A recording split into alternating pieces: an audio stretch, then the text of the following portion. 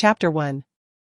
As the summer break drew to a close, the prestigious Blue Sea High School prepared for its entrance examination. Renowned for its rigorous curriculum and challenging assessments, the school was infamous for its formidable examination committee, often referred to by students as the living king.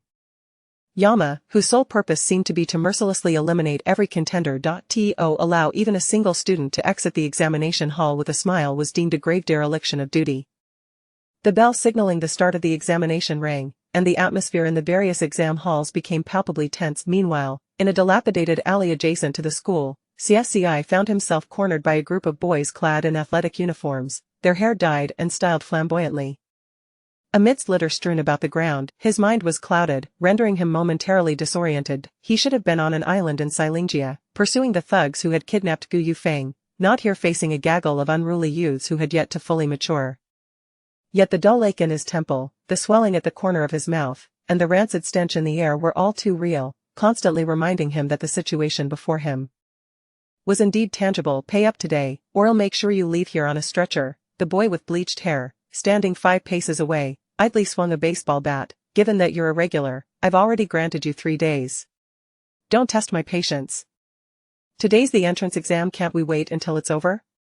Missing it means a call to our parents."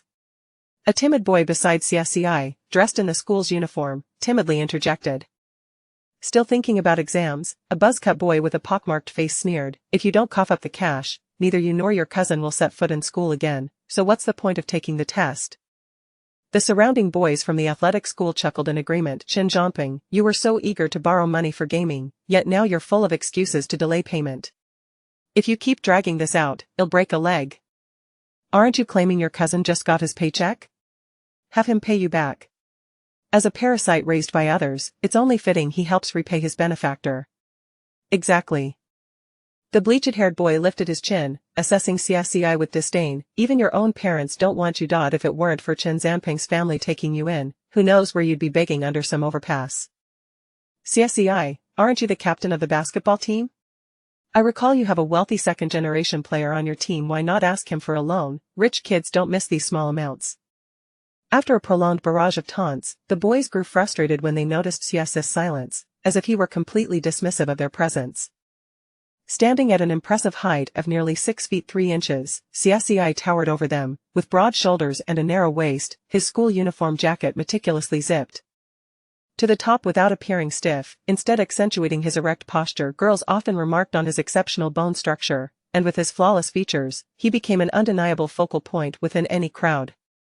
Coupled with his extraordinary athletic prowess, he was the pillar of the school's basketball team and widely regarded as the school's heartthrob. Rumor had it that Xie Ci had once secured first place in the national middle school mathematics competition and subsequently entered Blue Sea High School with the highest score in the entrance examination, garnering significant attention in the city. However, upon entering high school, he had seemingly abandoned all pretense of diligence, experiencing a dramatic decline in academic performance, plummeting from the top of his class to near the bottom within just 2 months, inviting ridicule from his peers. Some media outlets even sensationalized his decline with headlines proclaiming the fall of a superstar, yet he had never responded to such provocations.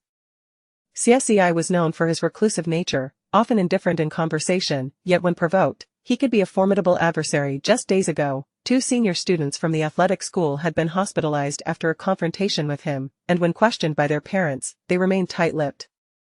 Fearful of retribution from Xie Ci, as the group of boys observed Xie Ci's silence, their bravado began to wane, a hint of trepidation creeping into their hearts. Xie, noticing their changing demeanor, felt his heart race with anxiety and nudged Xie Ci gently, whispering, "Brother, can you lend me the money to settle this?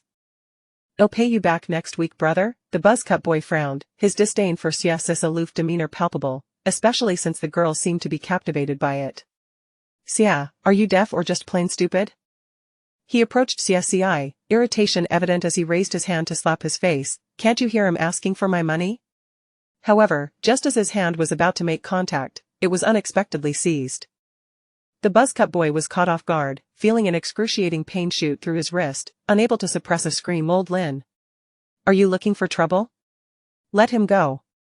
Xie Ci tightened his grip on the boy's contorted face, reaching into his pocket to retrieve a pack of cigarettes, casually tossing the boy aside against the wall, disregarding the Cacophony of curses from the surrounding delinquents, he leisurely extracted a cigarette, lit it, and inhaled deeply. The effects of nicotine were instantaneous. Exhaling a cloud of smoke brought a sense of calmness, allowing his previously frayed nerves to settle as he redirected his focus on the unfolding situation. Xie Ci scanned the alley, taking in the motley crew of delinquents, about 7 or 8 in total, while 2 motorcycles idled at the alley's end, with similarly styled boys from the athletic school perched atop, seemingly there to bolster their comrades. 2 girls, heavily made up and clad in mini-skirts, lounged on the back of the motorcycles, adding to the scene. This tableau felt eerily familiar. Xie Ci was suddenly reminded of a time in high school when he had faced extortion, narrowly escaping severe consequences. Back then, his parents' marriage had been met with resistance from both families, yet they persevered, choosing to marry and have children. His father severed ties with his family, while his mother distanced herself from hers. However, love ultimately succumbed to reality, and shortly after his birth, they divorced. His mother remarried and settled abroad with her new husband, while his father immersed himself in the arts, pursuing studies overseas for a decade. He, still an infant, was left in the care of his ailing grandmother in the countryside. As his grandmother, frail and burdened with ailments, struggled to care for him, his aunt, who often visited, eventually offered to take him home. His aunt lived in the city, and her husband held a respectable position in a large company, providing a far better standard of living than his grandmother's. Yet, he was reluctant to leave the only home he had known, wishing to remain and care for his grandmother instead. Xie Ci, your uncle is a kind-hearted and honest man, always smiling and never losing his temper. His salary is several times higher than others, and taking in one more child is absolutely no trouble. Besides, your aunt has watched you grow up. You'll feel at ease if you go with her. When his grandmother spoke with such enthusiasm, he found himself wavering. He did not wish to disappoint her, and he thought perhaps, without the burden of him, she might find life a little easier. Upon arriving at his aunt's home, for a while, he genuinely felt he had found a sense of belonging. His gentle aunt, kind uncle, and a cousin his age made him feel as if he had finally acquired a complete family. However, that illusion shattered one fateful night when he was jolted awake by the sounds of a violent argument. He witnessed his drunken uncle brandishing a stool, ready to strike his aunt. The living room was in disarray, his aunt desperately seeking refuge, her bare feet treading on shattered porcelain, leaving behind a trail of glaring bloodstains. His cousin Qin Zhangping was terrified to the point of tears, having never encountered such domestic violence before. Summoning his courage, he rushed out, intending to guide his aunt to safety in the bedroom, only to have her push him towards his uncle. The raised stool came crashing down upon his head. He was severely injured and hospitalized, receiving 3 stitches in his forehead. Had he not instinctively dodged the blow, he might not have survived. Afterward, his aunt sat by his bedside, weeping and apologizing, while his now sober uncle bowed his head in remorse, pleading for forgiveness. He initially believed it was an unfortunate accident, but thereafter, his uncle's target of abuse shifted from his aunt to him. Each time his uncle pursued him with violence, his aunt would lock herself and his cousin in the bedroom, ignoring the turmoil outside. At first, his aunt would soothe him with treats and elaborate meals afterwards, but eventually, her words turned cold, filled with accusations like, "Didn't you see it coming? Or why does he only hit you and not jumping? You're just a bookworm, not clever at all." When his grandmother visited the city to see him, he had intended to reveal everything. However, as she conversed with his aunt about his daily life, the joy radiating from her made him unable to utter a single word. In that moment, he profoundly realized that he could not rely on anyone. He understood what it meant to reside under someone else's roof and learned to protect himself. Aside from eating and essential activities, he confined himself to his room. From primary school to junior high, he had few joyful memories. In addition to enduring his uncle's domestic violence, he faced his aunt's emotional abuse.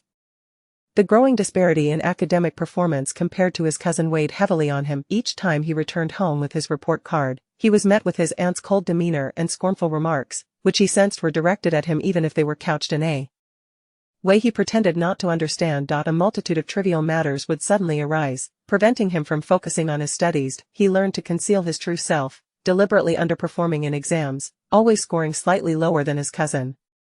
When his aunt was pleased, he could enjoy a few days of peace. In the absence of leverage, a forceful rebellion would yield no desired results within the adult world's rules. He was akin to an infant, and only he would suffer the consequences of his futile resistance. Rather than struggle and sink deeper into this foul mire, it would be wiser to act as a patient hunter, quietly awaiting the day when he would reach adulthood. Perhaps the propensity for violence was hereditary. His cousin fell into internet addiction, and when his uncle attempted to sever the household's internet connection to help him quit, the enraged cousin destroyed the entire study. His aunt, indulging her only son, soon replaced everything, only for it to be destroyed again, a cycle repeating endlessly.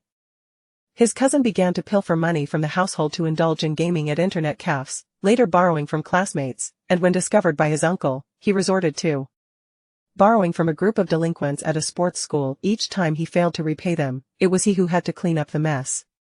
Brawls and fights could lead to expulsion, and avoiding that was his bottom line. He not only aimed to attend university but aspired to enter the best institution, viewing it as his escape route. To this end, he had been extorted several times. On this occasion, he could not restrain himself and clashed with the group of boys, resulting in a serious escalation that culminated in police involvement. Someone had hidden two 30-centimeter fruit knives in their bag, and the incident was reported to the Education Bureau, which sought to make an example of him. When his aunt and uncle arrived, instead of defending him, they reprimanded him for leading his cousin astray, insinuating that he had instigated the violence and suggesting that he harbored violent tendencies. Ultimately, his cousin and the gang of ruffians distanced themselves, leaving him to bear the blame alone, and no matter how he explained, it was to no avail. He received a notice of expulsion from the first high school just when he thought all hope was lost. Unexpectedly, the homeroom teacher, who had often looked down upon him, stood up to vouch for him, allowing him to retain his student status. Xie Ci glanced at the yellow-haired boy, his tone relaxed and subdued, devoid of agitation, as though he were not the one who had just knocked someone down with a single move. How much did you lend? The yellow-haired boy, startled, looked at the buzzcut, pockmarked face being helped up and angrily retorted, 80. Plus interest, that makes a total of 160. 160 was a substantial sum for a high school student. Xie Ci recalled that his cousin Qin Zhongping received 50 yuan as pocket money each week, while he had only 40, which had to cover his breakfast expenses. Giving away this 160 would mean a month without money for food. Who borrowed it? Xie Ci inquired. It was him, Qin Zhongping, the yellow-haired boy said, growing impatient. Xie Ci pressed on. Why did he borrow it? To go online. Are you looking for trouble? The yellow-haired boy brandished a baseball bat at Xie Ci. We're not afraid of you. Xie Ci replied. Qin Zhongping borrowed 160 to go online. What does that have to do with me? The buzzcut, pockmarked face, clutching his wrist, shouted. How does it not relate? If he has no money, it's obviously your responsibility to pay. Ignoring him, Xie Ci gestured for the yellow-haired boy to come closer. The yellow-haired boy was momentarily confused about Xie Ci's intentions and assumed he was finally going to comply. After all, with 10 of them, surely Xie Ci would be intimidated. Now that's more like it. Pay up early to save everyone's time, the yellow-haired boy said, extending his palm towards Xie Ci, his tone somewhat smug. Not repaying the debt is indeed his problem. Whether you choose to beat him to a pulp or leave him maimed is entirely up to you. As he spoke, Xie Ci extinguished his cigarette but in the yellow-haired boy's palm, crushing it. Don't bother me with this trivial matter again, do you understand? Hiss, the yellow-haired boy winced in pain, cursing as he raised the baseball bat to strike. You bastard. Before he could finish, Xie Ci snatched the bat from him, pressing it against his chin before he could react. If I remember correctly, your name is Zhang Xingxing, right? Second year, class 3 at the sports school, residing in the Huiyan community on Lonsin North Road, with your parents running a fruit shop in the old town. Xie Ci maintained his calm demeanor as he looked into the boy's wide eyes, yet it was this tranquil expression that terrified the yellow-haired boy, who sensed a threat in Xie Ci's tone. How do you know that? What do you want? What do you think? Xie Ci surveyed all those around him. After all, my life is worthless. What am I incapable of doing? If one were to consider who high school students feared most, it would undoubtedly be their parents. At the mere mention of parents, these arrogant delinquents immediately fell silent, even refraining from looking Xie Ci in the eye, fearing he might say, I know your home address. 2. Xie Ci casually tossed the baseball bat aside and turned to leave. The sound of police sirens approached, growing louder. Were they coming this way? How could they arrive so much earlier than last time? Chapter 2. A group of delinquent youths exhibited an acute sensitivity to the sound of police sirens, akin to how a mouse reacts upon sensing a cat's presence, instinctively preparing to flee at the slightest hint of danger. The humiliation suffered by the flat-headed, pockmarked face was profound, as he had been swiftly dispatched with a single blow, leaving his pride in tatters. He had intended to hurl some harsh words at Xie Ci but was abruptly yanked away by Huang Mao before he could utter a sound. Huang Mao, feeling the weight of the situation, dared not confront Xie Ci directly and instead turned to Qin Zhongping, barking, "Tomorrow afternoon at the usual spot. If you don't repay the money, I won't hold back." After delivering this ultimatum, Huang Mao instinctively cast a glance at Xie Ci's retreating figure. Gritting his teeth as he added, "Come alone." Qin Zhongping, his face taut with anger, chased after Xie Ci once the roar of the motorcycle engine faded into the distance. He gripped Xie Ci's shoulder, exclaiming, "Xie Ci. It's one thing if you refuse to help me repay the debt, but why are you inciting them to attack me? Shouldn't you have been the one to fight back?" Xie Ci replied, brushing off Qin Zhongping's hand with a gentle yet firm motion, asserting, "I have my limits too." Qin Zhongping was incensed by Xie Ci's retort. "Don't give me that. You lived in my house and ate my food, what's wrong with asking for a little help?" "Is that so?" Xie Ci replied, his voice dripping with skepticism. Qin Zhongping, puzzled, stared at him. "What do you mean? I don't owe your family anything." Xie Ci, unwilling to engage further, pushed past him and strode towards the alley. In his previous life, he had achieved financial independence during his university years, while his cousin, Qin Zhongping, had barely scraped through a vocational college, spending 3 aimless years in school and ultimately failing to secure employment. He had become a recluse, trapped in his home, gaming daily while his aunt indulged him, leading him to balloon to over 200 pounds. By the time his company went public, his cousin was still living off his family, just like his uncle, who had fallen prey to stock market speculation, losing the family fortune and accumulating a mountain of debt. Qin Zhongping often stormed into his company, demanding money. He harbored no affection for this family of 3. In college, he had even contemplated avenging the painful experiences of his youth, yet as his career flourished, such thoughts gradually dissipated. Once he reached great heights, looking back at those people and events seemed trivial. Dealing with them was easier than crushing an ant, however. It was unnecessary. Qin Zhongping's character ensured that they would self-destruct without his intervention. His aunt was the beloved youngest daughter of his grandmother. Out of respect for her, he had once given her a sum of money, which he considered a repayment for the 10 years he had spent living in her home. During those years, he had been preoccupied with expanding into international markets, tirelessly traveling between several countries, with all-night work sessions becoming the norm. He had little time to monitor his aunt's family and later learned from his secretary that Qin Zhongping had been implicated in fraud, using his name to engage in illegal fundraising, ultimately swindling the pensions of vulnerable elderly individuals, leading to one unfortunate soul's heart attack on their doorstep, causing quite a stir in Blue Sea City.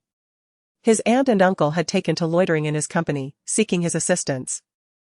He had neither the time nor the desire to meet with them and had no interest in following up on the matter. It wasn't until 3 years ago, while attending an art exhibition in Country D with Gu Yufeng, that he unexpectedly encountered his father's former assistant, who mentioned his aunt's family. He then discovered that the home they resided in was his father's property. Years ago, his father had entrusted his aunt with his care, offering them the city apartment as a gesture of gratitude. As his uncle had only recently begun his career and lacked the means to purchase a home in Blue Sea City, for reasons unknown, it was not until he turned 8 that his aunt proposed bringing him back home. He speculated that perhaps he had been too young to care for himself, making it quite a hassle for her. Thus, there was never any genuine sense of obligation between him and his aunt's family, if one were to assess it. It was merely a transaction. Outside the alley, a row of food stalls cluttered the roadway, making the already narrow, dilapidated street even more constricted. Flanked by a stationery shop, a karaoke venue, and an internet CAF, it was a favored haunt for students from the nearby school. By 3 in the afternoon, a throng of students had gathered. Returning here after many years, Xie Ci found himself engulfed in nostalgia. Observing the students clustered around the stalls, some queuing, others sitting casually on the roadside, eating and laughing, he suddenly comprehended the source of his dissonance. He had returned to 17 but could never truly reclaim that age. As a police car turned the corner to his right, Xie Ci did not linger, choosing instead to walk towards the left side of the street. If his memory served him well, this path led to the first high school. "Excuse me, how do I get to Xingfu West Road?" The voice sounded familiar. Xie Ci glanced over casually, only to halt abruptly. Across the street, a tall boy clad in a white shirt was conversing with a male student from the sports school. The boy's height was comparable to Xie Ci's, his skin fair, hair tousled and smooth, and his features strikingly delicate for a boy. The buttons of his shirt were haphazardly fastened, and a gust of wind revealed the collarbone beneath, while the sleeves were carelessly rolled up, exposing a long forearm adorned with a sports watch. The afternoon sun bathed the boy in a warm glow, his hair and eyes shimmering with a flaxen hue, resembling a pure white sprite who had accidentally wandered into the world. In this grimy, chaotic old street, he appeared even more out of place than Xie Ci. Xie Ci scrutinized the boy, noting his slightly slender frame, unable to believe he had encountered Gu Yufeng from his youth here. In his mind, the image of the 30-something Gu Yufeng merged with that of the youthful boy before him, rendering the sensation of time's fracture palpable. The boy held a black backpack in his right hand, and the watch indicated it was around 12:30, the time in Country D. Had he just returned to the country? Gu Yufeng's grandfather was from Country D, giving him a quarter of foreign blood. Over the course of his 35 years, Xie Ci had encountered a myriad of individuals. Yet none had possessed a beauty that eclipsed Gu Yufeng's, one that blurred the lines of gender while unequivocally affirming his masculinity. Xie Ci had shared a marital bond with Gu Yufeng, albeit for a mere 5 years. Gu Yufeng had grown up in Country D, and their first meeting had occurred at a wealthy merchant's banquet in that very country. The market in Country D was monopolized by various conglomerates, and despite his attempts, he had struggled to find a breakthrough. Attending the banquet had been a gamble for him. While resting on the terrace, he had overheard a group of foreigners discussing Gu Yufeng. After all, with such striking looks, it was nearly impossible for him to go unnoticed. Gu Yufeng's father was the president of the Gu Group, while his grandfather was a tycoon in Country D. However, the company had faced encirclement from competing capital over the years, teetering on the brink of being swallowed whole, and Gu Yufeng was known to be gay. This circumstance was too opportune. A voice in his head screamed that Gu Yufeng was the key to unlocking the market in Country D. He began to investigate Gu Yufeng's personality, preferences, and habits, meticulously devising a plan to win him over, despite his own lack of attraction to men. The process of orchestrating their encounters unfolded even more smoothly than anticipated. If there was any surprise, it was that Gu Yufeng proved to be far more intriguing than he had imagined. Both men were not the types to become ensnared in romantic entanglements, rather, they were rational, astute, and fiercely ambitious, relishing the power and wealth that came with their pursuits, enjoying the sensation of standing atop the mountain and controlling the fates of others. The home he had prepared for their marriage resembled a lair for two ambitious souls. Occasionally, on leisurely weekends, they would share candlelit dinners, laughing as they decided the fates of others, and on tipsy nights, they would engage in passionate entanglements. Their circle whispered about him, criticizing, envying, and declaring him insane for marrying a man for the sake of profit. Yet he felt no shame in his actions. He had witnessed far more sordid means of forming alliances. What did this matter? Both he and Gu Yufeng had their own careers, often spending 10 days or more apart without returning home, yet they shared an unspoken understanding, never prying into each other's whereabouts. During that time, he had begun to sense that something was amiss in their relationship. Gu Yufeng's visits home had become increasingly infrequent, and even when he was home, he would seclude himself in the study, rarely seeking intimacy, even while sharing the same bed. But with work consuming his life, he brushed off these concerns, perhaps believing that the decision to maintain their marriage was of little consequence. The purpose of their union has been achieved, apart from the absence of love. He and Gu Yufeng share an unspoken understanding in every other aspect. Even if they were to divorce, their relationship would remain largely unchanged. If one were to identify a difference, it would merely be that they would no longer share the same bed. That evening, Xie Ci was attending a meeting when he received an unexpected call from Gu Yufeng's assistant. "Mr. Xie, could you find the time to come over? Gu is not in good shape after drinking too much tonight." Sensing an unusual tone in the assistant's voice, Xie Ci abandoned his subordinates and drove directly to the bar. Upon arrival, he found Gu Yufeng slumped on the sofa in a private room, nearly unconscious. "Xie Ci?" Gu Yufeng managed to lift his eyelids slightly, hazily watching him approach. "It's me." Xie Ci swiftly scooped him up. Once Gu Yufeng recognized him, he instinctively leaned against Xie Ci's shoulder. Exhaustion, combined with prolonged sleep deprivation and excessive drinking, led to a high fever before they even reached home. Xie Ci contacted his private physician and, upon arriving, administered immediate cooling measures to Gu Yufeng. "You've been rather impatient with your work lately, don't push yourself too hard."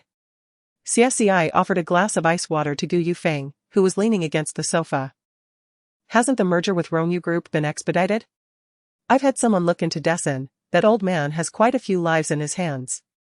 You must be exceedingly cautious in your dealings with him." Gu Yufeng merely stared at him in silence.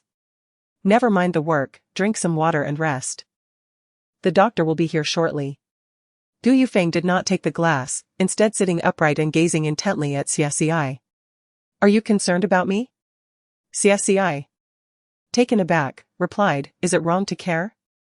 Gu Yufeng scrutinized him for a moment. Just as Xie Ci thought Gu Yufeng was feeling unwell, the latter suddenly ripped off the cooling patch from his forehead, seized Xie Ci's tie, and pulled him into a forceful kiss. They tumbled onto the carpet, their clothes strewn haphazardly around them. The intoxicated man straddled him, wildly and irrationally, as if intent on dragging away their sanity. In the inky darkness of the night, the room's temperature soared. The feverish body radiated an astonishing warmth. Gu Yufeng's hands glided over Xie Ci's collarbone, and his long fingers gripped his neck, nails digging deeply into the flesh, leaving Xie Ci with no doubt that Gu Yufeng could very well end his life. With a low chuckle, Gu Yufeng's eyes, once filled with confusion and passion, now glinted with a chilling intensity, as if suppressed fervor was threatening to erupt. "Xie Ci, after all these years by your side, have you ever truly seen me?" Xie Ci frowned, sensing that Gu Yufeng was in an unusual state that night. "Release me, you're intoxicated. Your world only accommodates yourself." Gu Yufeng murmured, rising with a sigh, his untidy shirt slipping down his arms, revealing glistening sweat tracing the contours of his chest. He looked down at Xie Ci with an imposing demeanor, his voice eerily calm. "This is where we part ways." Xie Ci had imagined that the day of their separation would be amicable, a peaceful discussion analyzing the pros and cons of divorce, adjusting future collaborations, sharing smiles and toasting to each other's happiness and parting, rather than concluding their relationship in such a brutal, visceral manner. "Happy West Road is quite long. Where are you headed?" A male student from a nearby sports school interrupted Xie Ci's thoughts. Gu Yufeng replied, "To the bus stop for Route 625.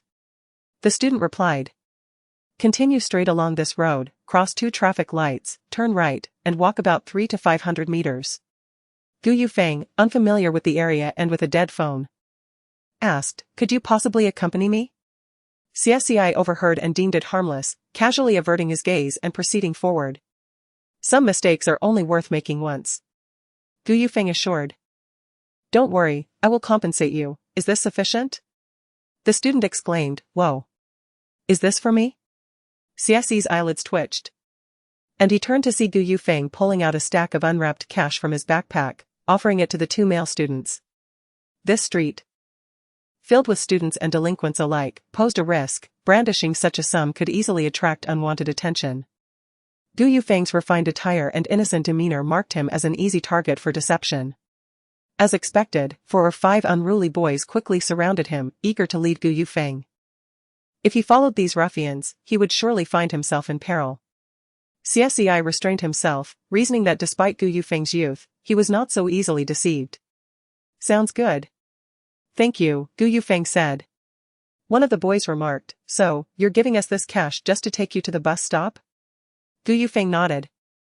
"If that's not enough, I have more in my bag." The boys were ecstatic, wrapping their arms around Gu Yufeng's shoulders and steering him down an alleyway. However, after just a few steps, they were halted as someone grabbed their collars from behind. The student, disgruntled, shouted, "What do you want? Let go." Gu Yufeng turned in confusion. Xie Ci, with an impassive expression, surveyed the group of boys, his gaze landing on Gu Yufeng. "I happen to be headed to the bus stop as well, I can take you." Chapter 3. Gu Yufeng scrutinized Xie Ci, his eyes lingering on the redness at the corner of his mouth, his tone hesitant. You're not a bad person, are you?" The question rendered Xie Ci and the surrounding boys momentarily speechless.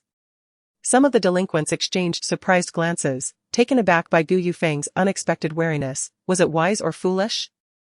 Xie Ci had never realized how perceptive Gu Yufeng could be. Regardless of the circumstance, he was undoubtedly more respectable than this gang of misfits. At least he was wearing a prestigious school uniform.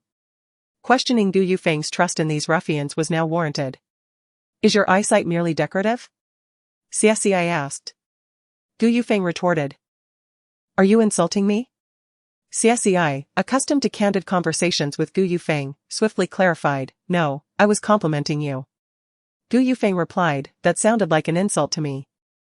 Xie Ci was taken aback. Upon returning to the country, Gu Yufeng's comprehension skills had evidently improved. Since the moment Gu Yufeng had begun to offer money, he had become an obvious target on this street. Numerous students craned their necks to witness the spectacle, silently observing. The laughter of some students broke the silence. Since Xie Ci had entered high school, he had been a topic of much discussion. Most students from nearby schools recognized him as the one frequently referenced by teachers as a cautionary tale. Many loved and many loathed Xie Ci. Those who disliked him were often the well-behaved students who would go out of their way to avoid him if they chanced upon him. Tall and imposing, Xie Ci appeared like a wall as he passed, always wearing a stern expression. His physique was more robust than the average male student.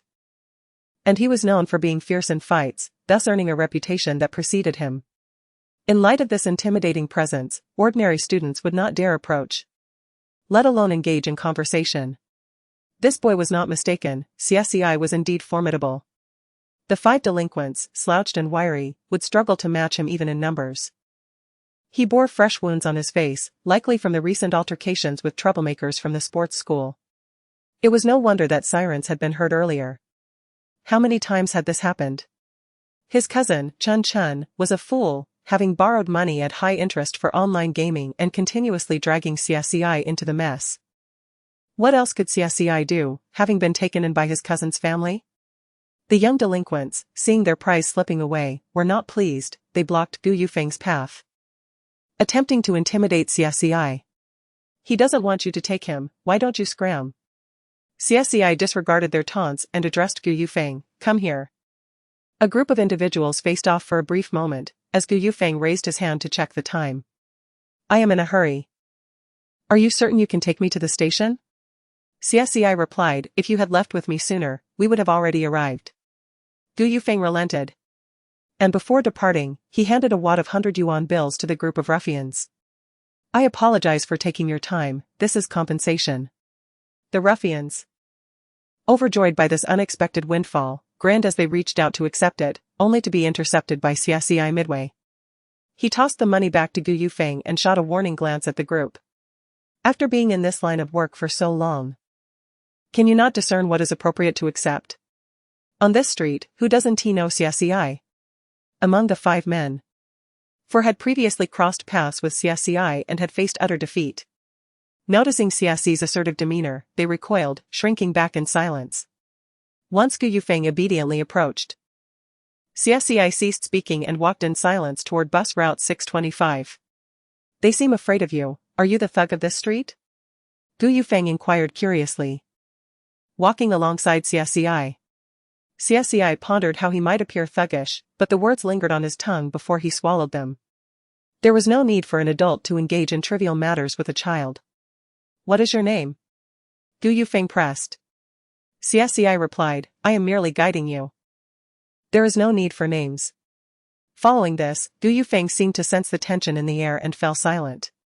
20 minutes later, Gu Yufeng looked at Xie Ci, puzzled. Haven't we arrived yet? Xie Ci, pulled from his troubled thoughts, surveyed his surroundings and quietly turned back. We've passed it. Gu Yufeng. From an angle where Xie Ci could not see, Gu Yufeng gazed intently at his retreating figure, gradually following behind. Upon reaching the bus stop, Xie Ci spotted a Panamera parked at the roadside, beside which stood a middle-aged man in a black suit, sweating profusely in the mild weather. Holding a phone and glancing around anxiously, Xie Ci recognized him as Zhou, the driver for Gu Yufeng's father. Seeing them approach, Zhou hurried over. Young master, you have finally arrived. I was about to call the police if you didn't show up. he gasped, his tone a mix of concern and respect. After acknowledging Zhou, he noticed Xie Ci beside Gu Yufeng and his expression shifted to one of wariness. And this is... Before Xie Ci could respond, Gu Yufeng explained. I got lost, he guided me here. Upon hearing this, Zhou quickly bowed in gratitude to Xie Ci. With the task completed, Xie Ci turned to leave but was stopped by Gu Yufeng. I have yet to compensate you, Gu Yufeng stated. Are you a benefactor? Xie Ci thought to himself. Responding nonchalantly, it is unnecessary. You have an injury on your lip, shall I take you to the hospital? Gu Yufeng offered. Not required, Xie Ci replied. Gu Yufeng placed his hand in front of him, his tone firm yet not harsh. I dislike owing favors. I have already expressed my gratitude, we are even. Xie Ci sidestepped Gu Yufeng's hand and walked away without looking back. Watching Xie Ci distance himself, Gu Yufeng's expression darkened. Zhou, sensing the shift in Gu Yufeng's mood, felt concerned but refrained from asking, instead opening the rear door and softly advising, young master, it is time to return home. Gu Yufeng climbed into the back seat, carelessly tossing his backpack aside, peering through the rearview mirror at the diminishing figure. Throughout this encounter, the man showed no inclination to glance back. Are you feeling unwell? Were you bullied? Inquired a blond man in the front passenger seat, turning to Gu Yufeng. The man, appearing to be in his 30s, served as Gu Yufeng's mother's personal assistant, having accompanied him from Country D to help with daily affairs. It was hardly cheerful for anyone to endure a journey with a sullen companion. Gu Yufeng reclined, raising his arm to cover most of his face. His demeanor considerably colder than it had been with Xie Ci. Xie Ci clearly wished to avoid interaction. As if he could brandish the words I do not wish to see you again across his forehead. Observing Gu Yufeng's downcast expression, the assistant mused. Did you intentionally detour from the airport to see him? Gu Yufeng brushed back his bangs and glanced at the passenger seat. Did my mother not instruct you to refrain from asking questions that are none of your concern? In that instant, their eyes locked. And the assistant felt as if Gu Yufeng's piercing gaze could pierce right through him, causing him to falter. This oppressive aura, one he had only felt from Gu Yufeng's father, made him sense that Gu Yufeng had changed subtly over the past few days. On the sidewalk, Xie Ci walked a distance before suddenly halting. Turning back, he saw that the car had long vanished amidst the traffic. The disparity in their statuses placed him in an entirely different realm. It was as simple as not repeating past mistakes. Like treating any stranger who merely brushes past. Letting go would mean that even those once deemed significant could become mere specters of the past, devoid of any connection. In this moment, Xie Ci finally grasped the reality of rebirth. Rebirth signifies the potential for transformation. To Gu Yufeng, he was a vital collaborator, a formidable rival, and a friend who could speak the truth. Even with the lowest moral standards, he could not betray the other a second time. The fragmented Gu Yufeng from that night was a sight he wished never to witness again. Old Xie, a voice called from behind, prompting Xie Ci to turn around and see a boy dressed in a high school uniform riding a bicycle toward him. The boy, wearing thick-rimmed glasses, had windswept bangs that failed to conceal his handsome features. This was Feng Xi's, the class monitor, with whom Xie Ci was well acquainted. In his previous life, Feng Xi's had been elected mayor of Blue Ocean City, and they had collaborated on numerous occasions, making him one of Xie Ci's most connected classmates. Old Xie. Feng Xi's reached Xie Ci and abruptly used his foot to brake, speaking rapidly. I heard you missed an exam. I guessed it must be related to those athletes. Are you all right? Xie Ci replied, I'm fine. Feng Xi's turned around to walk with Xie Ci. Old Xiang is furious. He has been calling around trying to find you. You should think about how to handle this. The class teacher, Xiang Haiban, was a stern and rigorous man who had once caused Xie Ci considerable distress. The old man held certain prejudices against him, likely due to his poor academic performance, and often regarded him with disdain. What could he do? He might just call me to his office for a chat. Xie Ci dismissed the concern. Feng Xi's remarked. You seem rather unbothered. He can talk for 1 or 2 hours. Who can withstand that? Xie Ci replied, if I'm idle, I might as well be idle. Fong Sais glanced at him, surprised. You certainly weren't so indifferent before. In the past, such discussions would have delayed his part-time job, but now things were different. Although he had lost money, he had ample time. Suddenly recalling something, Xie Ci asked Fong Sais, "Did you call the police earlier?" Fong Sais looked puzzled. "Not at all. I just finished my physics exam and came looking for you when I heard the news." Xie Ci felt a tinge of confusion. Could it be that his rebirth triggered some unforeseen chain reactions? Had someone witnessed the situation in the alley and reported it in advance? Inside the luxury car, Gu Yufeng retrieved a phone from his backpack that was supposedly out of battery and found it still had 89 remaining. Numerous missed calls flooded the screen. As he unlocked the screen, another call came in. Gu Yufeng answered casually, only to be met with an irate voice on the other end. "You suddenly return home without a word. No calls. Gu Yufeng, are you planning a rebellion?" "Mom, please choose your words wisely." Gu Yufeng distanced himself from the phone slightly. "Didn't I ask Roberson to inform you?" A disgruntled voice came from the passenger seat. "I am Roberson, not Radish." On the other end of the screen, "So you intend to play the role of a rebel, do you? Are you aware of the chaos your departure will cause? I demand you return by tomorrow afternoon." Gu Yufeng gazed out at the swiftly passing scenery, his tone relaxed and casual. "I won't be returning for now. I plan to focus on my studies, so please refrain from scheduling anything for me." The call fell into a 3-second silence before a furious voice erupted on the other end, accompanied by a flurry of colorful expletives. Gu Yufeng promptly hung up, accessed his call log, and added his mother to the blacklist. The second entry on the page was, conspicuously, a police report. "Lao Zhou, where is my father now?" Gu Yufeng tossed his phone aside. Lao Zhou respectfully replied, "The master is in a meeting at the company. If it weren't for an important conference today, he would have personally gone to the airport to pick you up." Gu Yufeng, lost in thought, instinctively rotated the ring on his ring finger but found it missing. Instead, he rested his chin in his hand, his expression tinged with impatience. "I won't be going home. First, I will head to the company." As he spoke, Gu Yufeng turned to his co-pilot, Roberson, and said, "I want to transfer to the first high school, arrange the contacts for me, and also, help me investigate someone." Roberson, slightly excited, inquired, "That cool guy from earlier?" Gu Yufeng's tone turned frosty. "Chen Zhongping, a high school student." Chapter 4. The Gu Corporation headquarters is located in the CBD of Blue Sea City, approximately a 40-minute drive from the first high school. At the time of the meeting, Gu Yongyan received a message from Lao Zhou and could not suppress a joyful smile, gesturing for his secretary to go down and receive the guest early. The other board members at the round table exchanged discreet glances with Gu Yongyan, who was reviewing project documents, his face inscrutable. But they could sense his unwelcoming attitude towards his suddenly returned nephew. The unexpected return of Gu Yongyan's son from Country D might signify something significant. Upon alighting from the car, Gu Yufeng was greeted by his secretary, Lin Ying, a capable woman in her 30s, who also happened to be his father's mistress. He had long grown accustomed to this, considering his mother had her fair share of affairs as well. The two old men had maintained a long-distance relationship, each engrossed in their careers, seeing each other only a handful of times a year, so their affairs were hardly surprising. As long as they did not intrude upon him, they were free to pursue their own happiness. Lin Ying, dressed in professional attire, approached Gu Yufeng with brisk steps, her smile poised. "Young master, Mr.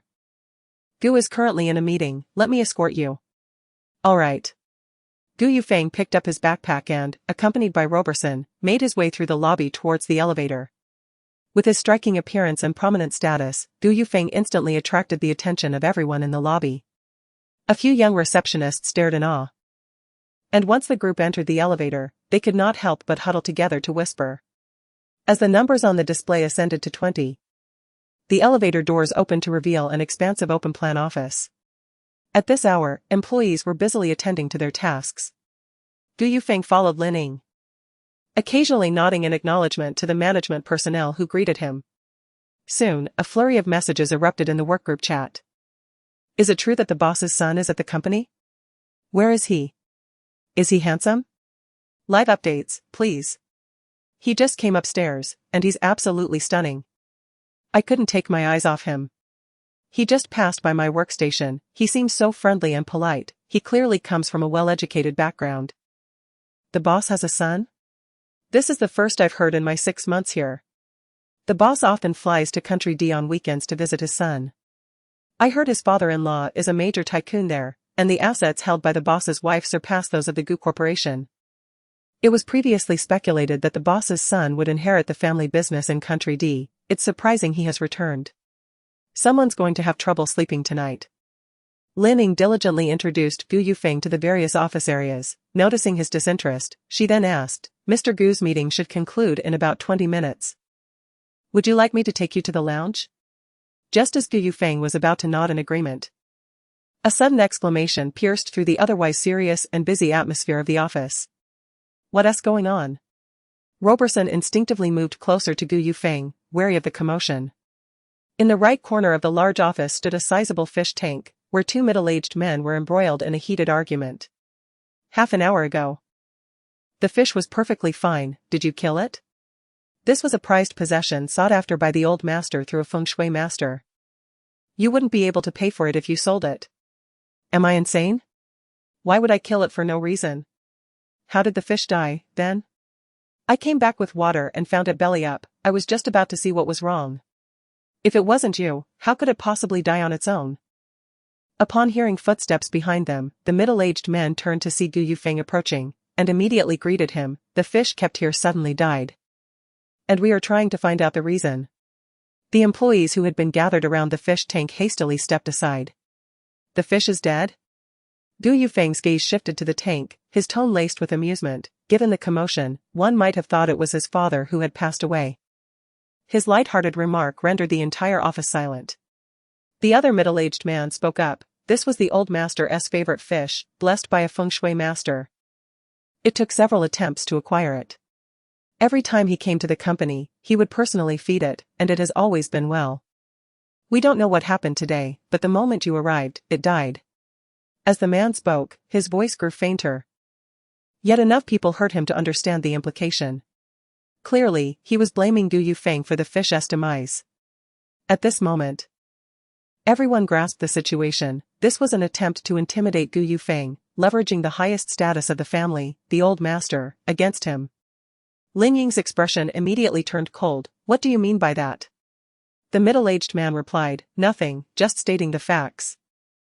Lin Ying was about to call for someone to check the surveillance footage when she heard a light chuckle. Gu Yufeng glanced at the middle-aged man's name tag and noted he was the assistant to the vice president. He was not surprised. Only that uncle would resort to such petty tactics. The fish, indeed, seemed to possess a certain spirit. As Gu Yufeng approached the tank, reaching in to retrieve the fish, examining it closely. You knew I despised fish, didn't you? You decided to end your life before I arrived. This is the first time I've encountered a fish so self-aware. However, to die so decisively makes me appear rather unfeeling. It was merely a fish, after all. As long as it behaved, I had no intentions of harming it. Turning to the vice president's assistant, Gu Yufeng posed, what do you think? The assistant was taken aback. Utterly unprepared for Gu Yufeng's response, and averted his gaze in embarrassment, replying awkwardly, you are correct. Upon hearing this, Lin Ying could not help but steal another glance at Gu Yufeng. The youth's hand was raised, water cascading down his long, elegant fingers and disappearing into the rolled-up sleeves. A faint smile gracing his lips, as if he were entirely unaffected by the situation, his eyes radiating the vigor and innocence unique to youth. Yet, this might merely be a facade. His earlier remark was layered with meaning, clearly aimed at undermining Vice President Gu Yong'an. She had anticipated that Gu Yufeng would become enraged or humiliated under such scrutiny, yet he effortlessly diffused the tension and turned the tables on Gu Yong'an. It was evident that the young man was not as naive or easily manipulated as she had presumed. Realizing this, Lin Ying moved closer to Gu Yufeng, extending her hands with an even more respectful demeanor than before. Allow me to handle this deceased fish. Roberson, standing nearby, grimaced in distaste. Producing a tissue from his pocket and offering it to Gu Yufeng, hurry, give it to her, it's filthy. Gu Yufeng placed the fish into her hands. This fish has made significant contributions to the company and cannot be disposed of carelessly. Word may spread that the Gu Corporation mistreats its long-serving employees, which would reflect poorly Lining inquired, "What do you mean by that?" Gu Yufeng wiped his hands, exuding an air of calm as if he held all the strings in his grasp. The I Ching mentions that the east is associated with wind and the south with wood. He decided to hang it at the entrance of his father's office on the southeast side, allowing it to continue blessing the company even in death. A group of staff members, who had been listening intently, instinctively recalled the position of the president's office in the southeast corner, their expressions growing increasingly vivid.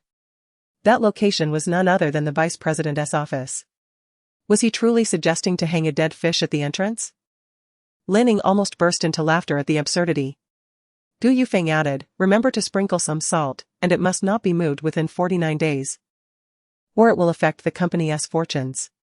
Lining bit her lip to suppress her laughter, replying, "I'll have someone take care of it." Who would dare to obstruct the imposition of such an ominous burden on the company's fortunes? No one would. The vice president's assistant could only watch helplessly, feeling both embarrassed and anxious. Gu Yufeng was no pushover, and the situation had taken a turn for the worse for them. Not long after Gu Yufeng entered the break room, the entire company was aware of the vice president attempting to assert dominance over Gu Yufeng, only to be publicly outmaneuvered instead.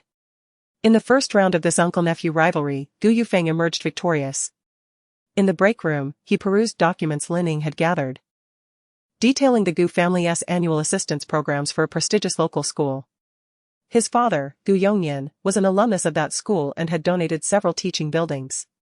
Moreover, he provided financial support for numerous underprivileged and talented students each year. After searching for nearly 3 years, Gu Yufeng could not find the name of Xie Ci among the acknowledgements. He looked up at Lining, who was preparing coffee, and asked, "Why isn't Xie Ci from the school's basketball team listed here?" "Xie Ci?" Lining recalled, "He doesn't meet our assistance criteria." "Doesn't he meet?" Gu Yufeng questioned, perplexed. "We've been monitoring him since he was in junior high. His parents are divorced, and he was raised by relatives. Given his circumstances, he could have applied for the Gu family scholarship. However, we later learned that his relatives live in the prosperous new district, an upscale villa area where real estate prices had exceeded 50,000 3 years ago. His living conditions are far from impoverished." "Prosperous?" Gu Yufeng remembered the scene when he encountered Xie Ci in that alley. The latter's cold, stubborn visage was a stark contrast to the stoic demeanor he usually maintained. With a bruised mouth and a pale complexion that suggested malnutrition, he stood amidst the littered alley, besieged by a group of delinquents for a meager sum of over 100 yuan. It was hard to see him as a child raised in affluence.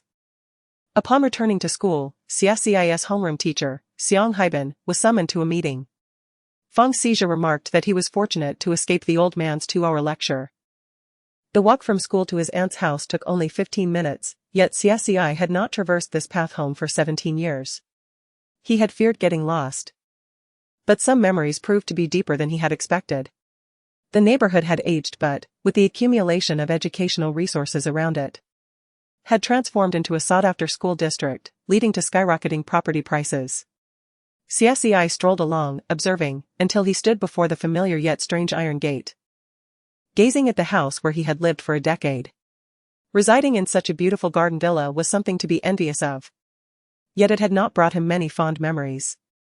The first images that surfaced were of his uncle's flushed, contorted face when drunk, the dull pain of his fists, and his aunt's cold gaze afterward. He had believed he would never intersect with that family of 3 again.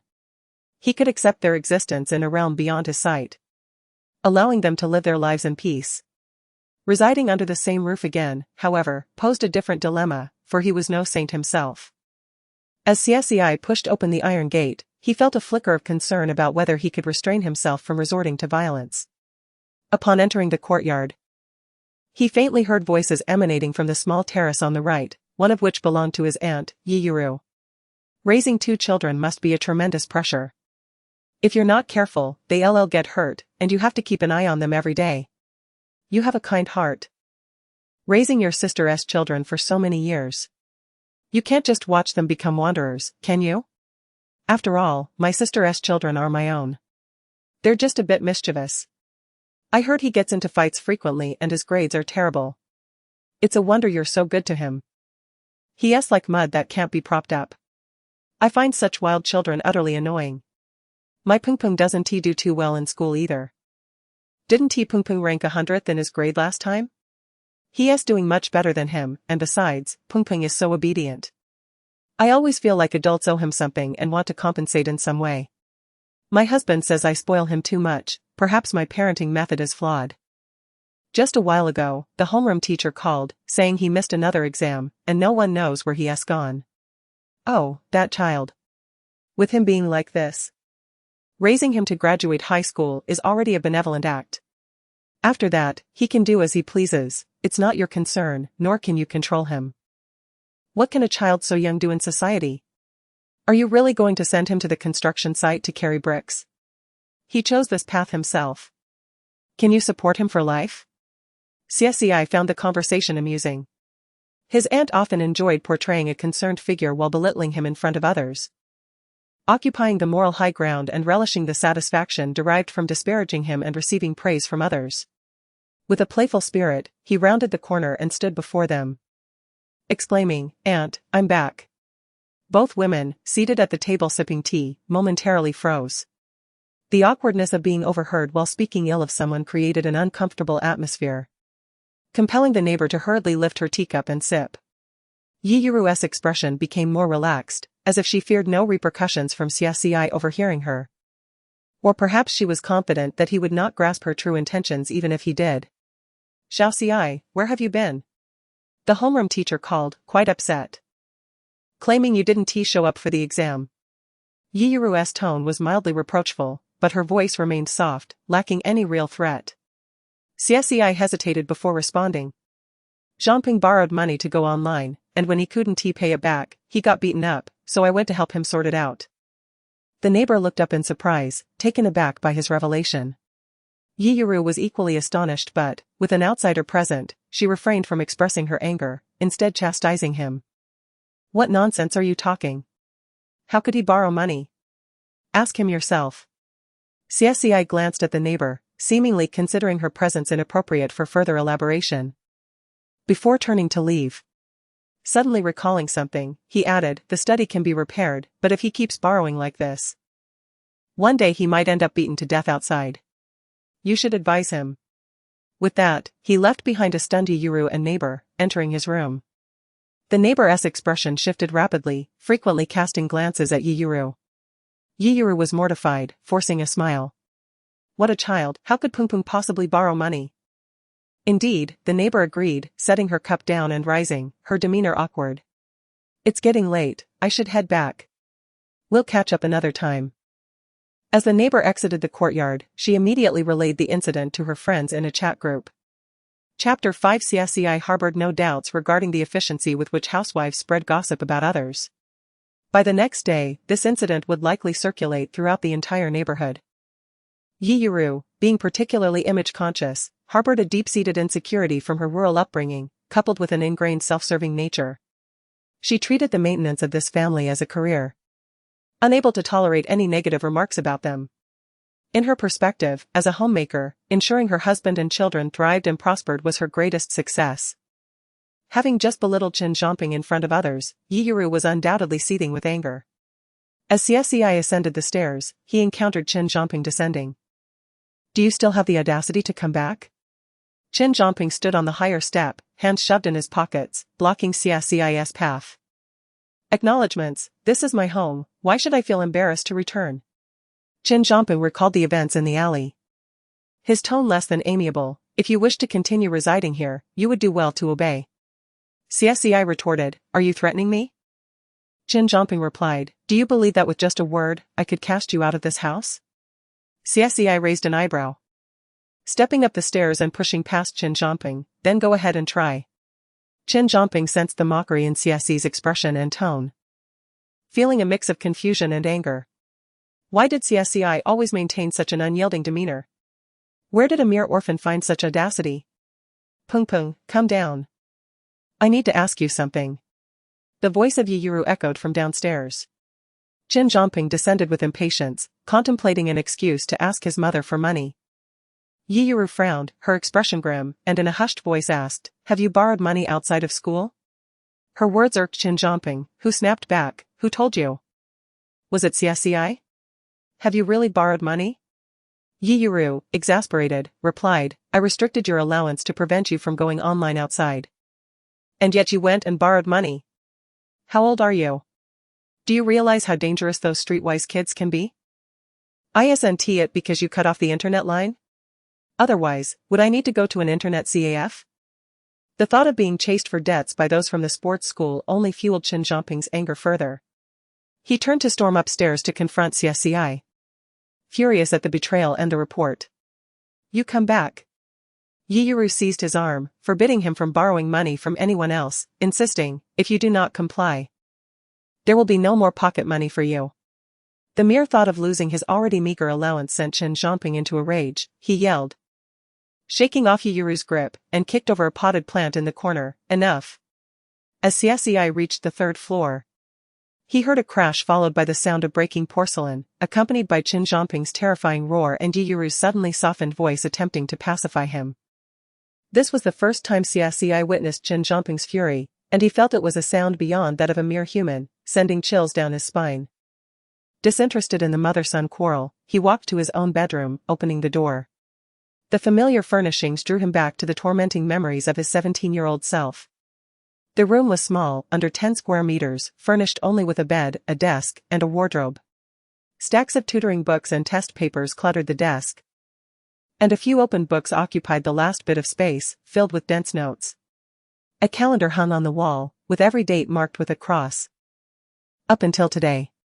Back then, he counted the days, longing for adulthood to escape that place, and years later, reflecting on it still felt like torture. This calendar was the evidence of his powerless self against the harshness of reality. Xie Ci took it down, closed it, and tucked it into the bottom drawer of the desk. His head throbbed, he shed his jacket and lay down, falling asleep almost immediately. He awoke to hunger. Glancing at the clock to find it was 7 in the evening, and outside had plunged into darkness. In this season, the temperature difference between day and night in Blue Sea City was stark, and a cool breeze wafted through the slightly open window, carrying a faint scent of osmanthus. Xie Ci splashed his face in the bathroom, opened the door, and descended the stairs into the pitch blackness. The broken potted plant on the first floor had been cleaned up, and the dining and living rooms felt cold and empty. Xie Ci wandered into the kitchen, confirming his suspicions. After upsetting his aunt in the afternoon, it was evident that the three of them had gone out for dinner without inviting him. Leaving him without food was one of his aunt's methods of expressing dissatisfaction, a routine he had grown accustomed to. He opened the fridge, took out some ingredients, and prepared himself a meal. A soft sound drew Xie Ci's attention to the window, where a dog's head appeared unexpectedly, its bright eyes fixated on the meat on his table.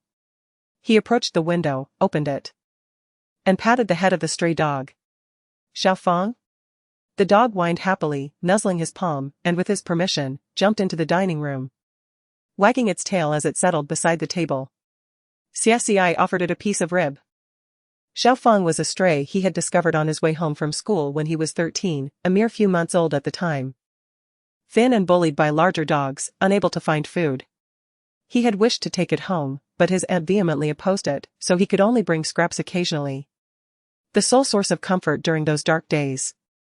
After purchasing a home during university, he sought Xiaofeng, but to no avail. Neighbors mentioned it had likely been hit by a car. After finishing his meal, Xie Ci was about to clear the dishes when the main door swung open, and his aunt's family entered, laughing and chatting. Yi Yuru's smile faltered upon seeing the dining room. "Xie Ci, did you cook this yourself?" Xie Ci replied, "What else would I do? Eating alone, then?" Qin Zhongping approached with a mocking tone, "You really don't treat yourself as an outsider, do you? Eating whatever's in the fridge and bringing this filthy stray dog inside." The fridge isn't locked. Xie Ci set down his chopsticks and stood, beckoning to Xiaofeng. "Let us go, Xiaofeng, time for a walk." Yi Yuru interjected, "And the dishes just left like this? Aren't you back?" Xie Ci retorted as he walked out, "If you want to clean up, why should I?"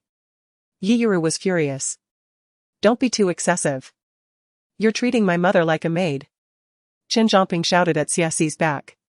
Enough, enough, Yuru stopped him, donning an apron to silently tidy up the dishes. Mom. You spoil him too much. Chen Zhongping, filled with pent-up frustration, turned to the silent Chen Xinhong. Dad, didn't I say we should send him away soon? Otherwise, we'll have no peace. Chen Xinhong replied, it's easy for you to say, where would we send him? To school. Don't seniors have to board? Once high school is over, let him leave. Chen Xinhong and Yuru exchanged looks, momentarily at a loss for words. The next morning, Xie Ci awoke to the blaring alarm. Only after fully regaining consciousness did he remember he needed to get up for school. At 7 in the morning, a throng of vehicles crowded the entrance of City No. 1 High School.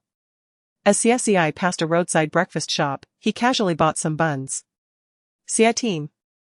Before he could turn around, someone clapped a hand on his shoulder from behind.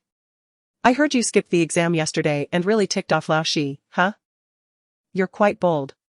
The boy said, waving at the bun shop owner. Boss, 6 meat buns in 2 bags, plus 2 cups of soy milk. All right. The owner quickly bagged the order and handed it over. Bringing breakfast for your girlfriend today too? The boy received it with a shy smile, not yet agreed. With a youthful face and a charming smile that revealed dimples, he seemed to possess an inherently good-natured temperament. Xie Ci recalled that this boy was named Zhang Ruochuan, a center on the school basketball team.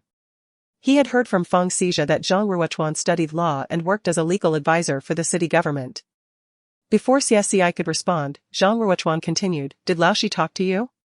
I hope it doesn't affect this afternoon's training. Xie Ci asked, Training? Basketball training.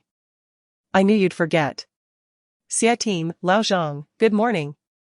A Mercedes-Benz slowly passed by them, and the lowered back window revealed a boy with a spiky haircut waving at them.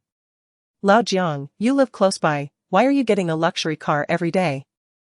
Be a person. My family doesn't have an ordinary car either. The boy called Lao Jiang gestured for the driver to stop.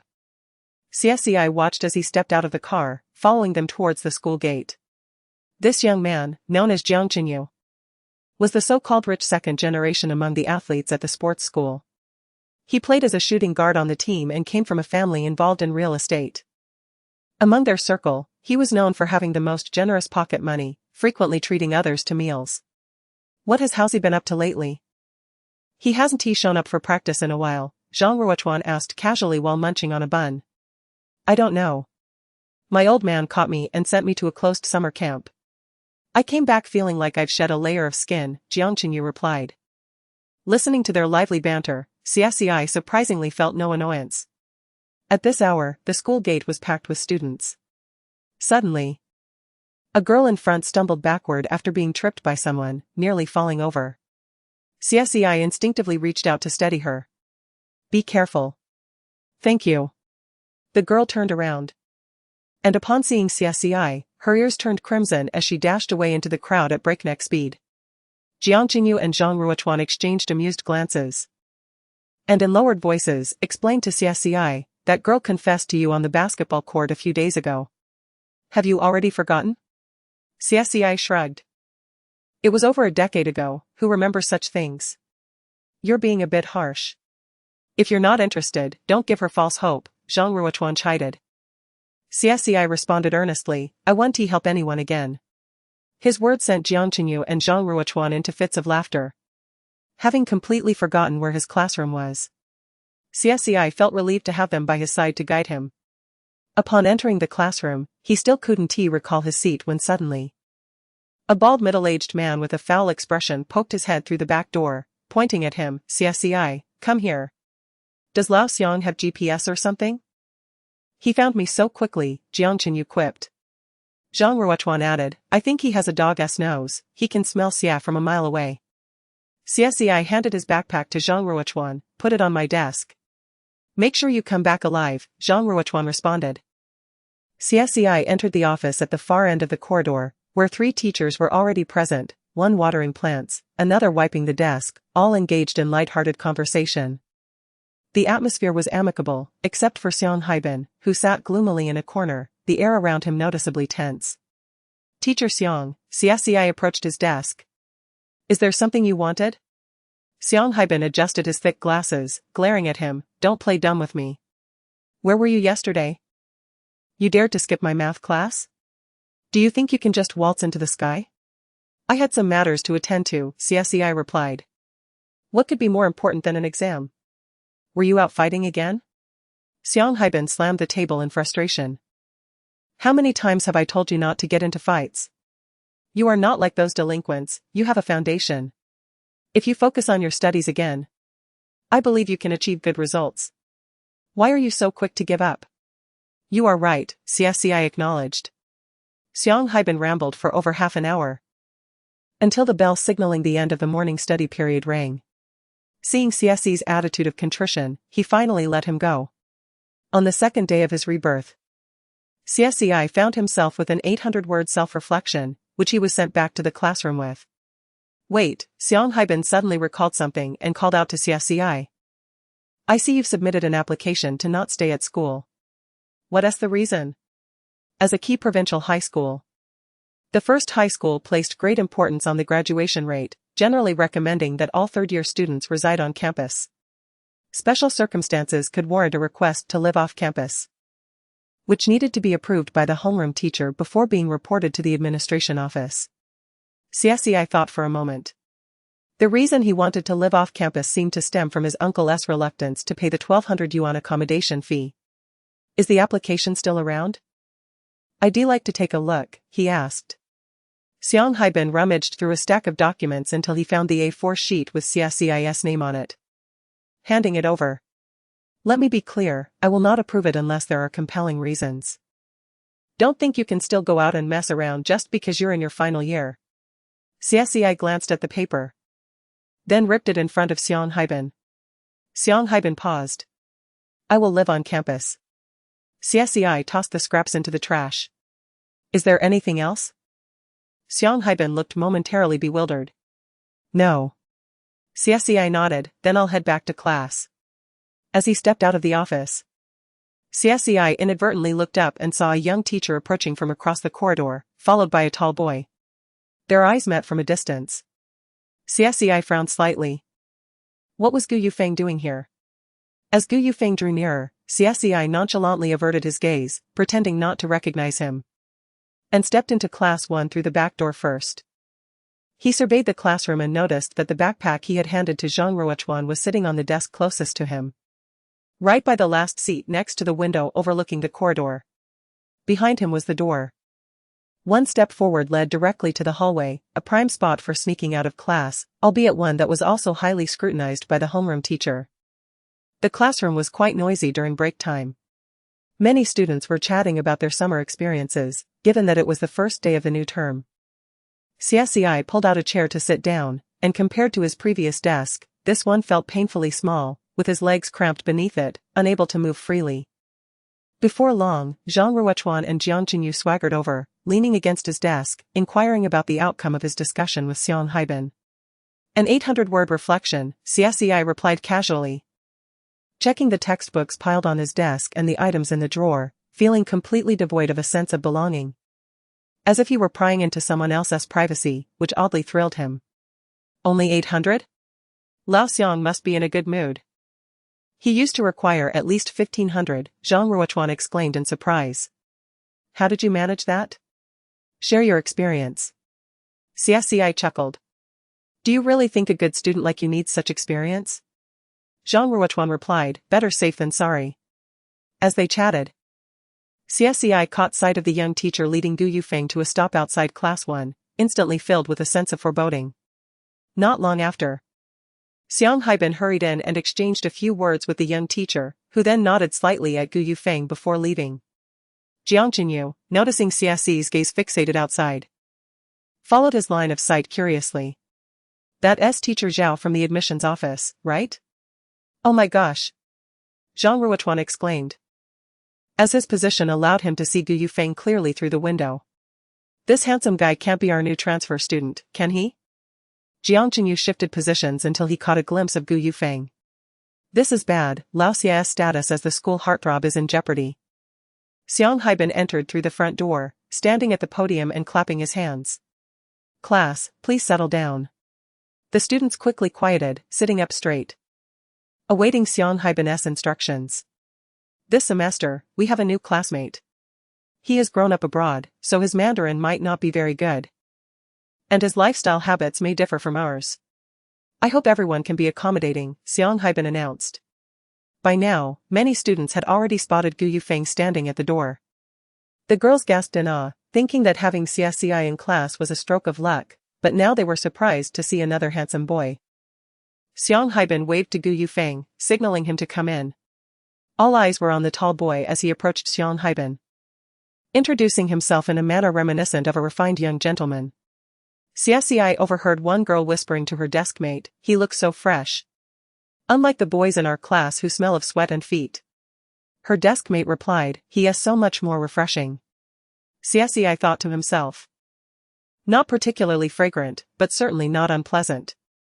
Gu Yufeng possessed a subtle aroma, enhanced by his penchant for cleanliness and frequent bathing, even without perfume.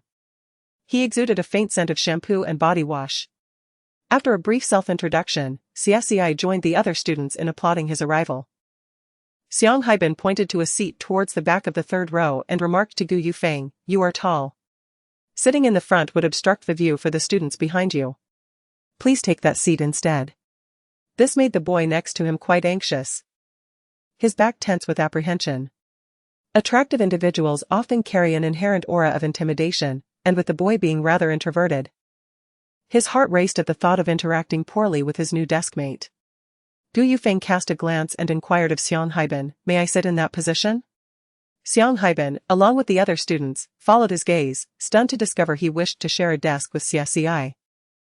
Xiang Haiban shot a peculiar look at Xie Ci and asked Gu Yufeng, "You mean the seat near the back door? What makes you want to sit there?" Gu Yufeng nodded, a gentle smile gracing his lips, "Because I like him." The entire class fell silent, taken aback. Truly, he is straightforward, as expected of a foreigner. Some chuckled, while Zhang Ruochuan and a few boys led the mockery, the classroom erupting in laughter and applause. Xiang Haiban, overwhelmed, gestured for silence and sternly stated, "Little Gu has been educated in D country since childhood, his expression is merely a sign of friendship, do not misinterpret it." Zhang Ruochuan retorted, "We aren't misinterpreting anything. It's you who seems to be." Jiang Jingyu chimed in, "New classmate, you have good taste, old Xie is quite the catch, many admire him." "Is that so?" Gu Yufeng mused, casting a long look towards the last row where Xie Ci sat. "Henceforth, they must restrain themselves. For I do not tolerate those who admire the one I cherish." The girls exchanged shocked glances. Is he staking his claim right from the start? Jiang Jingyu hesitated. Who said his Chinese is poor? He speaks quite fluently. Xie Ci averted his gaze, resting his chin on his hand while looking out the window, wishing to ignore the commotion. It seemed that everyone had their adolescent phase, even Gu Yufeng, who was not exempt. Among the students in the front row, some regarded Xie Ci with disapproval. In the school, collective activities often arranged students by height, leading to a separation between taller and shorter students. With Xie Ci's negative reputation, many well-behaved students viewed him as a pariah, resolutely avoiding him. What is there to like? Xie Ci is just slightly handsome, one boy muttered. Gu Yufeng, overhearing this, boldly responded, what is wrong with preferring to associate with those who excel academically and are athletic? His statement left the entire class in silence. The atmosphere shifted palpably as Gu Yufeng noticed Xiang Haiban hesitating to speak, leaving him momentarily perplexed. Class is about to start. You should return to your seat, Xiang Haiban finally said before departing.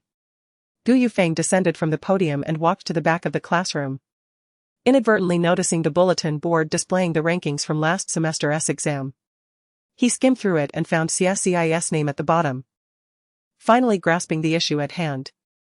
It turned out that his astute classmate was not only unfortunate but also academically challenged. Placing his backpack on the desk, Gu Yufeng observed Xie Ci sprawled before him with a mathematics workbook, idly twirling a pen in his right hand. His back turned in a clear display of disinterest in conversation. The more aloof Xie Ci appeared, the more Gu Yufeng felt inclined to tease him. Had you not rejected my offer yesterday, perhaps you wouldn't be facing me now. As Gu Yufeng unpacked his textbooks onto the desk, he added, Today's outcomes are merely the results of yesterday's actions. Xie Ci chuckled at this absurd reasoning, turning to him, you changed schools for this trivial matter? Gu Yufeng leaned closer. Propping himself on the desk, lifting Xie Ci's chin with his fingers, brushing over the swollen corner of his mouth with his thumb and frowning slightly. It hasn't he improved at all, didn't you apply any ointment after returning home yesterday? Xie Ci grasped his wrist and moved his hand away. You haven't he answered me yet. Gu Yufeng smoothly replied, indeed, I transferred schools specifically for the purpose of revenge, are you pleased? Xie Ci. This fellow has been eccentric since childhood. Having done a good deed, he swiftly faced the consequences. The surrounding students were hesitant to glance back.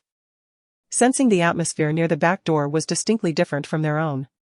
Jiang Qinyu exchanged a knowing look with Zhang Ruochuan. What's their situation? Zhang Ruochuan pondered. Old Xie has met his match. Jiang Qinyu. Xie Ci never imagined he would return to high school. Attending classes alongside a group of old classmates whose names he could scarcely recall, sharing a desk with his ex-husband. Throughout the morning, half of Xie Ci's focus was on Gu Yufeng. In both mathematics and language classes, Gu Yufeng appeared engrossed in a foreign textbook, his head never lifting. If Xie Ci wasn't he mistaken, it seemed to be an economics textbook, a Harvard publication. This lad was not here to study but rather to accompany him. With such poor academic performance, why wasn't he paying attention? Gu Yufeng muttered, flipping to the next page. Xie Ci. To clarify. He wasn't there to accompany him but to surveil him. Xie Ci casually flipped through the mathematics workbook, finding a question. Help me solve this problem.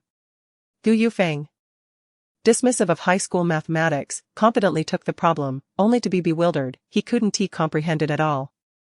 Regardless of how well he had performed in school years ago, the formulas he had forgotten over the years rendered the questions unintelligible. Even after class ended, Gu Yufeng was still struggling with the problem. During the break, Jiang Qinyu and Zhang Ruochuan approached Xie Ci's desk to chat, hoping to familiarize themselves with the new classmate. Xie Ci noticed Gu Yufeng's distressed expression as he wrestled with the workbook and, suppressing a laugh, turned his gaze to a group gathered in the corner of the classroom. What's happening over there? Zhang Ruochuan glanced over. They are queuing to ask the class monitor some questions. Old Xiang's pace is a bit fast this lesson, and I missed a point. Jiang Qinyu added. Isn't old Feng the most academically gifted in our class? I've never seen him stumped by a question. I've known him since elementary school. He was exceptionally bright even in first grade. Compared to him, I often felt like an idiot and even cried to my dad to have my IQ tested. Zhang Ruochuan reminisced. Old Feng? Gu Yufeng lifted his head, intrigued. The class monitor has the surname Feng? Noticing Gu Yufeng's newfound interest, Jiang Qinyu eagerly nodded, explaining. Our class monitor is named Feng Xie. Zhang Ruochuan kindly gestured, he's the one sitting at the back, the very handsome one. And also the vice-captain of our basketball team.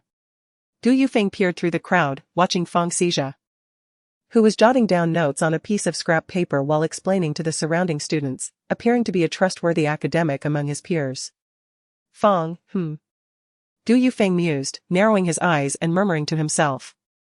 Xie Ci inquired, what's up with the surname Feng? Gu Yufeng turned to him, not answering the question, but instead asked, are you close with him? Xie Ci replied, he's on the basketball team, it's alright. Gu Yufeng finished his inquiry and resumed his focus on the problem at hand. As the last class neared its conclusion, Xie Ci noticed a blonde foreigner waiting outside in the hallway. When the bell rang, Gu Yufeng closed his book and placed it in the drawer, stating, don't take the workbook, I will solve it this afternoon. Xie Ci replied, if you can't solve it, then you can't, I won't mock you. I will solve it, Gu Yufeng asserted confidently. With that, he rose and exited the classroom through the back door, departing with the blonde foreigner. Xie Ci. Truly a stubborn individual. Chapter 7 At noon, Xie Ci and Zhang Ruochuan went to the school cafeteria for lunch together. The school was close to home, and he usually returned home for meals. However, today, he likely wouldn't find anything to eat even if he did go back. Originally intending to go home, Jiang Qinyu turned back upon hearing this, then I'll join you. Zhang Ruochuan remarked, "Isn't your driver already waiting for you at the school gate? If you all go, it will seem as though I am an outsider." Jiang Qinyu, playfully draping an arm over Xie Ci's shoulder, said, "Today is the first day of school, I'm treating you all to lunch." Zhang Ruochuan called out to Feng Sais, "Hurry up. Jiang is treating us today. We finally get to eat meat." Feng Sais, tidying his study materials, promptly stood up, coming. Ultimately, 8 people went, all using Jiang Qinyu's meal card. The crowd was so large that they became separated in line. Feng Sais was at the end, and by the time he got his food, the others had already found seats. "You don't need to get the soup, we've already gotten it for you," Jiang Qinyu called to Feng Sais, who was just about to walk over when 2 male classmates approached him, inviting him to eat with them. "No thanks, I'm with Xie and the others." Feng Sais politely declined.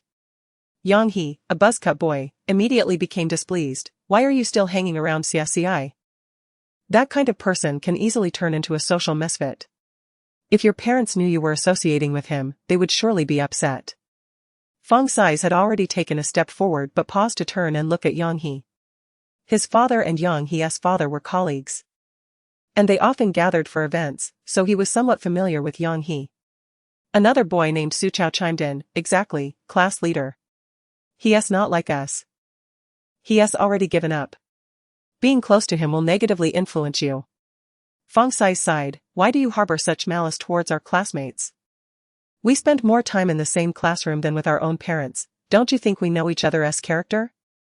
But he often gets into fights. Who in our class is like him?"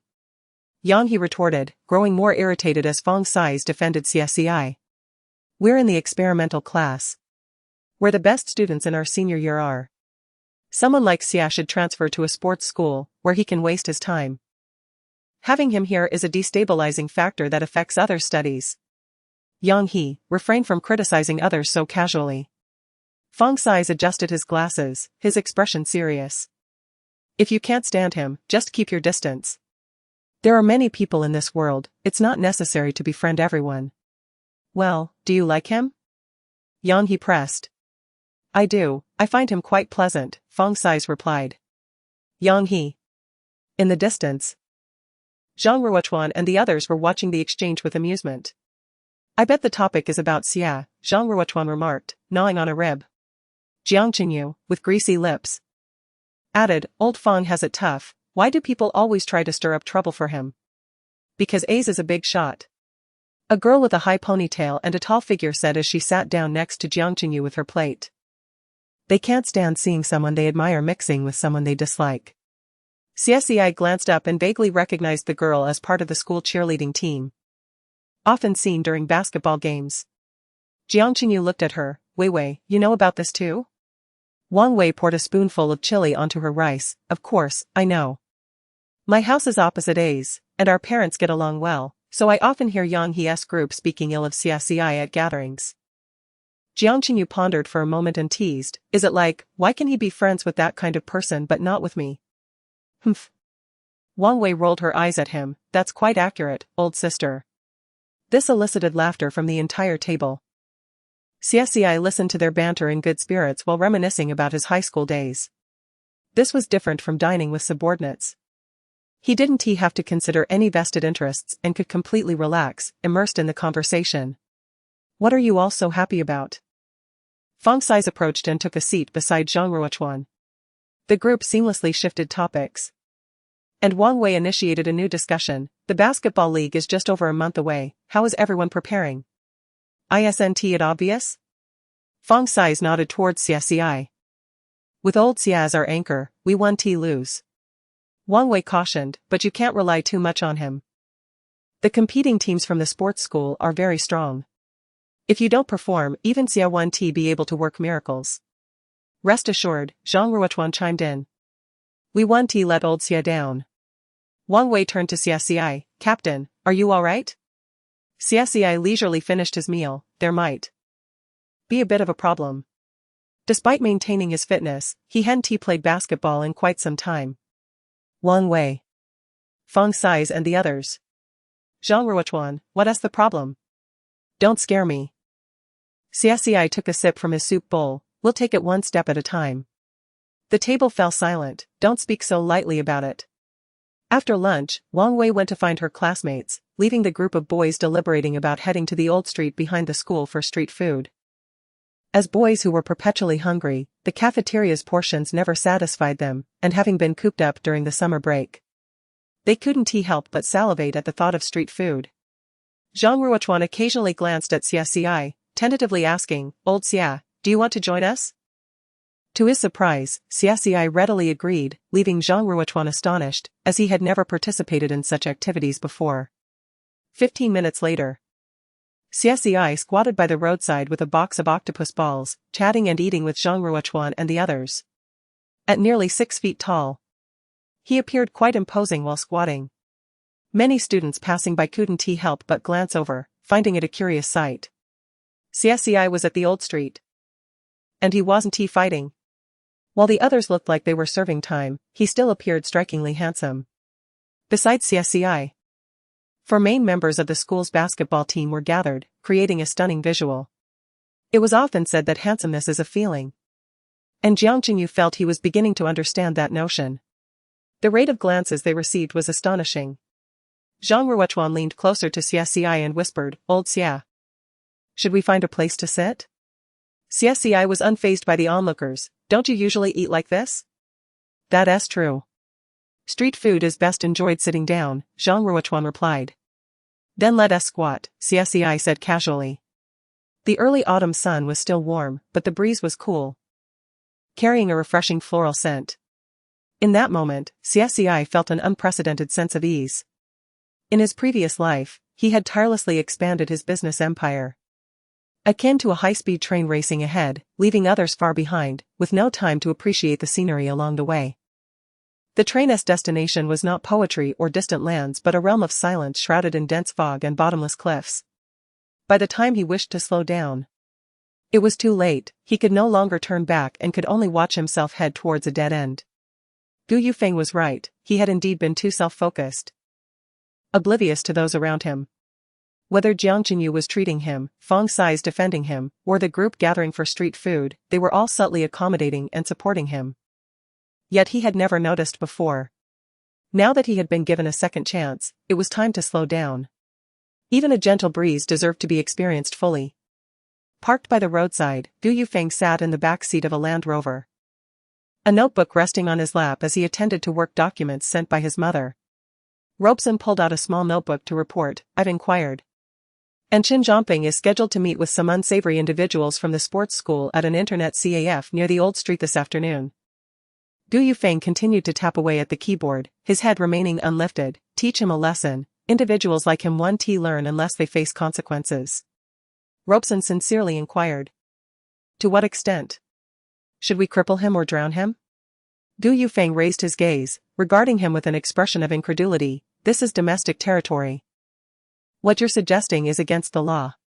Robeson replied, "I'm unaware of any lawful methods to deal with him." Yufeng instructed, "Go settle my mother's wages." Robeson responded, "Leave it to me, I assure you I will handle it satisfactorily." Just as Yufeng was about to return to his work, he noticed a group of boys across the street and couldn't help but glance a moment longer. Robeson, still recovering from the fear of unemployment, caught sight of his young boss's grim expression, which hinted at unlawful intentions. Eating trash by the roadside, no wonder they are malnourished. Yufeng brushed Robeson aside and stepped out of the car, heading in that direction. Xie Ci was engaged in conversation with his teammates about the basketball league when suddenly another figure appeared before him. "Is this what you're having for lunch?" Yufeng scrutinized the half-eaten octopus balls in Xie Ci's hand, struggling to suppress his irritation, his tone revealing his displeasure. Upon recognizing Yufeng, Xie Ci's gaze flickered towards the nearby Land Rover, its door ajar, before returning to Yufeng with a neutral expression. "Have you eaten?" Yufeng replied, "Not yet." Xie Ci extended the box towards him. "Would you like some?" Yufeng hesitated, then moments later, found himself squatting beside Xie Ci, enjoying the cold noodles just purchased by Jiang Qingyu. "Is it better to eat while squatting?" Xie Ci remarked, "Cold noodles must be eaten this way." Yufeng replied, "What sort of culture is this? I cannot comprehend." Xie Ci said, no need to understand. Just get accustomed to it. The others turned, suppressing their laughter. Jiang Chenyu nearly spat his noodles from his nose, his shoulders shaking silently in fear of being discovered by Gu Yufeng. Although old Xie's deceit was rather unkind, amusing old Gu, this foreigner, seemed quite entertaining. The final class of the afternoon was mathematics. Xie Ci observed Gu Yufeng finally closing the foreign book he had been perusing all day, beginning to pay attention in class. After basketball practice concluded, Xie Ci returned home, only to find his aunt behaving unusually, preparing a feast while the three of them awaited his arrival for dinner. Why are you sweating so much? Go take a shower and then we can eat. Yi Yuru approached, attempting to take Xie Ci's backpack, but he evaded her grasp. In the dining room, Yi Yuru served Xie Ci a bowl of yam and pork rib soup. Didn't you mention wanting to stay at school? After careful consideration, I believe you need an undisturbed space to focus on your studies in your senior year, but I'm uncomfortable with you staying at the school. So I asked your uncle to find you a place. Xie Ci inquired, a place? Chen Xinhong chimed in, the school dormitory accommodates 5 or 6 students. You wouldn't adjust well to that. This housing opportunity is a single room with a private bathroom. I've seen it, and it's quite clean. Yi Yuru added. The apartment is located in the Meihua community, very close. You can still come home for lunch and dinner, just like now. Meihua community. The buildings there had been constructed at least 50 years ago, long neglected, with current occupancy at less than 10%, appearing as dilapidated as a haunted house. Xie Ci set down his utensils lightly. Isn't that unsuitable? Chen Xinhong's expression hardened. Are you dissatisfied with the accommodation? Xie Ci responded slowly. A single room for 3 people is too cramped. Zhangping is quite grown, surely, he cannot share a bed with you. Chen Xinhong was momentarily taken aback. Yi Yuru also failed to grasp the situation, but suddenly, Chen Zhangping slammed his chopsticks down and stood up. Are you suggesting we move out? Are you out of your mind? Xie Ci clarified, this is my father's house. If anyone is to move, it would be you, not me. Chen Zhangping was left dumbfounded. What nonsense are you spouting? Chen Xinhong retorted sharply, raising his hand to strike Xie Ci. Only to have Xie Ci seize his wrist and slam it forcefully onto the dining table, rendering him immobile. The dishes trembled, and soy sauce spilled across the surface. Xie Ci regarded the older man with a placid demeanor. Whose house is it? The property deed will clarify everything. Dad. Chen Zhangping rushed to his father's aid. Let go of my dad. Yi Yuru hurriedly intervened. Everyone, please calm down and converse properly. Dear, how could you resort to violence against Xiao Ci? Xie Ci, disinterested in this drama, ignored Chen Xinhong's struggles and coldly stated, I intend to stay at school. A house this large lying empty is unacceptable. And I need someone to prepare meals for me when I return home. However, if you insist on moving out, I will respect your choice. Do you understand? You think of us as servants? Chen Zhangping yelled. Be quiet. Yi Yuru rebuked him, her gaze flickering, falling silent for a moment before addressing Xie Ci. All right. I consent to you staying at school. Don't take it out on your uncle, he didn't mean it. I do not require your approval for anything. Xie Ci released his grip on Chen Xinhong and stood up. My parents are merely divorced, they are not deceased. And the role of a guardian does not fall upon you. Yi Yuru's face turned an alarming shade. Xie Ci ignored them further and ascended the stairs to his room. At 8 o'clock that evening, he sat at his desk, reviewing old physics textbooks when suddenly, a vibration emanated from the drawer. Opening it, he discovered an old flip phone. This was a device discarded by his part-time employer, intended to ensure they could reach him. The screen displayed Fong Sai's name. And Xie Ci pressed the answer button. Old Fong? Old Xie, there's been an incident. Chen Zhangping and that gang from the sports school got into a brawl and broke a leg. The police found 2 knives in one of the students' bags. And now they are all being taken away. Xie Ci paused momentarily, reflecting on the striking similarities to the past, the only difference being that this time, he was not involved. After hanging up, Xie Ci contemplated briefly before deciding to visit the hospital. Fong Sai's mentioned that his cousin had been taken to the new district central hospital, which was at least an hour's walk away. Driving would be convenient, however. Lacking both a license and a vehicle, he had no choice but to settle for riding the bicycle parked in a corner of the lot. The emergency room was overcrowded at night, the scent of disinfectant triggering memories of past experiences with domestic violence at Qin Xinhong's hands. In his previous life, he had a personal physician in each country, not out of trust for their medical skills, but simply due to his aversion to hospitals. Xie Ci hurried through the corridor, searching for Qin Zhangping when suddenly, a figure burst from a nearby room, colliding with him. He instinctively took a step back, his hand resting on the person's shoulder to push past, only to freeze upon recognizing the face. Gu Yufeng? Gu Yufeng frowned at him, a hint of surprise in his eyes. What are you doing here? Noticing the slight redness around Gu Yufeng's eyes, his lips paler than usual, suggesting he appeared fatigued. His voice hoarse, Xie Ci retorted, "That's a question I should be asking you." Just as Gu Yufeng was about to respond, his expression shifted, and he swiftly bypassed Xie Ci, heading towards the restroom. Xie Ci hesitated momentarily, but his concern compelled him to follow. Rationally, he understood the necessity of maintaining distance from Gu Yufeng, yet he found it impossible to disregard the evident distress the other was experiencing. Upon entering the men's restroom, Xie Ci was greeted by the sounds of running water and retching.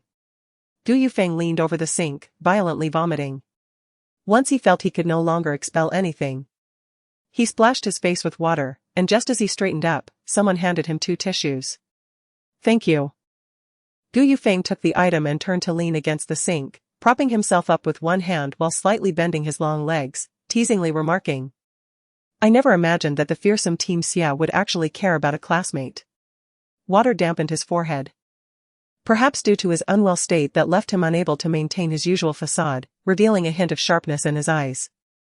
Compared to his gentle demeanor during the day, the young man before him resembled the Gu Yufeng that Xie Ci was familiar with. "I have always been helpful, otherwise why would someone transfer here just to be my deskmate in gratitude?" Xie Ci's words were laced with barbs. Gu Yufeng chuckled softly. "Did you come specifically to irritate me?" Hearing his voice rasp heavily, Xie Ci chose not to continue their verbal sparring.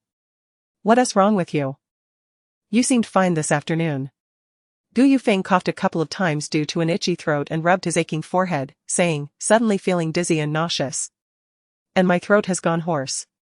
Remembering something, Xie Ci inquired, "Aside from these, do you have any other symptoms?" Gu Yufeng looked at him strangely. "Are you going to play doctor now?" Xie Ci placed his hand on Gu Yufeng's forehead. It felt rather warm, confirming a slight fever. How could he forget? Gu Yufeng had experienced discomfort upon arriving in Lanheishi. During his first visit in a previous life, he too had suffered from fever and vomiting, taking several days to recover. Gu Yufeng gazed intently at Xie Ci, showing no signs of struggle. "Did you come alone? No one is accompanying you?" Xie Ci asked. Gu Yufeng casually averted his gaze. "My younger brother went to get medicine." Xie Ci pressed further. "What did the doctor say?" "Acute gastroenteritis and tonsillitis," Gu Yufeng replied forlornly. "What on earth did I eat for lunch? Some biochemical weapon?" Xie Ci remained silent. For a pampered young master accustomed to Western cuisine, it indeed was quite a shock. Just then, an elderly man in his 60s or 70s entered, and before he could reach the urinal, he began unzipping his pants midway. Xie Ci realized that this public restroom was not a place for conversation and motioned for Gu Yufeng to leave first. Gu Yufeng straightened up, but his body swayed slightly, struggling to maintain his balance. "Quick, support me. Weren't you walking briskly when you arrived?" Xie Ci teased, yet he still assisted him outside. Gu Yufeng quipped, "I have an anxious attachment style. As long as someone is by my side, I lose the will to exert myself." Xie Ci retorted, "That's nonsense." After Roberson returned with the medicine and noticed Gu Yufeng being supported by the cool guy from that day, he recalled their initial encounter where Gu Yufeng had appeared unapproachable. Now, his expression seemed somewhat softened. Xie Ci remembered the assistant with the yellow hair and, upon the arrival of the others, handed Gu Yufeng over to him. Stating fluently in English, he may be experiencing some discomfort due to the local environment. For the next few days, avoid letting him consume anything too greasy. Roberson smiled widely in response. "And what about you? Coming to the hospital at this hour also resulted in gastroenteritis?" Gu Yufeng asked Xie Ci. A minor issue. Xie Ci replied briefly, turning to leave. As he approached the surgical area, Xie Ci heard a familiar wail and followed the sound, discovering Chen Zhongping, who had just received treatment for a leg injury. His right leg was encased in plaster from the knee down, and his face and arms bore various degrees of abrasions, though they did not appear to be inflicted by a blade. His aunt, Yi Yuru, watched anxiously as the doctor tended to Chen Zhongping's wounds, her eyes reddening. How could they beat you like this? Which group was it? Chen Zhongping hissed in pain, feeling embarrassed that Yi Yuru publicly stated he had been assaulted. Irritated, he responded. I fell myself, I wasn't beaten. Those little rascals, could I really be outmatched by them? You fell and ended up like this? Yi Yuru's tone sharpened. They heard the police were coming and hurried to flee. The path was dark, and in the chaos, I tripped and fell. Chen Zhongping's anger escalated. It was absurd that a few steps could lead to a broken leg. Had it not been for the frustration he felt from Xie Ci earlier that afternoon, he wouldn't have suffered such misfortune. Isn't that still being harmed by someone?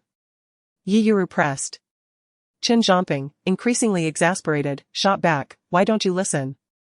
Whatever. I don't want to talk to you anymore. Xie Ci observed from a distance for a moment, confirming the situation before preparing to return. Just as he crossed paths with his uncle, Chen Xinhong, who had just come back from settling the bill. You didn't stop Pungpung when you went looking for those ruffians, what use is it now? Chen Xinhong glared at Xie Ci, scolding him harshly. Are you here to enjoy the show? Xie Ci had no intention of engaging with him, but upon hearing his words, he stepped aside, blocking Chen Xinhong's path. Why didn't you stop him when he smashed up the study? Were you hoping to enjoy the spectacle too? Chen Xinhong, exasperated, retorted. How dare you speak to me like that? How dare you speak to me like that? Xie Ci echoed calmly, appearing as if he were genuinely amused. Yi Yuru, hearing the commotion, rushed over and pushed Xie Ci, crying, you know how dangerous those thugs are, why didn't you help Pungpung? Look at what they did to him. He must be in so much pain. The couple took turns chastising Xie Ci, drawing the attention of many passers-by in the bustling corridor. Even those in the nearby infusion area craned their necks to watch. Xie Ci realized that this couple was lashing out at him, venting their frustration stemming from the tension he had created earlier that afternoon. Public reprimand served as a form of discipline, aimed at coercing him back into submission under their pressure, thus allowing them to continue manipulating him in the future. He had hoped for a fresh start, a chance to allow everyone around him an opportunity for correction. Yet evidently, some individuals were not in need of such chances. If it hurts him so much, why don't you bear his pain? Xie Ci looked down at Yi Yuru. I told you about his borrowing money. The funds he used to repay were provided by you. Why didn't you accompany him? At least you could serve as a shield and prevent your son from being harmed. If your uncle is so good at hitting people at home, why didn't he defend himself? You too, who brought him into this world, failed to help him and instead blame me, a mere outsider. Xie Ci's words carried significant weight, causing those eavesdropping nearby to murmur amongst themselves. The family shame was exposed, leaving Yi Yuru feeling deeply embarrassed as she spoke with a pained expression. How could you say that? Even though you aren't my biological child, I have always treated you as my own, we are family. How can you utter such cold words? Shouldn't family members help each other?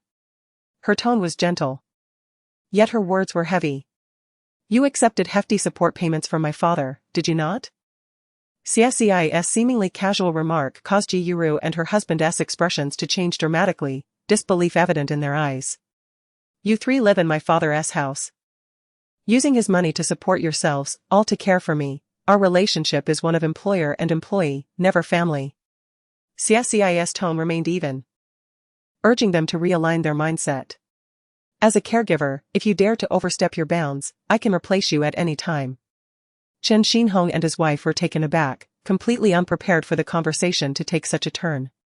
They watched as Xie Ci departed, rendered speechless. Xie Ci walked out of the hospital, slowly descending the steps. The night air was chilly, the autumn breeze carrying fallen leaves that brushed against him, evoking a unique melancholy of the season, tangling his hair and chilling him to the bone. He was not always devoid of warmth. Once, he had longed for familial bonds, for a harmonious and loving household, and had made efforts towards that end. Yet, the repeated painful lessons of life had taught him that one should not covet what fate denies. On his way to the parking lot, Xie Ci spotted a familiar Land Rover parked by the roadside. Gu Yufeng, draped in a coat, stood with his arms crossed, leaning against the vehicle, tilting his head as he watched in Xie Ci's direction. The dim, golden light of the street lamp blurred the boundaries between light and shadow, enveloping Xie Ci in a disorienting sense of time and space. It felt as if the familiar Gu Yufeng was gazing at him through the corporeal form of this youth. "Are you waiting for someone?" Xie Ci approached, his gaze drifting to the cooling patch on Gu Yufeng's forehead. "I am waiting for you. I have mentioned that I dislike being indebted to others." Gu Yufeng lifted his chin slightly. "Get in the car, I'll drive you home." Xie Ci replied, "No need. I rode my bike here." "Refusing me again?" Gu Yufeng chuckled languidly. "Last time, I shared a desk with you to repay a debt. If I wish to repay you this time, I suppose I must share a bed." Xie Ci interjected, "Are you feeling any better?" The mention of the matter made Gu Yufeng feel a tumult in his stomach once more. "You should head home and rest. You must wake early for school tomorrow. Don't be late." With a wave of his hand, Xie Ci turned and walked away without looking back. Shortly after Xie Ci departed, Robeson stealthily exited the hospital, approaching Gu Yufeng to report what he had overheard in the emergency corridor. Once he finished, he noticed the young boss's expression was icy, and he remained silent, clearly in a foul mood. The following day, Xie Ci rose early to play basketball with Zhang Ruochuan and others for half an hour. Upon returning to the classroom, he casually asked his deskmate, who had just entered as the morning study bell rang, "Feeling better?" Gu Yufeng set down his backpack, pulled out his chair, and immediately lay his head down to sleep, exuding an air of refusal to engage. Xie Ci's gaze swept over his hair whirl as he deliberately remarked, "I solved that math problem from yesterday." Indeed, Gu Yufeng lifted his head, appearing quite intrigued. "Who solved it?" This conversation felt eerily familiar to Xie Ci. He handed over his practice book. "You didn't take your medicine last night?" "You still haven't answered my question." Gu Yufeng snatched the practice book from his hands. Xie Ci mused, "Why does this dialogue sound so familiar?" "I solved it," he said, spinning a pen leisurely on the back of his chair. "But one must rely on oneself." Gu Yufeng retorted, "A student ranked last in the class can solve such a problem. There's no reason I can't." Consequently, throughout the entire morning study session, he immersed himself in analyzing that math problem. During the break after morning study, Xiang Haibin slipped in through the back door and patted Xie Ci on the shoulder. "Come with me to the office." Sensing something amiss in his lowered tone, Xie Ci stood and followed him. Upon entering the office, he immediately realized his intuition had been correct. 3 police officers and the Chen couple were seated at a conference table in the corner, while a director from the Municipal Education Bureau was conversing with them, alongside several school leaders. It appeared that last night's brawl had escalated significantly. With such individuals present, the atmosphere in the office was exceptionally oppressive. They paused their conversation upon noticing Xie Ci's entrance. Xiang Haibin gestured for Xie Ci to sit beside him at the conference table and introduced him to a male officer in his 30s. "This is Xie Ci." The officer nodded and addressed Xie Ci, "Young Xie, we merely wish to understand some circumstances. There is no need to be anxious." Xie Ci stole a glance at the stern expressions of the Chen couple and took the initiative. "What do you wish to understand?" "Last night, a violent altercation involving high school students occurred," the officer briefly explained before inquiring, "Were you present when the fight broke out?" Xie Ci replied, "No. I was at home all night. I only went to the hospital after a classmate informed me that my cousin was injured." The officer nodded. "You have had contact with the likes of Zhang Xingxing from the sports school, correct? Have you borrowed money from them?" Xie Ci answered, "No, I have never borrowed any." "You cannot lie to the police." Before the officer could speak again, Chen Xinhong interjected, "Comrade, my nephew has been raised in our household. He possesses a rebellious nature and often associates with delinquents. No matter how we advise him, he remains obstinate. My son's altercation last night was to assist him in repaying a debt." Xie Ci thought to himself, as expected, This couple was attempting to cast the blame upon him. The officer raised his hand, signaling Chen Xinhong to calm down. Please, we will clarify the matter. We will also document and verify the information you possess. Chen Xinhong was about to speak again when he was tugged back by Yi Yuru, who restrained him. The officer resumed his attention on Xie Ci. Are you aware that Zhang Xingxing and others have been lending money to high school students at exorbitant rates? Yes. Xie Ci replied, eyeing Chen Xinhong, adding slowly, they lend 80, with an interest of 80 for 3 days. My cousin often borrows, when he cannot repay. He comes to me, so I am well informed. What nonsense are you spouting? This time, it was Yi Yuru who could no longer contain herself. Her voice filled with reproach. Peng Peng has no worries about food or clothing. I provide him with pocket money every week. He is more obedient and studies better than you. How could he possibly borrow money? Online, Xie Ci replied expressionlessly, the internet CAF called Wayman on the old street does not check IDs. He often goes there to surf the web after dinner, the front desk should be quite familiar with him. How can you lie so brazenly? Yi Yuru exclaimed. Breaking down in tears, he was beaten and suffered a broken leg for you, and you say such things. Xie Ci didn't even spare her a glance. Even now, they were still trying to impose their adult authority over him. However, he remained unperturbed. In his previous life, the police had apprehended him. But this time he was nowhere near the scene, the couple's accusations were futile. In Class 1, a student returning from the restroom remarked to his companion.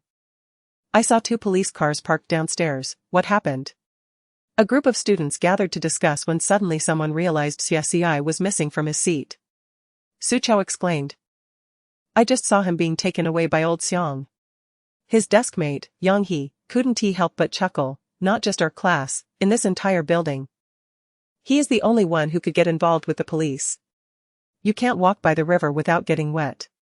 It seems he has gotten himself into quite a mess. Will he be expelled? I don't think he'll be coming back. Yang He scoffed. He has been allowed to linger for too long, it's about time he left. A school like Yizhang isn't a place for trash like him. Before he could finish his sentence, a loud bang resonated as Gu Yufeng kicked Yang He's desk, sending it tilting sideways and nearly toppling over. The commotion drew immediate silence in the previously noisy classroom. Flustered, Yang He looked up only to meet Gu Yufeng's impatient face, who scornfully retorted, What are you doing? You're too loud, trash. With that, Gu Yufeng tossed out the remark and exited the classroom towards Xiang Haiban's office. At the mention of trash, Yang He and his companions' faces flushed crimson. Fong Sais and the others exchanged glances and followed suit, leaving the classroom. The door to the office was closed. Gu Yufeng knocked a few times, and after a moment, a teacher came to open the door, blocking the entrance without any intention of letting him in. Come back later. It's not convenient right now. Gu Yufeng pressed against the teacher's shoulder, pushing his way in, just in time to overhear Yi Yuru questioning Xie Ci. The officer asked Xie Ci, we understand you had a conflict with Zhang Xingxing and others a couple of days ago, which caused you to miss an exam. Xie Ci confirmed, yes, they cornered me in an alley and forced me to pay my cousin's debt. You're lying. Chen Xinhong slammed the table and stood up. His voice rising sharply, do you think saying that will absolve you? You have a wicked mind. You borrowed the money yourself and are trying to pin it on Peng Peng. The previously silent school leaders exchanged increasingly peculiar glances, the principal looking towards Xiang Haiban in confusion, only to find he bore the same expression. Xiang Haiban could not tolerate the unilateral reprimand directed at Xie Ci. He turned to the officer and said, Comrade, my student can indeed be a bit mischievous at times. But I firmly believe he would never resort to borrowing money. I spoke to him yesterday, and he acknowledged his mistakes. I am convinced that last night's incident has nothing to do with him. You did not witness it firsthand, how can you be so certain it does not involve him? Chen Xinhong interjected, his tone sharp, as he sought to protect Chen Zhangping, disregarding any pretense of civility. Xiang Haiban retorted, but neither did you see it. Chen Xinhong replied. After raising him for so many years, how could we not know him? Yi Yuru, with a choked voice, countered, Teacher Xiang, do parents ever wrongfully accuse their own children? How could Xie Ci possibly be your child? Gu Yufeng stepped behind Xie Ci, casting a bemused glance at Chen Xinhong and his wife, and said, The only child you have is that crippled Qin Zhangping. Xiang Haiban frowned. What are you doing here? Go back. I am here to testify, Gu Yufeng stated. Addressing the officer, I can confirm that Xie Ci speaks the truth. Chen Xinhong snapped. How can you prove that? Did you witness it yourself? The officer lightly tapped his fingers on the table, clearly growing impatient with the couple's interruptions. Perhaps I should leave, and you can continue the questioning? Chen Xinhong fell silent. I did indeed see it with my own eyes, Gu Yufeng asserted, pulling out his phone to show his call logs. I reported the incident a couple of days ago. Verifying this should be straightforward. The expressions on Chen Xinhong and Yi Yuru's faces darkened. Xie Ci glanced at the phone screen, raising an eyebrow. Not feeling relieved at the prospect of proving his innocence, but rather realizing that Gu Yufeng had been playing a role all along. The fade of the innocent. Wealthy young master was nothing but a ruse. This boy had always been shrewd, he had never been easily deceived. Had he not intervened that day, those thugs would have undoubtedly received a thorough beating. Fang Xie and 2 others entered the office shortly thereafter. Jiang Qinyu, upon hearing that Xie Ci was accused of borrowing money, could not contain his laughter, as if he would need to borrow from those impoverished athletes with me around. Even if Xie Ci were to stay in an internet CAF, I could easily support him. Fang Xie addressed the officer. Xie Ci has never borrowed money from us. I have heard, however, that his cousin has asked classmates for loans a few times. If you call them in for verification, the truth will be clear. The officer inquired. Do you know who he borrowed from? Fang Xie nodded. I know of 2, but there may be more. The officer gestured for the school authorities to notify Qin Zhangping's homeroom teacher to summon the 2 individuals mentioned by Fang Xie. To their surprise, this inquiry spiraled out of control, revealing 3 more creditors related to Qin Zhangping, leading to involvement from 3 classes and 49 students in total. Now, the expressions on Chen Xinhong and his wife, as well as the school leaders, were grave. The officer documented all the information and, noting the time, addressed Xie Ci and his companions. I apologize for taking up so much of your study time, you may leave for now. It is no inconvenience. Cooperating with the investigation is essential, Xie Ci replied as he stood up and exited the office with Gu Yufeng, under the watchful gaze of Chen Xinhong and his wife.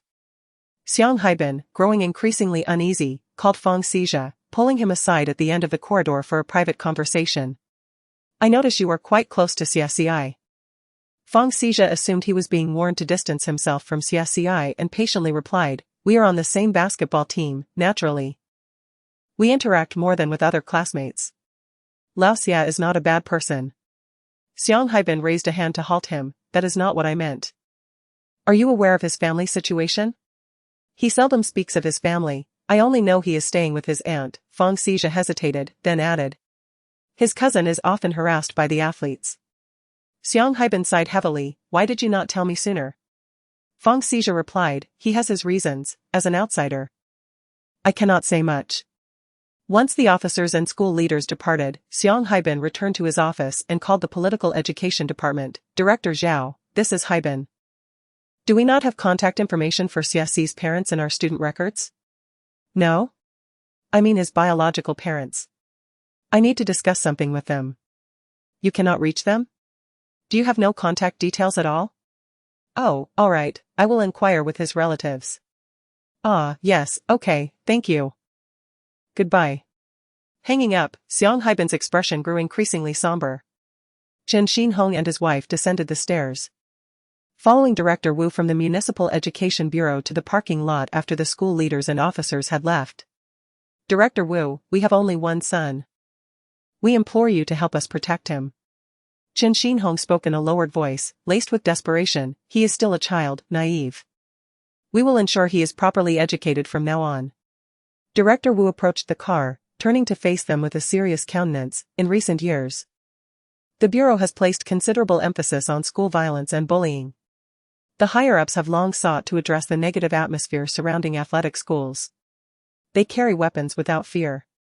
If we do not impose strict penalties, we cannot foresee the consequences. This issue has even reached provincial attention, and the Bureau intends to use it as a case study. Yi Yuru, increasingly frightened, interjected, but my son is also a victim, his leg was broken. Director Wu replied, I will do my utmost to mediate. But I cannot guarantee the outcome. Yi Yuru protested, but Qin Xinhong restrained her and bowed in gratitude to Director Wu. Thank you for your assistance. I will treat you to a meal when the time permits. Director Wu said nothing further and entered his vehicle. After driving a short distance, he received a call from the bureau. The voice on the other end stated, the higher-ups want to personally handle this matter, do not get involved. Director Wu inquired. Who issued the directive? The response came, the top leader. Director Wu's expression darkened. With the higher-ups taking charge, it signified there would be no room for maneuvering. In a classroom, Gu Yufeng returned to his seat, his phone vibrating with a new message. Lining texted, Young master, we have already contacted Director Li. Gu Yufeng glanced at it, turned off the screen, and rested his head on the desk, succumbing to sleep once more. His head still throbbed, and his stomach felt uneasy. As he closed his eyes, his mind was flooded with mathematical formulas. Observing his lethargy, Xie Ci quietly closed the nearby windows and doors to block the corridor's draft. When the final class of the morning concluded, Gu Yufeng remained deeply asleep. Zhang Ruochuan gestured to Xie Ci, inquiring whether they should head to the cafeteria. Xie Ci signaled for them to go ahead without him. When Gu Yufeng finally awoke, he found only himself and Xie Ci remaining in the classroom. Glancing at the wall clock, he realized it was already past noon. Xie Ci was busy writing something, and Gu Yufeng silently watched him from his desk. Having known each other for so many years, they had never shared such a quiet moment outside of their bedroom, simply existing together without words or actions. After finishing the last line of his reflection, Xie Ci said, Wake up, aren't you hungry? Why didn't you wake me? Gu Yufeng's voice was hoarse and dry as he coughed lightly. I couldn't rouse you, you were sleeping like a log. Xie Ci replied. You wouldn't believe how deeply pigs sleep. Gu Yufeng rose, do you know how deep pigs sleep? Have you slept with one? Xie Ci closed his notebook, I have. Gu Yufeng was momentarily speechless. The two walked out of the classroom, exchanging trivial banter as they headed toward the cafeteria. The police inquiry had summoned dozens of students, creating an uproar that, unsurprisingly, spread throughout the campus. Over the course of 3 days, the incident continued to escalate. By Friday afternoon, students discovered a disciplinary announcement from the Political Education Department. Qin Zhongping from Class 10 of the senior year had been expelled for severe violations of school regulations. Chapter 10 The disciplinary announcement from the Education Administration struck a resounding blow to a group of students who had been eagerly anticipating the downfall of Xie Ci. Even before school was officially dismissed for the afternoon, classrooms buzzed with discussions about the matter. To their astonishment, it was not Xie Ci who was expelled, but rather his cousin. Could there have been some mistake? Did they truly believe that the leadership at our esteemed school could be so inept as to err in such a grave matter? The announcement was conservative in its wording, stating that Qin Zhongping had been seeking out delinquents from the sports academy to borrow money for internet access. However, this only revealed half the truth. I had learned that when he couldn't repay, those thugs had turned to Xie Ci for payment. No wonder Xie Ci was always at odds with them. How absurd. It seemed terribly unjust for Xie Ci. What spare change could a financially strapped high school student possibly have to settle someone else's debts? Moreover, this was usury. This had clearly crossed the line. If Qin Zhongping wasn't expelled, who would be? Our school could not possibly tolerate his presence. Xie Ci preferred to be labeled a school bully rather than report his cousin, demonstrating a commendable sense of loyalty.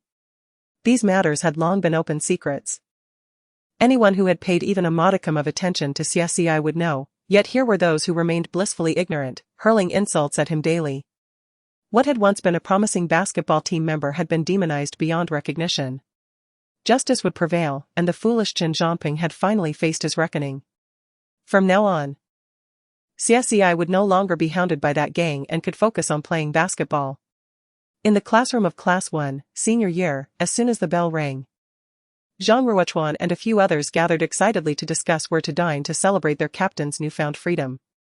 Xie Ci understood that the dinner was merely a pretext. They were concerned he would face difficulties at home and wanted to keep him occupied outside. Jiang Jinyu suggested, how about we go to Old Li's for some stir-fry? It's been ages since I had his skewers and spicy snails. I can hardly contain my saliva at the thought. Alright, let us head to Old Li's. Zhang Ruochuan replied, glancing at Gu Yufeng, who was tidying up the table. Old Gu, are you coming with us? Gu Yufeng recalled the cold noodles he had eaten by the roadside that day, and his stomach churned at the memory. Are we eating sitting down this time or standing? Jiang Qinyu chuckled at the thought of old Xie's earlier trickery. This time we'll have seats, it'll be infinitely better than a street stall. Fine. I'll keep my expectations in check. Gu Yufeng slung his backpack over his shoulder and followed them out of the classroom. His tone was casual.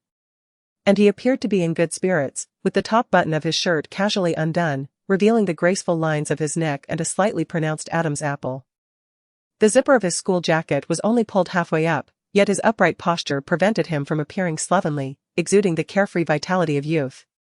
In contrast, Xie Ci walked beside him, his jacket zipped all the way up, towering and seemingly indifferent, radiating an air of rejection that made others hesitate to approach. Many students in the hallway covertly watched them leave.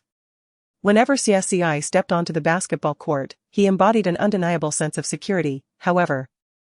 Passing through the campus corridors filled them with an anxiety that an attack could occur at any moment. Yet, after reading that announcement, Xie Ci no longer seemed as intimidating as before. The group laughed as they exited the academic building, with Xie Ci and Gu Yufeng trailing behind. From a distance, they spotted a Land Rover parked by the school gate, and Xie Ci voiced his concerns. You'd better not waste your time. Just go home for a meal. Do you want to end up in the emergency room again? Gu Yufeng retorted, I'm not made of paper, I'm not that fragile. Just because you can eat doesn't mean I can't. Xie Ci shot back, do you even know if you can eat? Are you excluding me? Gu Yufeng tilted his head to look at him, I'm mentally weaker than physically, and if you keep talking, I might just spiral into depression. Xie Ci's words were laced with barbs, at least depression was preferable to acute gastroenteritis, which would leave one incapacitated in a restroom. Stubborn, are we? Just then, Zhang Ruochuan fell into step beside Xie Ci, pointing in a certain direction. Xia, over there. Xie Ci followed his gaze and immediately felt overwhelmed. Two girls were waiting by the school gate, one of whom had reportedly just confessed to him, the girl he had casually helped up not long ago. Hurry up. Don't let the girls feel awkward, Zhang Ruochuan urged, nudging Xie Ci. Jiang Qinyu couldn't resist chiming in, are you a spy sent by the enemy? Why are you standing with the girls? Feng Xie adjusted his glasses, so he has a girlfriend, and you don't. The remark left Jiang Qinyu speechless. Xie Ci instinctively glanced at Gu Yufeng, who was surveying the girls. Upon noticing Xie Ci's gaze, he questioned, what are you looking at? You started this. You should handle it yourself. Xie Ci, realizing there was no escaping, steeled himself and approached the girls. Gu Yufeng, along with Zhang Ruochuan and the others, retreated to a shaded spot 10 meters away to observe.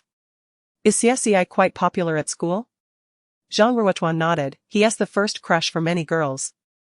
Whenever we play basketball, there's always a crowd of girls outside the court as long as he is present. Gu Yufeng glanced at Feng Xie, who was busily memorizing words, and cautiously asked, aren't you jealous that Xie Ci is so well liked? Feng Xie faltered, momentarily losing his train of thought. As if his ability to articulate had vanished. After a prolonged silence, he managed to utter a single word. Ah? Zhang Ruochuan and Jiang Qinyu turned sharply to Feng Xie, their expressions conveying a sense of intrigue about what he might be hiding. Feng Xie felt a sudden surge of anxiety, glancing between the two and then at Gu Yufeng. Why would I be jealous? Gu Yufeng observed his reaction with amusement. Responding slowly, wouldn't you feel jealous if your best friend was taken by a girl? Feng Xie released a heavy sigh of relief. No, I'm not his father. I can't dictate who he dates. It doesn't matter who he goes out with, our bond won't change. Gu Yufeng pondered this. Recalling a winter night years ago when he had been unable to sleep after overhearing Xie Ci call out Xiaofeng in his dreams. He had thought they were alike. Devoid of emotional needs, existing outside the realm of normalcy. Two outcasts finding warmth in each other, in a sense, they were each other's only companions. People like them could never truly love anyone else, all interpersonal relationships were mere tools for self-interest. Thus, they never inquired about each other's whereabouts. And even if someone spread rumors that Xie Ci was being unfaithful, it would not concern him. To Gu Yufeng, that was simply a means for Xie Ci to achieve his goals. Yet that whispered Xiaofeng in Xie Ci's sleep had robbed him of tranquility. It was a tone he had never heard before, gentle, restrained, and full of forbearance, as if the other was a fragile being, afraid to disturb them by raising his voice. Xie Ci had found someone he liked, entirely disregarding Gu Yufeng's feelings, callously leaving him for a world of normalcy. He felt utterly betrayed. From that moment, he became curious about who that Xiaofeng was. Now it seemed, at the very least, that it wasn't Yufeng Xie. Xie Ci soon returned, responding to Zhang Ruochuan's inquiries with a simple, "I've clearly turned her down." Zhang Ruochuan asked curiously, "How did you reject her? It must have been quite tactful, right?" Xie Ci replied nonchalantly, "I told her I don't like humanoid beings." Zhang Ruochuan was taken aback. "As expected of you." Jiang Qingyu laughed heartily. "That girl must have drawn the short straw in life to fall for you. Not liking humanoid beings? What a concept." Gu Yufeng fell into deep contemplation. What on earth is this Xiaofeng? Noticing Gu Yufeng's silence, Xie Ci, concerned he might be feeling unwell, asked, "Are you feeling all right?"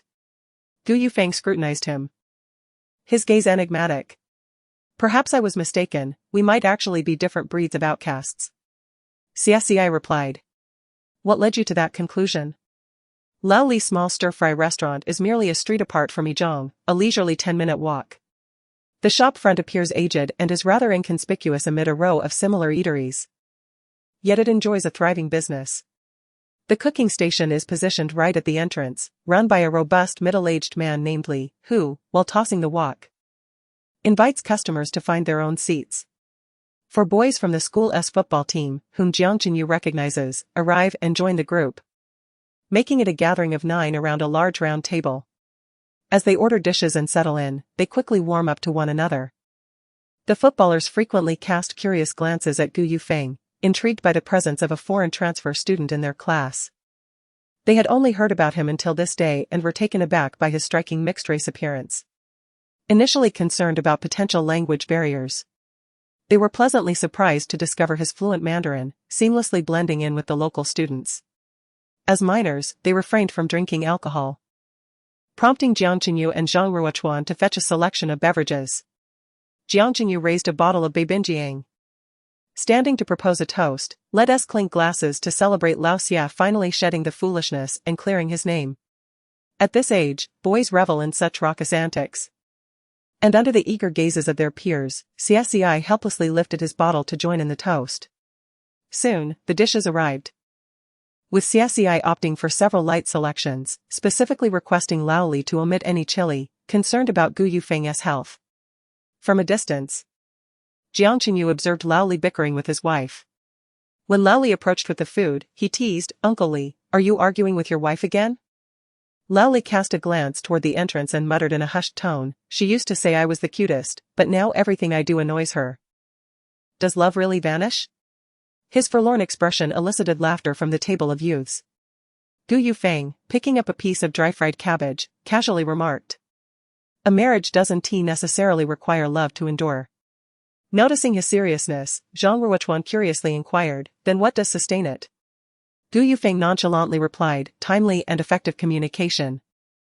Avoiding emotional depletion, supporting each other's pursuits and lifestyles, allowing ample space and time, and maintaining a harmonious and fulfilling intimate life. If these aspects are in place, a marriage can thrive regardless of love." The mention of intimate life caused the group of boys to flush red, leaving them momentarily speechless. One of the football players sitting next to Jiang Qingyu choked on his soda, coughing and hastily wiping his mouth as he leaned towards Jiang Qingyu, whispering, "Do you guys always discuss such explosive topics?"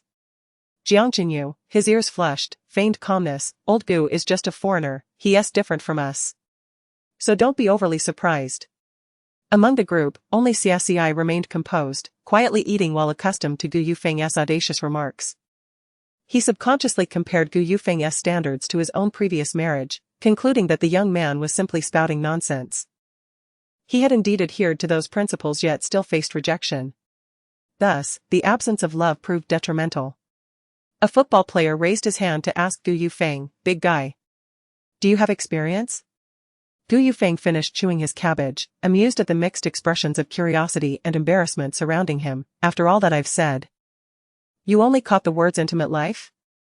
Another boy chimed in, I also heard harmonious.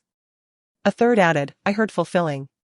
Gu Yufeng, the two boys exchanged a high five, causing the others to erupt in laughter. Gu Yufeng turned to Xie Ci, who was engrossed in his meal. If we're talking about experience, he is the one most likely among us, with a face appealing to all ages and being the captain of the basketball team. He is the ideal first crush for many girls. Feeling the spotlight shift to him, Xie Ci, under the scrutinizing gazes of his peers, replied unhurriedly. The law stipulates that minors are not permitted to engage in intimate relations. You think too highly of me. Gu Yufeng leaned in closer. So, what does that imply? Xie Ci interrupted, placing a skewer of lamb in front of Gu Yufeng. Gu Yufeng, are you, Xie Ci, is this feast not enough to silence you? Gu Yufeng, after finishing their meal, the evening had fallen. The four football players had other plans and bid their farewells at the door. Jiang Jingyu and Feng Xizhe were picked up by their families, while Gu Yufeng offered to drive Xie Ci home, taking Zhang Ruochuan along for the ride. After dropping Zhang Ruochuan off at his apartment complex, they resumed their journey. The car was enveloped in silence as Roberson glanced at the two young men in the back seat, pondering the nature of their relationship. He had never seen the young boss so invested in anyone before. The vehicle halted outside a bustling residential area where outside vehicles were prohibited.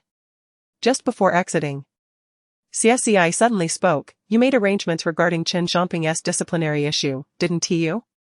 From the incident to the announcement of expulsion, only 3 days had elapsed.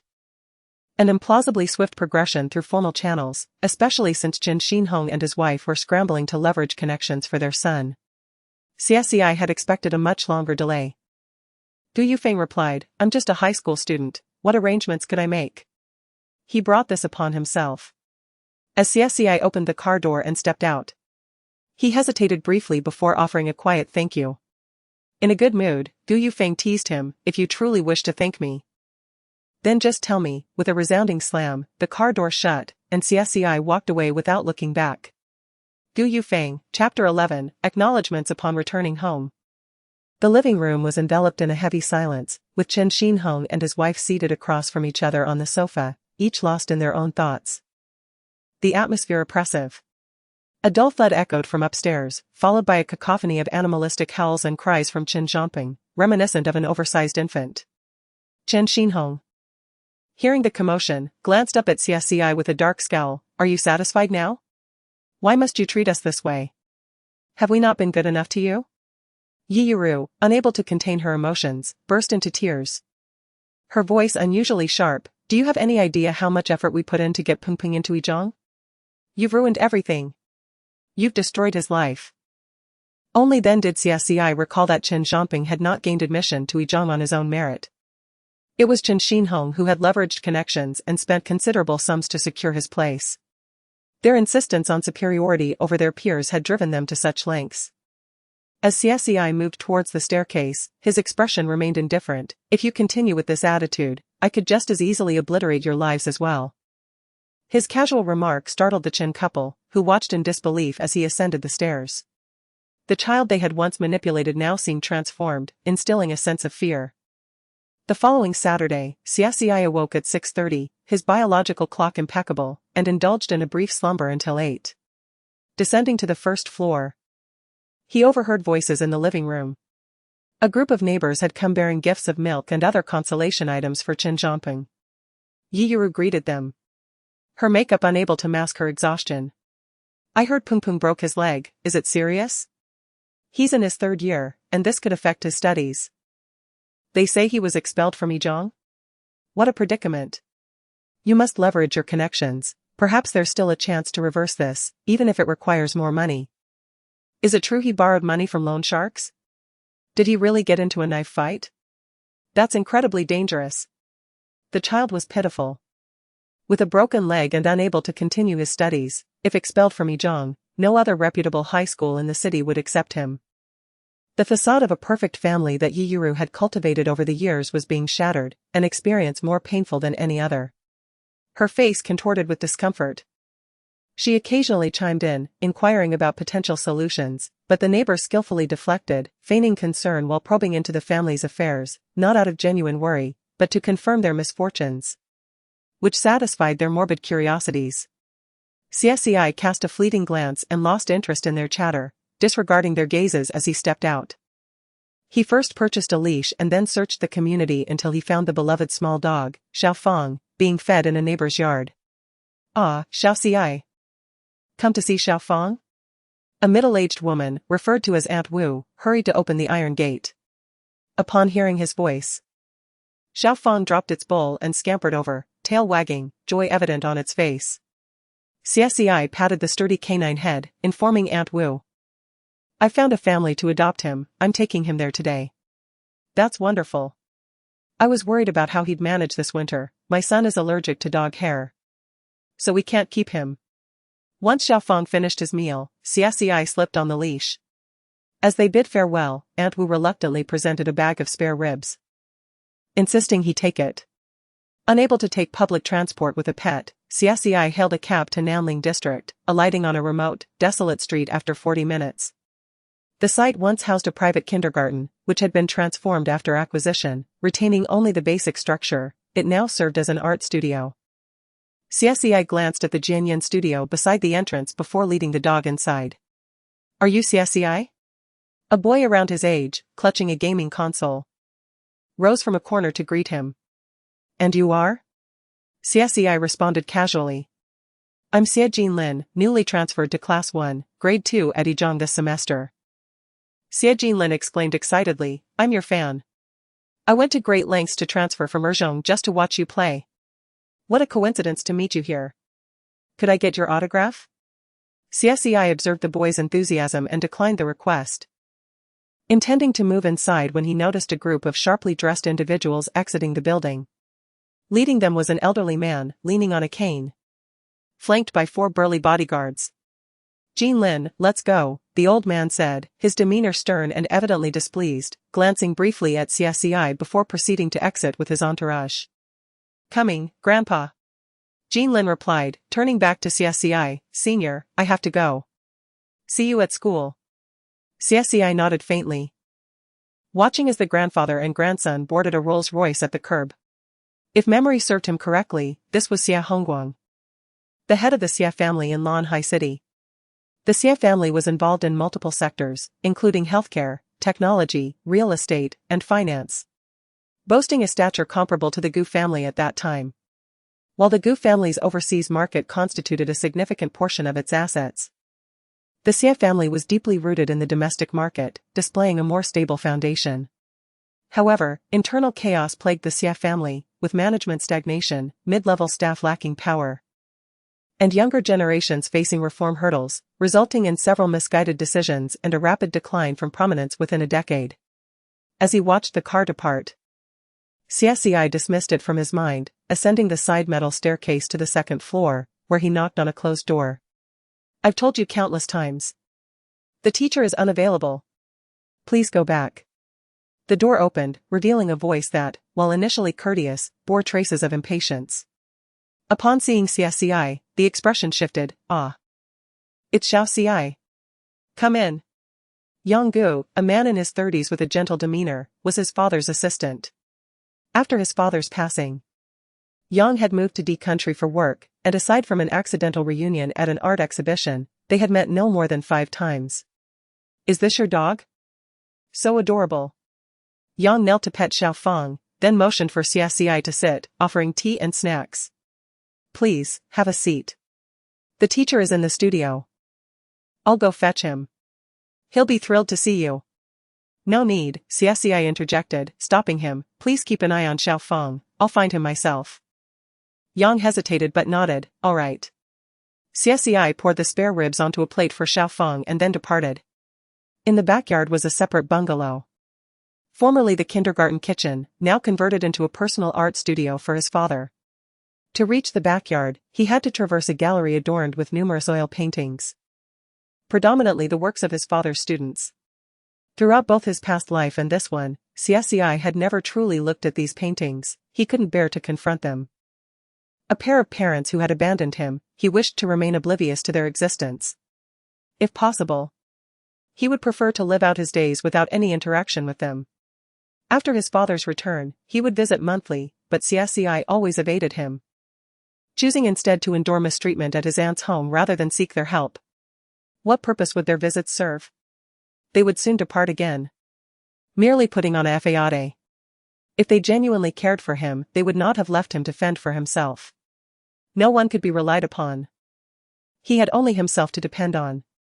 After graduating high school in his previous life, he moved to the city where his university was located to work summer jobs for living expenses.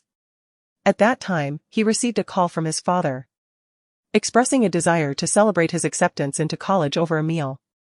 He replied that sitting at the same table made him lose his appetite. Little did he know, that would be his father's last words. 3 days later, he received a call from his aunt, who sobbed uncontrollably, accusing him of driving his father to despair. He couldn't bring himself to attend the funeral, the reality was too unbearable.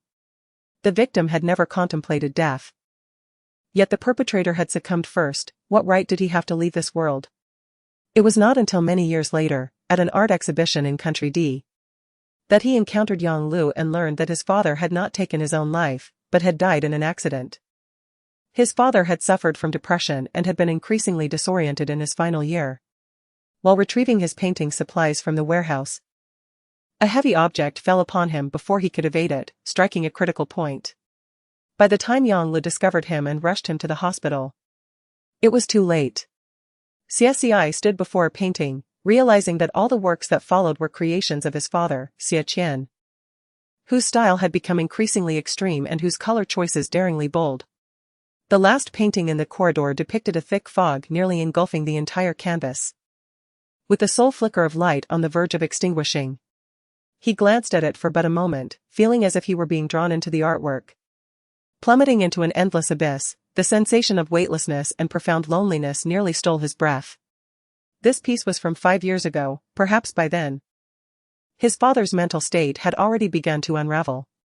Descending from the external corridor and crossing the garden, Xie Ci found himself beneath a ginkgo tree, gazing at the studio just 5 meters away. The studio was shrouded in heavy curtains, with only a narrow slit allowing sunlight to filter through. A middle-aged man with long hair and a scruffy beard sat illuminated by this beam, engrossed in his painting. In his youth, Xie Ci had failed to comprehend his father's obsession with art, feeling resentment that his father could find time to paint but not to care for him. Now, he understood, some individuals are destined to excel in but a singular pursuit. In this middle-aged man, Xie Ci recognized his own reflection, intensely dedicated to his career, yet neglecting the fabric of his life. After striving for half his existence, he had become the very embodiment of what he had loathed. Once he steadied his emotions, he approached the tightly shut door of the studio and knocked a few times. When no response came, he gently pushed the door, which opened with surprising ease. The studio was a chaotic mess, with frames and supplies strewn about, leaving scarcely a spot to stand. Even upon entering, the man lost in his artwork remained oblivious to the disturbance. Xie Ci stood at the threshold, observing him, and after a moment, softly spoke, "Father." The man behind the easel finally lifted his gaze, and an expression of astonishment spread across his once numb face. "Xiao Ci?" Xie Ci hurriedly stood, inadvertently kicking the easel in his fluster. "Be careful." Xie Ci instinctively moved to help, but Xie Ci fell to the ground, splattered with spilled paint. What a complete mess, Xie Ci thought. 10 minutes later, the father and son sat in the second-floor lounge. Yang Lu had retrieved a first-aid kit, kneeling before the sofa to treat Xie Ci's scraped knee. Xie Ci sat beside him, petting the little dog, Xiaofeng, while addressing his father, who gazed at him expectantly. "You needn't come to my place anymore. Starting next Monday, I will be boarding at school."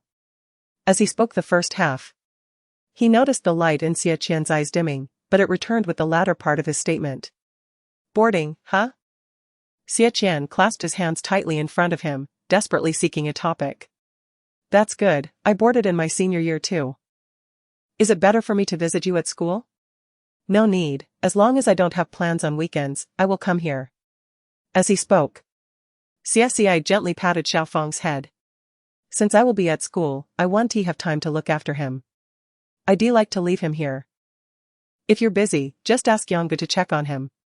He is very well behaved, just a little food will suffice. Absolutely. I have plenty of time to care for him. Xie Ci eagerly agreed, as if fearing Xie Ci might change his mind at any moment. He cautiously probed. Will you be staying here on weekends? Should I prepare a room for you? Xie Ci nodded in affirmation, not declining the offer. Xie Ci, filled with renewed energy, promptly asked Yang Lu to arrange matters, planning to acquire furniture that very afternoon. There's no need to buy anything extravagant, a bed will suffice, Xie Ci remarked. Noticing Xie Ci's fingers tremble slightly. What's wrong with your hand? Did you bump it earlier? Yang Lu, observing the situation, rose to fetch some medicine and a glass of warm water. No, I'm perfectly fine, Xie Ci insisted, unwilling to waste precious time with his son, ignoring Yang Lu entirely. His refusal to take medicine unmistakable. Not taking your medication will only worsen your condition, Yang Lu urged gently. Xie Ci felt a flicker of irritation at Yang Lu discussing his health in front of his son. I'm not ill, why would I need medication? Xie Ci, witnessing the exchange, lightly tapped the armrest of the sofa, asking pointedly, will you take it or not? Xie Ci's face darkened, and he complied, taking the medicine just as Xie Ci instructed. Wait, have you eaten? You can't take medicine on an empty stomach. He turned to Yang Lu. Yanggu, could you please get my father something to eat? Yang Lu, pleased that Xie Ci could command Xie Ci's attention, cheerfully agreed, sure. There's no need for such trouble. Xie Ci protested, grabbing a piece of boiled pork from the low table. I'll just nibble on this to get by. That's meant for the dog. Xie Ci retorted. Xie Ci remained silent.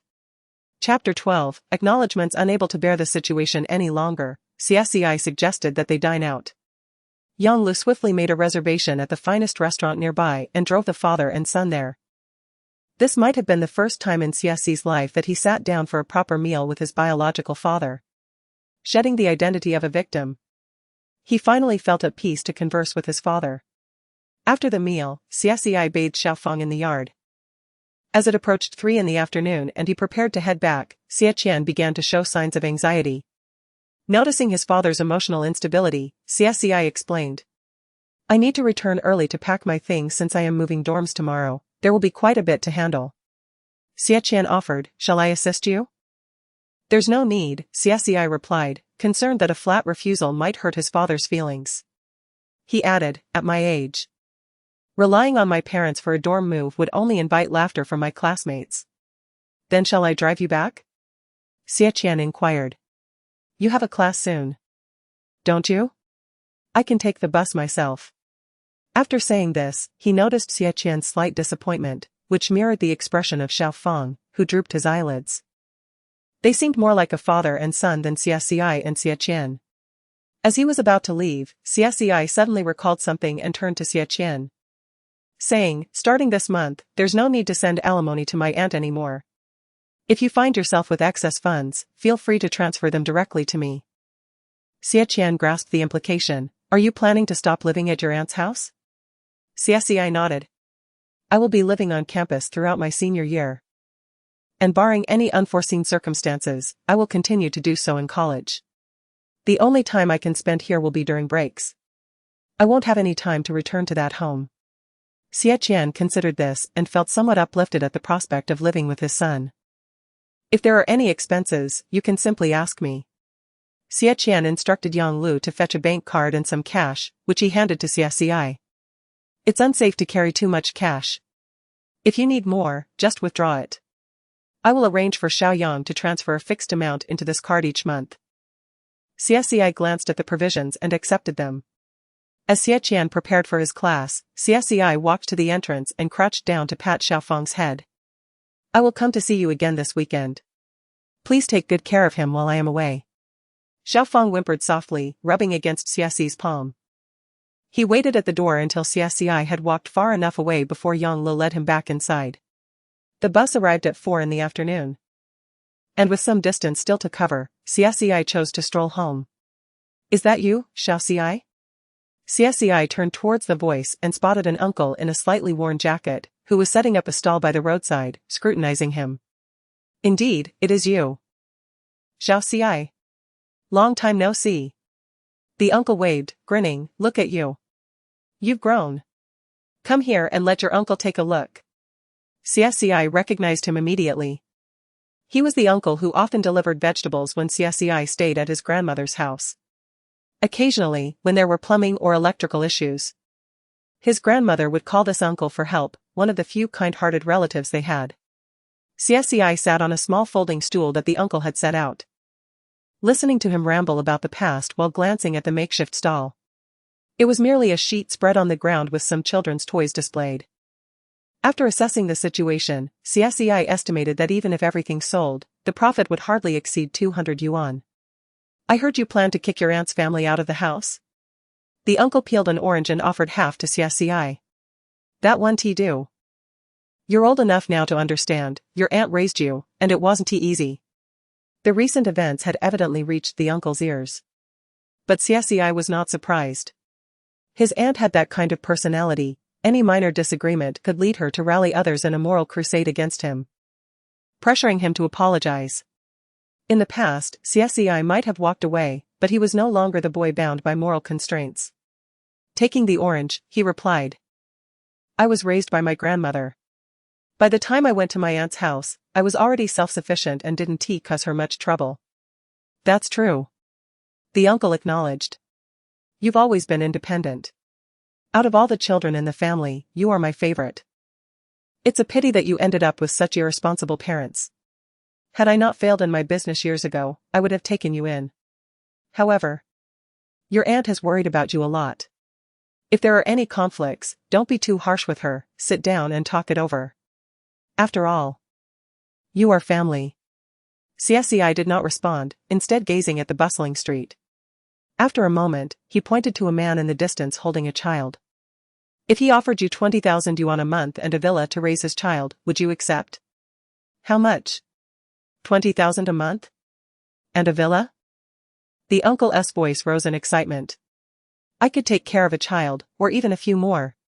Xie Ci nodded, eating the orange without further comment. The uncle, suddenly realizing the implication, widened his eyes in astonishment. Are you suggesting your aunt? But she never mentioned it. Xie Ci chuckled. Why would she? What if someone tried to take the child from her? The uncle fell silent, his expression shifting dramatically. If what Xie Ci said were true, it was not about worrying over a child being taken away, but rather about the money slipping through her fingers. As the wind picked up on the street, Xie Ci decided to head back after a while, just as the uncle's wife arrived with lunch. Eating in such an environment, the food would grow cold before one could finish.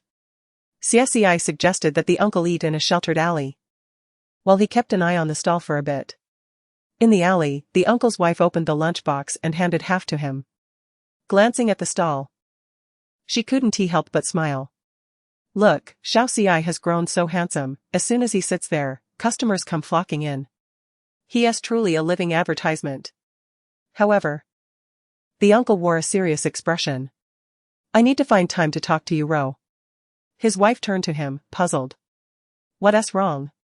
She is quite competitive, always comparing herself to her sister. Xie Ci must have suffered some grievances at her house, or he wouldn't have said such things. At the stall, Xie Ci was handling an increasing number of customers, mostly middle-aged men and women accompanied by children.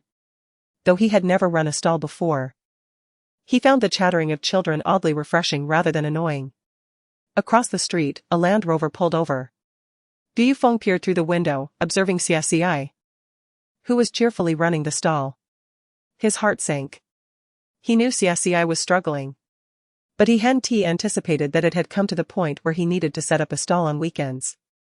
Sitting on the roadside, exposed to the elements, and forcing himself to smile at customers just to sell a few toys, how could Xie Ci endure such hardship? Yufeng could no longer contain himself and instructed his driver, Roberson, go buy all the Ultraman toys from that stall. Huh? Roberson turned in confusion. Didn't you say you wanted to get back at him for calling you a pig? That seemed juvenile, like something two kindergartners would do. Gu Yufeng retorted. What satisfaction is there in retaliating against such a pitiful creature? Let us fatten him up first. Roberson. As the young boss's orders were absolute, Roberson donned a cap and mask for a simple disguise before heading to the stall. However, the business was thriving, and a crowd of children surrounded it, leaving him no opportunity to act. Seeing the toys dwindle, Roberson seized the moment when the previous wave of customers left, snatching the sheet and making a run for it. Just as Xie Ci was about to grab the troublemaker, a shadow flew toward him. He instinctively caught it, realizing it was a familiar 100 yuan bill, unwrapped. Instantly, he understood who was behind the trickery. Hey! What are you doing? The uncle, noticing the stall being raided, dropped his lunch and chased after Roberson, shouting. Don't run. Give me back my things. As Xie Ci felt a gust of wind rush past him, he called out to his cousin, only to find that the robust middle-aged man had already sprinted over 200 meters. What do you want me to do? I can't catch up to him. His cousin gasped as he returned. He seize it. Xie Ci handed him the bundle of money he held. His cousin was taken aback, flipping through the notes anxiously, fearing they might be counterfeit. You're giving this much? Is this not a trap? Regardless of that, the goods are sold out. Xie Ci remarked, observing his cousin's weathered face, which belied his age, making him appear significantly older than Xie Ci's father. I remember you wanted to open a small noodle shop, right? Now you have the capital. The old street behind the school has a good location. And the rent is reasonable. You should look into it when you have time. His cousin frowned, but this amount of money. He willingly gave this to you. There's no need to worry. Spend it without trepidation. As he spoke, Xie Ci glanced at the Land Rover across the street, pondering how some individuals are ever so generous with their money. His cousin, still incredulous, muttered, is there really such a person? Meanwhile, Gu Yufeng cursed under his breath as he felt Xie Ci's gaze through the glass. I'm going to return this dim-witted assistant to his mother, he thought. The car door swung open, and Roberson, panting, settled into the driver's seat, exhausted from the long detour. That was terrifying, that uncle ran so fast. I almost got caught. Gu Yufeng was too speechless to respond. Roberson handed a package to the back seat. I snatched this. If I had been any later, I wouldn't have gotten it. Gu Yufeng winced. Do you think this is some sort of $0 purchase in America? Roberson, puzzled, replied, but I paid for it. Gu Yufeng retorted, from now on, don't mention you're my assistant when we go out. Roberson, confused, asked, why not? Before Gu Yufeng could respond, there was a knock on the car door, and he bit back a slew of curses, muttering, you're more trouble than you're worth. Roberson, thinking he was being praised for his speed, excitedly inquired, what do you mean? I don't understand idioms. I mean you're foolish. Gu Yufeng replied as he rolled down the window. Roberson sighed, I wish I hadn't asked. Outside the car, Xie Ci stood with his head bowed, looking in. Gu Yufeng smiled nonchalantly, what a coincidence to encounter the stunning Xie team here. Xie Ci arched an eyebrow, it seems our fateful connection is profound. If you have time, may I treat you to dinner? Gu Yufeng inquired, why the sudden invitation? Xie Ci explained, I just came into a windfall, and if I don't spend a bit, I won't feel at ease. Gu Yufeng muttered. Damn. At 7 in the evening, Gu Yufeng arrived home. The hall was brightly lit, hosting a commercial cocktail party. He strode across the room, holding a tattered sheet emblazoned with a large peony, oblivious to the onlookers, making his way to his room. Isn't that the young Master Gu who just returned to the country? A sarcastic voice called out from the crowd, out so late, where were you rummaging for scraps? This was followed by a chorus of unfriendly laughter. Gu Yufeng paused to scan the crowd and spotted a few young adults, including his cousin Gu Churen, the son of his second uncle Gu Yong'an. The sheet looked foul, and it was unclear where he had procured it. The young Master Gu has a peculiar hobby of collecting trash. They questioned his intelligence and whether he could handle the vast Gu family estate. Gu Churen, holding a glass of red wine, elegantly met Gu Yufeng's gaze with a smirk, let us not be too harsh. He is still young and has just entered a new environment. It's only natural that he is a bit out of sorts. Others in the vicinity turned their attention to the unfolding scene. Although Gu Yufeng and Gu Churen were cousins of equal stature, the former appeared disheveled in sportswear, in stark contrast to Gu Churen's dapper suit, making him seem out of place in the opulent hall. Not far away, Gu Yongyan noticed his son being ridiculed and signaled Lin Ning to assist. However, before she could approach, Gu Yufeng took the initiative. He handed the sheet to Roberson, gesturing for him to display its contents at the nearest dessert table. Curious onlookers gathered, eager to see what he was up to. In front of everyone, Gu Yufeng unwrapped an Ultraman toy from its packaging, casually arranging it on the table. He addressed the crowd, "Tonight's attendees are all dear friends of my father. To express gratitude for your support, I prepared limited edition merchandise, only 10 available, each priced at 1 million, for a limited time of 30 minutes. I hope you enjoy." Roberson, setting up the display, thought to himself, the little tycoon has finally dropped the pretense. Gu Churen and his friends were left dumbfounded by Gu Yufeng's audacious move. One of the young men who had mocked Gu Yufeng earlier couldn't hold back and retorted, "What limited edition? That's just a toy from a street vendor. You're unwrapping it in front of us, it's worth $10, and you want to sell it for 1 million? Do you take us for fools?" Gu Yufeng calmly replied, "Are the toys from a street vendor and the one in my hand truly the same?" The young man insisted, "They are." Gu Yufeng countered, "You should spend more time learning and broadening your horizons, otherwise, decades down the line, your Wang family will still be a small, insignificant household." The young man was left speechless, unable to curse in such a public setting. Gu Churen, not daring to interject, waited with his friends to see Gu Yufeng's embarrassment. To their surprise, a CEO from a collaborating company approached the dessert table and picked up a toy, enamored with it. "My son loves Ultraman, I want one." The moment he spoke, a throng of people surrounded the table, all prominent executives. "My daughter loves it too. I need a decoration for my office, this is perfect." "You have too many already, let me have this one." Unexpectedly, the toys were snatched up in a frenzy, and within 2 minutes, they were sold out. Gu Churen and his friends' expressions soured, realizing that what they had deemed worthless had just fetched 10 million, effectively delivering a public slap in the face to Gu Yufeng. In the back, a boy of 13 or 14 saw his father triumphantly clutching a toy and asked, "I thought you were sharp. Why did you go and become a fool?" His father replied, "You wouldn't understand. In this scenario, even if it were rotten fish or clam shells left over, they would be fought over." The boy was stunned, questioning, why go to such lengths to curry favor with the Gu family? Wouldn't approaching them like this make us seem insignificant? The father pulled his son away a bit and whispered, "Those two brothers from the Gu family are at odds. Did you notice? Helping young Master Gu out of a tight spot is akin to aiding his father, the head of the Gu family. Although it's merely a small favor, it's prudent to leverage such opportunities. Given the Gu family's current stature, even a mere fraction that slips through their fingers is worth far more than 1 million. The boy pondered this, finally grasping the situation. The toy was not the crux. Gu Yufeng had clearly indicated to everyone that he was offering them a favor, leaving it to their speed to seize the opportunity. In this light, the Ultraman toys were indeed being sold at a friendly price. Gu Yongyan observed the scene with a smile, accommodating the guests who came to toast him. "My son loves to play, I hope you all find it amusing." While he said this, he showed no intent to intervene. By the time Lin Ning approached Gu Yufeng, the toys had already sold out. Gu Yufeng asked her, "I recall that the Gu family has its own charity fund?" Lin Ning confirmed, "Yes." "Then let us use this 10 million to establish a special fund."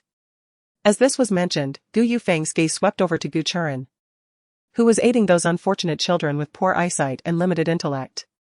Lin Ning stifled a laugh and replied, "All right, I will handle the subsequent matters." Gu Churen, subjected to public ridicule, was still too immature at the tender age of 20, her face flushed with anger, yet she could only swallow her frustration. Gu Yongyan, who had witnessed the entire scene, could no longer maintain his composure and turned away with a stern expression. In the second round of their contest, Gu Yufeng emerged victorious. Chapter 13. There was little to pack for the journey ahead, the clothing for all 4 seasons barely filled a 1-meter-wide wardrobe.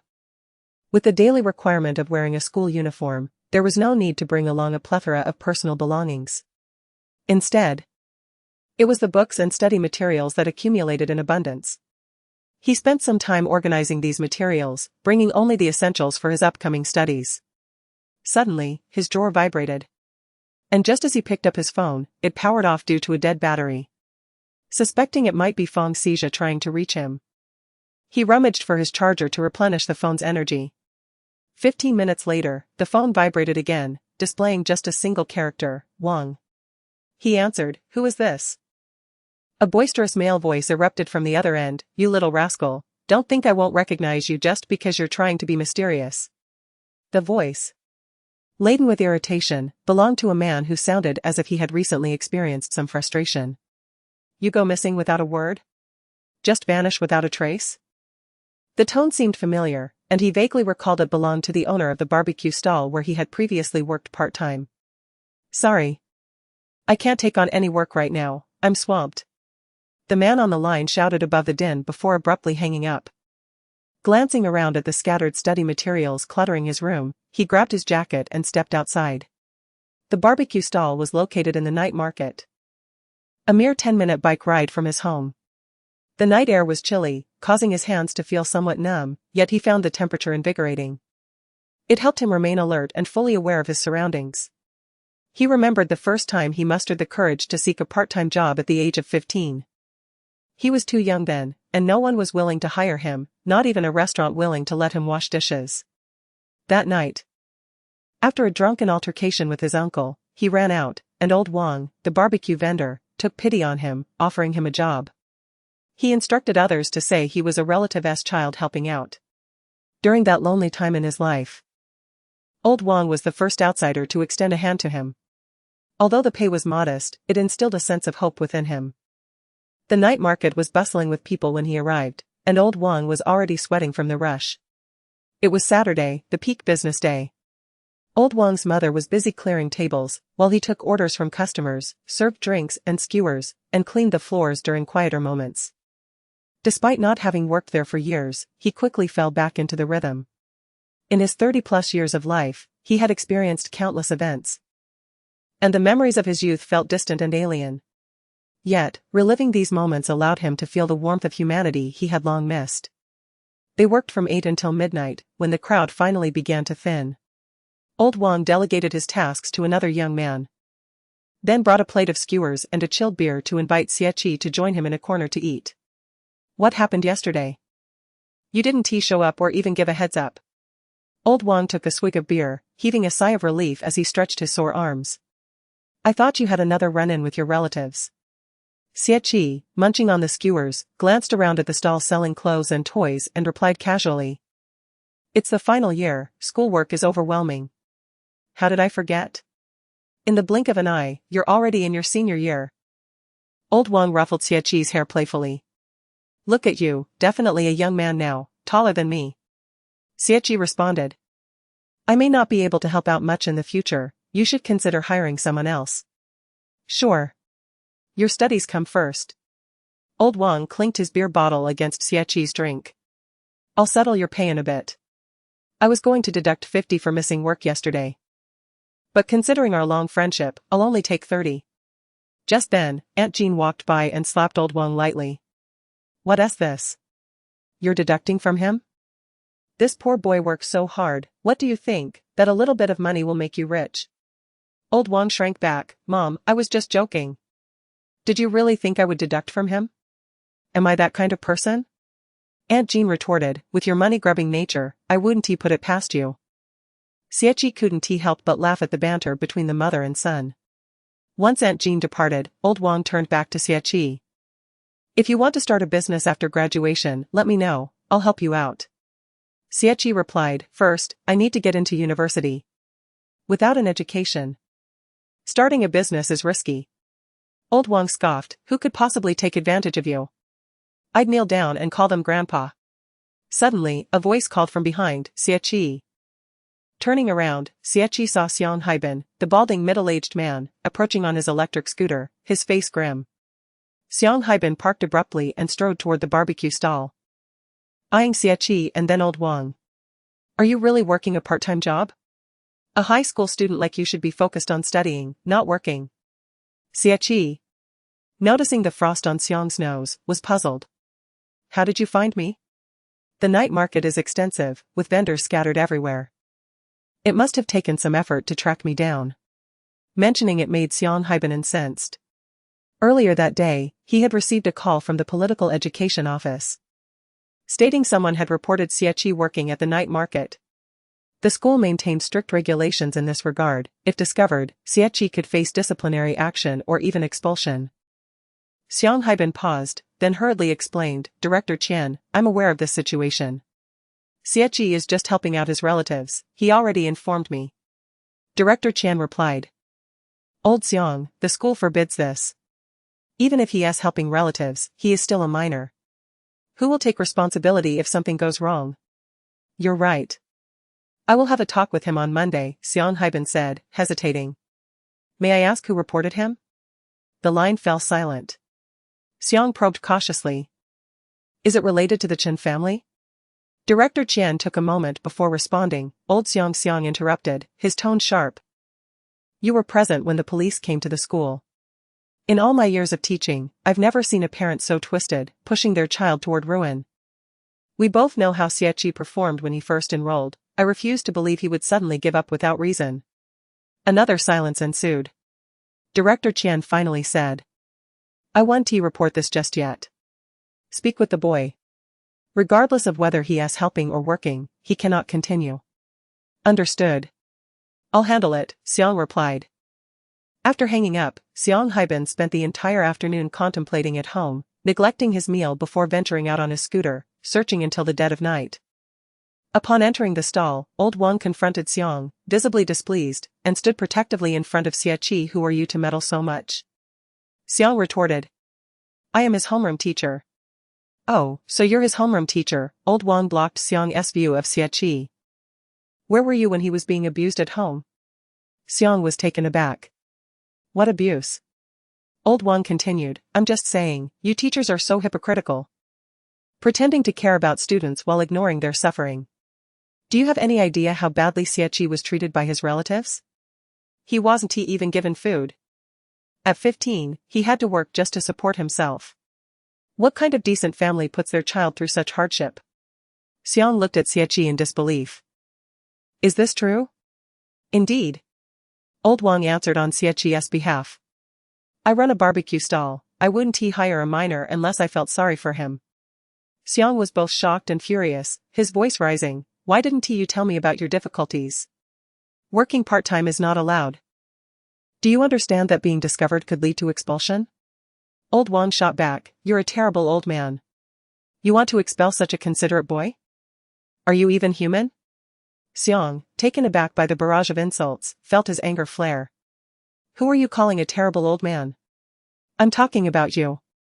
Old Wang snapped back. Xie Ci observed them as they hurled insults at each other, inching ever closer, seemingly on the verge of a kiss. And he felt a twinge of headache. Just as he contemplated how to persuade the two to back down, his phone vibrated in his pocket. He absent-mindedly answered the call, only to be met with familiar shouts from the other end. You didn't come yesterday, and you won't come today. You must be thinking of quitting, right? Xie Ci thought to himself, how many jobs has he taken on? After attempting to reason with them to no avail, he exchanged pleasantries with Aunt Jean and rushed off on his bike to the next venue. By the time Xiang Haibin and Old Wang regained their composure, Xie Ci had already departed. Look what you've done, you've scared the kid away, Old Wang remarked, noticing Xiang Haibin still seething with anger. All right. Let's sit down and talk this through. Xiang Haibin maintained a stern expression. What on earth happened? Old Wang instructed the young worker to grill another plate of skewers while he took a sip of beer. Well, it's a long story. With only a vague recollection to guide him, Xie Ci navigated through various alleyways on his bike, eventually stopping at the back door of a bar called Nightshade. A man in his 30s, clad in a bar supervisor uniform, awaited him at the entrance. Upon seeing Xie Ci, he scowled and urged him to hurry inside and change into his work attire. Although the bar typically did not admit minors, Xie Ci's tall and handsome appearance endeared him to the female clientele, leading to an exception being made for him. In the changing room, he approached the locker with his name, donning the bar's uniform. The collar of the shirt was slightly snug, compelling him to leave the top 2 buttons undone. And he retrieved a mask that had been pressed at the bottom of the locker to wear. Unlike the barbecue stall, being recognized here could genuinely lead to expulsion from school. The supervisor approached him and instructed, "The bartender is indisposed, you need to cover for him at the bar." Xie Ci replied, "Am I supposed to mix drinks?" "No, just stand there and chat with the customers, act as a good luck charm," the supervisor insisted, pushing him out. "Remember, you must not let the female customers touch you, keep them intrigued, and they'll keep coming back. You are our star attraction." Xie Ci protested. "But I'm merely a server, am I not?" "An A server, is that not sufficient?" As he entered the main area, the music was deafening.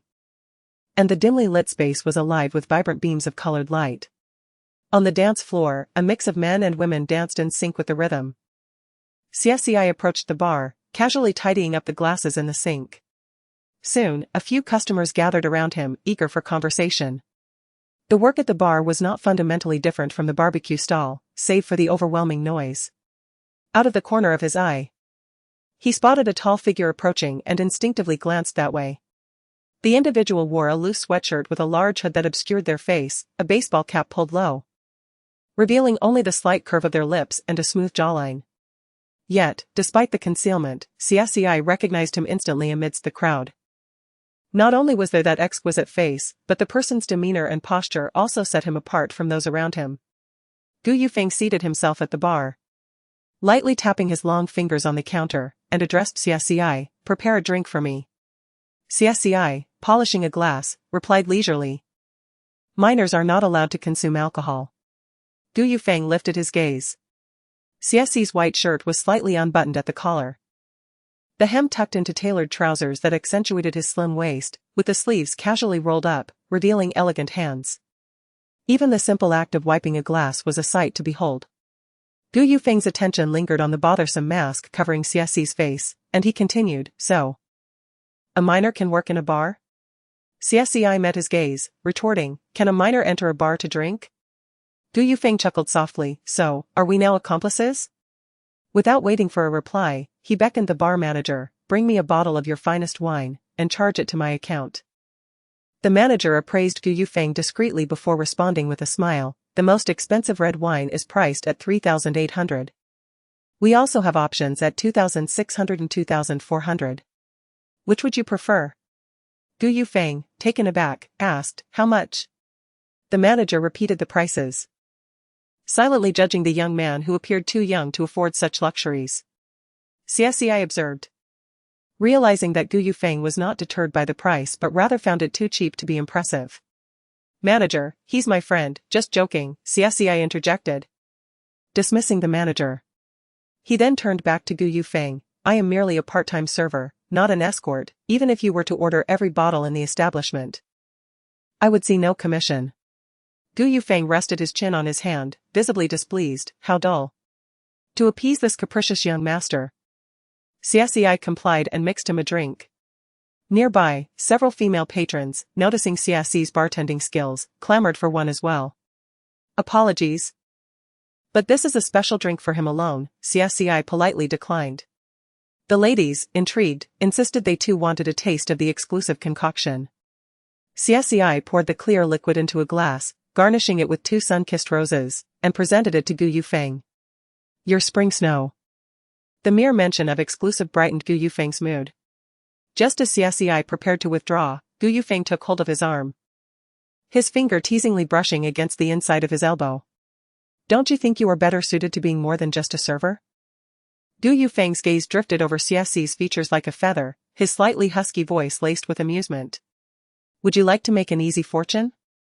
Their faces were mere inches apart, allowing Xie Ci to discern every subtle shift in Yufeng's expression. That enticing look, the deliberately lowered tone, and the playful gestures were unmistakably traits of the adult Yufeng, yet here they were, manifested in the youthful version before him. How could this lad, so young, possess such an adeptness at ensnaring men? For reasons unknown, Xie Ci felt a flicker of annoyance. "Do you often do this?" he inquired. "What do you mean?" Yufeng responded. Xie Ci refrained from continuing, coldly straightening up and retracting his hand. "Hands-off policy in the establishment. As his prey slipped away, Gu Yufeng remained unperturbed. Lifting his glass for a sip, only for his smile to falter. Isn't this just chilled Sprite? Chapter 14 in his 2 lifetimes combined. Gu Yufeng experienced his inaugural moment of sipping Sprite in a bar. Observing the well-groomed Xie Ci diligently washing glasses. He mused to himself about why this particular drink was exclusively reserved for him. Gu Yufeng casually plucked a sun-kissed rose and popped it into his mouth. Finding its flavor rather delightful, he gestured for Xie Ci to serve him another, embodying a spirit of recklessness. Before long, the bartender returned. Xie Ci was originally meant to head to the main hall, but the supervisor, noticing the lively atmosphere at the bar, allowed him to continue engaging in conversation. While it was termed as chatting, Xie Ci hardly participated, mostly being the subject of a group's fascination as they watched him wash glasses with great interest. Gu Yufeng was among them. Enjoying fruits and Sprite in the bar while watching his ex-husband work was an exquisite life experience. A middle-aged man, reeking of alcohol and clad in a gray suit, squeezed himself next to Gu Yufeng, clinking his glass against Gu Yufeng's. His gaze roamed greedily over Gu Yufeng. "You are truly beautiful, would you care to join me for a drink over there?" As he spoke, his hand reached out to rest on Gu Yufeng's shoulder. Xie Ci had already noticed the man approaching and swiftly seized his hand midair. "You are inebriated. You may exit through the small door on the right and turn left to the patio to sober up." The man, thwarted, grew irate. "I was speaking to him. Why do you interject?" Xie Ci replied calmly, "He is a man, not a woman." "I know perfectly well he is a man," the man retorted, shoving Xie Ci's hand away. "I saw him exchanging glances with you over there. He is the one I am speaking of. I have not mistaken my target." Everyone present was acutely aware of what over there referred to. However, this was not a gay bar. The majority of patrons had conventional orientations. Many had witnessed the playful interaction between Gu Yufeng and Xie Ci, dismissing it as harmless fun. Both were young and handsome, making their exchange quite pleasing to the eye, eliciting no feelings of disgust. Yet, the middle-aged man's aggressive approach left many feeling quite uncomfortable. Gu Yufeng finished his fruit before turning to scrutinize the man. "I prefer men, not grandfathers." A woman seated 2 spots away erupted in laughter, spraying her drink as she choked on her amusement, unable to contain herself. The bar's lively atmosphere was already conducive to excitement, and her laughter set off a chain reaction, causing others to join in. The middle-aged man, humiliated by the public mockery, lost his composure, shouting about filing a complaint against Xie Ci, which attracted the supervisor and manager. Gu Yufeng, unfazed, remarked, "You claim he is yours, yet they are the ones laughing at you. Why complain about him? Are you picking on the weak? You call him grandfather but refuse to admit it." Fuming, the man, his face flushed with anger and alcohol, shouted, "You say that again." Gu Yufeng coolly responded, "You smell terrible, could you please keep your distance?" The man pointed a finger at him. "You." The supervisor and manager attempted to placate the irate man. But some individuals thrive on causing a ruckus when intoxicated, and his bruised ego only fueled the fire. Rather than calming the situation, their attempts exacerbated it, as the man threatened to wreak havoc in the establishment if Gu Yufeng did not accompany him for a drink. The noise was unbearable. Gu Yufeng, disheartened, placed cash on the bar and stood up, his pleasant mood entirely shattered.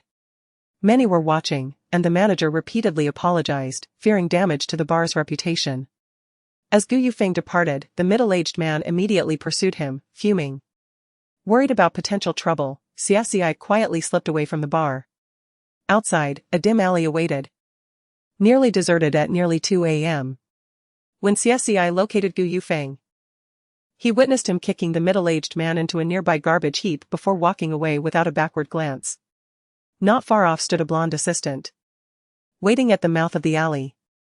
Xie Ci refrained from following Gu Yufeng and instead approached the garbage pile to assess the man's condition. This makeshift refuse station, constructed of bricks and cement, stood half a meter high and covered 2 to 3 square meters, serving the nearby businesses. At present, the middle-aged man lay half buried in trash, dirted and in a dazed state, mumbling in pain. Why provoke him? Xie Ci's gaze fell upon the ring on the man's left hand and began searching for his phone. Just as the supervisor arrived, Xie Ci was ready to make a call. Is he injured? How unfortunate to fall into the garbage, the supervisor remarked, covering his nose as he glanced at Xie Ci's screen. Are you calling for an ambulance?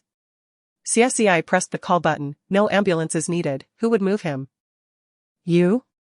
The supervisor recoiled in disgust. No way, it stinks. After calling for an ambulance, Xie Ci scrolled through the man's contacts and dialed a number labeled nagging wife. The call connected quickly, and a woman's voice filled the line with complaints. What time is it, and you're still not home? Don't tell me you're working late again. Hello, I am a server at Nightshade Bar. Is this your husband's phone? Xie Ci asked casually. The supervisor beside him momentarily oblivious to the unfolding drama. Silence followed on the other end, before the woman's tone shifted. Yes, what has happened to my husband? He is intoxicated and has been harassing men in the establishment, Xie Ci replied nonchalantly, causing even the supervisor to raise an eyebrow. After a brief pause, the woman erupted in anger. Harassing men? The supervisor finally grasped the situation, urgently stopping Xie Ci. Xiao Xie, stop talking nonsense. Xie Ci feigned innocence. What nonsense? Everyone in the bar witnessed him harassing men. After being rejected, he threw a tantrum and collapsed outside, and we have already called for an ambulance. If you can, please come by. The supervisor stared incredulously as Xie Ci hung up, suddenly realizing the implications. You did that on purpose? Xie Ci returned the phone to the man's pocket. Rising with an indifferent expression, I merely fulfilled my duty to inform the family of the situation. The supervisor was exasperated. You really are something else. 20 minutes later. At the Central Hospital's emergency room, Xie Ci leaned against the corridor wall, observing an irate pregnant woman storm in, disregarding medical personnel's attempts to stop her. She delivered a resounding slap to the middle-aged man, her voice echoing down the emergency corridor as she declared her intention to divorce him. Satisfied with the outcome, Xie Ci departed. The supervisor watched the man, now yowling in pain, standing silently nearby. When Xie Ci approached, the supervisor lowered his voice. You're ruthless. A simple phone call obliterated this man's life. If it weren't for that beautiful young man, I wouldn't believe it. Xie Ci did not deny it. His life was ruined not by me, but by his own actions. The supervisor shook his head. For that girl, however, it may be a blessing in disguise. Xie Ci headed for the exit. With the heavy academic load of senior year, I shall conclude my work here today. Huh?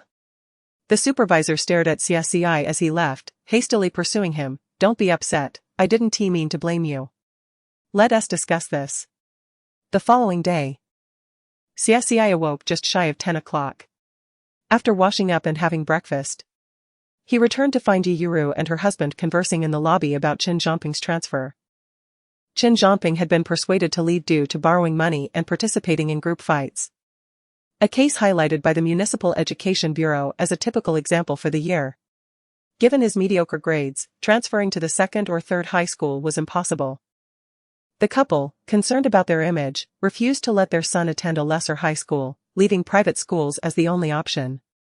However, the exorbitant fees made it barely feasible on Qin Xinhong's income. As Xie Ci ascended to the second floor, he encountered Qin Zhongping, who was being pushed in a wheelchair out of his room.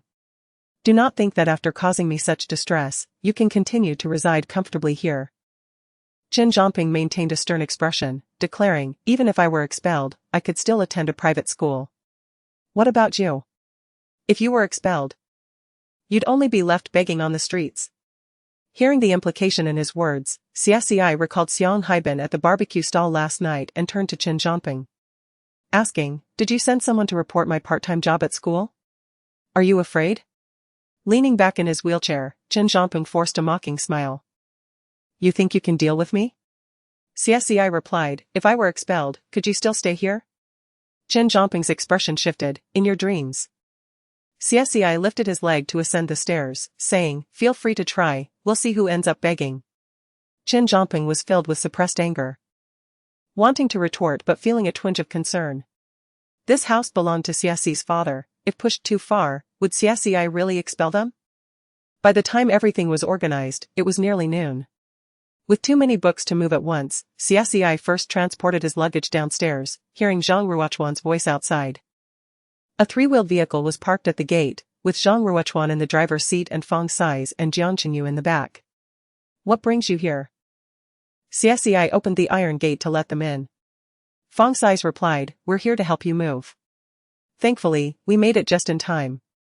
Zhang Ruochuan jumped out of the vehicle, having taken considerable time to borrow it. With 3 people assisting, Xie Ci's belongings were swiftly loaded onto the vehicle. Until he stepped outside, he hadn't exchanged a single word with Yuru and her husband, whose expressions grew increasingly grim. Chen Xinhong couldn't help but complain. Why don't you comfort them? What if this escalates and Xie Qian finds out? Yuru retorted, all you do is blame me, why don't you go comfort them? Chen Xinhong replied, isn't that always your role? Yuru shot back, so my actions are my own business? As the couple quarreled, the doorbell suddenly rang. They assumed Xie Ci had returned and hurried to open the door, only to find Xiang Haibin waiting. Teacher Xiang? Yuru asked, puzzled. What brings you here? Xiang Haibin's expression was grave. I came for a home visit regarding Xie Ci, there are some matters I need to discuss with you. At the same time, at the Gu residence, Gu Yufeng had slept until noon. After showering, he casually threw on a shirt, fastening only the waist button. Leaving the front open as he sat by the window in the small living room, propping one leg up with a notebook. Engaged in a business conversation in a foreign language over the phone. Suddenly, a young woman in her 20s appeared in his line of sight. Gu Yufeng abruptly interrupted the conversation, hanging up as he coldly regarded her. Who let you in? Do you remember me? The girl, undeterred by his demeanor, tossed her long hair back and approached with a smile. We met at last night's banquet. Gu Yufeng vaguely recalled her as Gu Churen's companion. What do you want? The girl shyly perched herself on the windowsill, barely a hand's breadth from Gu Yufeng's leg. You were auctioning off merchandise for charity at the banquet. I thought you were quite handsome. Gu Yufeng replied, so, my reputation for collecting junk has spread? The girl interpreted his comment as a jest, gaining confidence as her smile deepened. However, before she could respond, Gu Yufeng assessed her with a scrutinizing gaze. But I don't collect just any kind of junk. The girl froze, clearly unprepared for his response, momentarily speechless. Gu Yufeng closed the notebook, stood up, and called out to the outer room, Roberson. If you keep letting random people in, you're going back to D country. Roberson hurriedly arrived, your home sent a lot of clothes, I'm currently checking them. In the outer hall, the butler awaited respectfully with a group of people, several rows of clothing, shoes, and accessories beside him. Seeing Gu Yufeng approach, the butler greeted him. Young master, you'll be living on campus starting today. These are specially selected clothes for you, do you like any? Gu Yufeng glanced around, I'm going to school. Not a fashion show. What use do I have for such extravagant clothing? The butler lowered his head slightly, shall I prepare a different selection? Gu Yufeng waved dismissively. No need, it's too much trouble. He randomly grabbed a few shirts and tossed them at the butler. Upon seeing the shoes, he remembered Xie Ci's worn-out sneakers. Checked the size, and casually tossed them over. Just these will do. The butler nodded, understood. When Gu Yufeng arrived at school, Xie Ci had already completed the check-in process. Many students were already residing on campus, and those moving in later, like them, might find themselves sharing dorms with students from other classes. The dormitory featured 4 bunk beds along the walls, accommodating a maximum of 6 people, with 2 beds left vacant for storage. Upon reaching dorm 316, Xie Ci found 4 people already settled in, including Zhang Ruochuan and Jiang Qinyu. The dorm was in disarray, with the lower bunk on the left by the window still unoccupied. Xie Ci intended to tidy up when he suddenly spotted Gu Yufeng entering, feeling an ominous premonition. Gu Yufeng approached Xie Ci, what a coincidence, the lovely Xie team is here too. Xie Ci responded, are you also residing here? You predicted it right. We truly are fated to be entangled. Gu Yufeng surveyed the dormitory and noticed Xie Ci's books on the lower bunk. He casually asked, you're sleeping on the lower bunk? Then I'll take the upper. Xie Ci replied, there's also another lower bunk over there. No need. Gu Yufeng beamed at Xie Ci, I prefer sleeping above you. Xie Ci, all 6 dorm mates had just moved in and had much to unpack. Xie Ci went to the water room to fetch water, overhearing 2 classmates from other classes whispering. We're in the same dorm as Xie Ci. What should we do? I'm both excited and terrified. What if he attacks us for no reason? Wouldn't he do that? Didn't they say he's not as fierce as the rumors suggest? Besides, we haven't offended him. But I'm still a bit scared, he's so tall. It feels like he could knock me out with one punch. Stop scaring yourself, now I'm starting to feel anxious too. Xie Ci, the most dangerous person is sleeping in the upper bunk above him. The one who should be worried about being attacked is him, right? Chapter 15. After tidying up the floors and beds, everyone began to organize their belongings. The dormitory contained 8 desks arranged in 2 rows along the corridor between the beds. Xie Ci casually placed his books on the desk near the window, his peripheral vision catching sight of a student diagonally across, subtly moving his things away. As if genuinely fearful of him. Brother, you don't want this desk anymore? Then I'll take it. Zhang Ruochuan cheerfully moved his books to the desk opposite Xie Ci. Expressing his eagerness for their upcoming dormitory life together during evening study sessions. Jiang Qingyu chose the seat directly across from Zhang Ruochuan, which was to Xie Ci's right. This is exciting, I'm ready to be buried under your studies. Zhang Ruochuan retorted, come on, who doesn't know you've been secretly attending tutoring classes? You shot up to the top 30 in the grade rankings this semester. Jiang Qingyu shot back, you're the one in the top 16. How can you talk about me? I'm still far behind compared to you. Zhang Ruochuan replied, I'm no big deal, it's old Feng who's impressive. Always coming in first without fail. Jiang Qingyu exclaimed, he lives right across from us, right? We should lure him over to help us with our studies. While others have to queue to ask questions, we'll have a top student at our service. Their conversation grew more animated, and they exchanged playful high-fives. 2 other roommates from a different class, intrigued by their enthusiasm, approached to engage with them. I'm Zhang Jijia, and this is Yi Junsheng. We're from class 5. A tall, lean boy said, turning to reveal a container he had brought from home. These are salted peanuts my mom made, they're delicious. Wow, they smell great. Thanks. Zhang Ruochuan took a handful and shared some with the distant Xie Ci, introducing them, I'm Zhang Ruochuan, this is Jiang Qingyu, and this is our captain, Xie Ci. You should know him. The one over there packing is our new transfer student, Yufeng. As the group snacked on peanuts and chatted, the initially tense atmosphere began to dissipate. Noticing Yufeng Han Ti approached, Zhang Jijia decided to invite him over. Brother, come and have some peanuts.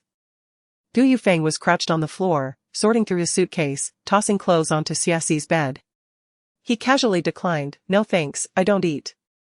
Zhang Jijia's expression faltered. He wasn't an extroverted person, and his rare attempt to be sociable had been met with rejection, making him wish for a hole to hide in.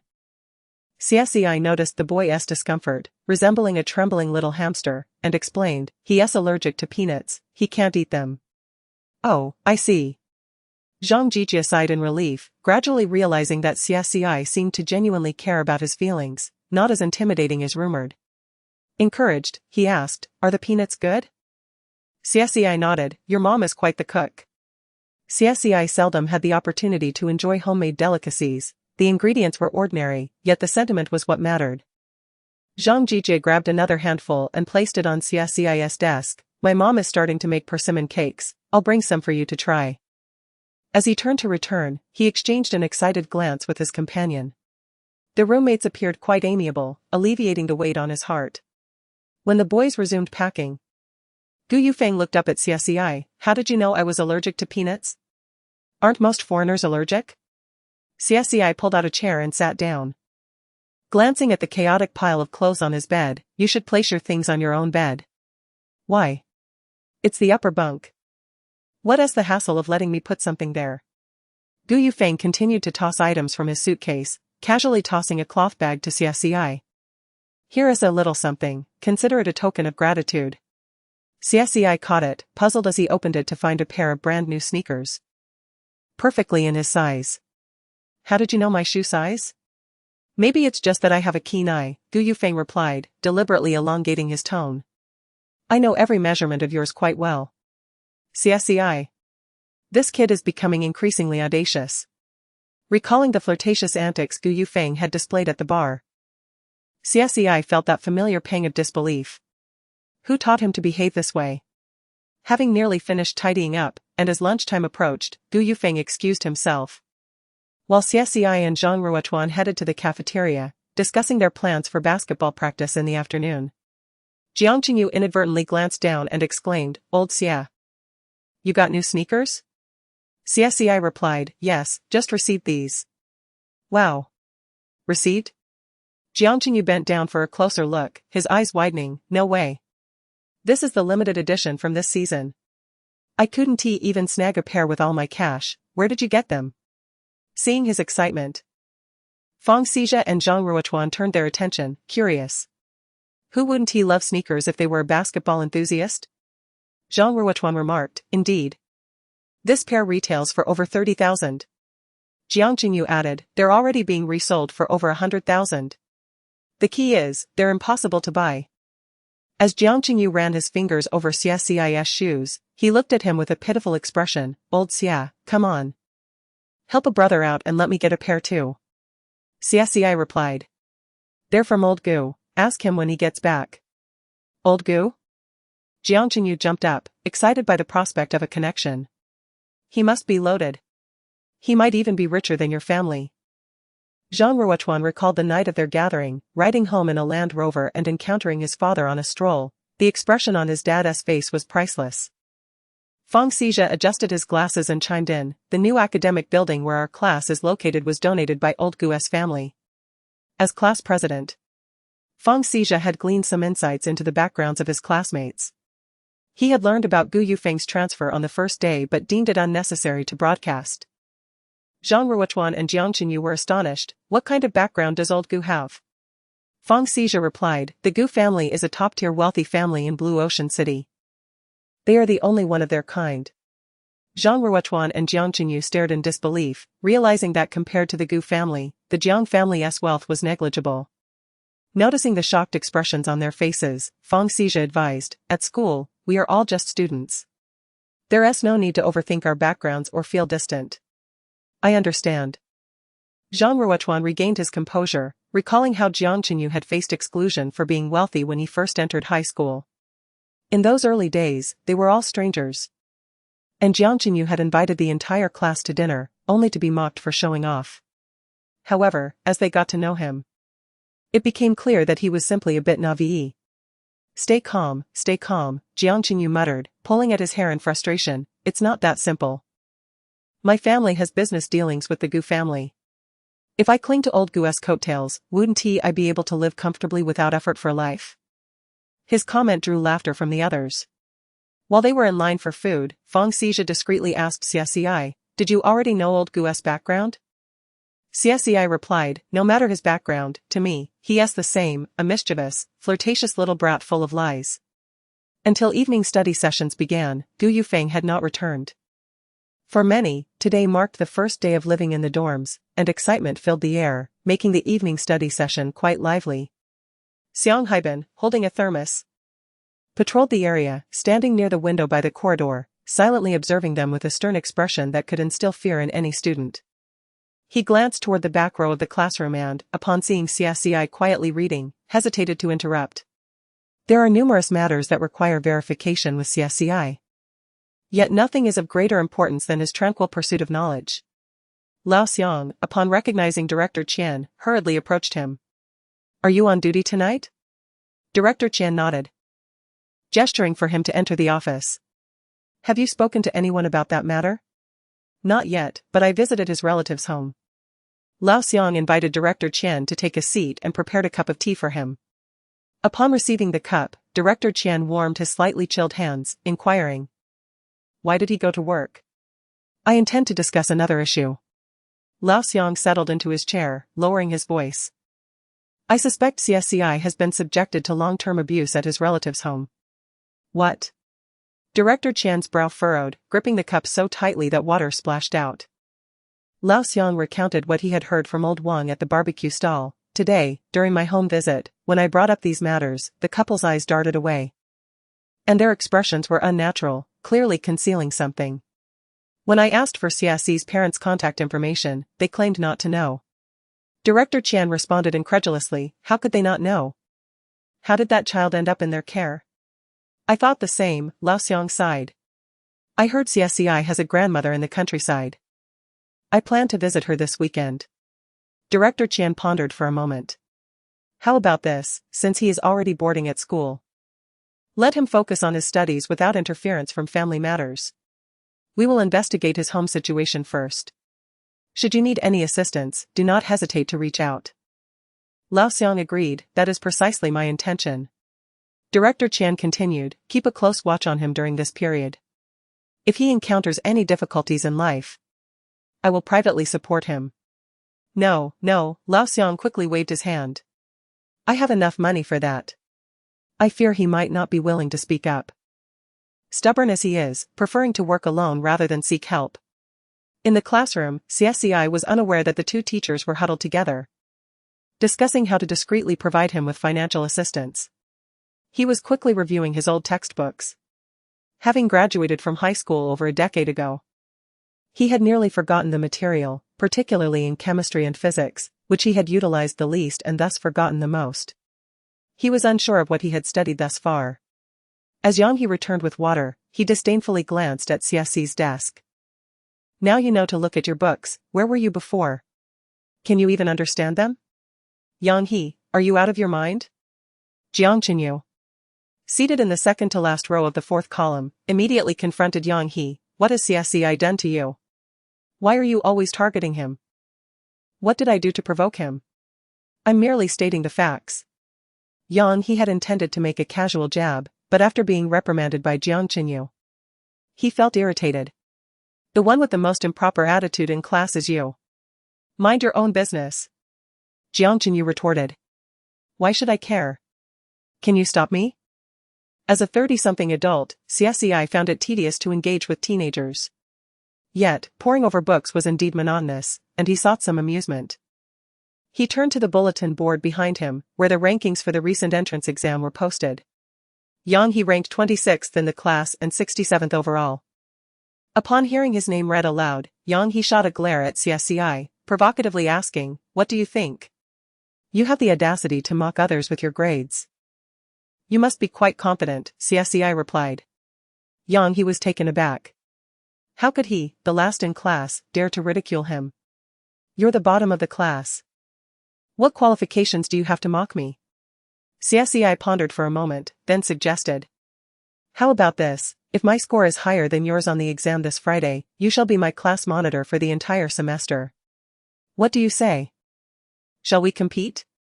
His seemingly casual remark struck like thunder in the classroom, electrifying the students. Jiang Qinyu and Zhang Ruochuan sprang from their seats, their excitement palpable. After 2 years of waiting, was Xie finally ready to stand up for himself? Let us compete.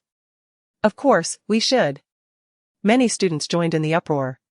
For reasons unknown, Yang He felt a twinge of anxiety, yet he found himself unable to back down, forcing himself to nod. I'm afraid of you. If your score is lower than mine, you'll be my class monitor for the semester. Xie Ci nodded. All right, I'll have my deskmate assist you. What subject will we compete in? Yang He asked. Any subject you excel in, Xie Ci replied nonchalantly, his audacious words igniting the classroom atmosphere. If it were a basketball match, Xie Ci would have no rivals in the school, but they were competing in academic subjects, and Xie's confidence was surprising. This promised to be an entertaining showdown. When Lao Xiang arrived, the classroom buzzed with excitement, reminiscent of a festival, prompting him to distribute 2 additional math worksheets to each student in frustration. The class quieted down in an instant. Yufeng returned to school late at night, finding the dormitory lights already out. Having never stayed in a communal dormitory in his life, he felt quite uneasy, tossing and turning in bed, unable to fall asleep. Groggily, he got up to use the restroom and, while approaching his bed, caught a glimpse of Xie Ci sleeping soundly in the lower bunk. His sleeping face, more mature than he remembered, still bore a familiar resemblance. Perhaps due to exhaustion, his mind wandered, and before Yufeng realized it, he found himself lying on Xie Ci's bed, closing his eyes in preparation for sleep. Yet, the height, angle, softness, and size of the bed felt different from his memory, creating a subtle sense of dissonance. This feeling intensified within seconds, causing Yufeng to wake abruptly. What am I doing on this bed? Am I out of my mind? Just as he stealthily prepared to rise, an arm suddenly draped over him. Xie Ci, instinctively wrapping his arm around the person beside him, sensed something was amiss in his sleep, feeling an odd contradiction that someone should be there yet also not. Once he comprehended the situation, he was fully awake. The restless fellow in the upper bunk was already causing trouble on his first night, climbing into his bed. Since the situation had unfolded this way, should he not take on the responsibility of guiding this young lad on how to be a proper young man? After all, he was effectively a half-parent, being the ex-husband of the previous life. Chapter 16. At precisely 6:30 in the morning, the campus reverberated with the stirring strains of the athletes' march, compelling all to rise from their slumber. One by one, the residents of dormitory 316 awakened, each clutching their basin as they proceeded to wash up. Yufeng struggled to open his eyes, just in time to see Xie Ci standing at the bedside, shedding the t-shirt he had worn to bed. Xie Ci, towering at nearly 2 meters, was visible even from the upper bunk, his shoulder and arm lines slightly more slender than Yufeng remembered. Perhaps noticing Yufeng's gaze, Xie Ci turned his head ever so slightly, and the morning sunlight streamed through the window, casting a soft glow upon his sharply defined profile. The interplay of light and shadow enhanced the striking features of his face, compared to Xie Ci's usual calm and composed demeanor of someone in their 30s. The youthful eyes before Yufeng bore a hint of sharpness, a remnant of the 17-year-old who had yet to be dulled by life's tribulations. It was this very fellow who had unceremoniously kicked him out of bed the previous night. The mere thought of it sent a twinge of pain through Yufeng's backside. It was indeed his folly to have slept in the wrong bed, yet he had swiftly attempted to rectify his mistake and sneak away, only to be met with Xie Ci's poor sleeping habits manifesting in a forceful kick as he attempted to rise. The dormitory beds were merely a meter wide, affording him no chance to buffer his fall, and he landed unceremoniously on the floor. After sharing a bed with Xie Ci for 5 years, he had never before tumbled off, yet fate had conspired against him. Yufeng couldn't help but feel irritated. Still not awake? Why the vacant stare? Xie Ci donned his uniform jacket and inquired of Zhang Ruochuan, who was rising across the room, how many reflections must one write for skipping morning exercises? 500. Zhang Ruochuan replied, putting on his shoes, adding that he would also face a penalty of standing on stage during Monday's assembly. Yufeng thought to himself, high school students truly have no rights. Grumbling under the weight of his morning irritability, Yufeng joined Xie Ci and the others as they exited the dormitory. Jiang Qingyu called out to Xie Ci and Yufeng, did someone fall out of bed last night? Xie Ci feigned ignorance, who? Jiang Qingyu replied, not you. Then it must be Gu. The noise came from your side. Fell from the upper bunk? Zhang Ruochuan turned to Yufeng, are you alright? Is this your first time sleeping on the upper bunk? Perhaps you should switch to the lower one? Xie Ci added with a double entendre, sleeping so unsteadily? Who exactly is the restless sleeper? Yufeng smiled, his words laced with sarcasm, had a dream where a wild boar kicked me. If it happens again tonight, I shall have to deal with it. Xie Ci responded, the wild nature of the ex-husband is hard to tame.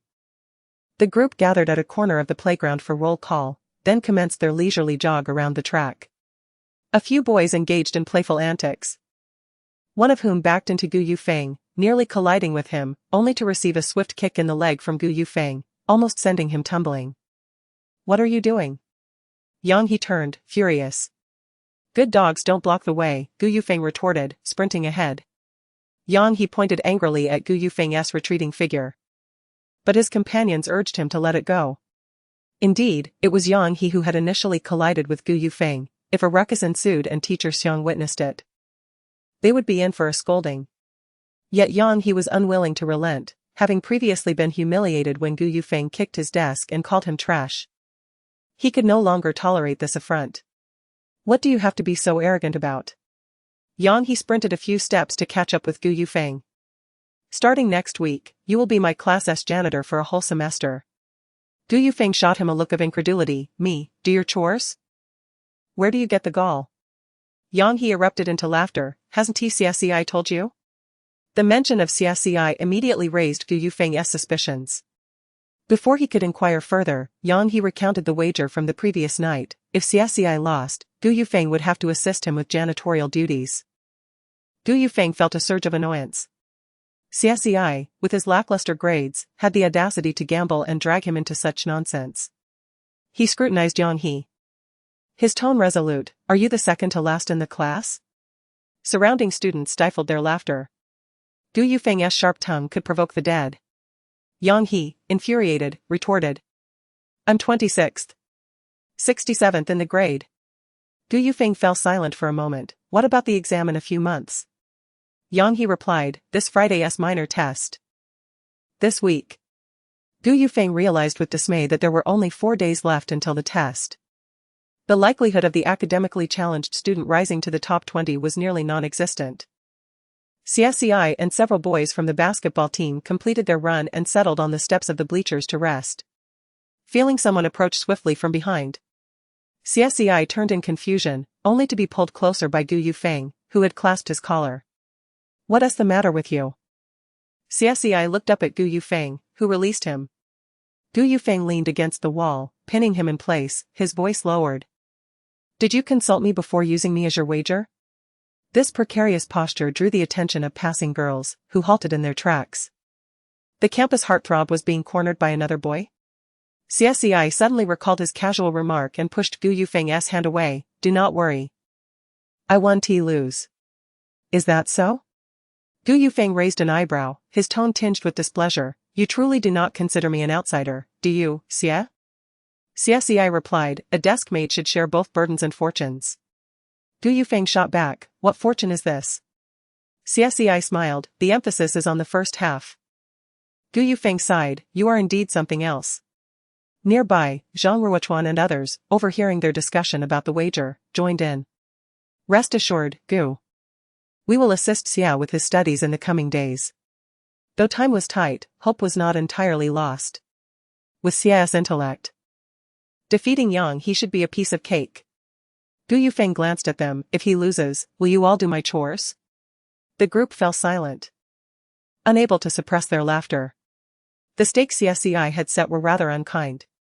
That evening, upon returning to the dormitory, Zhang Ruochuan and the others sprang into action. They compared math problems between Xie Ci and Yang He, meticulously marking out key points from their math syllabus for the week, breaking down every concept in detail to prepare for Xie Ci's instruction. When Xie Ci returned from his shower, he found them engrossed in their work, the table strewn with various study materials. Working this hard? Absolutely. Jiang Qingyu replied, handing his notebook to Xie Ci, we are quite serious about this. Xie Ci flipped through the notes and could tell they had put in significant effort. A knock at the door interrupted, and Zhang Jijia, seated closest to the entrance, answered. Is Xie Ci here? Feng Sai stood at the door, clutching a math workbook and scratch paper. Hearing his voice, Zhang Ruochuan quickly ushered him inside. Feng. You've come at the perfect time. Quickly, devise an urgent plan for Xie to catch up. We don't need top scores, just higher than Yang He. Helping Xie catch up? Feng Sai took the vacant seat opposite Xie Ci, which belonged to Gu Yufeng, who was out for the evening. Why not go assist teacher Xiang instead? Jiang Qingyu, confused, asked, assist teacher? Are you tired of living? Zhang Ruochuan, catching on, leaned in, what do you mean? Don't keep us in suspense. Feng Sai opened his math workbook, flipping to a page and sliding it towards Xie Ci. Xie, can you help me with this problem? I've been stuck on it all night. Zhang Ruochuan was taken aback. Wait, Feng, if you can't solve it, how can Xie? Halfway through, he suddenly realized. Looking at Xie Ci's calm demeanor, as if he had just grasped something significant. Could it be? As Xie Ci received the exercise book and listened to their conversation, memories from the past suddenly resurfaced. It was a winter night during their first year of high school. After finishing his shift at the bar, he rode home and passed over a bridge. He noticed a dark figure standing by the riverbank. And an unsettling intuition prompted him to take a closer look, revealing it to be the class monitor, Feng Xie. Feng Xie came from a distinguished family. Both of his parents were government officials, and they maintained a strict household. He was known for being polite and humble, with exceptional academic performance that earned him a respectable reputation at school. In contrast, Xie Ci deliberately underperformed academically, focusing on earning money while contending with the demands of his sports academy, which resulted in a tarnished reputation and very few peers who initiated conversations with him.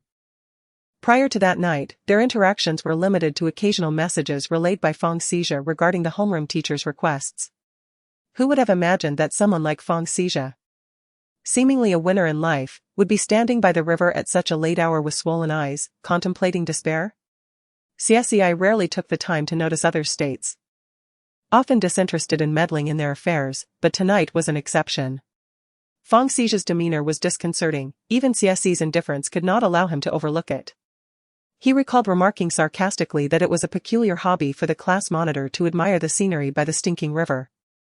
Xie Ci turned around, surprised to see him there. "What are you doing here at this hour?" he asked. Xie Ci replied, "I just finished work." Xie Ci expressed disbelief. "Work?" After sitting down and exchanging a few words, they learned that Xie Ci's distress stemmed from familial pressure. His parents were excessively strict about his academic performance, pushing him to unbearable limits. They represented two extremes, one tightly controlled and the other completely neglected. "Even you are troubled?" Xie Ci remarked, intrigued by Xie Ci's apparent distraction. Xie Ci snapped back to the present. "I can't quite recall this concept." Observing Xie Ci flipping through the pages, Xie Ci teased, "It's rare to see a question stump you." Xie Ci replied, "I'm not proficient in everything." As Xie Ci attempted to solve the problem, Xie Ci's mind drifted back to that fateful night when he had received the lowest score in history for his math exam. Although he wouldn't face reprimands for failing, his parents' earnest words felt like shackles, pressing down on him like a massive stone atop his head, suffocating him. No one cared about the effort he exerted behind the scenes. His parents merely desired a child akin to those of others. The torturous days seemed endless, and he contemplated ending it all, never expecting to encounter Xie Ci. He had heard whispers about Xie Ci, someone who, despite being aloof and academically poor, was undeniably handsome and excelled at basketball, earning him the title of school heartthrob. Xie Ci's parents had divorced, his mother remarried, and his father was perpetually absent, which likely contributed to his troubled personality, rendering him socially awkward and withdrawn. Each time he delivered documents to the office, the most frequent mention was Xie Ci's name, often associated with unfavorable remarks from the teachers.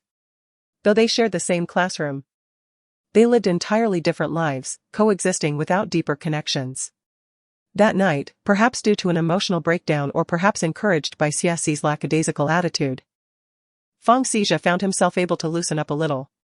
Sitting by the river, he confided in Xie Ci, sharing thoughts he had long suppressed and never expressed to anyone else. "How difficult are the exams at your tutoring class?" Xie Ci asked. Observing Xie Ci pick up the crumpled test paper, illuminated by the distant streetlight, he continued, "You didn't solve both of the major problems. But I suppose they are indeed challenging, as they exceed the syllabus." Xie Ci merely glanced at it before effortlessly solving the problem, articulating his thought process without needing a draft. Xie Ci was astonished. "Why do you pretend to struggle academically?" Xie Ci countered. "And why do you pretend that studying is effortless?" Xie Ci fell silent, admitting, "I don't want to disappoint my parents' expectations." Xie Ci casually propped himself up, reclining on the ground. "I used to envy you, but your predicament tonight makes me feel rather disheartened." Xie Ci inquired, "What are you disheartened about?" Xie Ci replied, "I'm unsure of whom to envy anymore." After contemplating for a moment, Xie Ci stated seriously, "Overall, I still live better than you." "Is that your way of comforting someone?" Xie Ci asked. Xie Ci responded, "Seeing you struggle makes me feel much better." As Xie Ci prepared to leave, Xie Ci called out to him, gazing at the dark, swirling river, and softly said, "Thank you. I've come to terms with things. Let us strive together. One day we will seize control of our lives." From that day forward, they became study partners. Xie Ci would secretly lend his tutoring notes to Xie Ci, and in return, Xie Ci would help him with challenging problems. Previously, their interactions had been limited to outside school, but now that Xie Ci was boarding, their arrangement became much simpler. While Xie Ci was helping Xie Ci with his studies, Yufeng was seated in his understated Land Rover, contemplating various strategies to improve Xie Ci's academic performance, all of which had ended in failure. Roberson, who was organizing materials, was startled when Gu Yufeng slammed his keyboard. "Does this collaborator not meet your aesthetic standards?" Roberson asked. Gu Yufeng pondered, "Since we cannot improve his grades in a short time, we must instead provide him with nourishing food to stimulate his brain." Roberson replied. "What do you mean?" As Gu Yufeng hurried back to the dormitory before lights out, he laid out a mountain of takeout on the table. Jiang Qingyu leaned in. Intrigued by the aroma, "What is this?" "It smells delightful." "Braised pig brain," Gu Yufeng replied, beckoning Xie Ci over. "You can't sleep until it's finished." Xie Ci surveyed the mound of takeout boxes. "How much did you buy?" £10, Gu Yufeng answered. Xie Ci responded. Turning to leave, Gu Yufeng firmly grasped his arm and pushed him into a chair, placing the braised pig brain in front of him. "If we can't surpass Yang He, then our entanglement ends here." Xie Ci raised his gaze to him. "That was your statement." Gu Yufeng nodded leisurely. "In the end, whether you hang on the wall or from a tree, the choice is yours." Xie Ci remained silent. Chapter 17. In the male dormitory where food was scarce, even a mere packet of spicy strips, costing 50 cents, was considered a delicacy, let alone a generous portion of braised pig brains. When 10 pounds of braised pig brains were placed on the desk, the entire 316 dormitory came alive, attracting several hungry wolves from across the hall. A group of boys huddled together, indulging in their feast, chatting animatedly and singing. After the lights went out, someone managed to procure 2 flashlights, which they waved around in the dimly lit dormitory, initiating a pig brain party. Xie Ci had never been fond of eating animal organs. He took a few bites merely to appease Gu Yufeng and then settled into his seat, observing the boisterous antics of the other boys. This ambience felt distinctly different from that of a bar. The patrons in bars reeked of alcohol and smoke, and their raucous behavior only irritated him. Yet, these boys, with their silly and carefree demeanor, occasionally reminded him of his youthful self. "Why are you dawdling? Eat up." Gu Yufeng, seated next to Xie Ci, noticed him putting down his chopsticks. He quickly picked up a piece of braised pig brain and held it up to Xie Ci's mouth, warning, "If you don't eat now, they'll finish it all." Xie Ci turned away. "You eat it yourself." Gu Yufeng pushed the chopsticks closer. "I'm not a slacker. Why would I eat pig brains?" No matter where Xie Ci tried to evade, Gu Yufeng's chopsticks followed suit. Unable to escape, Xie Ci reluctantly opened his mouth and bit down. "Who told you that eating pig brains can enhance intelligence?" "In 2 lifetimes combined." It was Gu Yufeng's first time feeding Xie Ci, and he found the experience rather pleasant. He decided to lift the takeout box, preparing to force-feed him. "Isn't there an old saying that says you become what you eat?" Xie Ci replied, "Even if that were true, how smart could pig brains possibly make you?" Gu Yufeng picked up another piece. "Certainly smarter than your brain. I've already outsmarted Yang He this time, I'm not in a hurry to catch up." Xie Ci pondered, so in this kid's eyes, neither he nor Yang He are as clever as a pig? As the clock approached 11, Xie Ci cautioned them against making too much noise, warning that the dorm supervisor could be summoned. Jiang Qingyu waved dismissively, "No worries, I sent someone to check. The dorm supervisor is engrossed in a drama and won't bother us." However, within 10 minutes, there came a loud knock at the door, accompanied by the stern voice of the dorm supervisor. "What are you all doing awake at this hour?" The entire dormitory fell silent. "Quick, hide," Zhang Ruochuan whispered urgently, signaling for everyone to clear the table. Gu Yufeng grabbed a piece of pig brain, but before he could feed it to Xie Ci, both the chopsticks and the bowl were whisked away. "Open the door." Everyone turned their gaze towards Feng Si's, their intention clear. Feng Si's, being the top student and most likable among them, was the best candidate to defuse the situation. He, however, felt the weight of their expectations and, with a nervous lick of his greasy lips, steeled himself to open the door. As it turned out, being a good student didn't spare him from reprimands. Yang He peeked from behind the dorm supervisor, sniffing the air and reporting, "Auntie, they're sneaking food." "Dog knows," Jiang Qingyu muttered under his breath, only to meet the dorm supervisor's fierce gaze, prompting him to lower his head in silence.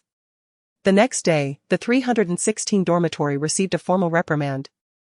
with the notice posted prominently on the dormitory door for all students to see. During morning self-study, Xie Ci and his companions were summoned to the office for an early morning scolding from Xiang Haibin. Are you all trying to rebel by hosting a party in the dormitory at midnight? Is it my fault for not giving you enough assignments? Leaving you with excess energy to burn? Xiang Haibin's face was stern, his fingers tapping rhythmically on the desk, before he turned to Feng Xi's. Disappointment etched across his face. And you, why did you join in their nonsense? Feng Xi's replied, we did indeed go too far, and I apologize for causing you trouble. Xiang Haibin, known for his softer approach with well-behaved students like Feng Xi's, redirected his frustration towards the others. Who went out to buy the braised food? I did. Gu Yufeng confessed nonchalantly, hands stuffed in his pockets. Did you not know that you cannot bring braised food into the dormitory? I didn't know, Gu Yufeng shrugged. Did you not read the dormitory rules? The text was too dense, I couldn't comprehend it.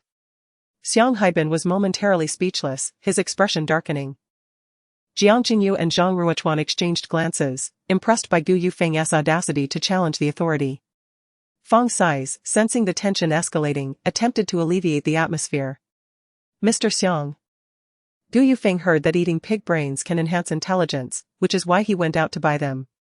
It was a thoughtful gesture. Enhancing intelligence with pig brains? Xiang Haibin's frustration peaked, and his gaze landed on Xie Ci. Is that what you're counting on? Xie Ci replied, that's discriminatory. I think you all need to seriously enhance your intellect. Xiang Haibin erupted. Get out to the corridor and stand there until morning self-study is over. In the classroom, the rest of the students watched as the 5 tall boys returned, standing in a line outside the corridor as punishment. Among them were 4 key members of the school basketball team, along with the class monitor and the new beauty, creating an overload of hormones that made it difficult for anyone to look away, even causing them to forget their ancient texts. Zhang Ruochuan whispered, surprisingly. We weren't assigned to write a reflection, Mr. Xiang seems unusually lenient today. Jiang Qingyu replied, we merely ate some pig brains, what's the big deal? Feng Xi's cautioned, you all should be quiet, he might come over. Noticing Gu Yufeng's silence and the plotting look on his face, Xie Ci asked quietly. What scheme are you concocting now? Gu Yufeng replied leisurely, the desk mate in our shared boat is not particularly bright. So I have to take on a bit more responsibility. The plan to enhance intelligence through pig brains had been swiftly thwarted, prompting Gu Yufeng to devise a different strategy. On Wednesday noon, Xie Ci and his friends headed to the cafeteria for lunch. When they reached the serving counter, the usually amiable lady serving food surprised Xie Ci by heaping a large spoonful of braised pork onto his tray, pressing it down, and adding 2 generous servings of spiced ribs alongside. Seeing this unusual treatment, Xie Ci interjected, that's too much, I can't finish it. The serving lady, beaming with joy, replied, young man, you're growing, you need to eat well to keep up your strength. The braised carp is superb today. Let me give you a big one. Xie Ci watched incredulously as she piled his tray higher and higher. Behind him, Zhang Ruochuan and the others were envious, hastily approaching with their own trays. Auntie, I'm also growing, I want 2 large servings of meat. I want the same as Xie Ci. Miss, I want a big braised carp too. The serving window quickly became congested with students, and those at other counters grew anxious. The disparity in portion sizes was startling. Was today a charity day at the cafeteria? Boys, known for their audacity, swiftly changed to line up behind Xie Ci, craning their necks in anticipation. As Xie Ci emerged from the crowd, his tray overflowing, he turned to find Gu Yufeng at the back of the line, grinning mischievously. You did this, didn't you? Xie Ci approached him, his tone firm. With a chuckle, Gu Yufeng replied, it's the charm of Team Xie that has captivated even the serving lady, compelling her to offer you special treatment. What does that have to do with me? Unintentionally, his words struck a chord. The other students glanced at Xie Ci's impressive portion and began to see the logic in Gu Yufeng's statement. Even the serving lady was enchanted, truly. He was the heartthrob of their school. On Thursday morning, Zhang Ruochuan, seizing a moment between morning runs, stealthily accompanied a few boys to the school gate, where they bought breakfast from a street vendor. Xie Ci and his friend sat at a corner of the stands, spotting Zhang Ruochuan approaching with a bag. looking as if he were up to something suspicious. "What are you doing? You look like a henchman on a secret mission," Jiang Qinyu remarked as he took the bag and began distributing the contents. "I'm afraid of being spotted by old Gu." Zhang Ruochuan squatted down with his portion, sipping soy milk while glancing around. In previous attempts to purchase from street vendors, he had been thwarted. Jiang Qinyu remarked, "I just saw him making a phone call. He seems to be quite busy every day." Zhang Ruochuan inquired of Xie Ci, "Old Xie, do you know what he's busy with?" "I don't know, that's his private matter." Although Xie Ci had never asked, he could roughly guess.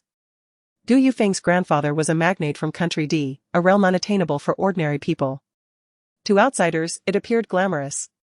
Yet the higher one ascends, the fiercer the storms they face. In their previous life, Gu Yufeng's grandfather's consortium was besieged by formidable rivals, leaving them isolated.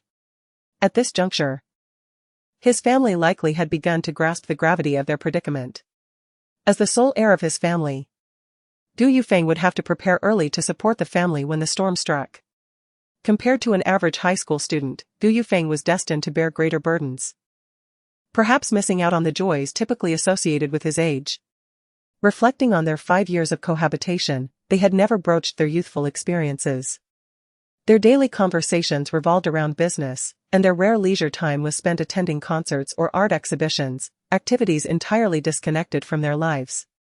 In Xie Ci's memory, Gu Yufeng was the ruthless head of the family, who ignored him during work but sought him out in the dead of night. Always perceptive of his thoughts and willing to conspire with him. Yet, that was the extent of his understanding. His most comprehensive knowledge of Gu Yufeng was confined to an initial investigative report. During their subsequent 5 years together, he had neither the energy nor the inclination to delve deeper into Gu Yufeng's life outside of work. Perhaps this was the root of his failures. Xie Ci's mind flashed through the moments of their encounters, on the old street, in classrooms, at hospitals, and in bars. What had that young man experienced to become the Gu Yufeng he had known in their previous life? The more Xie Ci pondered, the more he became ensnared in his thoughts, a pang of anxiety rising within him. He took a bite of the egg sandwich, attempting to distract himself. Upon biting down, he paused, the texture seemed off. Today's egg sandwich was exceptionally delicious. Was it because he hadn't had it for several days? Zhang Ruochuan turned to them, exclaiming, "The meat in this is so tender." Xie Ci, with a stoic expression, continued eating without responding. "Top-grade beef, of course it's tender. Anyone who could pull this off. I could guess with my toes who it is." Jiang Qinyu's eyes lit up as he examined the egg sandwich in his hand. "Is it beef?" Zhang Ruochuan replied. "How could it be? A few yuan for an egg sandwich, and they're putting in beef? The cost wouldn't even cover it, they might even lose money." The other 2 boys chimed in, "It wouldn't be rat meat, would it?" "Oh my. We bought it from Uncle Jean, he has always been honest." Jiang Qinyu insisted. No, this is definitely beef." Zhang Ruochuan exclaimed in shock, "Has Uncle Jean gone mad? Spending so much without raising the price?" The group was unable to reach a conclusion, and one boy stroked his chin, pondering, could it be that Uncle Jean has taken a liking to our Captain Xie? Knowing we bring breakfast for him, he secretly used good ingredients? Zhang Ruochuan suddenly realized, no wonder he gave us several extra today and claimed it was a promotion. Xie Ci sighed, "My head hurts." After finishing his call, Gu Yufeng returned, casually taking a breakfast item from the bag and sitting beside Xie Ci. "Is it good?" Xie Ci observed him devouring the egg sandwich and quietly said, "Uncle Jean has 2 children to support, it's tough for him, so don't mess around." Gu Yufeng replied, "What do you mean by messing around?" Xie Ci pressed, "What did you do to him?" Gu Yufeng smiled at him, "What do you think?" Xie Ci remained silent, his expression carrying a hint of warning. Gu Yufeng thought to himself that this was rather dull. After finishing his meal, he stood up and walked with them toward the classroom. "My immature assistant has taken over his stall, now he works for me." Xie Ci remarked, "You're quite impressive."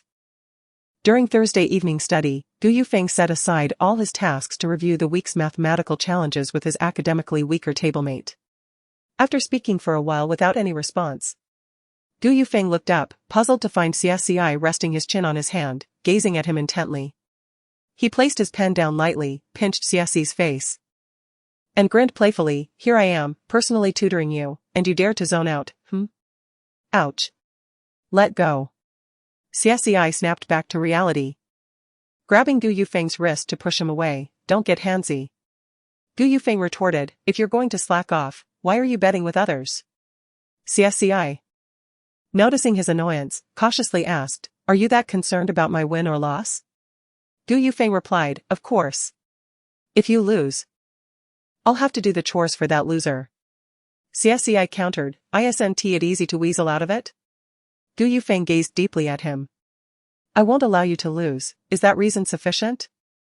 Xie Ci twirled the pen in his hand, casually asking, have you ever been this serious when explaining problems to others? No. Gu Yufeng smirked, apart from you. I've yet to encounter anyone so foolish as to need my assistance. On Friday afternoon, a surprise math test was administered. The seating arrangement had been modified as per exam protocol. Xie Ci sat at the back of the second column, while Gu Yufeng occupied the third row from the back, near the window. As the test papers were distributed, the atmosphere was tense among the students, especially with the ongoing wager between Xie Ci and Yang He. Zhang Ruochuan and the others contemplated the feasibility of passing answers to Xie Ci via small notes. No whispering, Xiang Haibin announced, walking down from the podium. Anyone who fails this test will have to come to my office for extra tutoring every evening after class.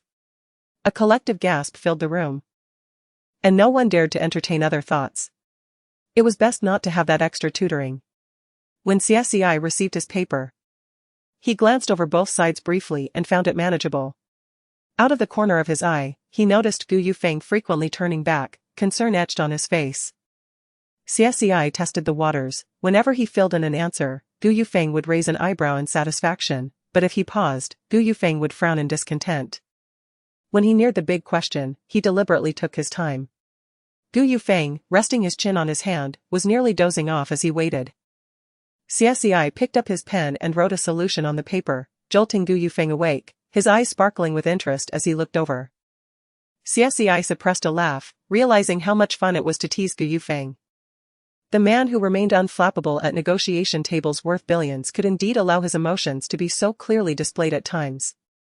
Gu Yufeng observed Xie Ci with his head bowed, shoulders subtly shaking, baffled. What was happening? Was he crying over the exam? Was it truly that difficult? Chapter 18. Once the small examination concluded and all papers were submitted, the students returned their desks to their original positions. Zhang Ruochuan hurriedly sought out Xie Ci, just in time to overhear Gu Yufeng inquiring about his performance. Xie Ci arranged the desks and, upon looking up, noticed a group of peers staring at him. He deliberately fell silent for a couple of seconds, remarking, regardless of correctness, I filled it all out. The surrounding students were taken aback, muttering, what a textbook response from a slacker. Zhang Ruochuan gently patted Xie Ci on the shoulder, offering words of encouragement, just do your best. Although Xie Ci managed to solve a question that even Feng Xizhe found perplexing, he remained somewhat anxious, hesitant to express too much confidence lest he ultimately fail and dishearten Xie Ci.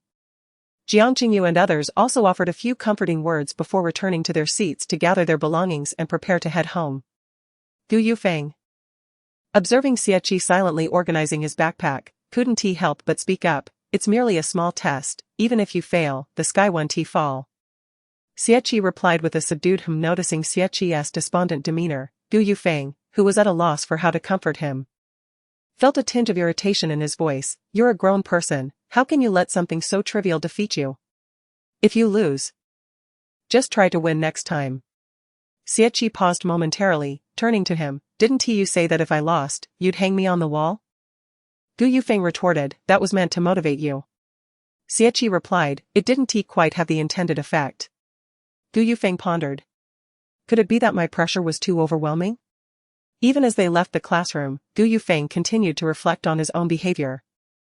Xie Ci noticed the subtle changes in Gu Yufeng's expression and, feeling frustrated, turned his gaze towards the corridor outside, fearing that if he laughed, he might be caught. If I lose, you should really consider changing seats, Xie Ci said, his voice somewhat heavy. A student like me doesn't deserve to be your desk mate. Suddenly, Gu Yufeng grasped the collar of Xie Ci's shirt and pushed him against the wall. Narrowing his eyes as he assessed him, "You think you can casually forfeit our wager and use that as an excuse to rid yourself of me? You're rather clever." Xie Ci protested, "I didn't think that at all." Gu Yufeng pressed closer, nearly brushing against Xie Ci's nose, locking eyes with him.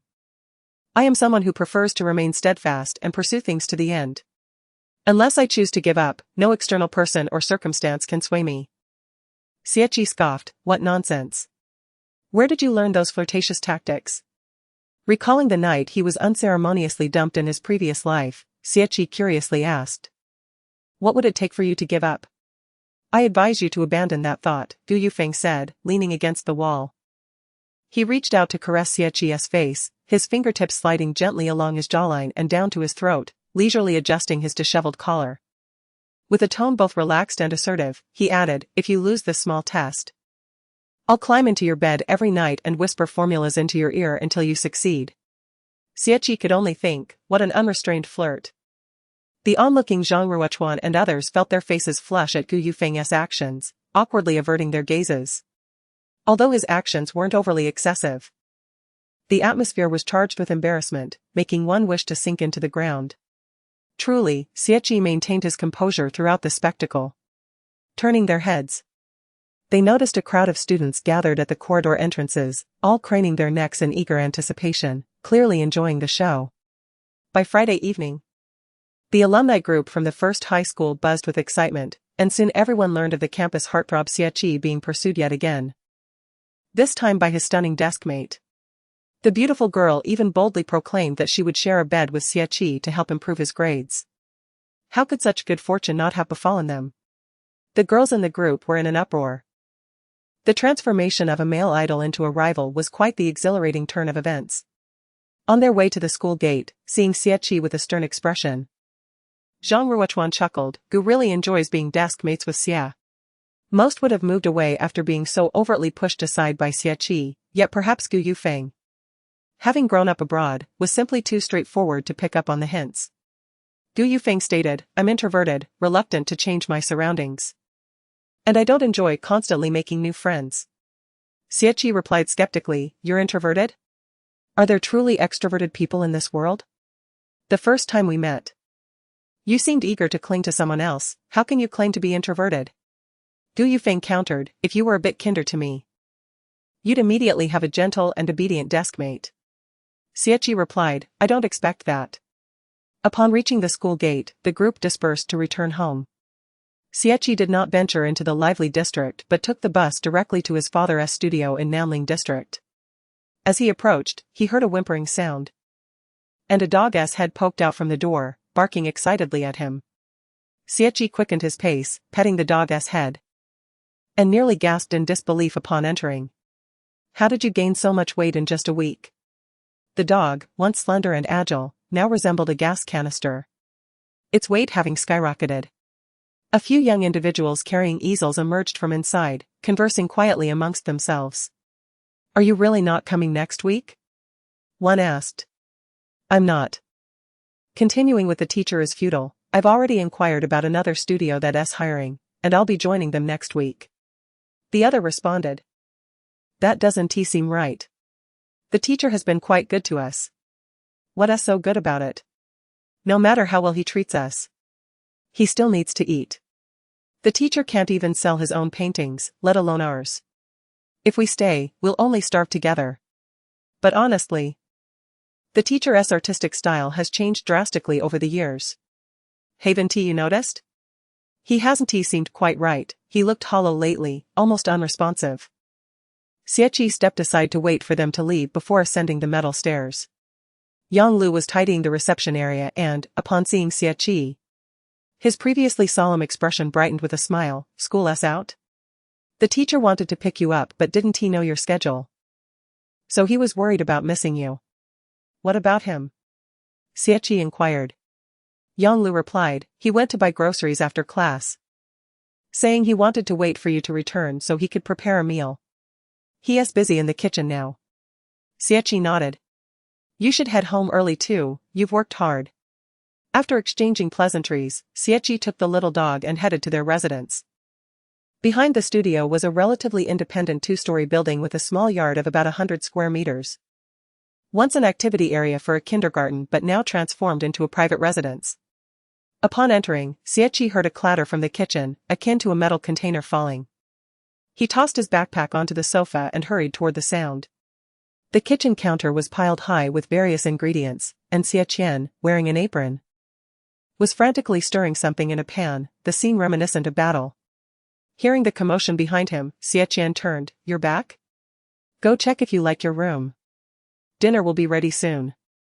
Xie Ci was skeptical about what culinary creations he could possibly produce and followed the directions upstairs. His room was a spacious southern-facing master bedroom, furnished in deep blue tones, simple yet elegant. The floor-to-ceiling windows opened onto a balcony, which had been tidied and adorned with several pots of succulents, clearly freshly purchased. Xie Ci retrieved the books he had brought back and placed them on the desk, sitting at the foot of the bed, gazing at the sunset that painted the sky in hues of red. This was a view he had never encountered in his previous life. 15 minutes later, Xie Ci returned to the dining area on the first floor, only to be met with a table of dishes that were either charred or undercooked. Resigned, he removed his school uniform jacket and turned back toward the kitchen. Xie Ci, fully aware of his culinary shortcomings, hesitated before suggesting, "How about we eat out?" Without turning around, Xie Ci replied, "Forget it, that's too much trouble." With the ingredients readily available, Xie Ci casually sought out a few dishes.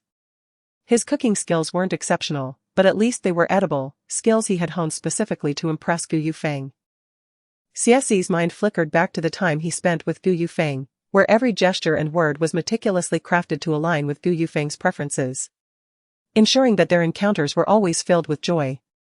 One particular evening, merely a week after their initial acquaintance, they dined at a lavish hotel restaurant.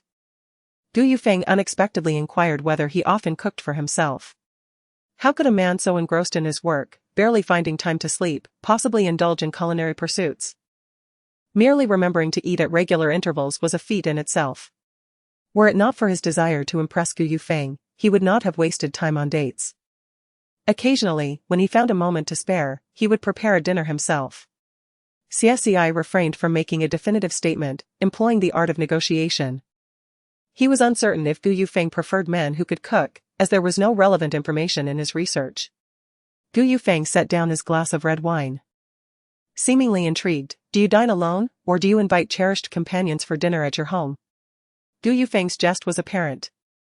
Xie Ci detected the underlying challenge in his words and replied with composure, "I have yet to find a companion worthy of an invitation to my home." Gu Yufeng lowered his gaze and chuckled softly, evidently pleased with this response. "Xie, you seem like the type who excels at everything you undertake. I would truly love to sample your culinary skills." Motivated by Gu Yufeng's words, he fervently honed his cooking abilities. However, on the day he finally invited Gu Yufeng to his home, nerves got the better of him, and he forgot to add salt to all the dishes. He still vividly remembers Gu Yufeng's knowing smile, initially fearing his romantic endeavor might fail. To his astonishment, that very night, they found themselves in bed together. A turn of events that seemed almost surreal. In hindsight, Gu Yufeng appeared unconcerned, perhaps viewing the dinner invitation merely as a pretext to engage in intimacy. Although he had cultivated the persona of a romantic expert, he lacked genuine experience in matters of the heart, a stark contrast to Gu Yufeng's seasoned prowess. Unbeknownst to him, he had likely made a fool of himself on several occasions in front of Gu Yufeng. In Gu Yufeng's eyes, he might have always appeared somewhat foolish. Though it was too late for further inquiry, he remained curious about what precisely Gu Yufeng found appealing in him. 10 minutes later, the father and son returned to the dining table. Xie Ci seemed somewhat disheartened, stating, "Next week, I will diligently learn to cook. No need to force yourself." Xie Ci replied, serving him a bowl of yam and pork rib soup, his words laced with sarcasm, "I had no expectations that you, a middle-aged divorced man, could whip up anything palatable." Xie Ci cradled the soup bowl, visibly deflated. Xie Ci prepared an additional meal for Yufeng and, noticing Xie Ci's gloom, added, "I have no particular demands regarding food, there is no need to go out of your way for me." Xie Ci watched him drink the soup, unable to resist asking, "How is the soup? I had Xiaoyang teach me." Xie Ci replied, it's good, though a bit bland. Should I stew it again tomorrow? Xie Qian inquired. Xie Ci noncommittally agreed, merely following the flow of conversation. It was their first meal together at home, the atmosphere not quite harmonious. Yet both could sense each other's efforts to bridge the gap. After dinner, Xie Qian presented Xie Ci with a new phone. I don't know if you're allowed to bring it to school, but having a phone will certainly be more convenient. Xie Ci accepted it. I can't take it to class, but it's fine to keep it in the dorm. Xie Qian sighed in relief, a hint of a smile gracing his face. Then if anything comes up, just give me a call. All right, Xie Ci replied. The father and son took Yufeng for a stroll.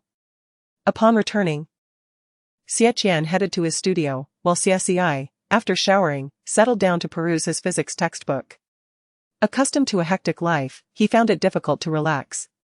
His backpack vibrated, and upon retrieving the flip phone, he expected it to be old Wang from the barbecue stall, but to his surprise, it was Feng Xie.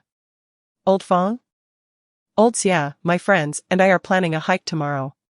Are you in? Feng Xie's voice resonated through the receiver. Sure, what time? Xie Ci replied. Tentatively. We'll meet at the school gate at 6:30. They mentioned changing the time, let me check the group messages. Let us discuss it in the group, send me the group number. Feng Xie paused and relayed the number. Does your phone support it? Xie Ci asked. I've switched. He responded. After hanging up, Xie Ci unwrapped the new phone, inserted the previous SIM card, and added the group number. Gaining access promptly as the group messages began to flood in. Chuan, welcome, Captain Xie. Your presence enhances our gathering. Jiangyi, finally, you've arrived. We've been waiting for ages. Wei, Captain Xie is joining? Our group is going to be packed. Old Feng, I posted the event details in the group announcement. Old Xie, please review and let us know if there are any objections. There were currently 19 members in the group. Xie Ci glanced through the list. Noting that most were from the basketball team, with a few girls, like cheerleader Wang Wei. Just as he was about to finish reading the announcement, several members tagged him, urging him to invite Gu Yufeng. It struck him that after all this time sitting next to Gu Yufeng, he had yet to ask for any form of contact information. Ultimately, it was Feng Xie, leveraging his position as class monitor, who managed to procure Gu Yufeng's phone number and added him to the group. Gu Yufeng, so many people are going? Never mind, I have social anxiety. Old Feng, Old Xie is going too. Gu Yufeng, well, in that case. Xie Ci's phone pinged with a friend request from Gu Yufeng. He casually accepted it, and a message immediately chimed in. Gu Yufeng, you're going out without inviting me? Planning to have fun alone? Xie Ci, I just joined the group. Messages continued to pour in, discussing the itinerary and activity arrangements for the following day. When barbecue was mentioned, many referred to Xie Ci. Chuan, I'll bring the ingredients, the barbecue will be handled by Old Xie, he. Wei, is Captain Xie skilled at barbecuing? Jiangyi, he is excellent at it. Among us, his skills are unparalleled. Wei, looking forward to it. A chorus of enthusiastic responses followed. Suddenly, a discordant voice emerged. Gu Yufeng, not looking forward to it, it'll be terrible. Xie Ci. Chapter 19. I still need to sort things out. The nature of the beginning is inconsequential, what truly matters is the journey in between. Some revelations are simply too shocking. He regained his composure and ceased pondering the enigma of his dream, instead retrieving a piece of jade-hued battle armor, the formidable Qingying armor. At the moment the flying dagger merged with the nascent soul, Yang Yi was engulfed by an excruciating agony akin to being torn apart by 1,000 blades. It felt as if every cell in his body was being shredded, and all his mental faculties were plunged into an abyss of unending torment, without limits, hope, or a future. Due to the rank of the superintendent, he possessed the authority to recommend candidates for the probationary inspector examinations to the police force. This meant that whether Situ Milan could be promoted hinged entirely on Li Xiao's disposition. One recommendation sufficed. A flicker of murderous intent crossed Gu Sanqian's eyes. Had it not been for Lun Kong and his associates, sure Pengyun would not have been captured, thus sealing their fates. After all, since he had incapacitated Wang Tong of the Wang family and the clan's elder, news regarding him had disseminated throughout Lingxiao City, and it remained a hot topic even now. Curiously, it seemed these individuals subconsciously overlooked my presence. No one greeted me or inquired about my identity. This only reinforced my earlier suspicions that this village harbored a conspiracy against me. Otherwise, such behavior was inexplicable. For instance, arranging a celebratory banquet at the Peninsula Hotel to express gratitude to Yang Jianhua, Mr. He, Li Chaoren, and those entrepreneurs who had contributed their company shares to stabilize the market. The relentless force of the void slash continuously severed Gu Sanqian's body, deepening his understanding of pain. He hastily activated the white tiger seal, and a warm current coursed through his meridians, alleviating his suffering considerably. Gradually, the mental strain induced by physical pain began to ease. Previously, Lin Xinlan would have never believed that Villa No. 1 belonged to Qin Fan. However, she now accepted this reality. Casually gifting a birthday present worth nearly 100 million and purchasing a villa exceeding that value seemed entirely plausible. A wave of concern surged within Su-Han, prompting her to cover him with the blanket draped over her shoulders. She rolled her eyes and turned away, ignoring him. Humph. This man, just a bit of sunshine and he blossoms. In any case, nearly all 300 of the enemy troops above in the square were dead, and the few remaining were barely clinging to life. Upon seeing Su Dong, Bao Erhen was taken aback. He had initially sought to escape out of fear of death, never expecting to encounter the commander of the rebel army in this place. I believe Songling town is an excellent location, merely 10 miles from here. Once developed, it could serve as a mutual stronghold with Hope Village, offering each other support. This was the first time Li Daong, the lean man, expressed his opinion. Thus, the renowned dragon star Dongfang Wudi was defeated. The anticipated powerful return dulled the once brilliant dragon star in an instant. Rest assured, Your Highness, since Yang Yan claims to have a solution, Zhang Xutua will not inquire further. The leader, a middle-aged man clad in simple garments, bore a seemingly amiable visage, though a scar marred his face, and a cold, ruthless malice emanated from him. Does even my elder brother know the senior brother? Upon witnessing Yang Yan's demeanor, Qing Hui could not help but ask. Yi Junxian felt considerably calmer. Her concern for him warmed his heart. He sat beside her hospital bed, gradually shifting his gaze to Su-Han's pallid face. She appeared even more wan than he, and she should indeed take better care of herself. Damn it, when weapons refuse to heed their master's commands, what use are they? Tong Xian gazed at the bloodstains on his body, rendered speechless and weary. Hearing this, the ghost princess cast a glance at Chu Xinghan, her beautiful eyes filled with displeasure. She was not at all satisfied with his response. Although Chu Xinghan remained silent, she could sense his aura. As for the conditions under which she wished to lead this place, they entailed maintaining a military life in this nation for a year. The waitress shook her head, dismissing the matter. After all, it was not her concern, and such issues felt too distant from her reality. Observing Yuan Kong's indecision, Yun Ji's expression suddenly changed as he turned to Su Fan and barked an order. When the time comes to release, it will happen naturally, however. If you fail to cooperate, there will be but one path. The man's unfinished statement was apparent to all with discerning eyes. Is that so? Since Elfna has provided such an obvious hint, it would be foolish for Lien to remain unaware of Elfna's intentions. After circling around, returning to the starting point. What should we do? Wang Lin plopped down on the ground, complaining of fatigue. Coming from a background of piloting, he had never traversed such a long distance before. The azure bird circled above in the secret chamber, its head drawing closer to the middle-aged man seated in meditation. Meng Lang, I recall when Xiqian returned from Fengzhou. Some officials petitioned for his severe punishment for the crime of not engaging in battle, yet you did not chastise him at that time. I understand the current circumstances, and I know that Bao Yuan is surely anxious. However, the military leaders in Shu are limited. If Xiqian's guilt is not unequivocal, hasty action could lead to dire consequences. Shi Yu felt considerable dissatisfaction, pondering the quality of these prison guards. However, uncertain of his rank, she dared not speak out and merely bowed again. I must discuss matters with Cat. This is for the sake of the child and our own well-being. We must take responsibility for the child. I am not sure why I feel this way, but ultimately, everything is for them. Suddenly, a thunderous roar reverberated through the air. causing the entire mountain peak to tremble violently as it struck down upon a certain peak of Jielua mountain. At this moment, General Go finally reacted, exclaiming, "Indeed. I had almost forgotten." He chuckled, grateful to General Wei for the reminder, and bowed his hand in acknowledgement. Thus, regardless of the circumstances, the immediate priority for Sun Fengzhao was to restore his magical powers to their optimal state. As long as he could activate the Shantian heavy treasure upon his person, no matter how formidable the enemy or how uncertain the situation ahead, he would at least possess a modicum of self-preservation. "It's nothing." Sumubai shook his head, deciding not to dwell on it further. Perhaps he could inquire about Nazaris at a later time. Chapter 20. He gazed at the two entranced beauties and bestowed a kiss upon each, jolting them back to awareness. Wei Bujuan immersed himself wholeheartedly in the training of the drinking thunder blade and thunderous capture technique, although everything appeared normal. After reflection and considering the incident with the wild boar, Meng Yi dismissed his earlier assertion of mere coincidence.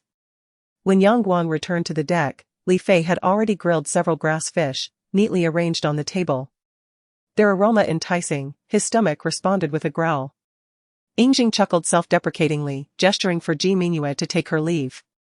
The longer time passed, the closer the princess came to the tangible loss of power.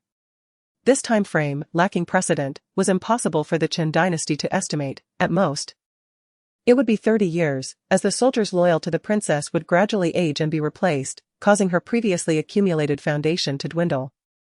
Old 8 shared a bit more information, implying that the new regiment had been established, but the personnel were still insufficiently equipped, hoping to recruit more skilled individuals. The profession itself held little importance, what mattered was the people. If these are individuals sent by the sovereign, they will undoubtedly be unyieldingly loyal. Never faltering in the face of adversity, Zhou Zong declared with unwavering conviction. As the final moments approached, the pain felt like a mere sting. And I silently prayed for our unfortunate little one with a troubled mind. If those eyes were to fixate on me, I would feel an unsettling chill. Uncertain if a blade would be drawn to pierce them. The spectre shrugged in resignation. Jason remained silent, for he understood that with the assistance of these two, he could seize control of the entire Worthington, ousting the newly arrived youth. Despite his timely arrival, the planet had already lost a considerable portion of its life. In the vast expanse, a prestigious stone sarcophagus stood in the center, quivering violently as if sensing the presence of the cold-winged spear. Enduring immense agony, Xiao Xiaoyong suddenly raised his hand, shielding Xiao Xiaojing behind him. He knew that today would likely spell disaster, and he could not allow his sister to get involved. "Ding ding. Your taste is impeccable," he exclaimed, admiring the deep blue bracelet. As he reached out to caress it, he offered his compliments. A gunshot rang out from behind Hanwei.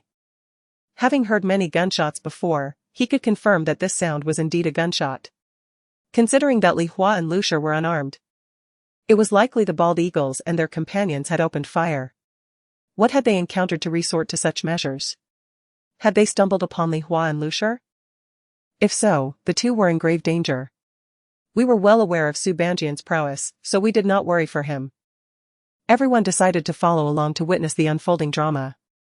The intricacies of Mahjong essentially mirror the strategies of the warring states, where, despite the calm appearance, the table was in chaos, hands were melding, drawing, and discarding, while beneath the table, feet tangled and kicked in a frenzied mess. An endless gray aura transformed into writhing dragons, lunging at EMO, causing the entire gray domain to boil over. Encouraged by the two voices, the villagers began to encircle Yun Hanrui and her companions, preparing to capture them. At that moment, I remarked to Du Yao, Yao, when you have the chance, spend more time talking to Lu Chu. Her background is quite tragic. Even now, her mother has yet to find peace. Let us go.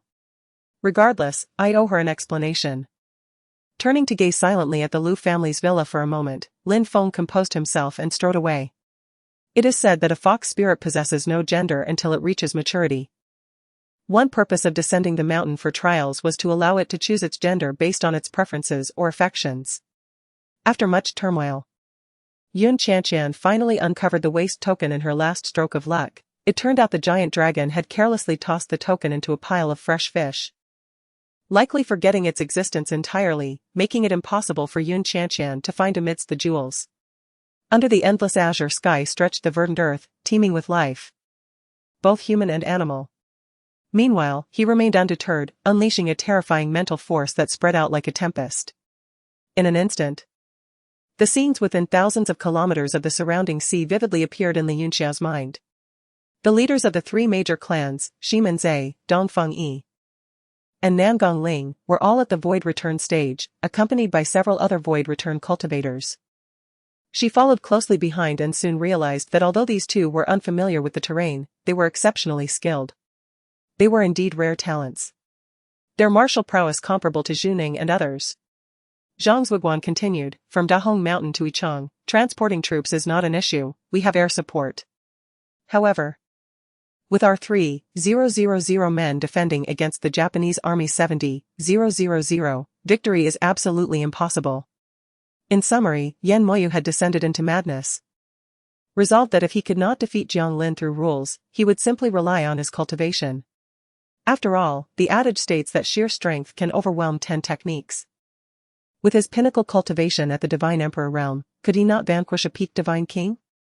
Initially, he charged through the Wolf Howl Mountains as a saber-toothed tiger spirit, leaving behind a path of profound silence, where all creatures stood still in awe. Yishu felt that Xing Xiaoqian's usual attire was rather staid. So she transformed him according to her vision of perfection, dressing him inside and out. Of course, she could have chosen another path, but it lacked sustenance. Given the frigid weather, especially at night, it was unlikely she would reach the city, many would perish in hunger and cold along the way. Chapter 21. Although the star beads extracted in this manner were somewhat less potent, they would still suffice to overpower Master Nangong. After a session of righteous education, Wang Fugui divulged even his father's name to Han Lin, pleading for mercy. Oh dear, you certainly lack consideration, you drink without inviting me, how rude. Song Jinzhou began to grumble over the phone. Bradley lifted his glass and said coolly, his gaze fixated on the red wine as if captivated by its essence. The atmosphere once again fell into silence, with Water standing sternly, while everyone behind him bowed their heads in quiet anticipation. One day, after returning from evening study, the dormitory was abuzz. After freshening up, everyone tried to sleep but found it elusive. Unsure how he arrived at Ling Ruoshiwa's doorstep, Han Lin hesitated to knock. Should he? What if she found him bothersome? But refraining felt impossible, having come this far. Indeed, this is the desired effect. Return and inform Xie Ci that I, Ying Zhao, have seized the head of Kunlun Mountain. If you possess the capability, come to Limu, I shall transform the celestial beings into demonic entities. He gritted his teeth. One like you, cloaked in darkness, serves the demonic race, the attendants of the gods. Your intentions are amiss. You have abducted children and kin to offer sacrifices to the ancestors and deities, the male giant lamented, his face heavy with sorrow. In matters of parenting, Xiao Ran was always humble in seeking advice from Lu Chushi, believing that Lu was not inferior to any professional. Lu Fifan finally understood that Lu Xiaoqian's antics were deliberate, designed to embarrass him at this moment. This was precisely what frustrated him. Unlike when he was with Yang Fei, since joining the studio, Lu Xiaoqian had become increasingly childish, delighting in teasing others. Stop acting foolishly. If you're worried, come back and review the footage during editing. Now that the registration is complete, you may return. The teacher stated sternly. Given the current trajectory, not only could he withstand a single blow, but even 10 strikes would pose no issue for Gao Xian. Listening to the conversation in the room, Hu Xingxuan's gaze flickered intensely as he pushed the door open and stepped inside. Considering her mother was nearby, she decided it was best to accompany Hua Qingxin. Hee. I shall wait for you. She glanced around before finding a spot to sit. Qian Chen's movements were fluid as if gliding on air. Yet they paled in comparison to Isabella's graceful charm. A resonant sound of air vibrating emerged as the spiritual energy surrounding Jiang Yuan was mobilized, gradually awakening his senses. As Zhang Jian propelled backward, a pressure akin to a mountain crashed down upon the entire hall. However, Gun Yanqing, seated nearby, seemed oblivious. Her gaze lost as she stared into her palm. Sister Yu, do you truly refuse to accept my offering? She expressed in exasperation, feigning anger. Yet, Even he could not have anticipated that his simple remark would inadvertently create a sensation akin to Luoyang paper is expensive for an extended period. Originally, a piece of writing gear worth 5 taels of silver, which no one desired, suddenly skyrocketed to prices 5 to 10 times higher. Miao Jia smiled, pondering that if someone were to mimic the words of Prince Huai, he ought to feel a touch of emotion. After all, I have orchestrated this grand match. A rare and virtuous individual has been bestowed upon him, allowing him to reap the benefits. Here we sit, a pair of cunning princesses, engaging in light-hearted banter about virtue. What did she say? One glance at Li Dequan's demeanor reveals that Su Li's words were indeed secure, rendering Kangxi somewhat disinterested. Yet, upon reflection, he felt compelled to seek clarity. The art of deception, akin to a seamless performance, unfolded effortlessly. Even the most oblivious, like Qiao Sen and Maiku, were left astounded, witnessing the masterful techniques of the alchemist as if they were admiring a splendid opera, which brought great delight to the senses. No. How could Li possibly recognize him without leaving the courtyard? The name seemed pleasing to the eye. Su Li rolled her eyes. She couldn't possibly mention that Li Wei had been recorded among the esteemed ministers, so this must suffice. Do you see? In the eyes of those with complex minds, their opponents are merely reflections of themselves, all equally duplicitous. Thus, the foolish actions of the fortunate young master became but a cog in a grand and inscrutable scheme. With more than half of the players from Xianyang lying defeated, they could only watch helplessly as the enemy trampled over their fallen forms. This must surely pertain to Lu Quan's betrothal. Lu Quan is the eldest of the Lu family's 3 sons, as Yu Miao remarked. Subsequently, he shifted his gaze towards Talia, who was ensnared by the monstrous pupils. She instantly felt her throat tighten.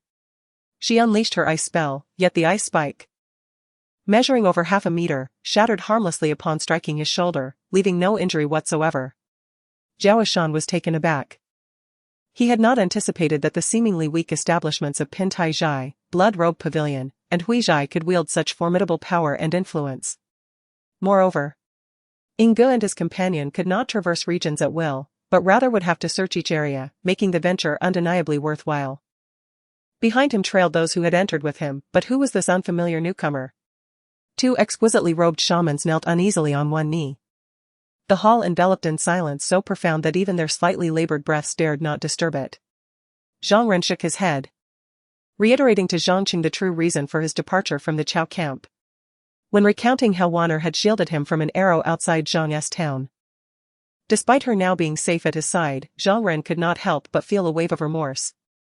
In the aftermath of that incident, virtually every nation descended from the Eastern Shogunate had been meticulously inspected by the special forces dispatched by the inspection office. Though the pain in his chest intensified, Jiangli pressed on, for retreat was not an option. If he faltered, Bai Wuchan might perish, rendering all his prior efforts futile. Here, he witnessed Mu Xing's unwavering diligence within the prison walls, a testament to his relentless commitment without a hint of negligence. To be honest, Zhou Sun harbored a unique sentiment regarding Jin Kanyang. He could not discern whether it was love or hatred. Departing from her, he exhaled deeply. Glancing at her through the rearview mirror, she remained tall and graceful, still very much herself, yet he had undergone a transformation. According to his sister, this was a gift from the emperor, an object of great utility in times of peril. Lin Bei released his grip. The power he had just imparted sufficient to ensure Xiao Ci's survival, while he tossed a pill into his embrace. This particular martial art, known as Tai Chi, employs the principle of yielding to overcome force, employing stillness to counteract movement. Jiangli articulated each word with precision. Indeed, old Tan, whether drinking or abstaining, spoke only of serious matters. Gui used his own experience as an example, asserting that in his lifetime, he had encountered the wealthy and the powerful. Yet few commanded his respect as did old Tan. She chose not to linger with excessive words and departed directly, leaving a pleasant impression. A large banner proclaimed, "Demonic shatter for charitable donation, only 3 staff available, seize the opportunity, for it shall not return." A Jew was unsure of her emotions at that moment. Ji Yao had not lied, and she could sense that the emperor was not as she had envisioned. Unsure whether to feel joy or sorrow, she was engulfed in a tumult of mixed feelings. The 1st, 2nd, and 3rd Brigades, along with a cavalry brigade, each commanded 2 infantry regiments, 1 cavalry regiment, and 1 support regiment. The brigade headquarters directly controlled several units. The barrel of a gun slowly aimed at Yin Yun, while old Zhou exerted all his strength to move, feeling as though he were attempting to shift a mountain, utterly powerless. Only once the 4 great powers had solidified could the lives of the people stabilize. Given the scarcity of preserved garments from the past, their sale prices soared, rendering them unaffordable for the average person. These garments thus became symbols of nobility. Haba's expression darkened, yet a glimmer of apprehension flickered in his eyes. After all, they had been in close proximity to patients at the mansion for an entire morning, rendering the possibility of infection negligible. Very well, since you say so, I shall tentatively trust you, but you must contribute something as well. I shall not haggle further. What do you think? If agreeable, I shall purchase both items, Yang Jun proposed. Yin Yun, confident in his abilities, felt no fear of a covert attack. Yet this place was neither abundant in precious items nor a site for robbery. Turning around, he beheld the patriarch of the Sun family hovering in midair, each holding one of the Xie Ci sisters, who appeared panic-stricken yet utterly immobilized, evidently struck at an acupoint. Holding on for another day. The spiritual calamity wrought by the world-destroying soul device evidently waned, as evidenced by the inability of the underground calamity to propel the holy city into the skies. After listening to Fren, no trace of worry or tension appeared on his face. Instead, a peculiar expression emerged. Moreover, her brother, notorious for his ill repute, was the very one she insisted on marrying. Was it not for the wealth of the Yun family? Lu Yenro was about to interject when Yi Qiu spoke first. Lu Yenro shot him a glare, indicating their close relationship. Jing Shiriyue, having taken a bath, donned a beige dress that radiated an aura of demureness and refinement. Although Yun Lingan's flattery was somewhat lacking, the holy ancestor seemed thoroughly pleased. As for the blueprints, Jing Shiriyue recalled the illuminated map reward she had just glimpsed. It seemed to be the very design. Thus, the question arose, why was it that she, who did not know Li Chong and was not familiar with the emperor, found herself at the center of the situation? The so-called strategic countermeasure, if one did not engage in direct confrontation. How could one ascertain that it would be Tang Ning who would ultimately face defeat? Observing the escalating chaos, with Song Lanyi stirring the pot nearby, it was evident that comfort was far from his experience, as he sputtered in discontent. Father, what troubles you? Upon witnessing Jing Tianhong's sudden outburst of laughter, Jing Jiandong was utterly bewildered. Chai Yu smirked lightly, stating, young master conducts himself with diligence, how could he shout indiscriminately? Upon returning to Beiping, it was likely that medical matters would take precedence, while business would follow. Zhao Shernan, eyes closed, let out a cold snort. Zhao Shernan acquiesced, as he had indeed intended this course of action. Only upon the conclusion of the wedding banquet would it be truly finalized. However, Zhao Leo Taitai's unexpected warmth was indeed surprising. Before he could comprehend the implications, a white cat desperately scrambled from his bag, tumbling directly into the freezer drawer. Was this not precisely what Yin Wuwang intended, seeking to compel Xu Qin to accept her fate? The phrase was merely 2 characters. Yet it was articulated in such a cryptic manner. As I munched on watermelon, contemplating the method to return souls, I noted that the lunar calendar was nearing the 28th of August. Was it truly meaningful to let someone die once only to resurrect them for a month? 2 seconds later, he pulled me away from the 2 burly men behind me and swiftly led me into another alley, where he came to a halt. Suddenly, Lan Hai hastily retreated from his attack, pausing for nearly a second before darting towards Long Tian. For Long Tian, this was merely a feint. Chapter 23. This matter was instigated by Ao Xian, hence it falls upon you to manage it, Xie Xian whispered into Zhao Xian's ear. His eyes filled with awe and bloodshot from the effort to comprehend the formidable array that unified the mountains and rivers of the entire continent. Guifang fixed her gaze on the screen, where she noticed the live broadcast on the public screen and clicked to enter. She had planned to spend a delightful day with the river god, only to find that the day had nearly slipped away from them in slumber. Li Han glanced around, ensuring he wasn't being followed, before returning to his office. A pot of charcoal was already burning within, and although the room remained quite chilly, it felt relatively warm compared to the outside. Upon seeing Sumu approach, the man seated between them furrowed his brow, seemingly displeased. Chen Guanjue and Lu Mo had also gathered some information about the Wailing Abyss. A place rumored to be a chasm formed by the goddess whip striking the demon realm, named for the sound that resembles weeping when the wind blows through. Qiu Lin, stirred from her dream by Qin Miao's voice, drowsily opened her eyes, still somewhat disoriented. After launching 5 waves of arrows, the Qing army's arrows had become as ineffective as limp shrimp, failing to inflict any significant damage on the Tianqiong army. Very well. I shall assume you are unaware of the situation, yet you must provide me with an explanation. After listening, Xiao Shan's eyes sparkled for a while before he turned to Nakamura Ninshur. I apologize, our night patrol security has already doubled, yet we did not anticipate such circumstances. Qin finally spoke. At this moment, Stillwell, listening to Luo Zhuiying's accusations, found himself unable to refute, a flicker of hope rising within him. However, just as she located the spider, she was horrified to see it leap off a sheer cliff. Without a moment to rescue the spider, Wildgrass resolutely decided to follow it into the abyss.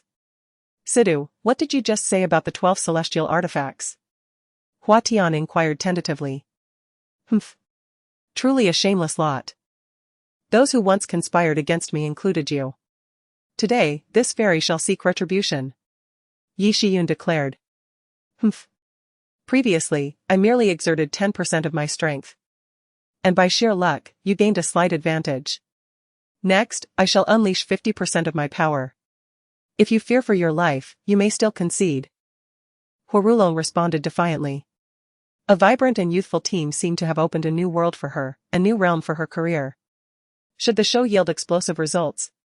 Perhaps this opportunity could elevate her from the bottleneck she currently faced.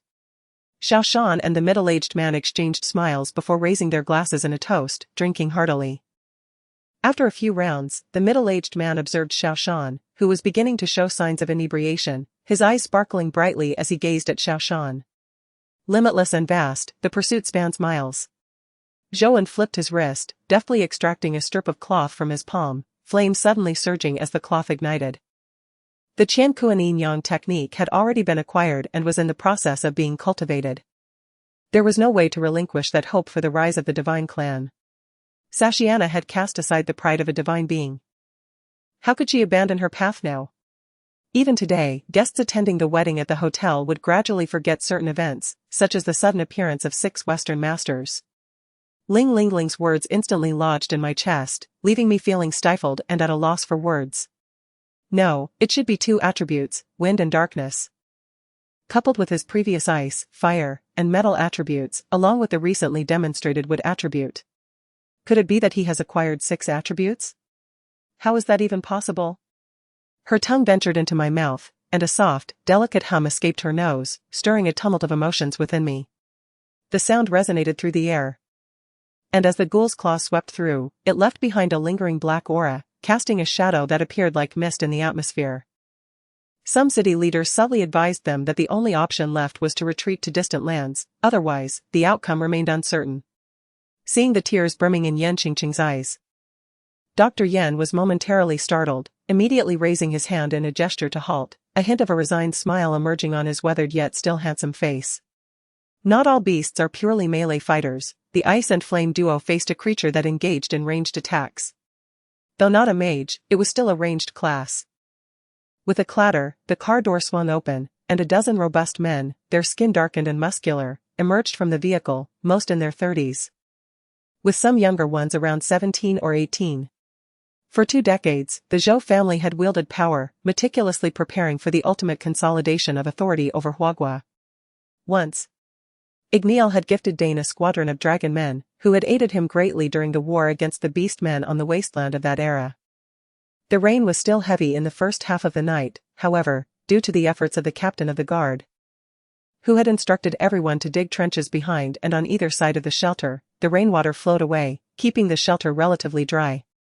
Yet, in the latter half of the night, the downpour intensified, and the trenches began to overflow, allowing a significant amount of rainwater to seep into the shelter. Chapter 24. Qin Ming's own strength was not formidable, but her family was unwilling to offend the forces behind Qin Ming for the sake of an ordinary guest. A new red wine with a delightful taste had just arrived. Would you care to sample it? Tian Mei-shin, noticing Peter's busyness, approached the bar, poured 2 glasses of the new red wine, and filled them. While it was unclear why the assassin would publicly challenge various sects, such actions could evidently only be undertaken by players. The previously aggressive vines gradually slackened, releasing the archer and slowly retreating. Offering praise? I believe you may misunderstand the concept of offering praise. I must emphasize that throughout this process, I have never been the one committing wrongdoings. Thus you are already aware of the issues surrounding Xie Ci, are you not? He had followed the emperor since childhood. Who would have regarded a mere eunuch when the emperor held power? Now, with the tides of fate shifting dramatically, the situation was vastly different. Holding the heavy envelope, Lu Guangqi immediately noticed the inscription indicating it was from private investigators, prompting his curiosity about the secrets within. The attached spirit skill paired perfectly with the old tape recorder, masterfully encompassing both sight and sound and sensory experience. Xie Huamou's sudden passing likely left those old friends who had spent countless years with him mourning in various corners, seeking solace. The Grand Elder was once again at a loss for words, realizing he had bestowed benefits upon others, only to be met with their disdain and complaints. With 3 resounding booms, a plume of smoke rose along the coastline, as 3 cannons facing the bay were obliterated. The wind from his fists carried immense power. The Iron Bear, renowned for his prowess in combat, had extensive practical experience from his time as a fighter in underground boxing rings. Lillian suddenly felt a surge of anxiety. Through the window, she noticed the nobles outside, who had been engaged in elegant discourse, now appeared flustered. A few young members of the Chai family seemed to be shouting in anger, and many turned their gaze towards the room she occupied. Sprinting forward felt like traversing 4 or 5 miles, yet the end remained elusive. Although the valley was vast, its diameter could not exceed 10 miles. We had run from the center, yet now we could not find the edge nor any distinguishable landmarks. Cursed be the maze. For we had surely become lost within its confounding depths. Sister Jeanne, adorned in a white silk jacket and a plain apricot-colored robe with gold-threaded cloud patterns at the edges, wore a white skirt and had her dark hair styled in a bun, embellished with 2 pearl flowers. A pearl bracelet gifted by 11th lady adorned her wrist. With a bold stride, she seemed to transform distance into proximity, advancing as her iron fists fell upon the eldest elder of the carefree sect like a relentless downpour. Faced with the overwhelming assault, their defenses crumbled, and with 5 minutes remaining until rescue, they could scarcely hold their ground. I apologize, I was unable to fulfill your request. Your father refuses to leave Bagua village, making it impossible for me to arrange his admission into the sanatorium, Cui Yu explained, relaying the unfortunate news. Originally, Sapello had known little about the Freemasons, but upon learning of their secrets through Montboto, he altered his perspective. Undoubtedly, the undercover designer of Shen Shugwen, Gao Tianqing, was not only adept at sowing discord but also possessed a keen aesthetic sense. Upon receiving their orders, the Alpha Wolf and the Hunting Wolf promptly piloted their mechs to the top of the assault ship, kneeling in unison. A profound silence enveloped the surroundings. Yet Chong Ning was aware that moments prior, a dozen individuals, akin to the cloaked figures, had fled like startled beasts. Chong Ning's gaze sharpened as Mo Muyang regarded their formidable opponents with respect. The adversaries were indeed immensely powerful, their cultivation far surpassing theirs, supplemented by a coordinated sword formation. Master, he stroked his chin thoughtfully, nodding as he observed that doctor who seemed sincere. Having arrived in Qingshui County merely 6 months prior, he had little interaction with Doctor Hu, only hearing that he was the nephew of the county's medical association president. Chong Ning suddenly recognized his own excesses. Recalling the anticipation he felt while awaiting their letters, now overshadowed by the delay in his response. They might still believe something unfortunate had befallen him. In a poignant turn of events, some among them wept tears of joy, the oppressive weight they had borne for days lifting, leaving them in an emotional uproar. Moreover, his back was bulging, and though draped in a red cloak, onlookers discerned the emergence of a pair of crimson flesh wings. TCH. Haven't they all been taken by your sister? Lin Ma finally erupted in her dissatisfaction with the rationing tickets. Although Aunt Lin had received fewer items from the Lin family lately, she had not entirely ceased her claims, and occasionally shared meals, thereby benefiting from the situation. Having attained the status of clan leader, he found his authority expanding, bringing him closer to the goals he had set. Yet, in a moment of distraction, Old Master Yu watched as Xie Ci darted out the door, vanishing in an instant. It was as if he could not be called back, let alone detained. Nonetheless, he ultimately smiled, a blend of relief and resignation gracing his features. While Old Master Yu's intentions remained a mystery to Xie Ci, he harbored no means of discerning how the Old Master would engage in the upcoming battle. The heavenly thunderous Amatsu no Murakumo and Edward Weevil's great sword clashed violently in the air. It was then that Heavenly Thunder understood why Huan Yuan claimed he possessed the strength of a young man with a white beard. Edward Weevil truly lived up to his reputation as one of the 7 warlords, capable of severing Zephyr's hand, showcasing his extraordinary prowess.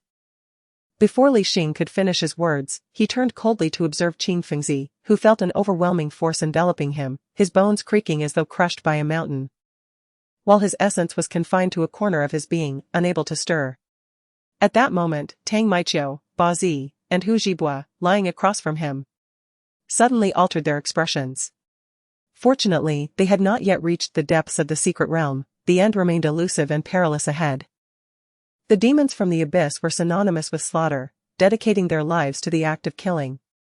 Whether it be against the inhabitants of the main plane or amidst the conflicts between abyssal layers.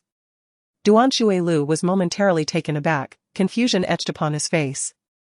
Yet, the group, bound by life and death, still trusted one another, allowing him to regain his composure. Understood, he said, grasping the collar of the dazed fourth master, as Xie Ci strode purposefully towards the Murong residence. The imperial flow, which should have nourished over 600,000 square kilometers across the 3 provinces, found 1/3 directed there, another third absorbed by Zhou, and the remaining third lavishly sprinkled over the mere 3,000 square kilometers of Shenangjia. Sister Tao. No need to rush, I'll say a few words and leave. I will return in a few days to collect a cup of cool water that Tao Peishan sent. Su Jiangwo stated, his serious gaze fixed on the supervision sheet, suddenly noticing someone gently taking his teacup away. What if I had a solution? His fingers danced rhythmically on the table as Mu Yan abruptly rose, declaring, on this day next month, I shall host you 3 brothers here. And it will also mark the day when the Drunken Cloud Pavilion comes under our ownership. With that, he turned away, accompanied by Mu Tong, leaving behind an elegant white silhouette. The treasure was located in Tianhai County, which posed no significant issue. After Zhou Qing traveled to Tianyang County, should he wish to proceed to Hangzhou, it would indeed be a convenient route through Tianhai County. Haozi's words left me momentarily speechless, he was right. During the course of my romance, I had relegated my friends to the very bottom of my priorities, and now, in the wake of heartbreak, why should they come to my aid? Once Fang Yang had stored away the sent ancestor, he emerged from Hong Xuanzong's body, transforming himself into the likeness of the sent ancestor. Just as Tong An's mind was adrift with thoughts, Zhong Yu's gaze naturally fell upon her. Tong An quickly realized he was observing her and, with a composed demeanor, offered him a faint smile. Relax, don't always keep yourself so tightly wound. Gao Haoyan lifted his cup and lightly clinked it against hers. Tong An responded and halted her steps, amused at her sudden curiosity. The so-called boyfriend was merely an excuse. She neither wished to attend a blind date nor offend anyone, hence, this pretext sufficed. However, Christina did not exercise restraint, seizing the opportune moment. She boldly launched her assassination attempt. The Xian Gang, situated in the far north, spanned vast territories perpetually shrouded in ice and snow, with the mentioned Kongsang Mountain nestled within the frozen forests of the extreme north. The bearded man's complexion paled, confusion clouding his eyes as he suddenly recognized the truth in Xiao Tai's words. Could it be that he was indeed mistaken? Fate's twins. It is Fate's twins. A cry pierced the air, sending the duel arena into a frenzy. In an instant, as the onslaught surged forth, it swiftly reached Jin Tianyang. The deluge of water swords descending like rain from the sky, leaving little room for resistance. What is there to fear? You are here. Simply resolve them as you said. These bioweapon phantoms' invisibility holds no power over you. Su Ling showed no sign of worry, adjusting her light brown hair with a smile. Upon hearing the term home, Bai Yuehui's eyes flickered with a hint of sadness, yet she concealed it well. He Fan remained oblivious to her emotions. This is a circular hall standing 20 meters high and 50 meters in diameter, its walls adorned with numerous irregular crystals that emit a gentle glow tinged with green. At the moment a palm struck, the surrounding void trembled uncontrollably, unleashing an overwhelming force upon the world. I cannot, under any circumstances, allow them to enter the estate. This phrase echoed in Lady Chui's mind countless times. Once all arrangements were complete, Xiao Tai scanned the entire formation. Seizing the fleeting moment while Han Meng complied with his commands to direct the flow of energy, Zhang Wuhan cast a curious glance at Yun Tianyang, questioning whether he was being overly cautious. At that moment, he usually lowered his gaze to the concealed Su Meng, noting the white nurse's outfit accentuated by fishnet stockings. However, in that fleeting instant, Hua Xuanji suddenly perceived a deep-seated hatred unfurling in the smile at the corner of his lips. I looked at Zhang Ma, still harboring some doubt. Yet it seemed that believing him was the only course of action left. Outside, the garments shielding Yi Hua were forcibly removed by the two soldiers in the name of the emperor, landing squarely in front of Hua Xuanji, the vivid red standing out starkly against the pure white snow. Before Jiang Yue could continue his inquiry, Yan Qihui's stomach began to ache violently. She hastily opened the medicine box on the coffee table and consumed a yellow capsule. The captive rode furiously, and upon reaching a distance of 100 paces, he suddenly reined in his horse, drawing 3 arrows to shoot them in unison. Ying Xiang intended to head straight to the government office. But after the incident at the tea shed, he altered his course, changing the entire group into merchant attire, leisurely strolling towards the grain shop. Deputy Factory Director Li quickly departed, resolved to act as if he had never conversed with Qin Huairu, thereby hoping the matter would fade away. Zhang Ziliao frantically seized the yellow cloth bag from Meng Ku, untying it and trembling as he unveiled the painting within, which slipped from his grasp upon sight. After exchanging a few casual remarks in the hall, Chang Yuan hurried in from outside and whispered something to Shen Yi, whose expression darkened as he tightened his grip on the chair. I thought to myself that it must be something serious, prompting me to bid farewell to my parents, promising to return another day. Chapter 26. The demonic soul of Two Fists surged forth, manifesting above his head in the form of a tiger's head. However, Shiman was immensely relieved that 500 frenzied guns had been integrated into himself. Is that so? I wonder how long your defiance will last. Lin Chen scoffed, delivering a precise strike to the opponent's neck, causing Black Wind to collapse immediately. Father-in-law, I am not only unscathed, but I feel I have undergone a significant transformation. I believe my current punch could shatter a planet, Qin Li declared with unwavering confidence. In truth, that body of water was a forbidden zone, even by day. No vessel dared to venture there, let alone at midnight.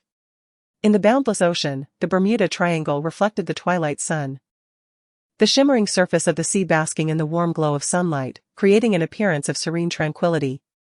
Lucia's gaze sharpened, a surge of wind magic power suddenly infusing her wind elemental short sword, propelling her backward.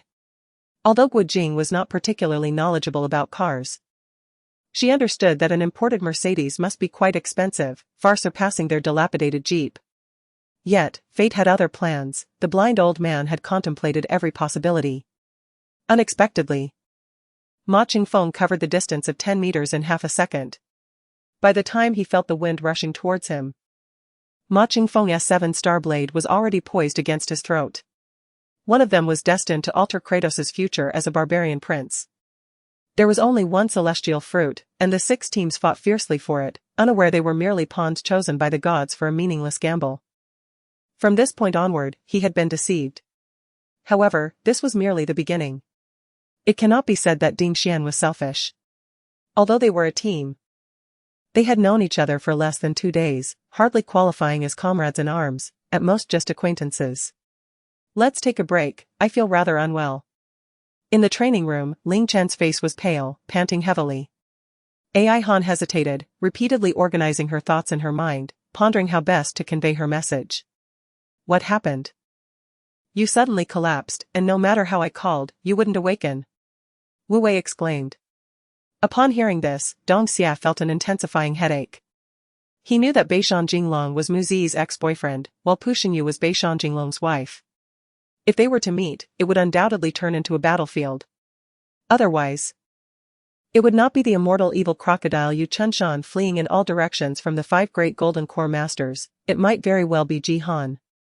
Yet the second son did not reproach him. Instead, he remained close, assuring him it was not his fault and urging him to protect the eldest young master. Countless cries erupted from various parts of the ship, mingled with expressions of terror. Dong Xia had a gym membership and, not lacking in funds, had also hired a personal trainer, making him somewhat more familiar with the profession than most. At this moment, he seized the opportunity to introduce a topic related to fitness. Probing Li Han. Upon noticing a bright light flickering at the intersection ahead, it seemed that they truly had reached the exit. However, Lin Tian's heart was not filled with joy at this prospect. Instead, he was worried about Li Muki. Gu Qingqing nodded. Had it not been for her recent soul journey, she could hardly have believed such a reality. Just as Lin Tian was about to recite the incantation, he heard a muffled cough. It turned out that Old Li had freed himself from Fifth Master's grasp and was now coughing uncomfortably. I understand, Xiang Xiu replied dismissively, unsure if she truly absorbed the information, before turning and running away. The blood-red hem of her garment billowed in the wind, and her exquisitely crafted mask evoked an irresistible allure. Fong Lingsu chuckled softly behind him, gently saying, Lin brother, I am the founding patriarch of Taoism. She assumed Han Xiao truly could not comprehend the words of the rooster-headed Taoist, hence her reminder. Fong Ruoshi did not speak the truth outright. She recounted the dialogue between Moro Nan and herself when he was conferred as a general, praising Zhang Xiao in every possible way. A flash of insight illuminated her mind. She promptly absorbed some vital energy, allowing it to gradually sink into her body. The warm mist hit his face, and the temperature in the air began to rise, making his breathing somewhat labored.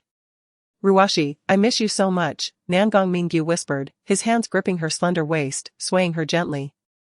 Although Wei Ziming was a traitor, his heartfelt passion was evident in the original narrative. The construction of the dam was indispensable. The track expanded by Elsie and others measured precisely 2 kilometers. A few laps were merely a warm-up for Lyre. Afterward, he immediately engaged in a heartfelt discussion with Qin Yin, who gritted her teeth, asserting she could perform, even suggesting action scenes could feature Mengxi as a stunt double. However, she initially received a few follow-up calls, with each promising further contact, but ultimately, there was silence. It seemed that this battle was unavoidable. However, the prerequisite for battle was to resolve the 2 beasts first. She had predicted the exam questions. And Lu Lady's brilliance was indeed not merely a boast. Her meticulous organization had remarkably captured the essence of the anticipated topics. The English lessons imparted by Chusher during this period predominantly revolved around these very questions. While the overall performance of Class 8 may not be exceptionally outstanding, it certainly would not languish at the bottom as before. In the present day, although Wang Yu lacked the substantial capital to establish a new club, such an endeavor would inevitably come to fruition in due time. Emily felt a sudden stiffness in her back and respectfully stated, Everything is at the discretion of the Empress Dowager. After saying this, she followed the Emperor's lead, though her steps felt considerably heavier as she departed. What should one do? It was infuriating. That evening, she barked an order and forcefully kicked aside a guard obstructing her path, striding forward. However, the numerous black-armored guards proved to be a relentless blockade. As soon as one fell back, another rushed to take its place, showcasing their unwavering loyalty. That night, as Wang Yu exited the gates of SKT, he felt not the weight of burden but rather a sense of lightness. Yunqi observed Mo Yen and reflected on the Emperor's earlier words, coupled with the name she had called out in a faint before losing consciousness. All these elements stirred a curious intrigue within her regarding Wang Yu. Moreover, she was acutely aware that with the Queen's absence, the imperial harem could never remain devoid of a new empress. Not to mention the anxiousness on Lishing's side, the Li family, under Yunqi's guidance, was gradually stepping into the main hall of Changqiu Palace. Upon hearing his words, I found them quite reasonable, seemingly hinting at my connection with Yufeng. That blood ring was certainly something he desired. While Yufeng and I were merely 2 fish, he would eventually let us go. Xiuwan knocked on the door for quite a while, but the only response was the sound of snoring from within. She had no choice but to suppress her anger and grievances and return inside the hall. Your Highness, are you all right?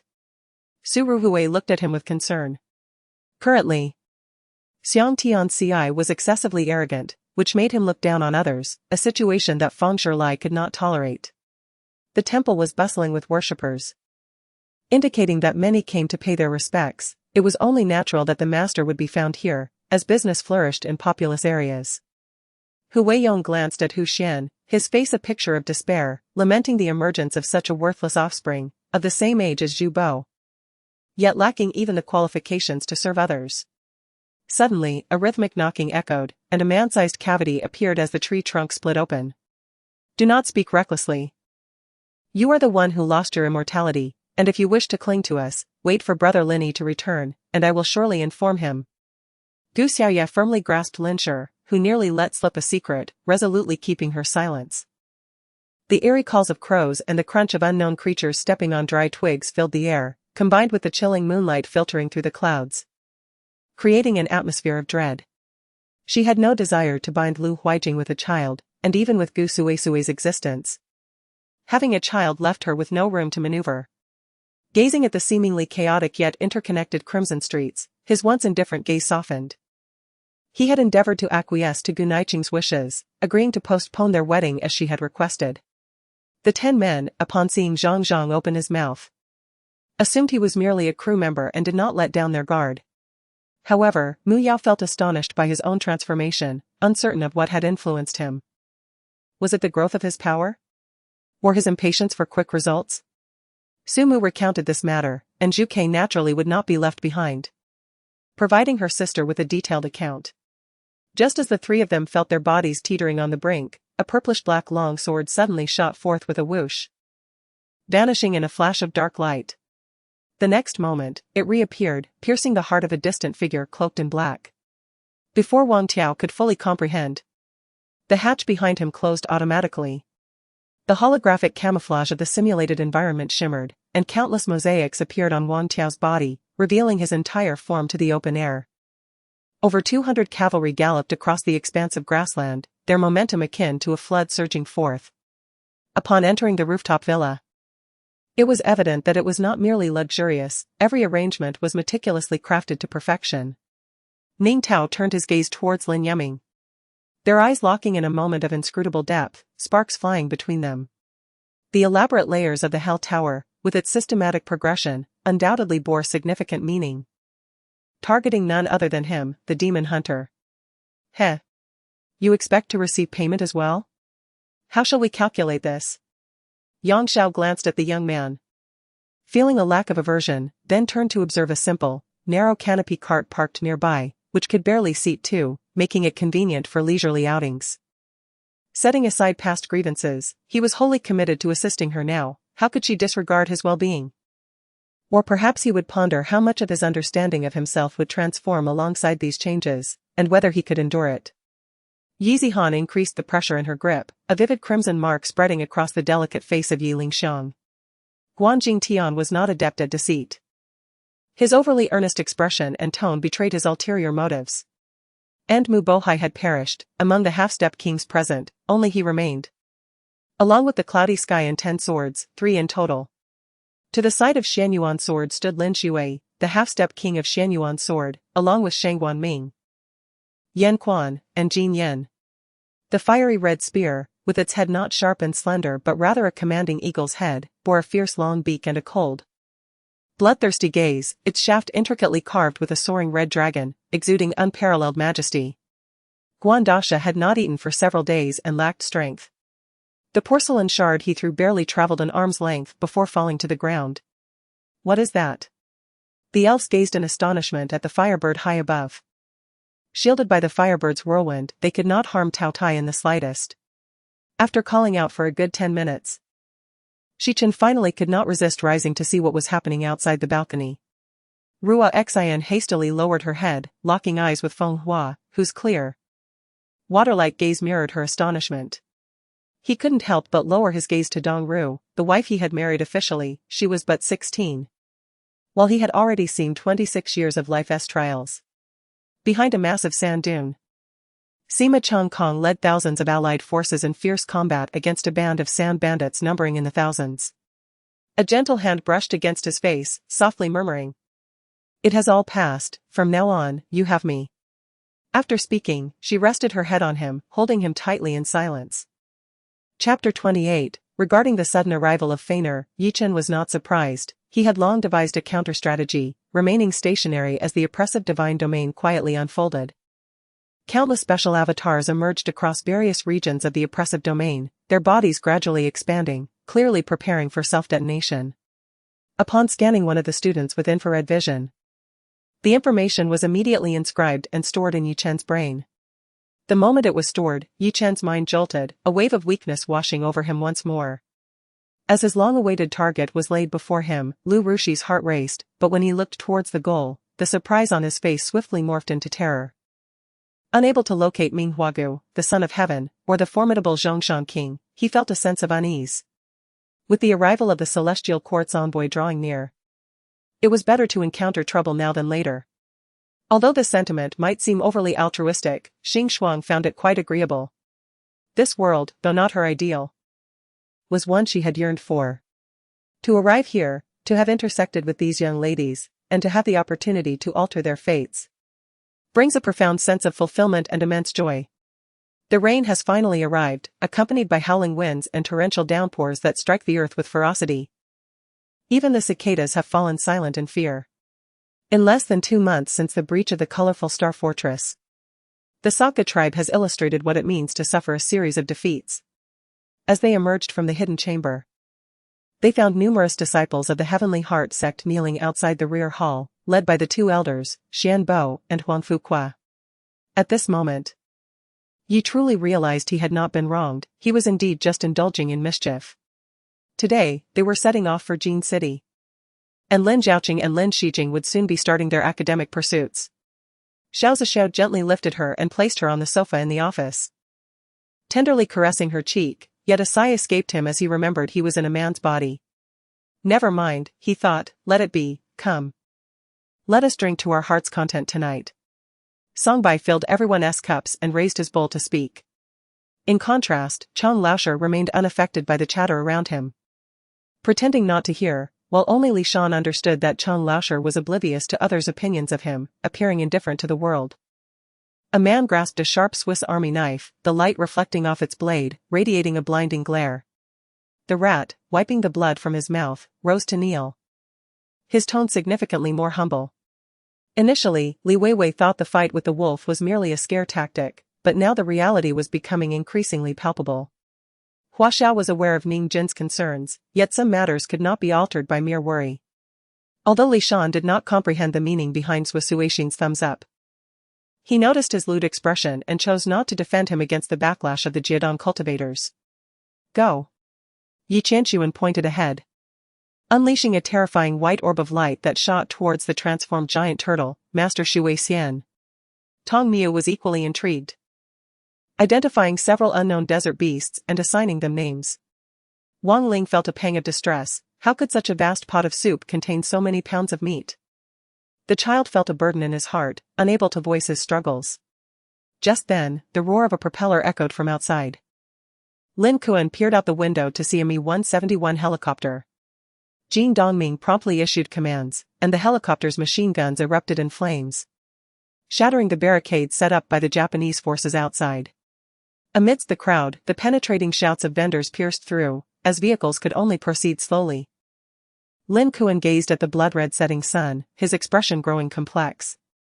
Subsequently, the pressure within the Taiji diagram before Su Liang, which had been spinning rapidly in black and white, began to slow down, the colors now harmoniously circling each other. The other 2 Taiji diagrams that had approached Su Liang also simultaneously decelerated their swirling patterns. Originally, Yi Shanghan was quite composed, but the throng of onlookers observing her operate the computer made her feel somewhat uncomfortable. The emperor has issued a decree, how can there be delays? If you do not open the door, we shall have to knock urgently, Gao Yongchang stated.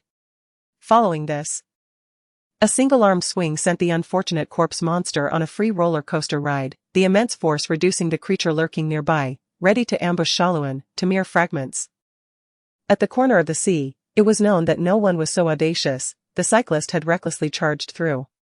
The attempt was merely a second too late, costing him his life. The large truck proceeded normally, and the cyclist bore full responsibility. Princess Weizhu, Zhaofengya, lowered her head, concealing her expression. Jin Yu, having fallen, remained unperturbed, maintaining her composure. Utilize your consciousness, and you may sign the contract. Lin Ti produced 2 transparent spherical gems, crafted specifically to contain consciousness. The crossbow, which posed a significant threat to the Xianbei people, had 8 malfunctioning units, rendering them unusable, and the remaining ones lacked sufficient arrows.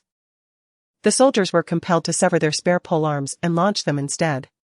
Chapter 29, Swishuren stared in bewilderment at the disheveled Gu Yukai, who had yet to explain his experiences from the night before, only to have Gu Yukai enter the bathroom and slam the door shut while turning on the water. A face towel was handed to him, already wrung out, requiring only that he lie in bed and extend his hand to receive it, without lifting a finger. In less than 20 years since the establishment of the Tang dynasty, many still recalled the harrowing images of war and devastation. Hearing the elders' words only intensified their admiration for the princess, and soon, word spread, causing many commoners to weep openly in the streets, calling the princess a savior akin to the bodhisattva of compassion. Injured and unable to leave, he resolved to lie in bed and feign unconsciousness, planning to address future matters gradually.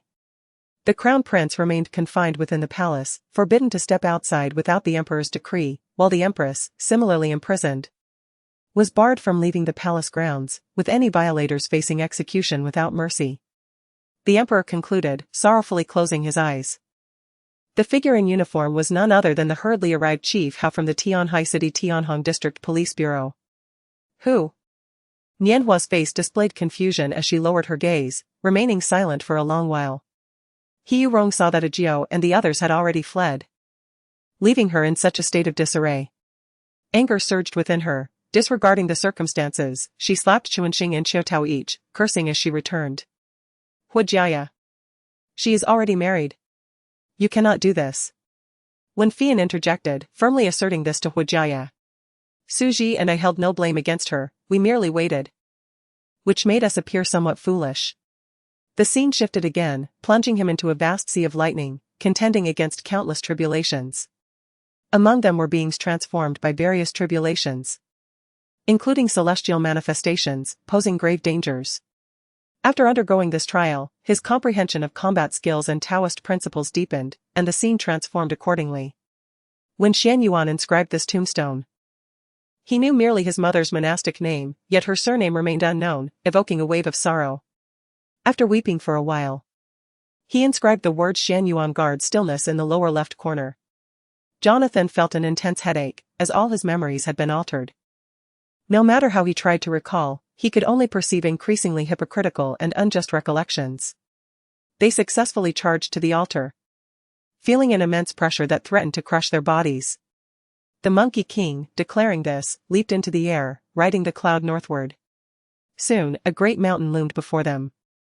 As the Monkey King gazed upon it, he saw the towering peak piercing the clouds, with deep valleys and lush cliffs adorned with vibrant flowers. Her husband, in a fit of anger, had become a monk, yet ultimately could not let her go, returning to Shushan instead. The old man stood at the helm of the lead ship, shouting to the helmsman, "Row swiftly, or we shall lose this opportunity." The crew followed suit. And upon hearing this, the helmsman lifted his arms, vigorously rowing as the ship sped towards the rainbow like an arrow, while the 3 pirate leaders pursued closely behind. All the pirates gazed up at the 7-colored rainbow in the western sky, hastening their pace. "It is you." Upon hearing the voice, Ing Shama suddenly became calm, swiftly drawing forth a black-blue single-edged sword, eyeing the newcomer with cautious apprehension. Jiang Feng reduced his combat power to 38 before hastily retreating into the depths of the forest. "Wait, Arthur," said the once-renowned apostle, now a supervisor, offering Arthur an exceedingly warm smile.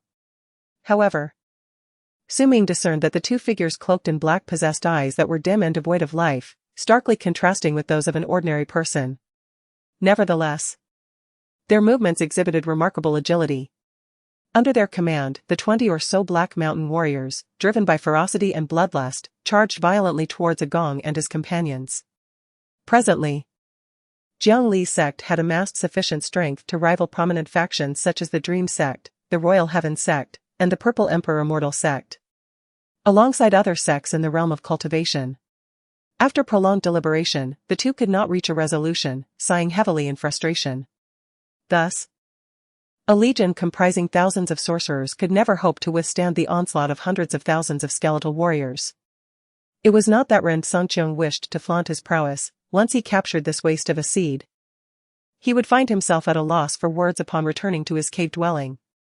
Feng Hui and the others could readily assert that he had substituted the seed and turned against him. I agreed that the trial at Golden Flood Island was excessively challenging.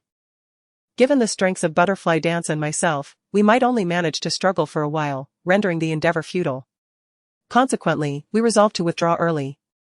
If successful, Suming knew he would become Xianzong, awakening to a vast expanse and the hopes of those from his resurrected memories. If he were to fail, Suming also understood that he would cease to be himself. A failed possession would mean that the one opening his eyes would no longer be him, but rather Xianzong. Xinxiang sighed, acknowledging that the Xuanwu diamond armor had indeed shielded him from numerous attacks over the years. However, he now felt unafraid. Even without the armor, his physical form remained formidable. As he spoke, he removed the black cloak from his head, revealing a pallid face that appeared to be in its 40s, his features unremarkable except for the flickering blue light in his eyes. Thus, after Wang Li led his troops to break through, Xiang Yu immediately commanded the light cavalry to charge towards the eastern gate of Jilu. Ma was momentarily taken aback, unsure of how to respond. Relying on the protection of warriors like Guan Yu, offending these individuals at this juncture would be akin to courting death. Consequently, although he was seething with anger, he dared not utter a single defiant word. If Xiang Yu truly possessed the strength to repel the Xiongnu and Donghu, surely annihilating Lu Ji would be child's play. Yet, after the initial sting, his body began to spasm uncontrollably, racked by agonizing cramps akin to the twisting of intestines. The vehicle moved slowly within the sanatorium, and she arrived at the entrance alongside it. The large iron gate swung open, and the Bentley surged forth, leaving only a cloud of dust in its wake. Chapter 30. General Yang began to find himself in a predicament. Although 100 million in funds could indeed procure 20% of the shares, he felt it was somewhat inappropriate. The elderly man donned a pair of black gloves, casually toying with an exquisite wooden staff in his hand.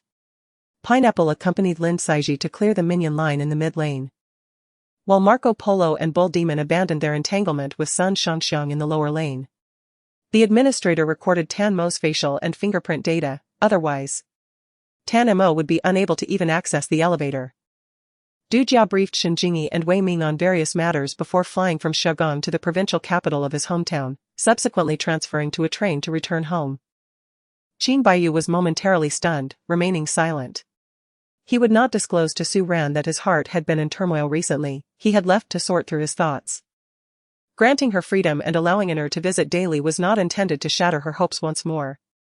Shang Guanwei spoke earnestly, and Liang Dong was well aware that what he stated was true.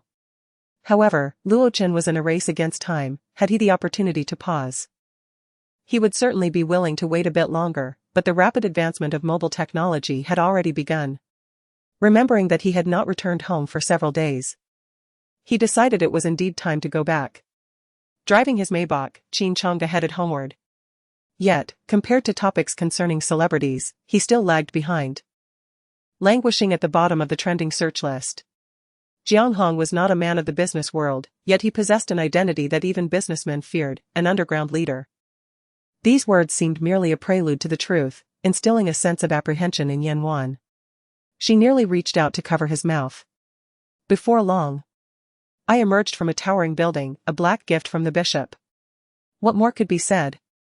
You all should serve the third young lady well, ensuring she has tea and water. Do not allow her to feel neglected. Aunt Hu smiled warmly, though inwardly she harbored some resentment. Having lingered here for a day, was it truly necessary to stay until after dinner? The Dragon Soul bowed before his ancestors.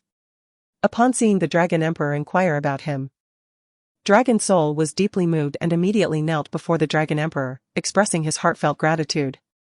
Officer Mumu followed Xie Chen's instructions to securely bind the stone, retrieving a slingshot and opening the window, while Takebayashi Koji appeared increasingly flustered. Lu Jia's words utterly failed to convince Qin Yi, indicating that the other party was deliberately concealing something.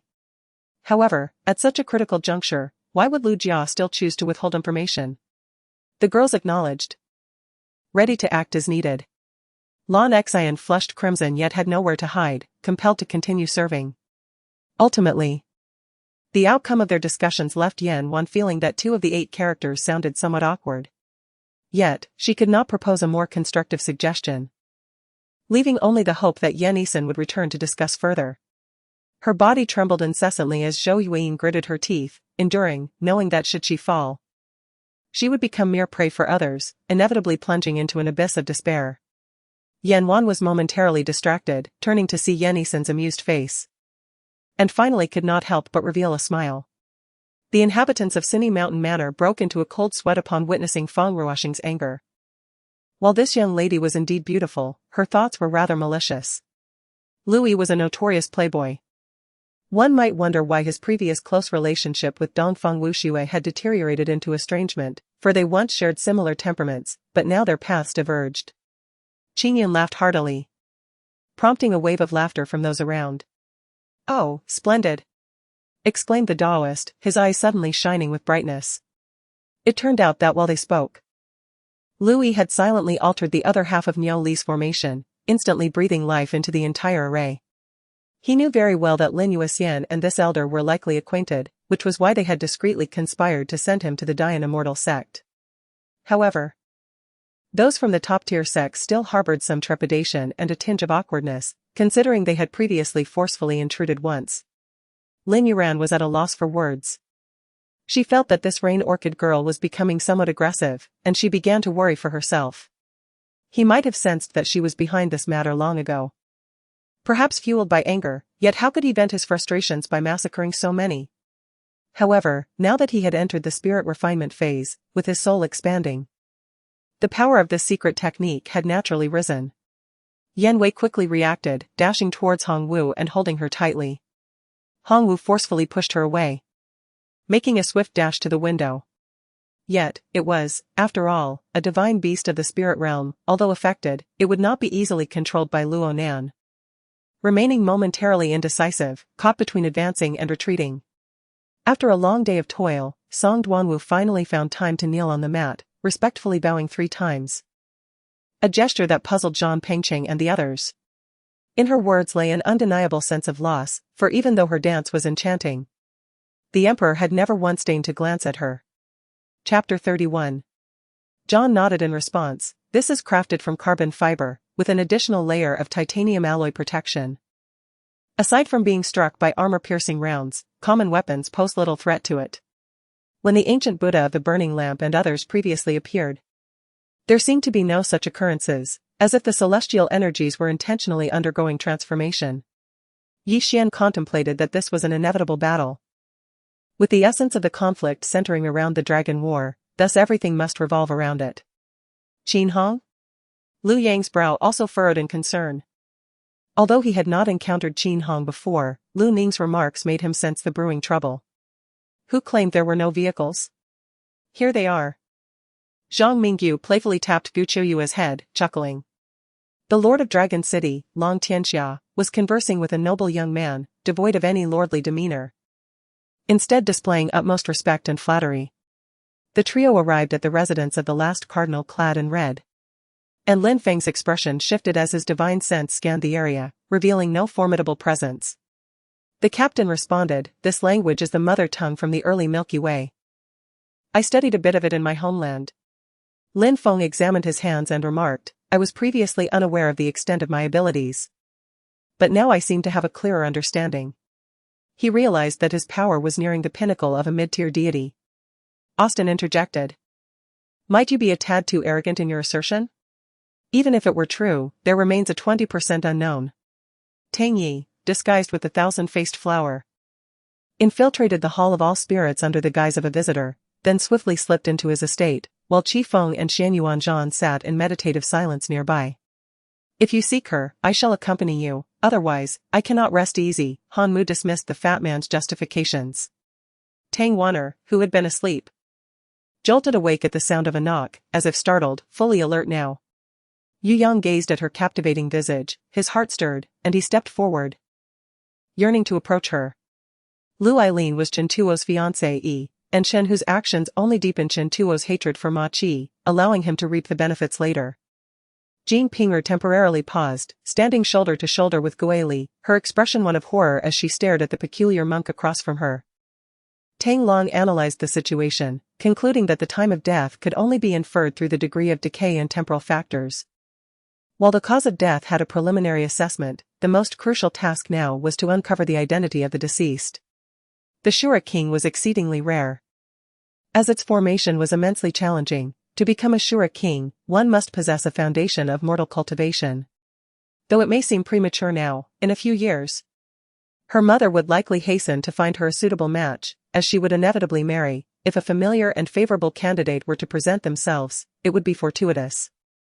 Zhang Yanzu said, "Wait, let us clarify the situation first." He asked Zhu Gan, "Are you intending to kill us and seize our goods, or are you here to purchase?" He sensed something amiss, as Zhu Gan did not resemble a companion of Jia Ba. As the argument intensified, Xue Huan cleared his throat. And an instant silence enveloped the surroundings. In retrospect, it indeed felt amiss. Ling Yoli had just been injured, but was it mere coincidence? The competition among junglers often hinged on a single step.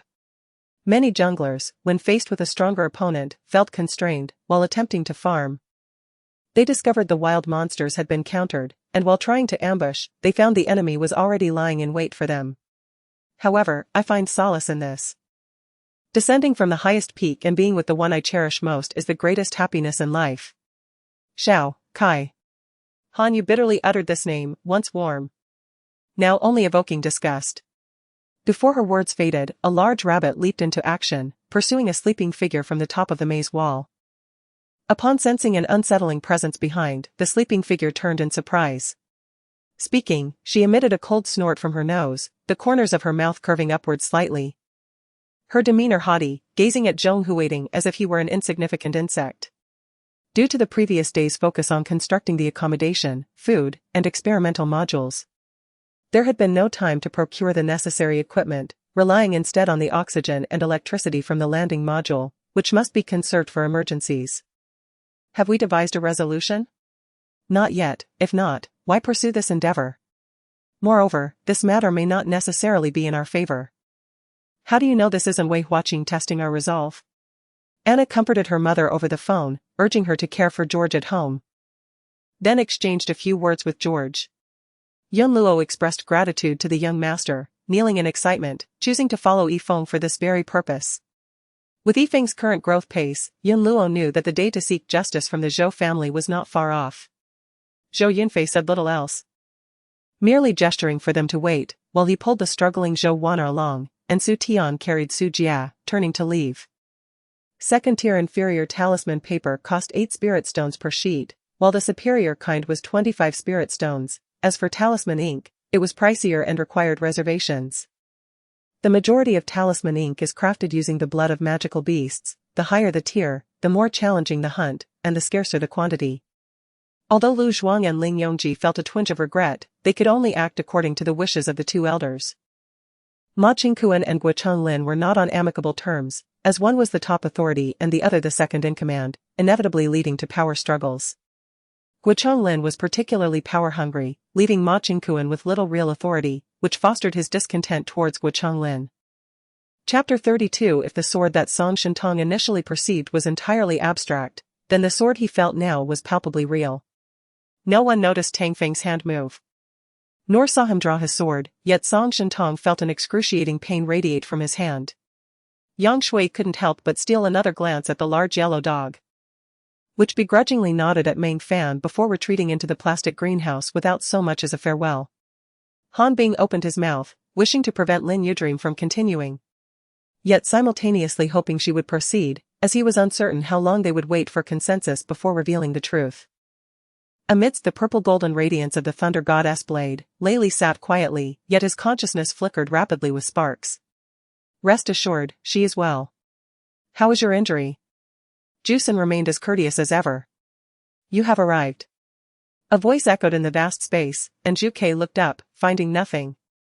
Lin Yudream was particularly protective of herself. Upon seeing her injury, she felt a surge of anger. What was this? Sitting at home, calamity befalls her, abandoned in silence, resulting in her injury. This left Lin Yudream exceedingly displeased with Song Yun, her anger igniting a fierce counterattack. When we return home, we shall settle today's accounts gradually. Upon seeing Qiu Shaozi release her, Shang Mingqi altered her stance. Bang! Bang! Just as everyone sought cover, 2 gunshots rang out. Throughout the journey, Feng Yi seemed to possess an unwavering focus, nearly bypassing turns to enter several stores, as if he instinctively knew their locations. He had yet to verify whether his suspicions were accurate, yet he felt compelled to act upon them. So many have gone missing. The youth furrowed his brow. Drawing Chen Qing into the innermost part of the internet CAF, Heng Tong arranged a private office for the people from Nide, spacious and bright. Zhu Puyu entered and surveyed the surroundings, feeling quite satisfied. However, now that MOU has awakened, it is inconceivable that she would merely stand by and watch humanity march towards its own demise. The ethereal Tianming ice silkworm, having long cultivated its presence and rarely revealing itself, waved a reluctant farewell to Qian Ruxiweb before dispersing its soul and retreating into its soul ring to meditate in solitude. On the ship, a young man clad in green, appearing to be in his 20s, with a striking visage reminiscent of the stars, sat cross-legged at a table, savoring a steaming cup of tea. The Minister of Science and Technology wore a grim expression, realizing that he could no longer evade responsibility given the current situation. As Pei Chuyu appeared in a white evening gown on the red carpet, the live stream's comments flooded the screen. He had now acquired the ability to manipulate flames into a fiery armor enveloping his entire being while ensuring the ground remained unscorched. Had it not been for the clear stance of the purple rose, Xie Ci would not have dared to audaciously call her sister, Su Yu. Nor would she have sought the introduction of Colonel. Xie Ci's hubris led her to believe that during his forceful acquisition of the purple rose, Zhang Tianyi would merely act as a timid observer, obligingly going along with the tide. Indeed, prior to your future, the team had already engaged in some predetermined transfer operations. Our remaining budget stands at approximately 15 million euros, stated the bald-headed Henry, his eyes glancing around. He felt that all of this was fate. As if the heavens had bestowed upon him a raw gem in his most desperate hour, allowing him to honor the legacy of the evil extreme sect's predecessors. One thing was certain, Xie Ci's father, Zhou Laohui, must be longing for her to visit him in the hospital frequently. Previously, due to Chu Yan's illness before the competition, they had naively assumed defeat was inevitable, thus holding little hope for a victory. Struck by this stroke of fortune, Qianyi found his vitality severely diminished, his health plummeting to the brink of collapse. As the cashier laughed brightly, Li Kan heard the sound of hurried footsteps approaching from behind. The horse ridden by Qiulua was no ordinary steed, it possessed the bloodline of a level 7 magical beast, the Fire Cloud Lion. Merely applying pressure would not suffice to obliterate it into a mist of blood, unless confronted by a beast of a higher bloodline or a being surpassing level 9. Young men are often impulsive, and after a few drinks, their spirits surged. Without hesitation, Uncle Yi approached and delivered a swift blow to Dedetzi's neck, causing him to yelp in surprise and look at Uncle Yi with a look of grievance. Upon serious inspection, Zhang Yang soon discovered a master. He sensed a robust warrior engaged in combat 100 meters away and rushed toward that direction. Although Yao Yan appeared gentle on the surface, her words fiercely protected the Shen family and Shen Mei. Regarding their brother's marriage, the 3 pillars had no intention of voicing any opinions. Such matters were not for the younger siblings to discuss. While the presence of his sister Qing Bao might have added some weight, her status within the Xia family afforded her the privilege of speaking before Huang Lunyang. Sister disciple, do not worry, this skill, capable of hearing sounds from hundreds of meters away, I have heard my master speak of it. It is a technique employed by martial artists relying on their inner strength. He should not be a cultivator, otherwise, he would have used his spiritual power to escape silently instead of slowly traversing over 20 miles. Remarked the man surnamed Wu with a smile. Chapter 33, Tian Meng, Tian Tong. The hunchbacked elder slightly turned his body, addressing the other 2 elders behind him with a sharp command. The scallops were of substantial size, their shells and flesh meeting the standards of wild scallops, unquestionably achieving a premium grade. With a thunderous crash, the imposing figure of Fao Shidi was sent flying backward like a rag, crashing back into the pit he had just created, deepening it further.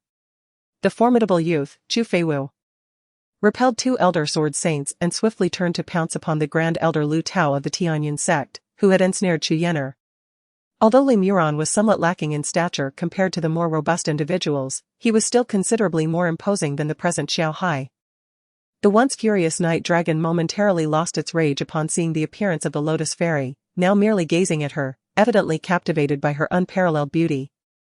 In the 2 beds directly facing the entrance lay 2 corpses, surrounded by a pool of blood that had nearly dried, indicating they had been deceased for quite some time. Ajan, unable to find chopsticks on the table, stared blankly at the scene, only to notice a pot of fragrant by Luo Chen tea, with no food or wine in sight. It turns out that this other dimensional storage space is known as a storage bag. I believe you have one as well. Chaos smiled warmly at Zhang Tianxi, his eyes filled with hope. If the 2 had ever made an enemy in the Yuxiao immortal domain, it would likely be the bandits they encountered on their journey. The crimson, segmented body was as wide as a door, with antennae approximately 2 meters long atop its head. Each swing produced a resounding crack in the air. Di Long's peak was a time of unparalleled glory, when Gu Long wrote a script for him. A director had introduced Jackie Chan to Gu Long, only for Gu Long to dismissively state, "My script is for Di Long, not for you." A group emerged from the operating room, led by Chen Fan and others who had previously entered. This tree, renowned as the Amazon Blackwood, soared over 80 meters in height. Tall and upright, with a sturdy trunk and a canopy that reached the clouds, truly deserving of the title of a towering giant. Even the most basic Audi models start at over 400,000, a sum sufficient to purchase a 100 square meter apartment in the capital.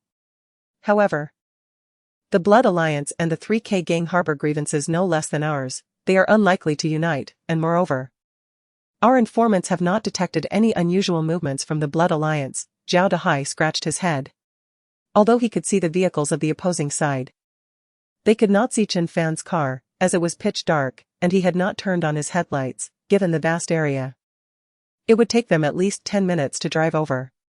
There really is water. If you don't believe me, come and touch it. The man pointed to the sturdy tree behind him. As consciousness gradually returned, he remained immersed in a delightful dream, a smile lingering at the corners of his lips. Reluctant to awaken. Fortunately, the distance between the 2 houses was not great, when Jiulan arrived in merely 6 or 7 minutes. Wind of revolt. Dao Mu shouted. Imbuing the surrounding black iron elephant's wind with spirit, swiftly commanding half of the Yin wind to counter and entangle the other Yin winds, forming various whirlwinds and chaotic currents.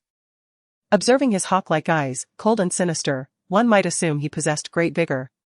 Yet in reality, he was tormented by vengeful spirits, unable to enjoy a single peaceful night.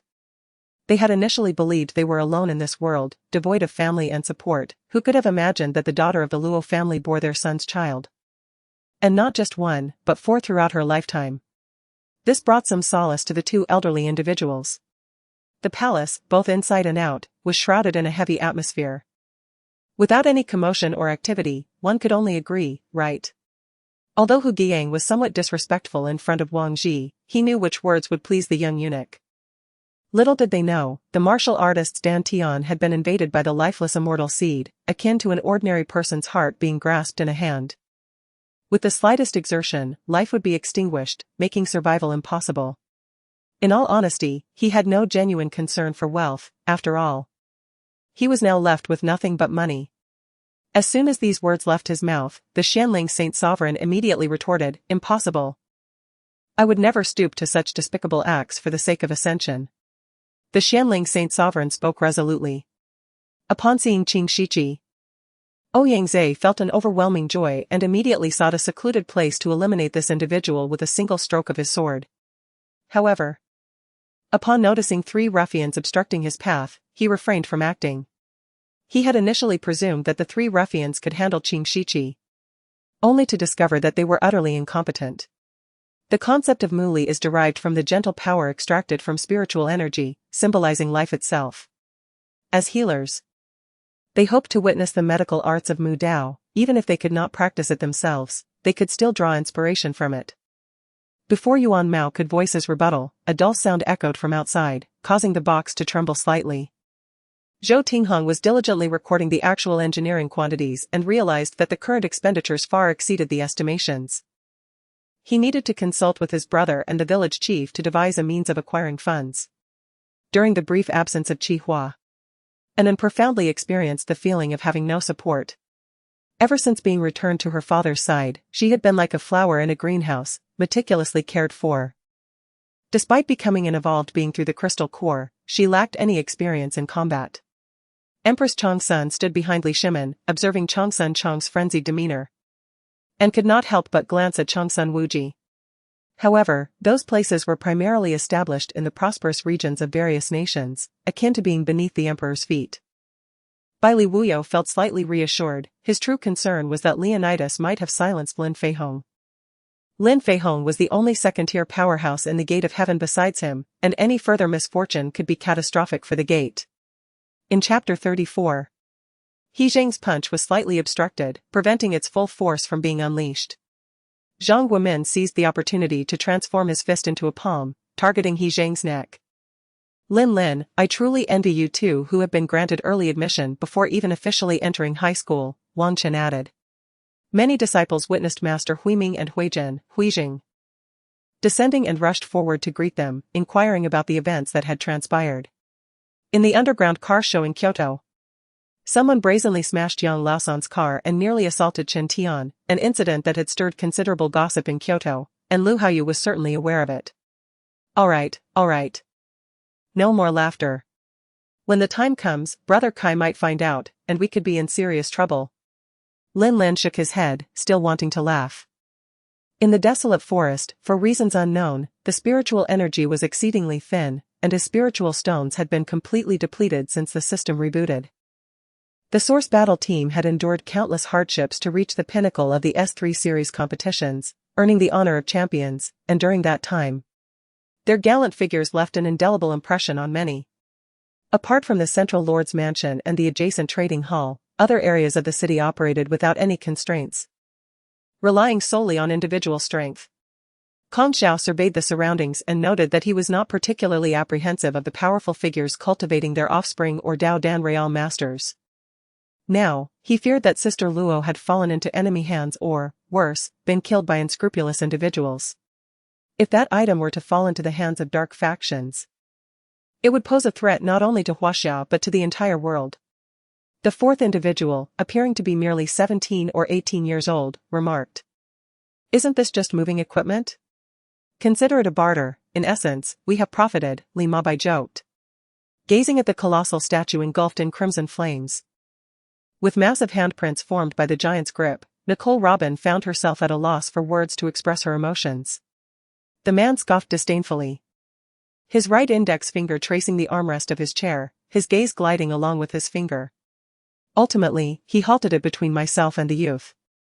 After walking for a while, rain began to fall, prompting the three to quickly seek refuge in a cave. Gu Xingge observed the overcast sky and mused that the moon likely would not appear tonight, so they would have to wait until tomorrow night to find the illusory order. Lord Hongya, if there is blame to be placed, it lies with you for failing to recognize the opportunity and cultivating a relationship with Yi Tian.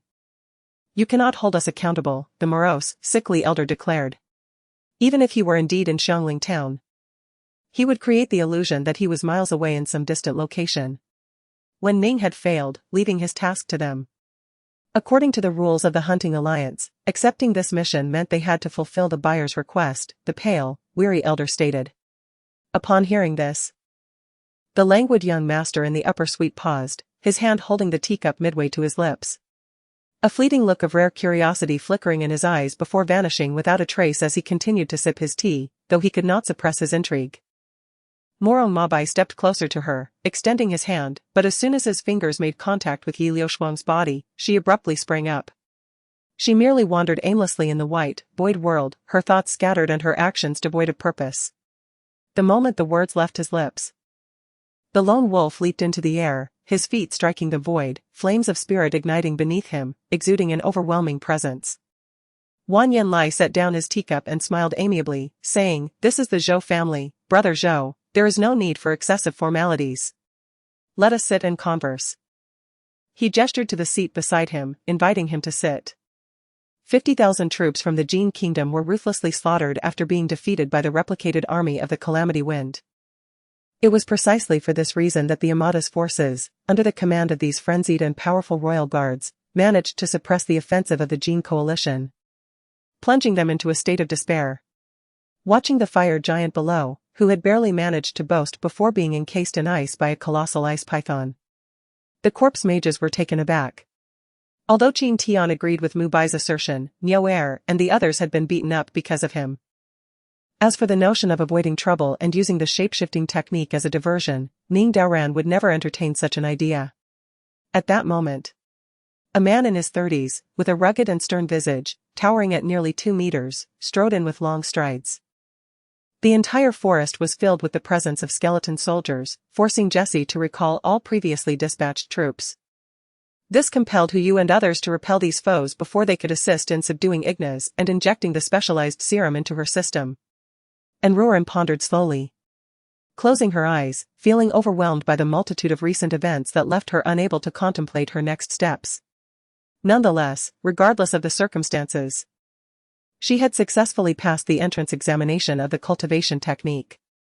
This was undoubtedly a monumental achievement for Du Ziyuan, invigorating him further in his comic artistry. Qiao Anming's silhouette momentarily froze, yet he did not turn back. After a brief pause, he pushed the door open and stepped outside. Repeatedly questioning himself on the way back, why did he go to the hotel? Why did he take her out of the room? Mo Jingyuan, after a night of indulgence, found his inner fury dissipated, his smile reflecting pure satisfaction. Recently, his relationship with Yi Hanqing had grown increasingly close, leading him to frequently call his name. Yi Hanqing permitted this, insisting that during their intimate moments, he call him brother, though he was reluctant. It seemed Yi Hanqing relished it. I know you are now a mother, and caring for a child is arduous, but I heard Ming arranged for a postpartum caregiver for you. Gu Lan spoke in her usual gentle tone. Both harbored their own thoughts, neither willing to break the silence, and before they knew it, they had returned to the master bedroom. Although Ruoren was not entirely convinced by Yi Xuanya, the situation left no room for hesitation. Observing Mu Shima's demeanor, it seemed there was indeed something amiss. For now, she would prioritize dealing with Mu Shima. In Chapter 35, it is clear that he had not truly submitted but rather intended to deceive these individuals into releasing him before subsequently eliminating them. Do not harm my external skills. At a critical moment, a stern voice echoed. Suddenly, everyone felt a blur before their eyes as a figure, resembling a phantom, darted between Yin Tianjing and Zhong Weixia, meeting Zhong Weixia's heavy punch with an open palm. Some claimed that Liang Fei was a doctor who had drugged the old man, thereby acquiring the inheritance. Thus, Liang Fei swiftly became a renowned figure, with public opinion overwhelmingly branding him as a villain who resorted to unscrupulous tactics to obtain the legacy. I assure you, as long as you expel the magic power, I shall let you go. Mo Luo suppressed his fury and spoke in a low voice. Upon receiving this news, the disciples of Wudong Mountain, including Zhang Sanfeng and Song Yuanqiao, were genuinely delighted and relieved that Xie Wuji had successfully taken his first step. Although such a move would leave him completely passive and unable to launch an offensive, it at least provided an opportunity for defense, allowing him to observe subsequent developments. Would you believe me if I said this is a misunderstanding? Li Yongla looked up at the sullen-faced Li Yuyue, feeling somewhat anxious. After the preliminary inquiries were concluded, Shen Xian left a few police officers to document the scene and coldly addressed Liang Fei. Suddenly, the front courtyard erupted in noise, suggesting an external invasion, prompting the guards of the Prince Kang's residence to spring into action. Li Qingfeng would not allow the adversaries to wreak havoc on the Red Fire continent, as it now belonged to him. Approaching, the long-faced guard assumed that Qiao Chuan intended to converse with the individual and thus politely withdrew. It was indeed a fortuitous opportunity. Wang Hanji felt a surge of joy and stealthily advanced a few steps, realizing that the Earth Dragon showed no reaction to her presence, which eased her mind.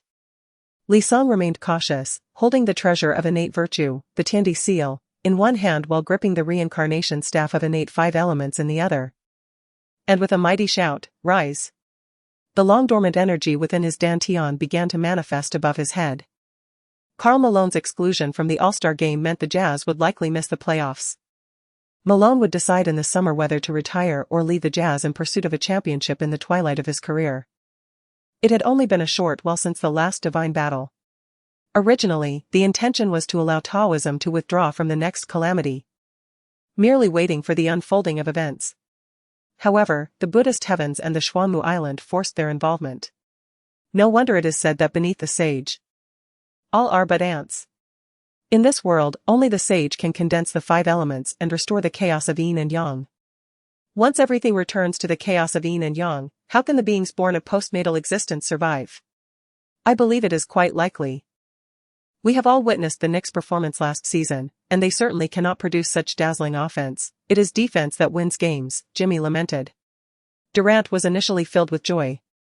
But upon witnessing the extraordinary feat of Yu Tian extinguishing the flame with a mere pinch, he was left astounded. How did it come to this? Such a thing has never occurred before. That is indeed the case. However, if you put in more effort and diligently absorb knowledge, the energy debt can still be repaid. The spirit of the world spoke cunningly. Aside from Carter playing for 33 minutes, the other players logged less than 25 minutes each, with all 5 members of the team scoring in double digits. Now, as the old ninth returns to this secret space, the portal of the Heshirbai opens, releasing pairs of soldiers in an orderly fashion, who then proceed to the surface via the designated secret path. As He Yuan set down his teacup, his mind raced, contemplating what he should say to him. The jade rui tattoo on his arm had long been obscured by a layer of salt from his sweat, while the gemstone bracelet on his wrist shone red, seemingly responding to the scorching sunlight above. With the southern fleet of the Carefree Empire advancing, the internal military mobilization within the empire began to stall, leading all nations to speculate that the Carefree Empire was preparing for war against the Australian continent, with many conjecturing that the conflict with the Allied forces was about to commence. Daisy remained remarkably composed. She possessed the funds, yet sought to understand why the individual had kidnapped Kaylin. Was the motive merely financial? Regardless, she resolved to proceed. Even if these individuals were merely unrestrained bandits, they could only remain in Peace Valley for a maximum of half a year. The might of the cavalry had significantly boosted the morale of the Carefree Empire's forces, pushing the Russian army into retreat. If this trend continued, with the passage of time, the Russian military's defeat was nearly inevitable. Although his recent appearance was not intended for her mother, they had, nonetheless, met face to face. Grandfather. As Nan Gongli listened to the voice on the other end of the phone, now replaced by the voice of old ancestor Fu, she felt somewhat embarrassed, realizing that her antics had thrown the Fu family into disarray. The term soft resurfaced, leaving Kai Jiao feeling somewhat awkward. The phrasing seemed off. Su Bing returned to report, merely glossing over the incident's origins while emphasizing how Su Miao had bullied her. Consequently, Su's elderly couple remained oblivious to how the situation had unfolded. I often see your silhouette in my dreams, although I do not know who you are. Your back is familiar to me, Li Tianfeng stated. He presented this gift to the celestial realm and the world of famine, using the opportunity to express his concern and courtesy towards Feng Lang. Without hesitation, Feng Lang absorbed all the spiritual energy, instantly doubling its total amount. Wu Yoji felt particularly unfortunate. Today, he had managed to return home on time, only to accidentally collide with a pedestrian, though he suffered no injury. The thought of having to care for the other party due to the rumors surrounding such incidents made him internally lament his misfortune. Yes. I am Meng Tu to you Pai. His respectful reply was imbued with unwavering obedience. What a pity. Feng Lang thought of Song K's 3 children and couldn't help but chuckle, shaking his head as he turned to leave, prompting a moment of silence from Song K, while the experts of the Song family sighed in relief. Chapter 36. Just as Mu Yi and Yifei took a moment to catch their breath, Lung Feng and Akesh rushed in. Upon seeing Laudelek's limping figure, Mu Yi realized that the previous scream had emanated from him, and the cause of his suffering was that he had stepped into a trap. The next morning, as dawn broke, Abaz personally led his army to the checkpoint. However, upon his arrival, he received reports from scouts that the Yonghua troops had withdrawn from this defensive line the previous night and were now retreating to the mouth of the gorge, preparing for a final confrontation with his forces. It's nothing, the Taoist was merely playful. Su Liuli recognized Li Qingxuan's voice from the tone and comforted the somewhat bewildered Tan Lin. Surrounding them was an impenetrable darkness, both above and below, rendering visibility impossible. Akin to a bottomless abyss, however, Muyu could discern that the demonic energy beneath them was slightly less dense. Upon reaching the ancient street, where vehicles were prohibited, Lin Muzan had to park in a designated area, taking his belongings and leading Zhao Wan'er inside. When Lu Biao initially entered Jingzhou, he may have needed the support of the 4 prominent families of Jingzhou to stabilize his position. However, after years of governance, he felt his control over Jingzhou had vastly improved and thus raised the knife against those families. The young man evidently had an extraordinary background, yet he was slain. He needed to understand the circumstances for precautionary measures. Here we are, isn't it beautiful? The vehicle came to a gentle halt. And as Gu Chenfeng gazed out of the window, he spoke with an air of ostentation. Gong Sun Su was acutely aware that sometimes the myriad words from himself and others were no match for a mere whisper from Xian's wife. Which was precisely why he had brought Xie Daoyun along, hoping her presence might coax a few more persuasive words from Xian's spouse. Suddenly, Sun Ming's lungs ceased their contractions. As they were no longer needed, the alveoli began to extract oxygen from the liquid air, continuously expelling carbon dioxide, which then dissolved in water and flowed out through his trachea. After all, it was an endeavor from above.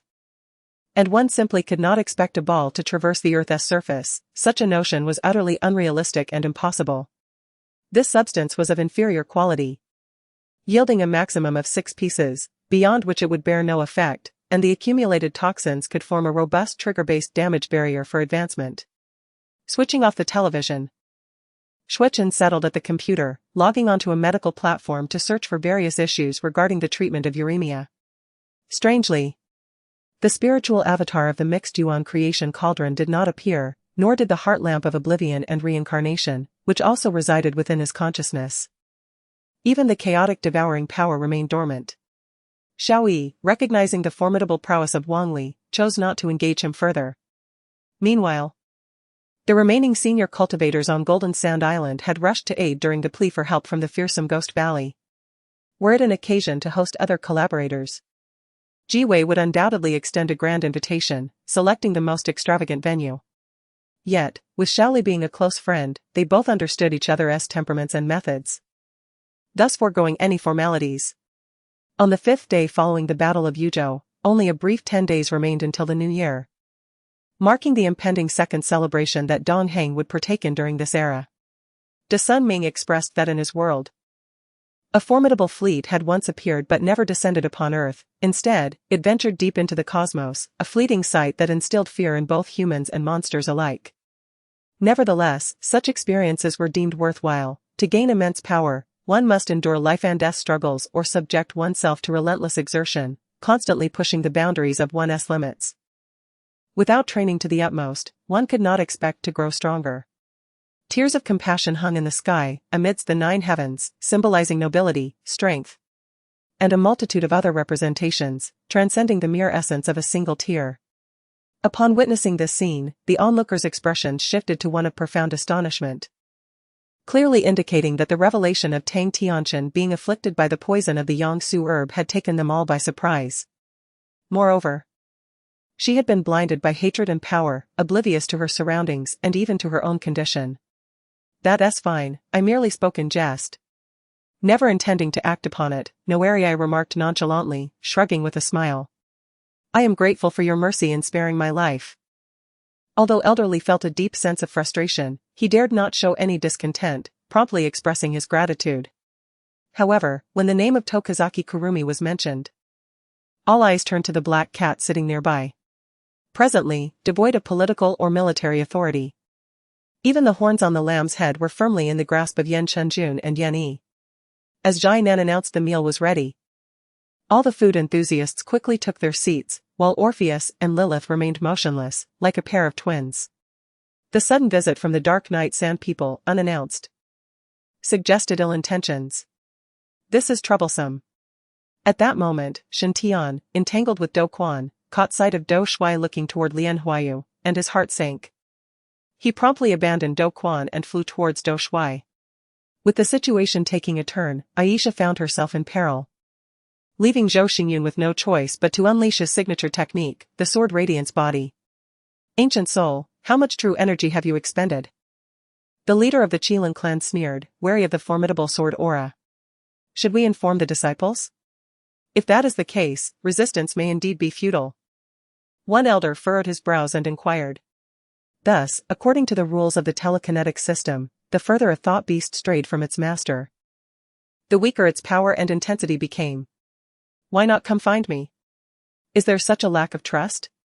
You ought to know that I would surely assist you. Hell expressed his discontent toward Ike, stepping forward slightly. Hell stood a half-head lower than Ike, yet his imposing presence seemed to overshadow him entirely.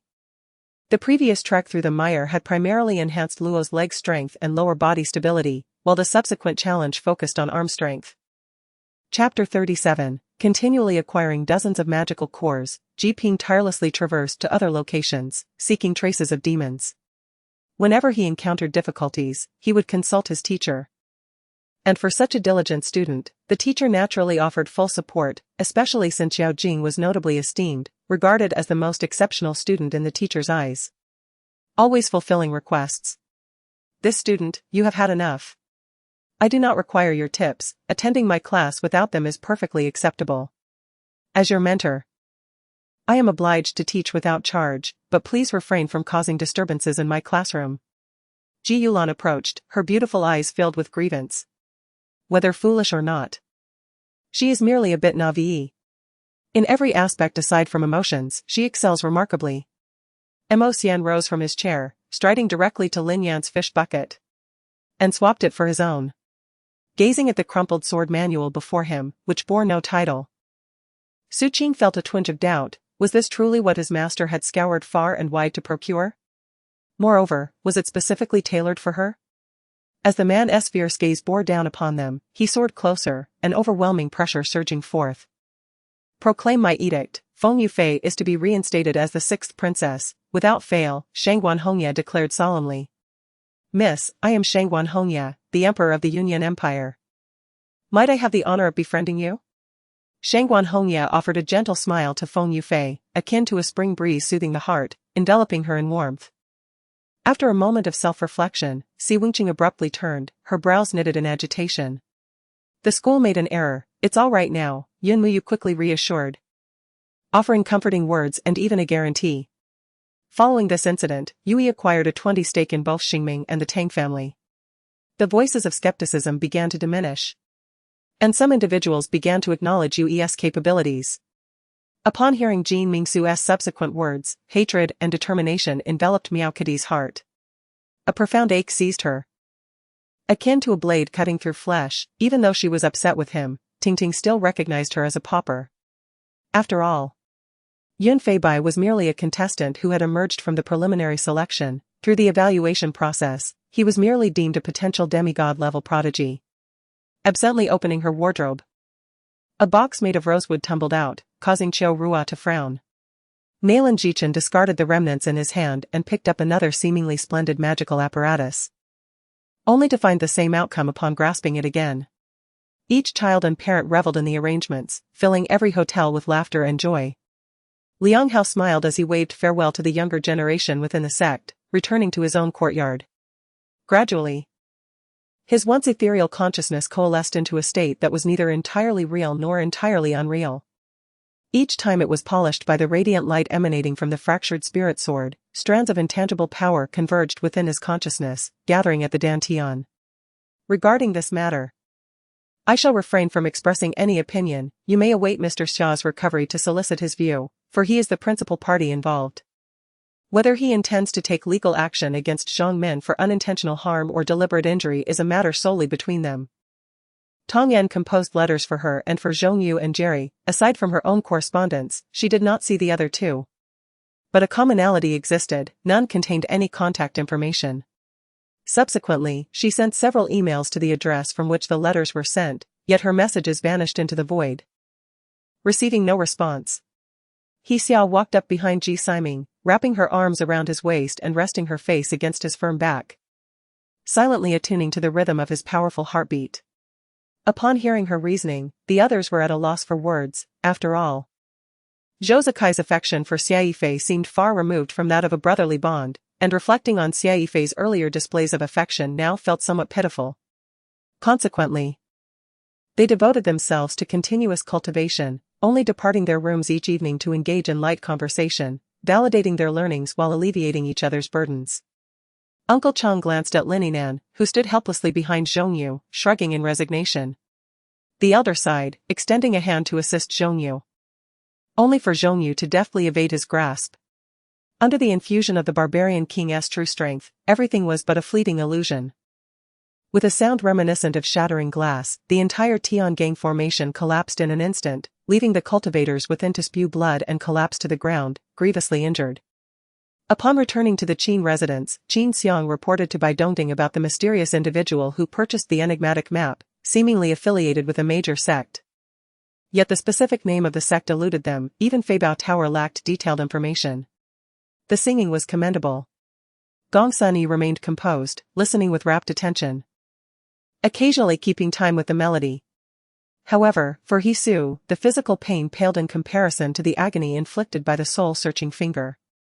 Witnessing the blossoms, I, though still uncertain of the true meaning behind the poem left by the venerable elder, could glean an approximate understanding.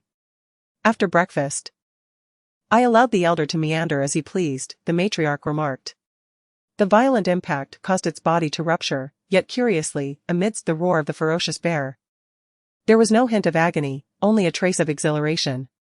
The Wuheng, the scientific research mothership for our interstellar voyage. Zhou Xing gestured. And the holographic screen displayed the Wuheng's influence. Unable to bear the plight of fleeing, many continued to suffer, as the government lacked the capacity to provide disaster relief, resulting in a widespread migration of refugees and rampant banditry. Nonsense. Comrade Suyu, as the person in charge of this base, you understand the rules of the Dragon Team. No one is permitted to take leave for any reason prior to the designated time. Please comply with orders. Huang Zifeng stated sternly. Pfft. Cough. What? Ting Yuan, who had just taken a sip of tea, sprayed it all out, doubting his ears at the news of the lowest score in the history of Longting University. On the exhibition stage, Niaming pressed down the horse spear, but Tabayu whose blade veered, slicing towards Niaming's right hand. Two others, clad in grey robes, approached, escorting a man tightly bound.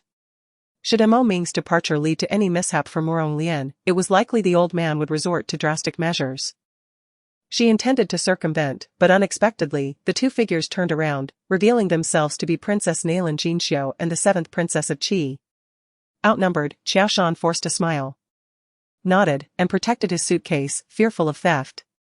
After the ceremony, Huang Er took a solitary stroll in the back garden, her favored sanctuary, serene and tranquil, bringing her joy. The beast, evidently gravely injured, was covered in blood, on the brink of death. Yet, it remained defiant, struggling to open its gaping maw and lunging towards Feng Su. Jiang Shao, do you comprehend the gravity of falsely accusing an elder? The elder in the Qin Yundao robe seethed with indignation, when Ren Yuan casually inquired before seating himself, subsequently pouring himself a cup of tea. Professor Zhang is a renowned folklorist at our university, and he holds me in high regard. He previously conducted a class on these ethnic religions. It's me.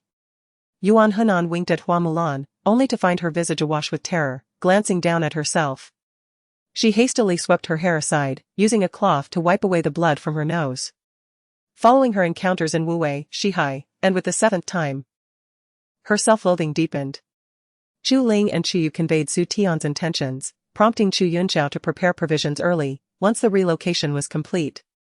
He would hand over the prepared items to the two. Both knew too well that changing a title would not alter their familiarity. Su Wan sighed at his demeanor, feeling a pang of melancholy.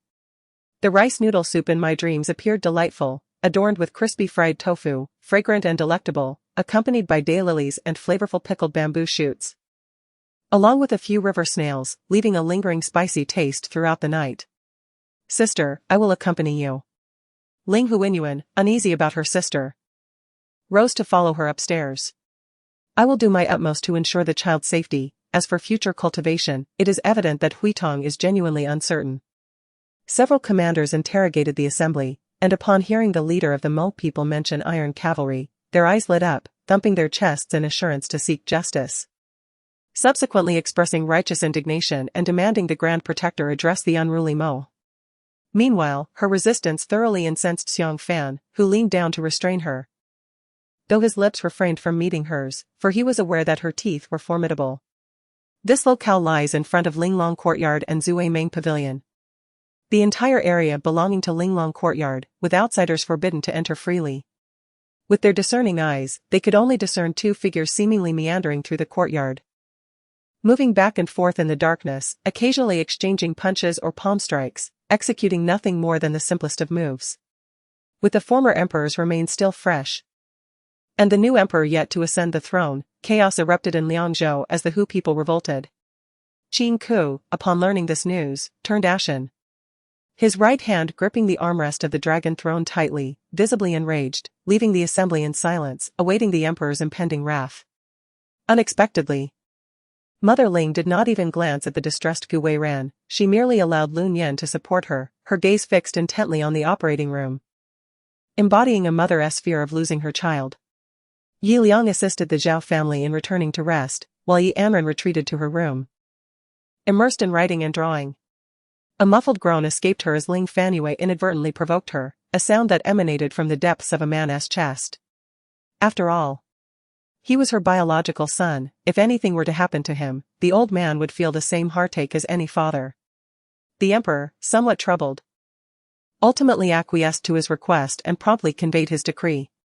After the old man departed, Li Hua noted the clock showed 11:30. He sat up, crossed his legs, and began to cultivate his mental energy. Through this period of training, Li Hua's mental prowess had significantly improved. Initially, he could only manifest a hand, but now he was capable of transforming it into a knife or a needle, even retrieving objects from space. Though the area of his influence remained confined to the production team. Thus, should the complete application of refining tools as everyday items occur, it would pose a considerable risk when facing future calamities. In their years together, the gifts Su Menglin had presented to Su Chaoshi were nothing but clothing, shirts, or belts. And over time, even if Su Chaoshi remained silent, Su Menglin felt a twinge of embarrassment. Although the intention to convert crystal cores into usable energy required a crystal core converter, there remained limitations. After reviewing, they returned to the car. Still over 10 minutes from the hotel. The brief excitement waned, and Pei Zhuxian felt a wave of fatigue wash over her, having not adequately adjusted to the time difference. Combined with the day's exceptionally comfortable atmosphere, she found herself reluctant to move as she settled down. After a moment of daze, an indescribable joy swiftly filled Yun Mo's heart. "Father, how can you ask such a question? Don't you know why my grandparents have come?" Martial arts stories often depict tales from ancient times, interspersed with poetry, evoking a rich, historical essence that elevates the narrative. In her memories, Baiyu remained quite intelligent, loyal to her. "I'll carry you home." Before Su Menglin could react, Su Chaoshi had already scooped her up in a princess carry, drawing curious glances from several neighbors along the way. Days aboard the ship passed in the blink of an eye, and soon, the Duchy of Brittany was within reach. The voodoo doll in Princess Navara's hands was but a few final steps from completion. Although he had allowed Qin Shuiman to target her, he had also dispatched Lu Xinxin to protect her. Despite the fright she experienced, she emerged unscathed, while Lu Xinxin suffered severe injuries. She even began to doubt whether Emperor Yuanqing truly harbored feelings for her. Otherwise, why would he steadfastly refrain from touching her or uttering a word of affection? He appeared to dote on her, with the world proclaiming his love, yet he never confirmed it. She gazed at Yuan Jincheng in silence, her cheeks flushed. Yuan Jincheng, a soldier, was no fool. He was astute, self-studying daily in the army and eventually gaining admission to a military academy. He understood better than anyone how to seize opportunities. However, Takagi Shijin remained unaware of what transformation the 3 injections would bring about within his body, as the essence of the drugs was to unleash human potential, the extent of which Takagi could not fathom. Mou was nearly insane. She resembled a ravenous wolf, fiercely clenching her prey, unwilling to relent until she had torn the flesh, even with a knife at her throat. The queen, upon hearing of the divine physician's visit, hurried over, anxious to prevent any further mishaps concerning her cherished son. For reasons unknown, he felt as though his life should not be this way. After encountering Su Lingling, he had shared several meals with her. Each time he beheld her face, Yuan Jincheng found himself consuming more food, At that moment, a thunderous noise erupted overhead. And upon looking up, he caught a glimpse of an airplane's tail. At that time, the Buddha spirit continued to don a dark red ancient robe. Its hem adorned with crimson spider lilies, exuding an enchanting aura, and that unparalleled beauty was beyond description. In truth, the emperor had already come to believe Xie Ci words. The one who had slain Xie Ci was none other than the fourth prince. Tang Yuran inhaled deeply, striving to calm her emotions, then rose from the bed, approaching the chair where she kept her clothes. As she picked up the outfit she intended to wear, she suddenly recalled something and hurried to the door, locking it securely. "You look weary, let us return and rest." "I'll keep watch here with grandfather," Ji Yuhan softly suggested to Sang Jinue. Tokugawa Iemitsu unified Japan in just 2 decades, yet the shogunate had become thoroughly corrupt, with officials under Tokugawa rivaling those of the Ming dynasty in terms of graft. "I feel as though someone has been watching me." Guyu lay on the bed, wrapped in the quilt, addressing Tang Yuran lazily. Upon reflecting, Yu Yan finally exhaled in relief. Her first step was nearly complete, and with the help of her companions, passing this trial was not entirely out of reach. Angeli amused, "Even Li Baidas has come to offer me garments, indicating that I truly require some new attire." She accepted the clothing, placing it aside. When the figure turned around, it was unmistakably Cynthia. Rabanus, encountering Cynthia anew, felt a surge of joy. But upon recognizing the individual on the stretcher as Uncle Longinus, a heavy sadness enveloped him. Romulus gazed at the man, who, though approaching middle age, possessed a strikingly handsome face, with regularly groomed short hair and slightly graying beard, complemented by sapphire blue eyes and flawless skin devoid of wrinkles, an archetypal Greek visage. Considering the 3 generals at hand, Xie Ci represented the vanguard, Yu Hua the flanking assault, while Che Jing aspired to be the main force. Should these 3 be adequately trained, alongside Fu Xing's center and Xingzhang's rear, and with his own elite cavalry, a formidable army would soon take shape. Regrettably, as Tang Yuran uttered the word that, Guyu had already seized the towel she wore, forcefully yanking it away. To fall from paradise to hell twice, and still possess the strength to rise again, was a feat beyond mere mortals. The vehicle traveled along the highway toward the city. Zhao Fuxing's gaze flitted across the surrounding buildings, recalling a film he had seen where the protagonist was reborn and urged a friend to purchase property in Beijing. When the friend's mother sold the house amidst a price surge of 2,000 to 3,000, it was a poignant reminder of fleeting opportunities. As soon as the student finished speaking, a resounding slap echoed, leaving him sprawled on the ground, groaning in agony, blood gushing forth. The cries of anguish and the scars left behind from being mercilessly dragged highlighted the owner's bitterness and fury, fading into the distance and disturbing the multitude of fallen leaves scattered about. Amidst the murmurs of the crowd, Huang Pu Zhendong approached the railing, gripping it tightly as he peered down, an inexplicable fear coursing through him. Taking a deep breath, he ascended the railing, swaying slightly before standing upright. Even the Black Bat Knights, infused with the power of mutated divine light, could only muster a smile of 4 words, easily defeated. Within the body, the true king of the 9 heavens represents true energy, the true mother of the 9 heavens signifies true blood, and the primordial heavenly king embodies primordial energy. The natural beginning of all things arises, as the primordial Jade Emperor and the primordial Master Daojun manifest within, taking form. Chapter 40, Xiaoyu, you've arrived. Luo Yumuo approached once more, greeting Ling Xiaoyu in a low voice before respectfully presenting the manuscript in his hands to Su Qian'ai. Mother Guan, trembling with rage, pointed at the pink panties at Guan Jingting's feet, nearly fainting from her indignation. "Your grievances have nothing to do with us. If you choose to settle this outside, I won't even spare a glance. However, if you resort to violence here, it will depend on your courage." Heizi's expression darkened as he had already heard from the waiter about the incident, showing no regard for their dignity. Is someone occupying a spot, causing inconvenience? Li Jinglan was no fool. She had sensed this when Shi Qing had evaded the marriage proposal. "Look, Fang Jingdu has already called your senior brother, shouldn't you? As the senior brother, be more magnanimous?" Master smiled and patted my shoulder. Although Li Ji's words were somewhat crude, neither Shi Qing nor Liao Shasha found it amusing or detestable. Instead, they laughed uncontrollably. Chapter 91, The Tower of the Fallen within the dark and shimmering stone walls.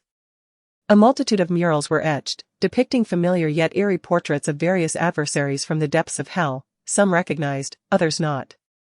Xie Ci stood at the entrance of the new company, lightly tapping her arms while gazing out, contemplating where to hail a taxi home. When she unexpectedly spotted Qing Yining standing by his car, looking her way. If this construction project succeeds, the city's financial revenue will be beyond the leader's concern, overflowing with funds.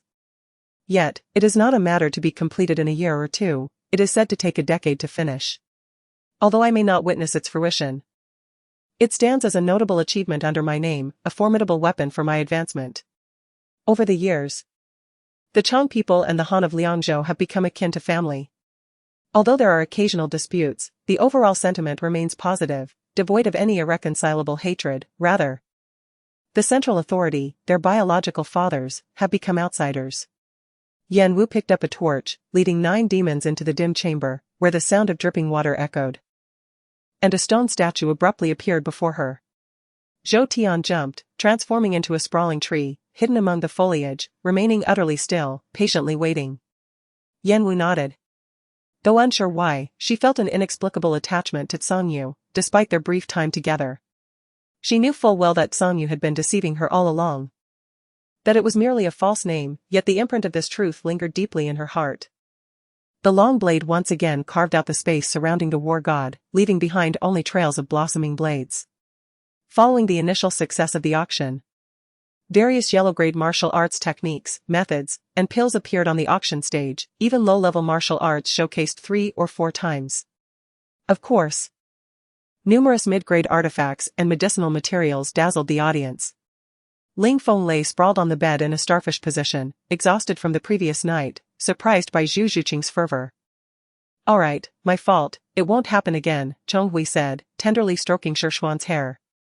"Alright, 7-kill god, the spectacle you desire is beyond our capacity. Perhaps you should find a place to sit alone," King Tianzu said, shaking his head in resignation. Tianing gazed at Linger, reaching out to caress her face. Though Linger seemed reluctant, an unexplainable desire for his closeness flickered within her, as if she eagerly anticipated his touch upon her cheek. Feng Pingting rose, gracefully settling into Han Wei's embrace, entwined in intimacy, kissing him softly.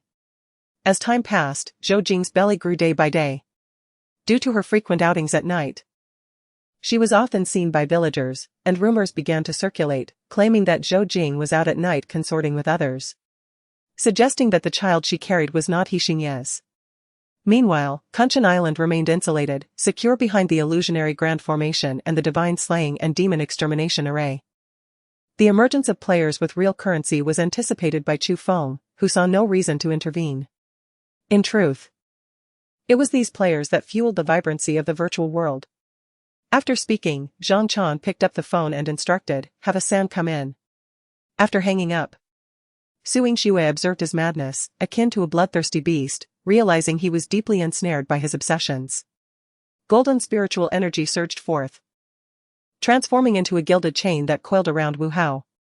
Under Yu Weiron's gaze, Lin Han felt a lump in his throat, yet before he could utter a word, the cultivators sensed a powerful surge of battle fluctuations, exchanging glances before they all soared into the sky in a flash of light. The students were well aware that these two had raided Hedian by night, battled the mixed forces of the Jiang, defeated the Liao army at Xianzhou, and conquered Huanglongfu with overwhelming might, achieving victories across the lands, thus earning their reputation as formidable generals. Su Guanzhong declared loudly, "The might of the pill sect shakes the heavens and earth, even from miles away. Its grandeur instills fear in many." Hui Yan looked at Hua Xing and remarked, "Wang Yuyang wishes to seek your guidance on a matter. Please assist him while I attend to other affairs." With that, Hui Yan exited. Watching the last person leave the battleground, He Luan lit a cigarette, inhaling deeply before letting out a slow sigh. Xiao Xiling grasped my hand again, gently pulling me forward, leaving a kiss upon my cheek. I gazed up in astonishment. How could he be so audacious in such a public setting? At Jiaolan Academy, as long as both students agree, they may spar on the competition stage. These duels are not to the death but rather a means of discovering one's shortcomings, with mentors present to ensure safety. The students parted to create a path, their eyes fixed on her as she approached Zhang Ruofeng. Li Hongba gently opened the Fengyun Music website, inputting the hard-earned registration code. Upon successful registration, he adopted the nickname Robin.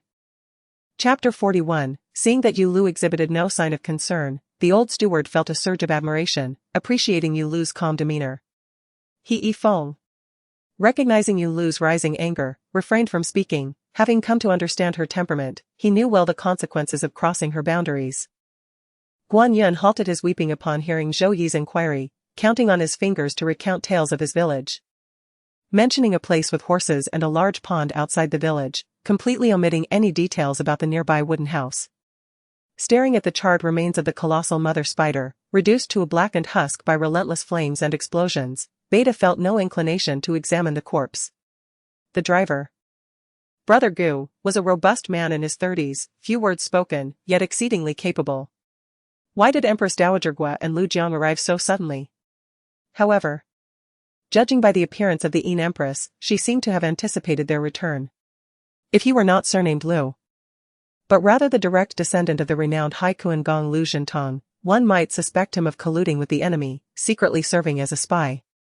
At that moment, the museum under the dark moonlight still exuded an air of solemnity, but with the emergence of two circular formations radiating eerie light and mysterious energy, everything shifted toward an ominous, irreversible direction. I refuse, you deceitful wretch. As he cursed inwardly, Zhou Yi suddenly felt a sharp pain in his heart and lost consciousness, awakening only when he felt someone slapping his face. In the words of Bai Zhizhan, if faced with the choice between dozens of warships and thousands of soldiers, he would undoubtedly choose the latter without hesitation. The composure and certainty that had previously adorned his face vanished, replaced by the visage of a frenzied beast. His eyes bloodshot with terror, nostrils flaring, gasping for breath. Although many had already perished, it was precisely this bloody scene that ignited a surge of rage among the crowd, who erupted in furious roars, akin to a stirred beehive, rushing forth one after another. The battlefield trembled as the Tianlang army unleashed countless artillery shells, not primarily to harm the enemy but to disrupt the zombie formations, preventing them from launching a cohesive assault against humanity. The bombardment effectively hindered the speed of the zombies' charge. In such circumstances, it became difficult to distinguish the origins of ticket holders, who could know if they were agents sent by a certain imperial lineage. The Gu family had not even caught a glimpse of the century clock's true form before their entire army was annihilated. Having barely traversed a fraction of the treacherous sealing grounds, vast and terrifying like an entire star domain, a completely new world. If the slaves before him were common folk, Xie Ci would harbor no doubts, yet upon inquiring, he discovered they were all enslaved individuals.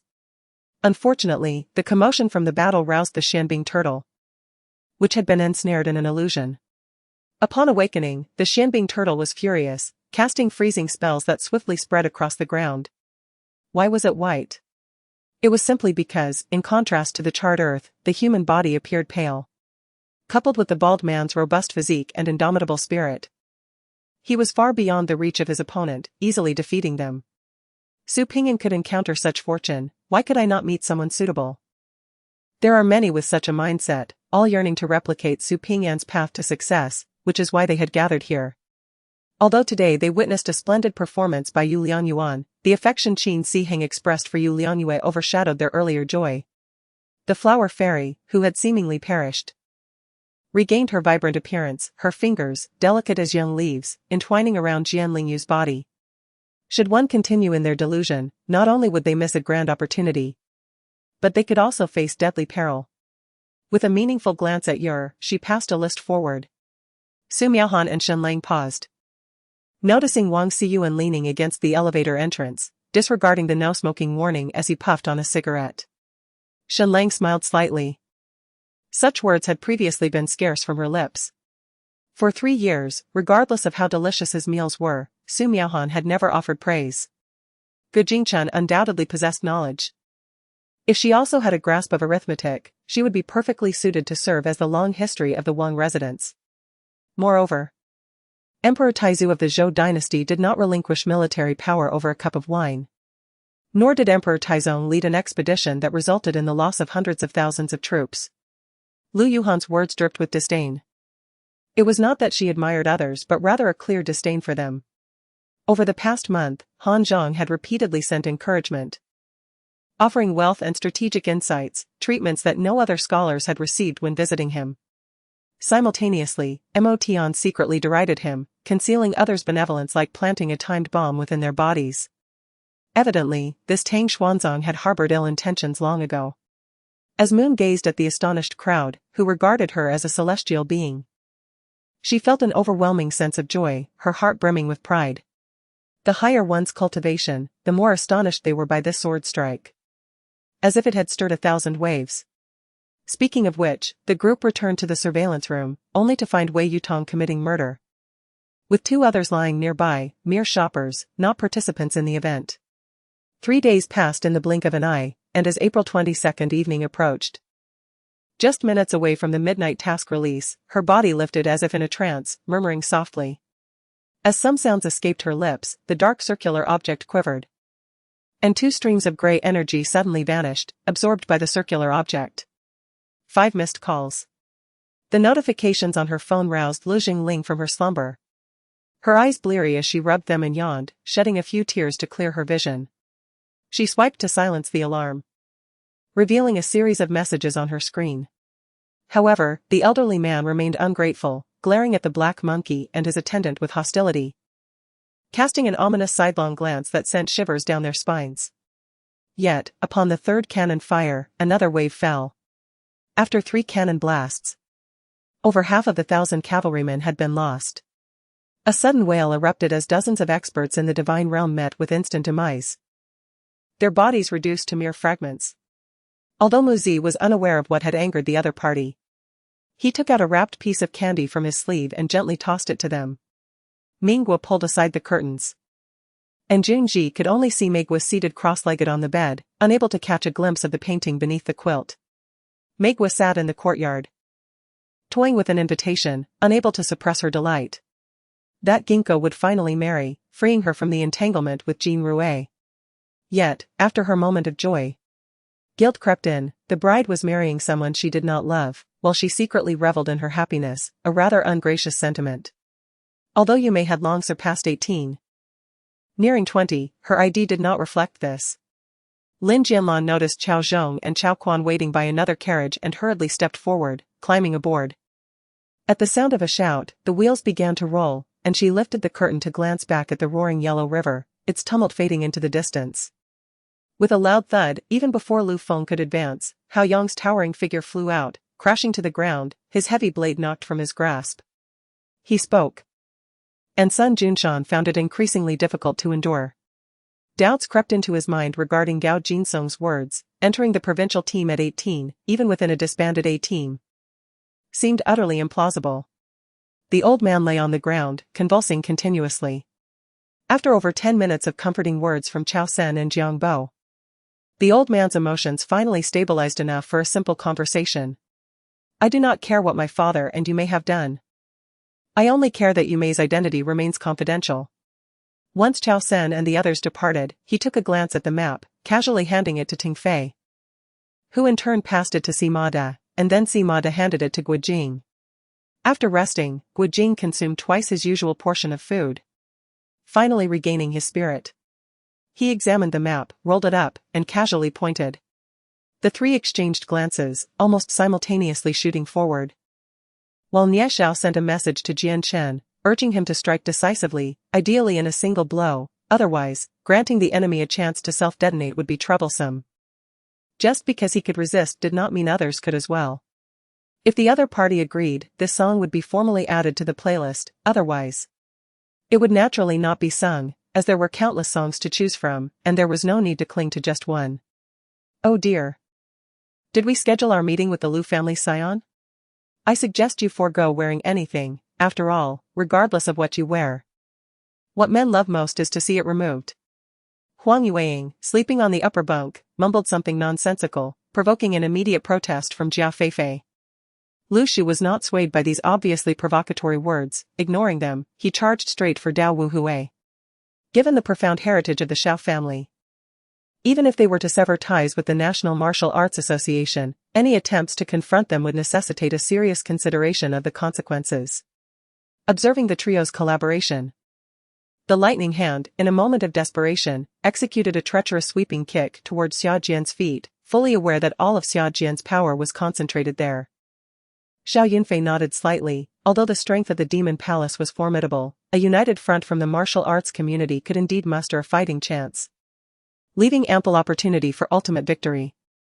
Lu Xing, unwilling to let Jian Wuqing slip away, found himself at a loss. Just then, the second elder relayed a message urging him to follow, prompting Lu Xing to hastily pursue Jian Wuqing. Mayor Lan's remarks were astute. Resolving this issue was not insurmountable, as government investment could serve as a mutually beneficial solution. Xia Jian, following the thread of thought, surmised the underlying intentions of the leadership. When his father led two young attendants to the pear tree, a sense of regret and uncertainty filled his heart. In the midst of autumn, where could he procure white plum blossom petals? Without them, his mother would surely be disheartened. What was to be done in such a predicament? Young Master Yi, is this your decision or the stance of the Yi family? Yang Feng and Zhou Qiang felt an immediate chill, acutely aware that Yi Hen had not completely lost his composure. The sensation he experienced transcended mere bloodline and spirit, causing even his bloodline to tremble, an indication of something significant.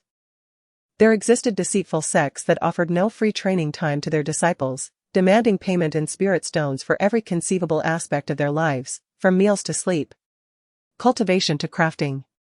The power within this world had evolved to divine strength, no longer requiring purification or refinement, rendering the process considerably simpler than before.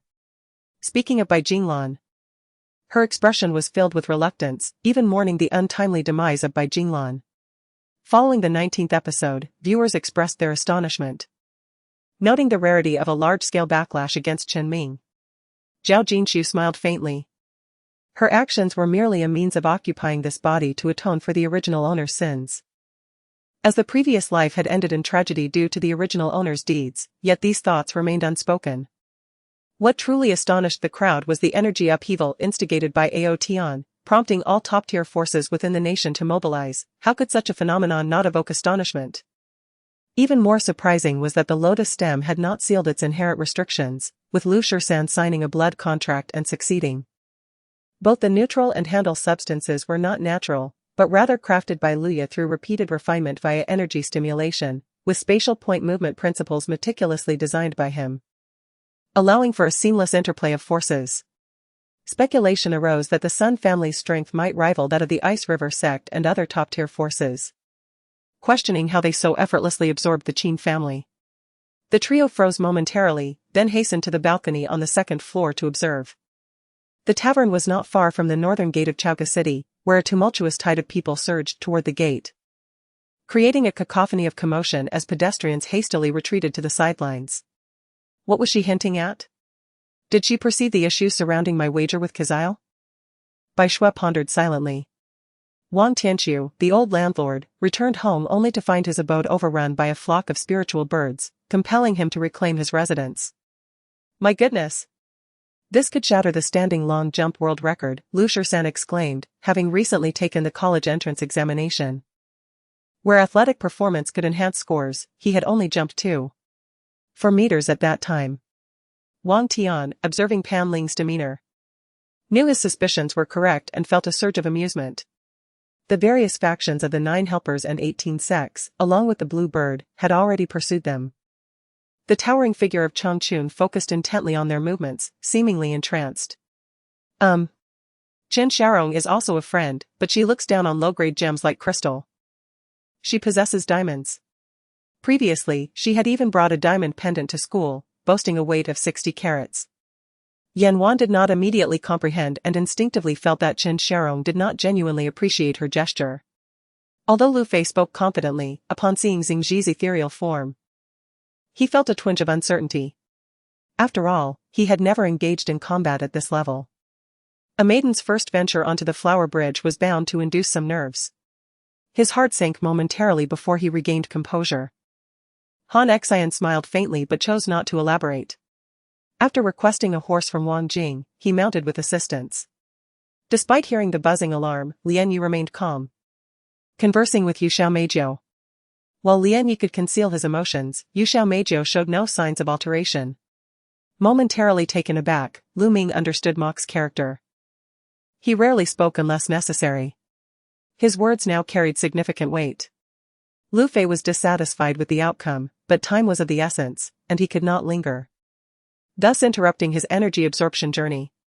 However, not only the Fire Lin sect possessed such a relic, the other 4 sects also had similar speed-enhancing artifacts. Of course. It's to send you on your way sooner, Han Ning replied with a cold smile, her expression darkening as she surveyed the encroaching assassins without flinching. The crucial system for managing Nazarick could only operate within the throne hall of the Heart Zone, accessible to only a select few. If the proud Gouching Shay were likened to a violet blooming in this era, then the gentle poison island Siko would undoubtedly represent Japan's most exquisite yet unrefined cherry blossoms. Lu Rui was taken aback, hurrying inside to see Sushir guarding the entrance, a wave of guilt washing over her as she stared at Sushir's back, momentarily unsure of what to say. Moments later, the waiter brought forth the food and drinks. Feng San, Xia Yun, and the sparrow had long been ravenous, diving headfirst into their meals. As Huang Zishou spoke, my heart skipped a beat. He looked at me, his gaze shallow, and I had an unsettling premonition. Suddenly, 2 figures dashed past, and the charging Miller and Leo were violently repelled by 2 immense forces, producing a dull sound upon impact. The 2 exchanged glances, bursting into laughter. Yufeng and the young black man shared hearty laughter, as if they possessed years of unspoken understanding. The moon rose in the eastern sky. Yet Huyan Kai felt no fatigue, gazing at his wife by Muyun, burdened with thoughts. After a moment, he sighed deeply and turned to stare out the window, lost in contemplation. Lu Rui noticed Jiang Yichen's hesitation as he looked at his fingers and promptly tugged at his sleeve. When Jiang Yichen met her gaze, she pointed at herself, silently inquiring if she could handle the matter. Unfortunately, it was merely a fleeting glimpse, thus. Xiaoxing did not retain a profound impression of the elderly man, even failing to recognize him, most likely an elder from Sunset Valley. In the life of Prince Zhao Hao after the events, until his final breath, he would remember Xiaoxing's words. I walked back with myself, following the ahead version of me, as the mist gradually dispersed. For Sun Nua, the past month in the unfamiliar medical field had proven arduous. Yet she had grown accustomed to the various terminologies and found marketing less daunting. The individual spoke in a pale tone, abruptly severed by a snake bite, their body launching forth as if liberated, accompanied by laughter. As night fell, we realized it was time to illuminate the room. Li Feifei hastily approached the wall and pressed the switch, brightening the studio in an instant. The glow from the burning red cloth gradually dimmed until it was completely extinguished. Yu Miao Miao, wise to the nuances of human relationships, did not foolishly shed her garments but instead lay down to rest.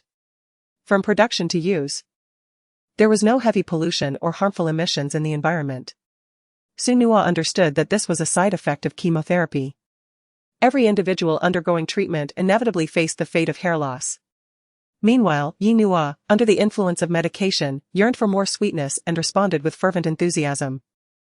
The blizzard abruptly ceased, and even the cold wind seemed to pause at that moment, enveloping the world in a silvery hush, rendering the execution ground eerily silent.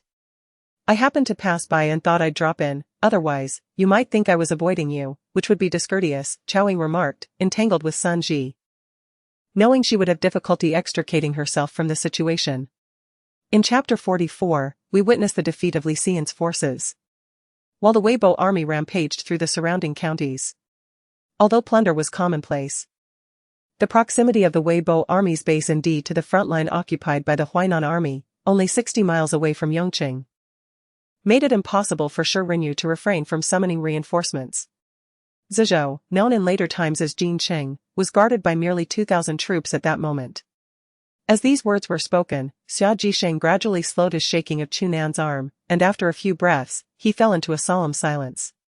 A year prior, Lu Jijun, the military governor of Quanghua, who had earned accolades for his repeated victories, found himself in a state of trepidation following Zhu Wen's suspicions. Debu Shuiyun felt her body stiffening, her blood congealing. Tears streamed down her cheeks as she finally beheld the visage of Tuoba Jia. With great effort, she lifted her right hand to her lips, biting her middle finger and inscribing the words Jia Tai poisons upon Tuoba Jia's robe. The trio, attuned to the winds, confirmed their exposure, their faces reflecting disbelief. Despite their mastery over concealment, which even surpassed the innate abilities of many, they could not ascertain where they had faltered. It turned out the group from the 100 Alliances had not come for the Holy Spring but rather to subdue the divine beast. Generally, the initial stages of beast cultivation, transitioning from wild creatures to spiritual beings, relied solely on instinct. Wang Chen was a prominent figure at the academy, and despite his 6-month absence, he was instantly recognized by the 2 teachers present, who had been at Yen University long before Wang's arrival. The bald man and Fu Man turned pale as they clearly understood that General Yang had indeed transferred building number 1 to Lin Mo and his group. "What do you thank me for?" Mo Xiaodong chuckled bitterly. He had anticipated this outcome yet remained reluctant to accept it. How could he surrender hope? He understood Qin Lang too well, so well that he could not believe Yili could find the happiness she sought in him. "Are you awake?" This action startled Qin Lang, whose voice was somewhat hoarse.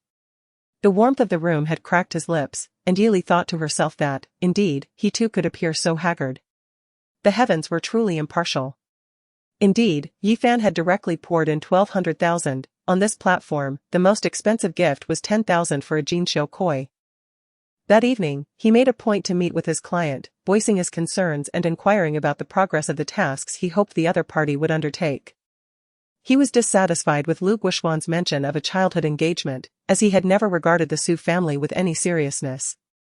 Having been well-fed and properly cared for, Qi Hai's hair had transformed from its previously dire state to one that was soft and smooth, akin to silk. The surroundings were engulfed in darkness, unfathomably deep, where one could sense the movement of air yet could not discern its source. "Is it me? Did I wake you?" The call had indeed connected, leaving Mo Xiaodong momentarily at a loss for words until he finally spoke.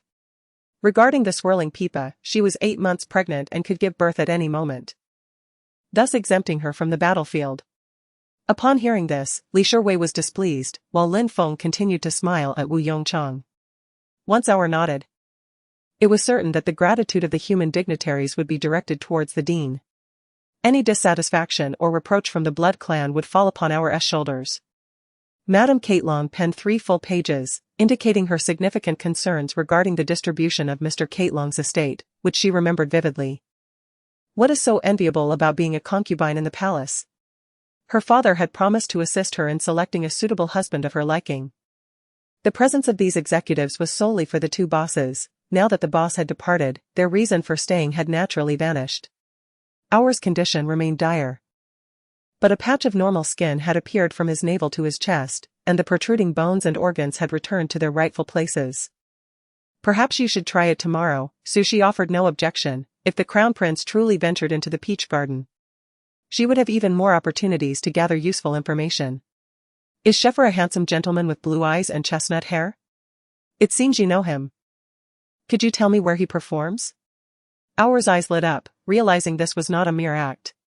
Hence, Huangfu Weiming began to suspect that Li Qin's assassination attempt might be aimed at him, possibly intending to eliminate him in connection with the incident. This matter was indeed of great significance. If Zhu Nao had been scheming all along, their reckless ambition could potentially disrupt his grand plans, leading to disastrous consequences. The relocation of those hundreds of thousands was a monumental task, thus it could only be included in long-term planning.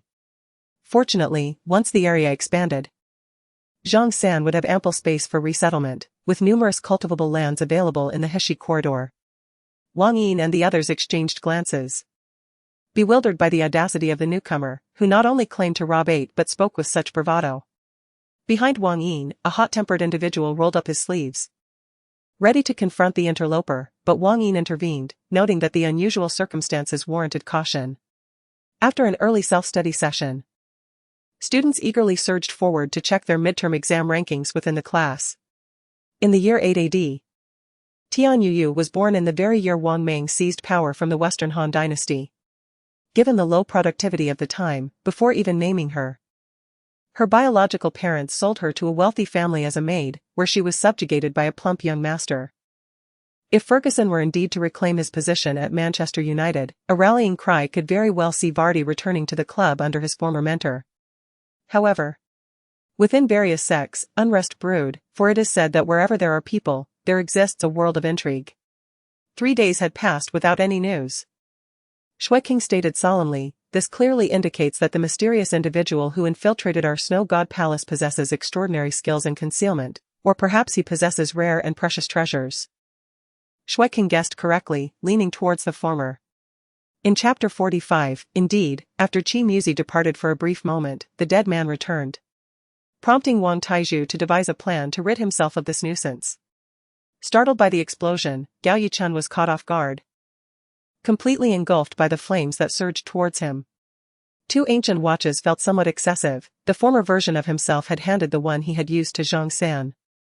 The Linjing Memorial Hall for the 3 tracks bullet transitioned from the general political envoy to the National Gift Supervision.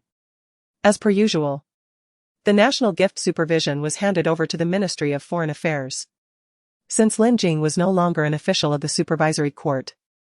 This meeting of officials had shifted to the Ministry of Justice. The provisions of Pai Island originate from 4 sources. One part is supplied by the court, primarily through maritime transport from Dengzhou and Tianjin.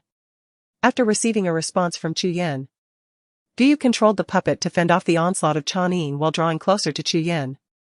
Xiaoyi wore a smile that did not reach her eyes. After all, it was not she who was in haste, and she relished in leading Lin Xiao in circles. Having cultivated in a temple since childhood and later traversed the martial world, she had witnessed the malevolence and darkness of society, which only solidified her compassionate heart further. As fellow students of the academy, distinctions were hardly relevant. The martial academy excelled in combat, hence its importance during trials. Yet the strength among professions could not solely be judged by this criterion. Thus, she maintained a neutral stance, while Yu Wuyin was genuinely elated, rendering further inquiry unnecessary. As time progressed, coupled with the swift pace of the silver-white war chariot, a glimmer of light appeared ahead. Amidst Yin Ji's grotesque laughter, Zhu Tu, Yin Bao, Du Lang, Shan Ning, and others collapsed one after another. The fallen aristocrats and hidden sect members, upon hearing Chen Fan's words, erupted in joyous frenzy, expressing immense gratitude towards him.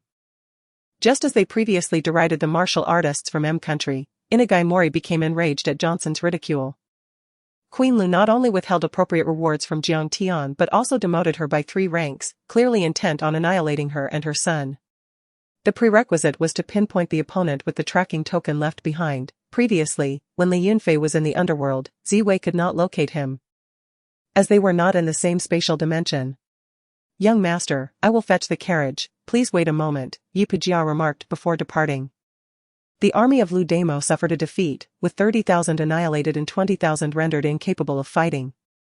Such a significant event could not be concealed by Hu Lixia. The military report was promptly delivered to Gao Yan in Yi City. System Sprite, is there any cultivation method that renders one indifferent? Ziling Tian pondered while lying on the bed. Yang Leffen swiftly sprang from Sun Shuara's side, his peripheral vision keenly observing the actions of the 2 traffic officers. Pretending to be her boyfriend was truly unavoidable, given the urgency of the situation. Failure to do so would likely have resulted in an interrogation at the police station. The flower envoy was specifically tasked with welcoming guests, while the sword envoy served as enforcers, dedicated to maintaining order. White Camel Mountain, lush with vegetation, is a habitat for venomous snakes and ferocious beasts. It boasts a history spanning millennia, dotted with caves and encampments that serve as lairs for the White Tiger Gang. In the distance, Xian Yuan Tingyi rode a BMW, exuding charisma, his dark hair tied high, brandishing a command flag as he bellowed, "Shields!" His voice resonated with immense authority, compelling all to comply. She suddenly shook her head, finding it utterly absurd that even a single utterance reminded her of the man who had caused her injury. Mu Jihan gradually regained consciousness, tears streaming down her pale cheeks as she sorrowfully cried out, "Jun Hao," before fainting once more. At that moment, Li Hao's phone rang. Who could it be? He picked up the phone to discover it was Wei Chong, the leader of the Salt Gang, uncertain of what business he had with him. She painstakingly navigated through the underbrush, sharp thorns piercing her fingers and drawing blood. With a pained gasp, she pinched her finger, squeezing out a drop of crimson blood before pressing it to her mouth. When did the princess begin to feel unwell? Lung Wuchen inquired gently, laying Lin Hanshi back down onto her pillow. Realizing this, Fang Bailu's cheeks flushed with heat, her heart racing uncontrollably. It was said that this technique had originated from the royal palace. Long ago, eunuchs specializing in castration were adept in this art. Yet it had later been banned by the royal family for reasons unknown, subsequently seeping into the martial world. The 8 martial artists who entered the mausoleum were filled with excitement, cheering as they rushed into the meticulously arranged tombs. Could it be that Chen Han had offended the elder's dignity?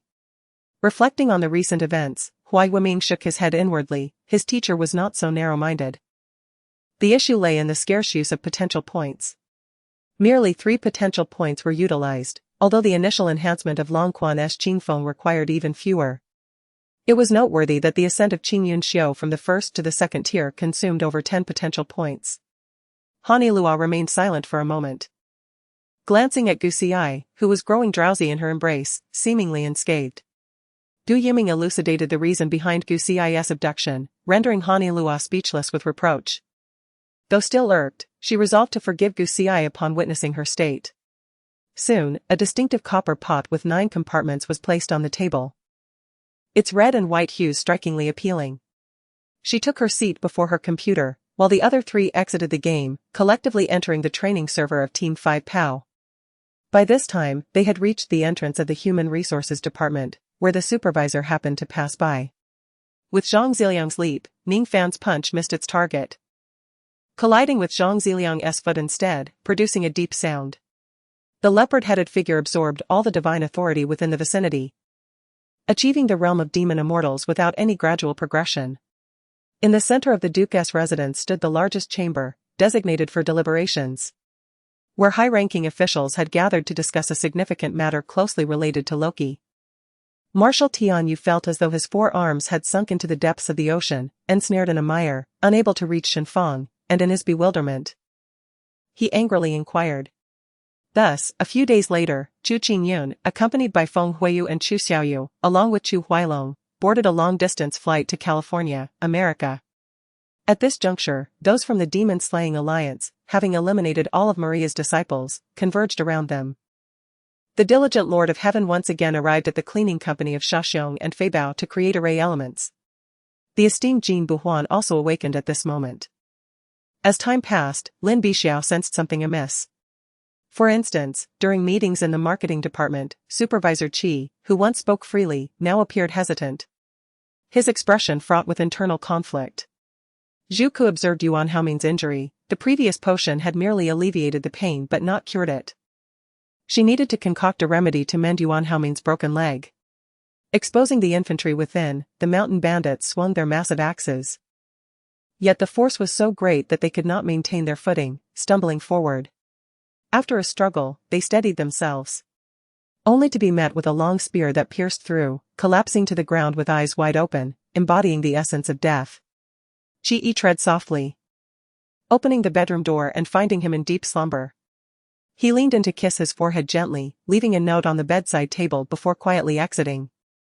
Zhu Ke seated herself, her legs swinging freely, as Li Luoling stood nearby, biting her lip, seemingly wanting to ask something. Holding 6 skewers of candied hawthorn, Zhen Huasher followed behind, the setting sun casting long shadows of the two. It feels as if there is an intention to let Bai Jiali go, doesn't it? Yin Yunqi remarked with a smile. However, Qiansun perceived Murong Lin's demeanor as dismissive, while Shang Zhou seemed to genuinely accept such a notion. If the two were to reach a consensus, then his visit to the palace today would be in vain, prompting him to finally voice his thoughts. Su Meng, while speaking, poured a cup of tea for Song Qingji. Upon receiving the teacup, Song Qingji took a sip. The tea was warm and comforting. Upon hearing the words of the ethereal Taoist, the elder of Yunshui could not help but exhale a sigh of relief. Among the crowd, his cultivation was the weakest. Although he had demonstrated greater prowess in battle than Taoist Xian Kong, this was primarily due to the distractions posed by the White Demon and Lin Feng. In a direct confrontation, the envoy's strength could likely inflict severe injury with a single strike. Their company strictly forbade office romances. Yet Wu Ziyuan exploited his position to pursue an intern. This comment had garnered over 500 likes within a day, indicating a significant number of individuals who resonated with this perspective. It turned out that the Night of Resurrection was not merely about the return of the deceased but also involved the resurrection of a son murdered by his own father. Upon reaching the hillside, the round-faced youth's brow furrowed upon seeing the Qingxian fruit plant behind Feng Lei.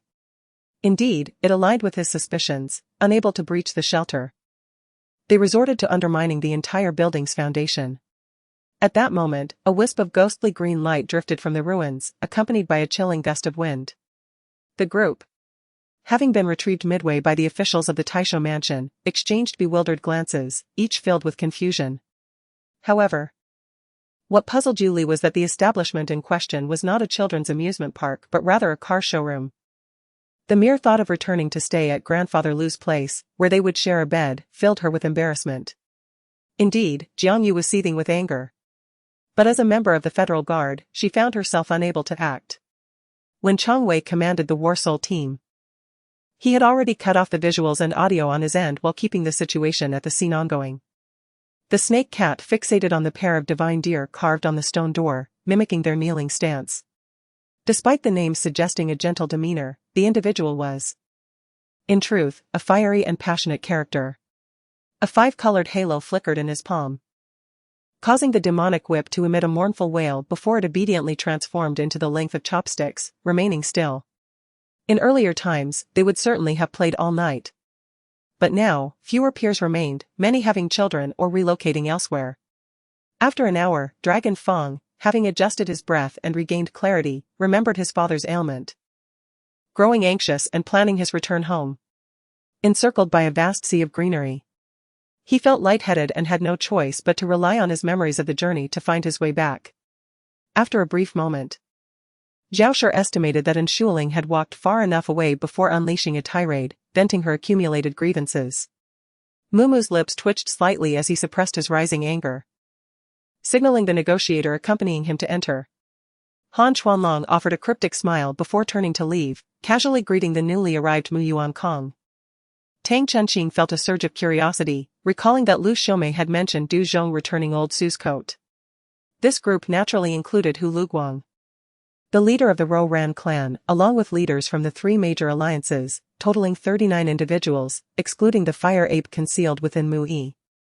The revitalization fleet had recently acquired 10 warships from the Alchemy Kingdom, complemented by 5 newly constructed vessels at the port of Revival City and 6 seized ships, thus expanding to a formidable fleet of 27 new main battleships, significantly enhancing their influence.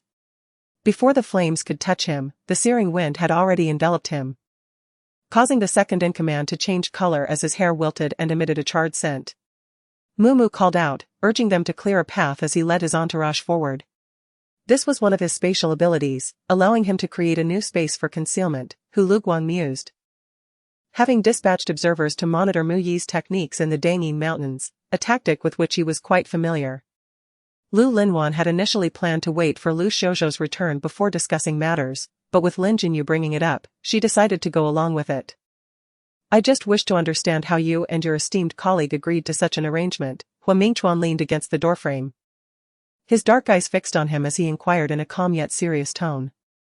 However, if Shang Lu were stripped of his official status and reduced to a commoner, even in self-defense against thieves, the Black Wind Gang could manipulate circumstances to distort the truth and frame him for murder.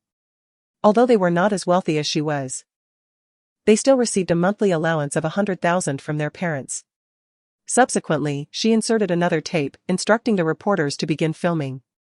The tape contained scenes of interrogation, leaving everyone astounded by the absurdity of the situation. The rare resources seized were handed over to the Phoenix King for liquidation, though diamonds and other exquisite items were retained. Nonetheless, she instructed the puppets within her space to extract all the jade, transforming them into raw jade stones. Li Qingjue twitched his mouth. Yet the mirth in his eyes was unmistakable. He exerted all his might to suppress his laughter as the words of the fifth master echoed. The conversation between the two reached a natural conclusion, and there was no need for further discussion before hanging up. The ministers huddled nearby keenly sensed the emperor's shift in demeanor, nearly instinctively preparing to kneel. With her hands empty, Lu Linwan could not resist smoothing the creases on the mattress, repeatedly pulling out the sheet, flattening it, and tucking it back in. Thus, it is often wise not to overly prank your younger brother, even if he remains a stranger. Mu Qian understood that these were the heartfelt sentiments of Wen Jiaran. Regrettably without any news from her parents, This was Baichao Valley's elder, Bai Kaesong. The inhabitants of Baichao Valley exuded an air of ethereal grace. Of course, what transpired behind closed doors remained a mystery. After hearing Si Luhan repeatedly call his name, Lun Yen felt a twinge of unease. Why had he suddenly become so calm and composed? This truly perplexed Yan Yi. In her past life, she had squandered her time. In her rebirth, she felt lost. Contemplating diligently learning business from Xiaoheng to assist her father in managing the company. However, it must be said that talent is indeed a significant factor. Unbeknownst to her, Si Luhan had meticulously considered all potential outcomes. Gazing upon her beautiful mother, handsome father, and kind grandmother, Zhang Haoyu felt an indescribable envy. Not far away, he sat on the sofa, seemingly having heard the sound of the elevator, and thus raised his head to glance her way. In that instant, she perceived the astonishment in his gaze, which swiftly transformed into coldness. However, once this Wuhan perished, would Kunlun sect truly be able to swallow their pride? As Wuhan had suggested? Everyone nearly forgot the importance of their presence, staring vacantly at the peculiar furnishings in the room, including the sofa, table, chandelier, and cabinets. As long as he did not enter the fray, any participant who ascended the stage prematurely could fall victim to the danger posed by Namgong Bodhisattva. Indeed, the Xianing sect had always contested for status with their Luyun sect, constantly questioning whether Luyun sect was indeed the predecessor of Xianyan immortal sect. Yet, the names of Luyun sect disciples were inscribed in the records of Xianyan immortal sect, leaving no room for doubt.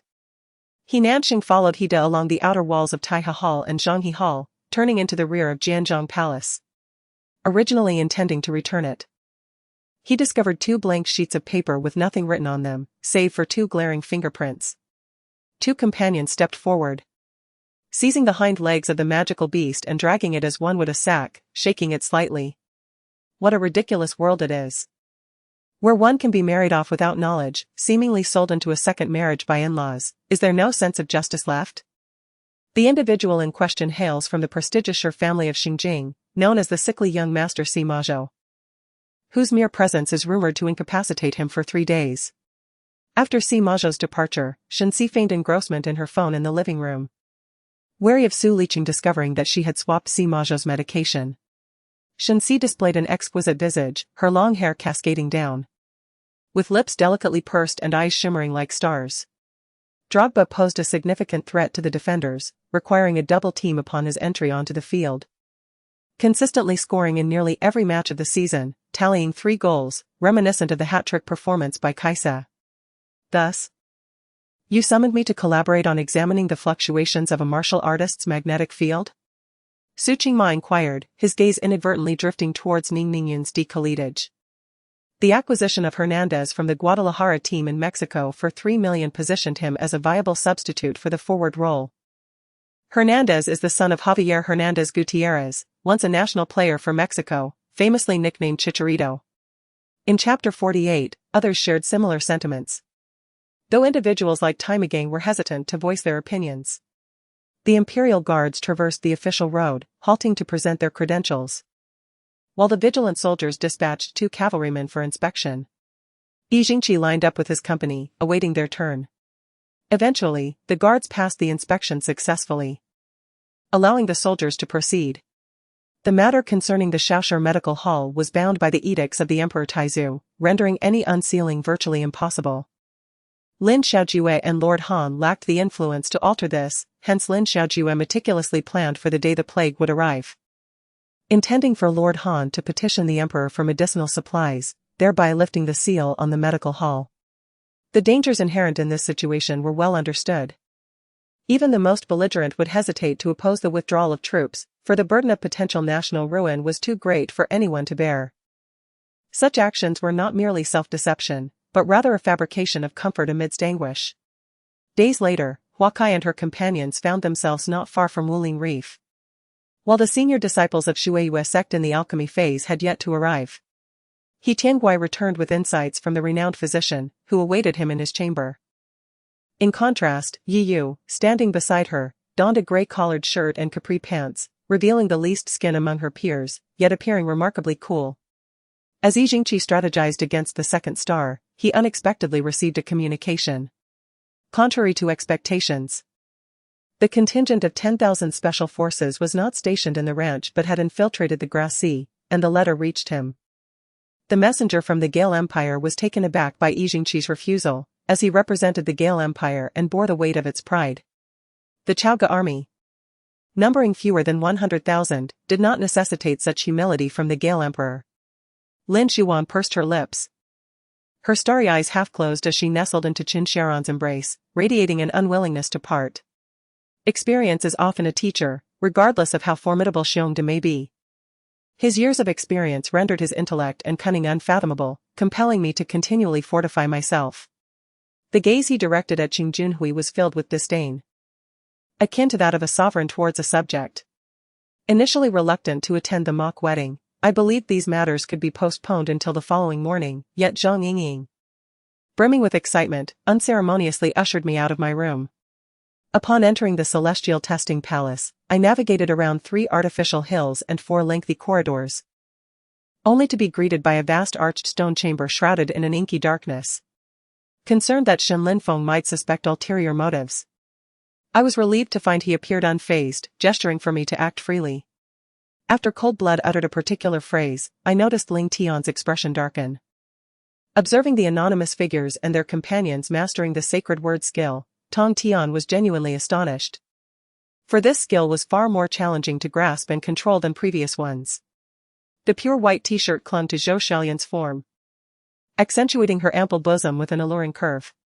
A rosy blush graced her profile, rendering her exceptionally beautiful. Upon the appearance of Long Kuei, all present ceased their actions, staring in awe at her presence. Consequently, the urgency of the journey diminished. After inquiring about the recent developments in the Ori Empire while passing through towns, I relaxed, noting the absence of significant military movements, likely due to my earlier intimidation. Li Tian shook his head, dismissing the clutter of thoughts as he focused on the impending ambush.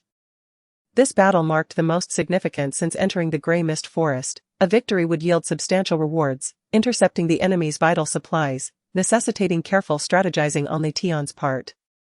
The events during their cultivation were shared with Cui Bin, who learned that the pure vital energy he had initially encountered belonged to Old Master Wang and Mr. Ge. With Li Tian's organized forces, the cultivators who had retreated from the 13 formations gathered around him, forming a contingent of approximately 100 as they retreated towards the city gate in disarray. I concurred with Selena's assertion that the entity embodying my role in this secretive realm was Raistlin, though I lacked confidence in my ability to summon him. The garden was cordoned off by the estate's guards, only those with invitations could partake. My unconventional attire raised their suspicions. Xiao Xiao was momentarily petrified upon seeing his father. Was his father truly alive? Tears streamed down Xiao Xiao's face as the long-separated father and son reunited, and he grasped his father's wrist, quietly slipping away. I couldn't help but pause. Viewed from this angle, it was indeed difficult to associate it with the entity I had previously encountered, which could traverse the path autonomously. In Chapter 49, a tremendous surge of thunder erupted across the heavens, colliding with the array of Chu Yanting, shattering its luminous projections into fragments, transforming the area into a desolate ruin. The Liu family's meals were served in stainless steel bowls, with dishes generously seasoned with dark soy sauce, creating a rich, salty flavor ideal for rice. Lu Kunlun and his sister grew up savoring such fare. Despite their worldly experiences with various culinary delights, nothing compared to their mother's cooking. This individual had seemingly suffered no consequences, while Zhong Li Tian believed Xiao Li had perished due to him, lingering in regret and vowing to remain unmarried for life. Not merely an immortal, but surpassing one. Such was the true essence of the Wuzun immortal, in fact. No one in his era could compel him to reveal his true prowess. When the 4 semi-immortals besieged him with imperial weapons, their fate was no better than annihilation. Fu Zhenju, though not convinced that Yen Momo would betray her, felt a twinge of displeasure. He dismissed the notion of covertly tracking her and lacked the courage to confront her directly, opting instead to maintain a stern demeanor. Xu Lu raised her left hand to her mouth, seemingly wiping it with her sleeve, while in reality, the milk in her mouth flowed into the Dreamweaver bell space during its flickering. The horse sensed an overwhelming threat, rearing its front hooves, causing the hefty man to lose his grip and nearly tumble off. Then, what could possibly motivate the evil soul master to abduct my mother? Hui Yuhao pondered, perplexed.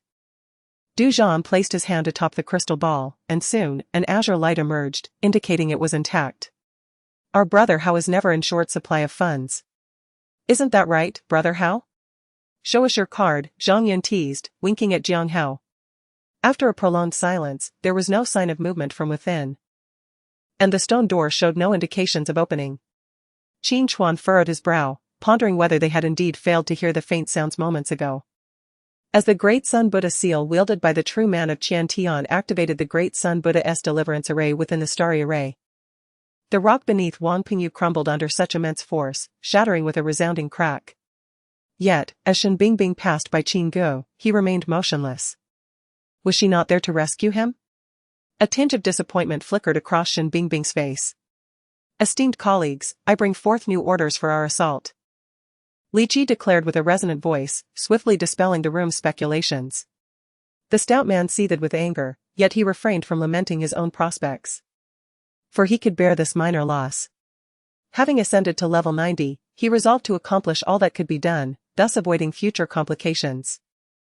They were acutely aware that Lu Hailin and others were safeguarded by magical artifacts, yet they continued to launch assaults, subconsciously perceiving Lu Hailin and his companions as foes. A consequence of their past skirmishes. Feng Zhao received his orders and went to escort the Tibetan envoy, who arrived shortly after. The envoy, appearing to be in his 40s, donned a fox fur coat and a leather hat, his head held high with an air of arrogance, though the tension on his face betrayed his lack of confidence. Upon observing this, Count Ailey furrowed his brow slightly before exiting the room at the wave of Viscount Ake. Moments later, Huang Pengqian emerged from his reverie. His mind flooded with the youthful smile from the conference. It was this very smile that had led him to his current predicament. Each word from the old aristocrat rendered Patey's expression increasingly grim, as though he had been publicly slapped countless times. Dear junior brothers. It seems we may meet our end here today, Li Xuanzhen remarked, nodding to his side, conjuring a golden long sword in his hand. Fang Ming remained silent, contemplating that the 3-year rental fee of 600,000, when combined with the cost of these acquisitions, would total 1,600,000. Naturally, there were additional expenses, indicating he required at least 2 million in funds.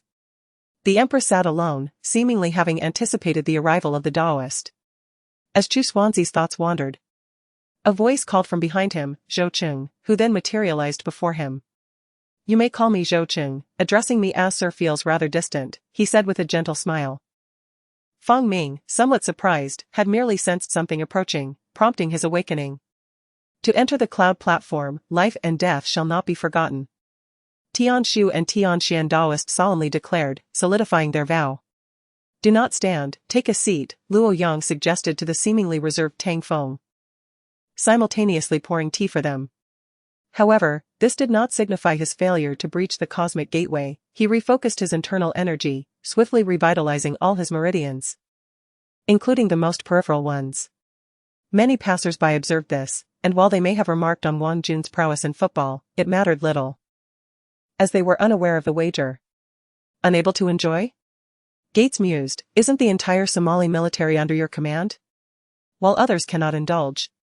You revel without restraint, who do you think you are fooling? Reflecting on his past as the formidable agent Genie No. 3, he recalled discovering the first treasure during Operation 4005. Drawn by an invisible allure that led him to discreetly depart with it. This matter could be entrusted to Lin Jinan, the former head of the Lin bodyguard service, now a favored merchant of Mount Hua, who relished in commerce. The substitute center, Haywood, lost the jump ball to the makeshift center, Bobby Houston, and the game commenced. Contemplating the state of Zhang Hexing, if he were to make the Venus Void his starting point, then Zhang Hexing was the only pillar he could utilize at present. Chapter 50, Shi Jingshan stared blankly at the 2 crimson books before him, hastily taking the marriage certificate from Mu Chuchio's hands and flipping through it in a fluster. As Zhou Tsangnan and his companions returned with Xiao Fanian, snowflakes began to drift outside, settling upon their shoulders. Nearby, other guests mingled, possibly there for the same symposium the following day. Xin Jing shuddered at the thought of being recognized. Why is there so much sweat on your face? Don't rush, let me wipe it for you, Su Yunhua offered, her delicate fingers gliding softly across Duan Yuqing's cheek. The mother exclaimed in excitement, causing her hand to tremble, and Ling Er lost her balance, falling into the wooden barrel. I still want to ask you, Xin Jing is living in your home, yet she can barely get enough to eat. Are you mistreating her? How else could she utter such words of feeling unloved? You, Prince, are you certain you are not a? Xie Ci challenged. Incredulous that any man could endure such a statement without reaction. He smirked lazily, bending down, one hand resting on her thigh while the other supported her back, leaving no room for resistance as he swept her into his arms. Faced with the ever-present threat of clandestine photography, Ling Feiyu maintained a flawless smile, regardless of her reluctance. Yet now, the emperor remained infatuated with Ling Er. Even if she wished to intervene, could she truly alter the emperor's feelings? It must be said that Qing's efficiency was remarkable, having swiftly uncovered the details regarding Wei Ziping's household. Though the owner of Yubiozai wielded considerable influence, it paled in comparison to the power of the Prince of Yan and the Crown Prince. Should this matter reach the authorities, the owner's involvement could become dubious. Moreover, if the origins of the Tianzhu were revealed, it would likely complicate matters further. She had previously observed the injured brown bear. Its leg severed no more than 3 days prior. Surely, it had accompanied them to participate in the examination. She suspected she knew who was responsible. Sarcastic remarks can easily incite discord. Before long, the online discourse was rife with heated debate. Having spoken, he fell into contemplation, previously preoccupied with Chen Feng's memory recovery, entirely neglecting to inquire about Ji Lan's whereabouts or Yan Shuang's fate. How long have I slept? Su Muyao gazed out the window, somewhat bewildered, as she often lost track of time during her slumber. I appreciate your efforts. I shall eliminate the innocent, so rest in peace, Yoma declared before continuing onward, seemingly unaffected by their demise. Lastly, a note: should several allies offer rewards prior to the 1st of the month, a tremendous surprise awaits you. One that will undoubtedly exceed your expectations. Very well. U-564 shall be temporarily stored with me. Should you require them on another day, simply ask. Jiangshan Xianwang responded to Li Qingfeng's resolute stance, directly aligning their boundary pearls. She wished to remain inconspicuous at Songhai Academy. Qing Ji's display of their achievements would surely attract undue attention. The siblings exchanged laughter, though Wen Xian's heart was heavy with the sorrow of parting, perhaps foreseeing that they would never reunite in this lifetime. Yet, she yearned to stake a claim for her future, aspiring to assist her father in continuing the royal legacy. For the children emerging from Yonghe Palace must never concede easily. Xia Yulin observed him. His emotions and psyche were utterly undisturbed, making it unlikely for such a person to succumb to coercion. Wang Kaijun, upon learning of this, found herself at a loss. Unable to fathom Wang Yuerong's reasoning, what benefit did tarnishing her own reputation bring? When Xianyi spoke, Lan Shi could vividly envision his demeanor. Despite the awkwardness that enveloped the room, she understood that he was genuinely concerned for her well-being. Dismissing the derogatory remarks about Ping Guerin, she recognized that engaging in conflict with her was beneath her dignity. It was wiser to extricate herself from the situation, as any misstep would be unwarranted. Humph. Someone had undertaken a task under the command of the Prince of Darkness. Jun Zian ground her teeth in frustration, utterly perplexed by the fact that this utter failure had caught the attention of the Prince of Darkness. According to Master Yuan, to reach the Lingkong continent, one must first locate the Feng family's Phoenix Guqin, along with the spiritual artifacts of the 7 clans, to have any hope of discovering the Lingshu treasure cave. Greetings, Master. Only upon approaching the renowned Tongtian master could Li Qingfeng's body move, and he quickly bowed in respect, though his face betrayed his inner turmoil and anxiety. We don't want a bothersome grandmother, we desire a beautiful mother. Most importantly, our mother possesses delightful treats that fill our bellies daily. Does grandmother have any? Lu Weiyan instructed Zhang Biaobo to return the firearms. Zhang Biaobo, somewhat bewildered, complied without hesitation. In Zhongzhou City, the epitome of prosperity and strength, governed by the Taishan Palace, lay the passage to the outside world. However, to venture forth, one must hold the title of Lord, as Qing Yuqing informed. Petals of crimson began to cascade down from above, showering over Enai Xuanqiu and the others, each petal as thick as an adult's waist, resembling enormous palm leaves. Most were absorbed by the 7-horned thunder flame beast as they fell. From the peaks of Buzhou Mountain, the Emperor Shi Huangfushi emerged, confronting the ancestral shaman Xianming of rain and the ancestral shaman Hutu of earth. In the realm of torrential rain, a potent force of death surged, with the downpour rendering the land barren, devoid of life for miles around. Whoever came into contact with the rain would meet their demise, as the deluge was merciless. Their formidable presence spurred others into a reckless frenzy, and with the support of gunfire, they charged forward. It is quite simple. We cannot contend with the enemies besieging Meihua town, hence we seek your strength. Though we of Yuzhou are proud, we are not devoid of adaptability. For we are all part of the human empire, said Hachi Kamihina calmly. Moreover, despite the boy's formidable prowess, he appeared to be in a precarious state. Swaying slightly as he stood, lightning rained down, each bolt thick as half a meter, while the largest resembled a mountain, slashing through the sky. I feel honored and grateful. Especially given that today's theme is entirely to celebrate my arrival. Furthermore, the opportunity to perform alongside so many esteemed predecessors is a rare experience. Thank you. Yuxian replied sincerely, mindful not to appear arrogant, lest it tarnish his image. In the early morning, the delegation departed from Mianzhu city westward, only to be informed by the county magistrate last night that they could not proceed west and must instead head east to Xianyang. Standing atop the city walls of Mianzhu, he watched the caravan depart, tears streaming down his face as he heard the distant cries of Xiangjing fading into the distance. Meow, meow, meow. During the past few days, Yuxian received numerous friend requests, but never had he seen such an influx all at once. This was precisely the time when ordinary government offices commenced their official duties. Zhu Huading often assisted the children at Lu Leiwei's place, making him quite familiar with the process. Ahem, I merely made a comparison to illustrate the strength of our fleet. Allow me to rephrase, with the influx of this fresh talent, I am confident we could vanquish even a star beast of the demon general level. Lu Nianfeng declared proudly. It is a common inclination for humans to pursue profit and evade harm, even those solely driven by profit must still maintain a semblance of dignity, expressing their intentions discreetly. This implies that the opportunity is singular, whether each nation seizes it depends on their choices.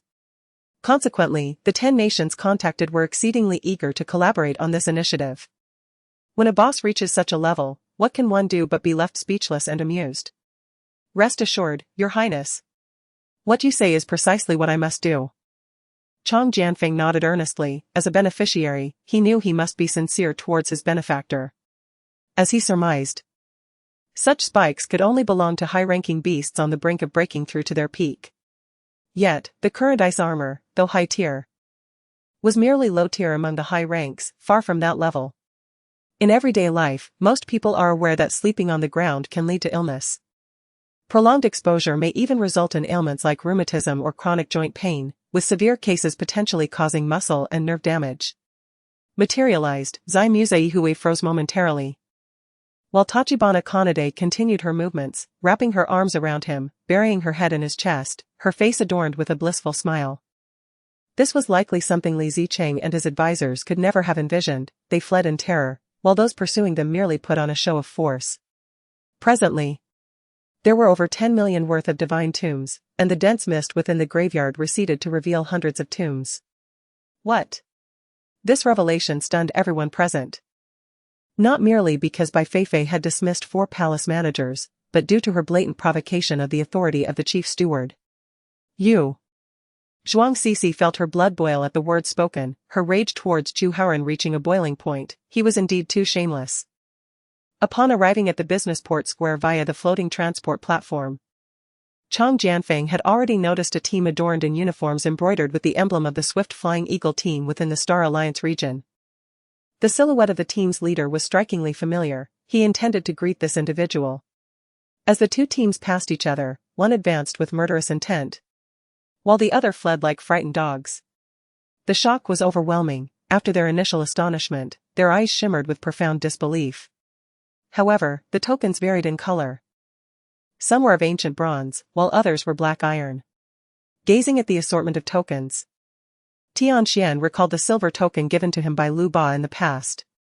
At that moment, the ice could no longer bear the weight of the two children. Cracks spread rapidly across its surface. Thousands of figures descended from the flying vessel, quickly dispersing in various directions towards the sacred underworld city.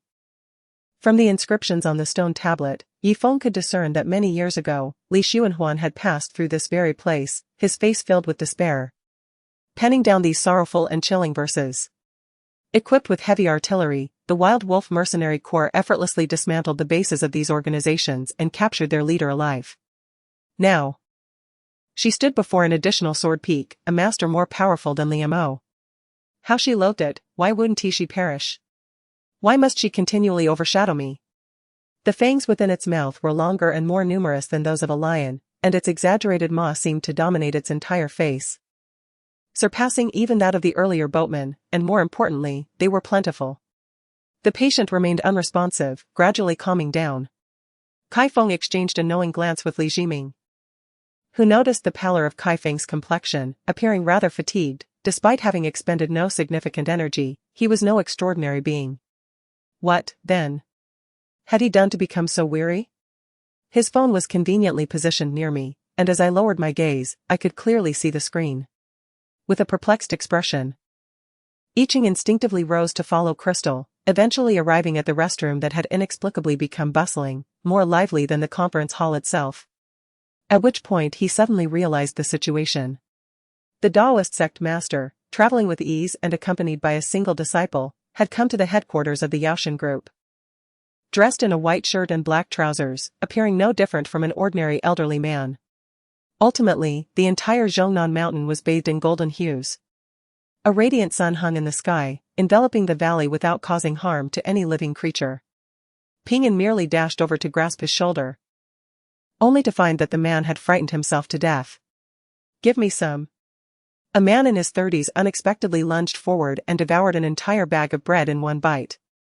Upon hearing this, Li Yan's expression darkened as he recalled the high and mighty Xie Ci, whose exceptional talent, ruthless methods, and unfathomable cultivation sent a chill down his spine. Meanwhile, San Yixing was bustling about, bribing officials in Chaoga, especially Fei Zhong and Yu Hun, with a plethora of gold, silver, and jewels. As Morongan emerged, a voice filled with venomous resentment echoed, casting a gaze towards Lin Fan that seemed to yearn for his very demise, an expression of sheer brutality adorning his face. Morong Zishi, filled with questions, unfolded a note and upon reading its contents, felt a surge of hatred that reddened her eyes. Jean Lei stood before the vehicle, her posture erect, as all the special operations team members stood behind her, soaked in the cold rain, rendering a standard military salute to bid farewell to their comrade on his final journey. Aslan patted the spatial pouch at his waist, and with a flash of silver light, 3 items appeared on the ground. Though wearing 2 bracelets on one wrist seemed somewhat peculiar, upon reflection, it was likely a custom or decoration from the western regions. And as the Empress Dowager, surely she could not be at fault for it. Xiao Yu wore a puzzled expression. Previously, Lu Wei had dragged him to the Blade Hall, but they had not gone due to Nalan Yanran's appearance. Now, with Yun Yan, the esteemed head of the Sword Hall, reminding him once more, Xiao Yu felt an unprecedented pressure. The minds of these armed factions were undeniably astute, as they effortlessly deduced the recent upheaval within the Xiao family. Soon, outside the palace, 1,000 half-dragons gathered, yet these half-dragons, entirely black, were the weakest among them, destined to serve as cannon fodder on the battlefield. Thus the man sent them forth without concern. Clearly, his emotions were unconsciously revealed by his tale. This fellow was indeed anxious. Not only Cao Cao but even Sun Yu and others were astonished by such a dramatic shift in the world. How could half a lifetime of prosperity compare to the fleeting nature of existence? For those in the field of archaeology, determining the precise year of the Shangzhou transition was an irresistible temptation. Director Ning might never witness another such significant achievement in his lifetime. Therefore, even as a participant rather than the host, it was immensely valuable. He had thought himself an outsider, only to realize that all sources stemmed from himself, which only heightened his discomfort. In the old man's words, the 9 turns of Heaven's seizing skill promised that mastering the first turn would make one a master in martial arts. The second turn would lead to a divine understanding of martial arts, and the third turn would render one invincible in the vast world, free to traverse at will. Gigi mumbled, her face flushed with embarrassment, causing Elder Tang to feel somewhat awkward. After sharing a knowing smile, Elder Tang refrained from further chatter. grabbing Xiaoyu by the collar and casually tossing him onto the bed. Huh? Hasn't he, my sister, awakened at the nascent soul stage? Qin Yan asked in confusion. Her delicate, charming round glasses wide with surprise. When did my kingdom change its surname to Shangguan? Malin Wushuang suddenly sneered, glancing at the ministers kneeling before her. Then at the elderly man beside her, his back rigid and straight, her gaze icy. In that moment, my heart was unwavering. Resolute in the thought that no matter the suffering endured, I must protect this child. Ying how dare you betray us? Today, I shall slay you. This wretched one, in place of the young master. The bloodlust in Yu Xiang's eyes was palpable. Some cultivators quickly grasped that the unfeeling palace must have some sordid dealings with the heavenly palace, and this was not a spur-of-the-moment decision. Long Air, having anticipated Han Long's formation of the array, had already flown with Long Jingtian and Ma Lan Shan to a location 3 miles away from Han Long, where they were quietly recuperating, patiently awaiting the day of Han Long's tribulation. Before dinner, I called Qin Ziyang, but he didn't answer. Perhaps his phone was out of battery, as he hadn't charged it in days. I then called his aunt, who mentioned that his mother had just come to take him for a meal. Father, are you being too kind to Xiao Tianyao and Lin Chujiao? Hua Jinrong observed, her brow furrowing. In contrast, the powerful beings of the immortal palace appeared somewhat hesitant. As their primary concern was how to preserve their own lives while battling their opponents, no one wished to perish at this juncture after having cultivated to their current level. Ding Yuhan accepted her orders and stepped back, her eyes betraying a hint of fear and unease as she gazed at the approaching military vehicles.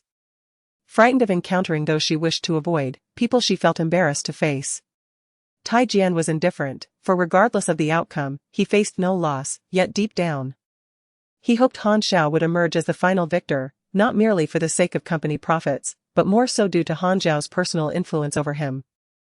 By the way, you mentioned this is broad daylight and that we cannot act this way in your office. Does that mean once night falls and we are outside your office, we can do as we please? Yi Bai inquired. However, based on Li Yuanqi's description, the youth resembled the one who had defeated a master Tai, and he certainly did not appear foolish. Fully aware of having vanquished 2 peak masters yet still approaching to meet his demise. Old ghost. The heavens and earth allow me to roam freely. Ask the heavens and question the earth if they would recognize you as part of the Wind Sword sect. At your age, speaking so recklessly is truly unbecoming. Yao Muchen intentionally stirred trouble, reasoning that since these individuals were unreasonable, he had nothing to lose by engaging in their nonsense. Thank you, sect leader. The disciples in the training ground cheered in unison, their excited voices echoing through the skies. Such resentment naturally spread from the officials to the entire court. Even to the sovereign. She harbored hatred for Yi Hua, for Princess Wenin, for everything within this estate. The Yi residents had destroyed her aunt and branded her with a humiliating mark, to the extent that even servants dared to mock her openly, calling her the illegitimate child of Kong Xiang. Meanwhile, Bailisu allowed the blood from his arm to drip steadily onto the ground, releasing a thick, metallic scent, while the poison sores on his cheeks throbbed painfully. His entire body ached and itched, the agony was unbearable. Yet it paled in comparison to the anguish gnawing at Bailisu's heart. No. Yalang replied decisively, turning to leave. Leaving behind a dejected Kana and the weeping Du, he recalled Yuan Yusha's words, the gruesome truths she had revealed, and horrifying realities. He pondered the events of the day in the capital, the demise of Lady Bai from the Xianwang residence, the public disgrace faced by He Lianqing, and the fallen reputation of the northern Jing Marquis, Xiaoying. Now I understand how Si Kongyu managed to infiltrate the Xinguang residence at today's banquet. There weren't enough hands in the Xinguang residence, so the steward must have arranged for the chef from Jinxiu Zhai to assist, yet somehow this opportunity was exploited. Tang Jing responded lightly, choosing not to elaborate, for after all, the leader of the revolutionary army was none other than Karp's son. Speaking further would only place him in an awkward position. Your Honor, apologize, the old man, suppressing his anger, made a decisive choice. The embarrassment of this incident would undoubtedly fall upon his family, especially since they were in the wrong. Given the current circumstances, he could only acquiesce to the wishes of the Yi family. The following morning, when Yi Qingyan awoke, she found herself gazing into a pair of deep, ink-like eyes. tinged with a hint of green, clearly indicating a sleepless night. The atmosphere in the palace felt thick and stagnant, as if the very air were gel-like. Even Wu Chang, stationed nearby, bent low in fear, his head bowed, sensing the emperor's mounting fury. Of course, such a deceleration was subtle. Qin Ruyu remained unaware, and Yi Chen, perhaps unconsciously, desired to prolong their time together. As a sacred mountain in Chinese mythology, Kunlun Ruins was a place of ethereal beauty. Since the resurgence of the energies of heaven and earth, it had attracted numerous powerful insect tribes, though the most coveted areas had long been claimed by humanity, which greatly benefited their cultivation. When the king of the underworld opened his eyes, a spurt of fresh blood erupted from his mouth. Meanwhile, Qin Ruyu returned to her office, sat in her chair, and after a moment of silence, promptly dialed a number. "Why didn't you sign this contract?" Lin Yaru's sharp inquiry jolted Xu Xinyao from his reverie. Unbeknownst to the tranquil Xiao Hua, she was hiding in her room, conversing mentally with Fu Chang. This is the marvel of the online world. It is remarkably easy to express one's thoughts, for the absence of face-to-face encounters fosters a peculiar trust among strangers. Strength was the forte of the alluring criminals, while the ensuing tasks were ill-suited for those lacking charm. Troublesome. Yi Ling gritted his teeth and took another determined step forward, as another 100 rock python vines surged up, their defensive intensity perfectly countering the terrifying molten river. Furthermore, in this lifetime, he would not recklessly rush back to the cave like a rocket. That would be foolish. Instead, he aimed to lay a solid foundation for this life, enabling him to strive for greater heights. When it was time to be ostentatious, he would never be understated. Conversely, when humility was warranted, such as upon receiving this precious ginseng king, he must never be brash. Though he possessed low emotional intelligence, it did not imply a lack of intellect. He was well aware of what Valentine's Day represented, a celebration for couples. As Lin Yi frequently received messages from Lin Tong and Luo Qingwan, she felt increasingly pressured by their harmonious blend of work and life, which seemed to conquer every obstacle with ease. It was during this time that Lin Jiao, harboring an indescribable mindset, sought to align herself with their successes. "Lingling, our family doesn't adhere to the principle of one must speak the truth and never fabricate," said Xie Ci, already contemplating how to extricate Xue Ling from the murky waters should the Lin family dig too deeply. One by one, the fledglings, whose wings had yet to harden, reveled outside, reluctant to return home. Did they truly believe that, having just gained their strength, they could overturn the elders? Did they think the saying, "I have consumed more salt than you have rice, traversed more paths than you have bridges," was mere fiction? Xiaoyao observed Mian's expression and actions without comment, understanding that speaking such confidential matters indicated Liu Li's trust in him. Li Tsuehua had never contemplated sharing her tribulations with her partner. The once cold 1,000-year-old icy jade gradually warmed, its blue light emanating softly as Yi Jiayin silently prayed for Hui Yanqing. The blue glow flowed gently into Hui Yanqing's chest. "What are you mumbling about?" General Shui glared at Xue Ling, as if to say he wasn't so old that his hearing had dulled. Either refuse decisively or willingly see it through. Do not afford others the opportunity to criticize, nor allow yourself to fall into an uncomfortable predicament. This mantra was Xue Ling's guiding principle. Bound by ties behind her back, even if she could disembark, she would only hinder Gu Mufeng. Chapter 54. Listening to this, Deng Xijia felt a pang of envy. Born of the same parents, their lives thrived while theirs had been frugal, struggling to make ends meet over the years, barely accumulating wealth that paled in comparison to others. After a lengthy speech, Wang Tianqing felt parched and took out a hell fruit to nibble on. This orc army possessed formidable combat strength and could not be left intact. Jianxin understood that the Minotaur Legion was the 3rd regiment of the orc tribe and thus planned to annihilate them entirely to alleviate the pressure on the Opposat Empire. Upon seeing Qin Yike make her entrance, Lin Zi rushed forward to embrace her, introducing her as a newcomer from their previous variety show. Surprised to learn of her debut, Lin Zi eagerly introduced her to the guests. The voice resounded throughout the Sky Palace, prompting everyone to step out of their rooms, gazing at the unfolding scene while murmurs circulated. An invisible pressure enveloped the entire island, worry and concern etched on every face. "Zhangju is likely one of the Jiuli people. They aim to overthrow our eastern Yu," Chen Lin voiced his suspicions directly. As the blood gate opened, A terrifying gust of dark wind surged forth, accompanied by a shadow. In a fleeting moment, Yang Haoshuan discerned that it was merely a tattered piece of black fabric.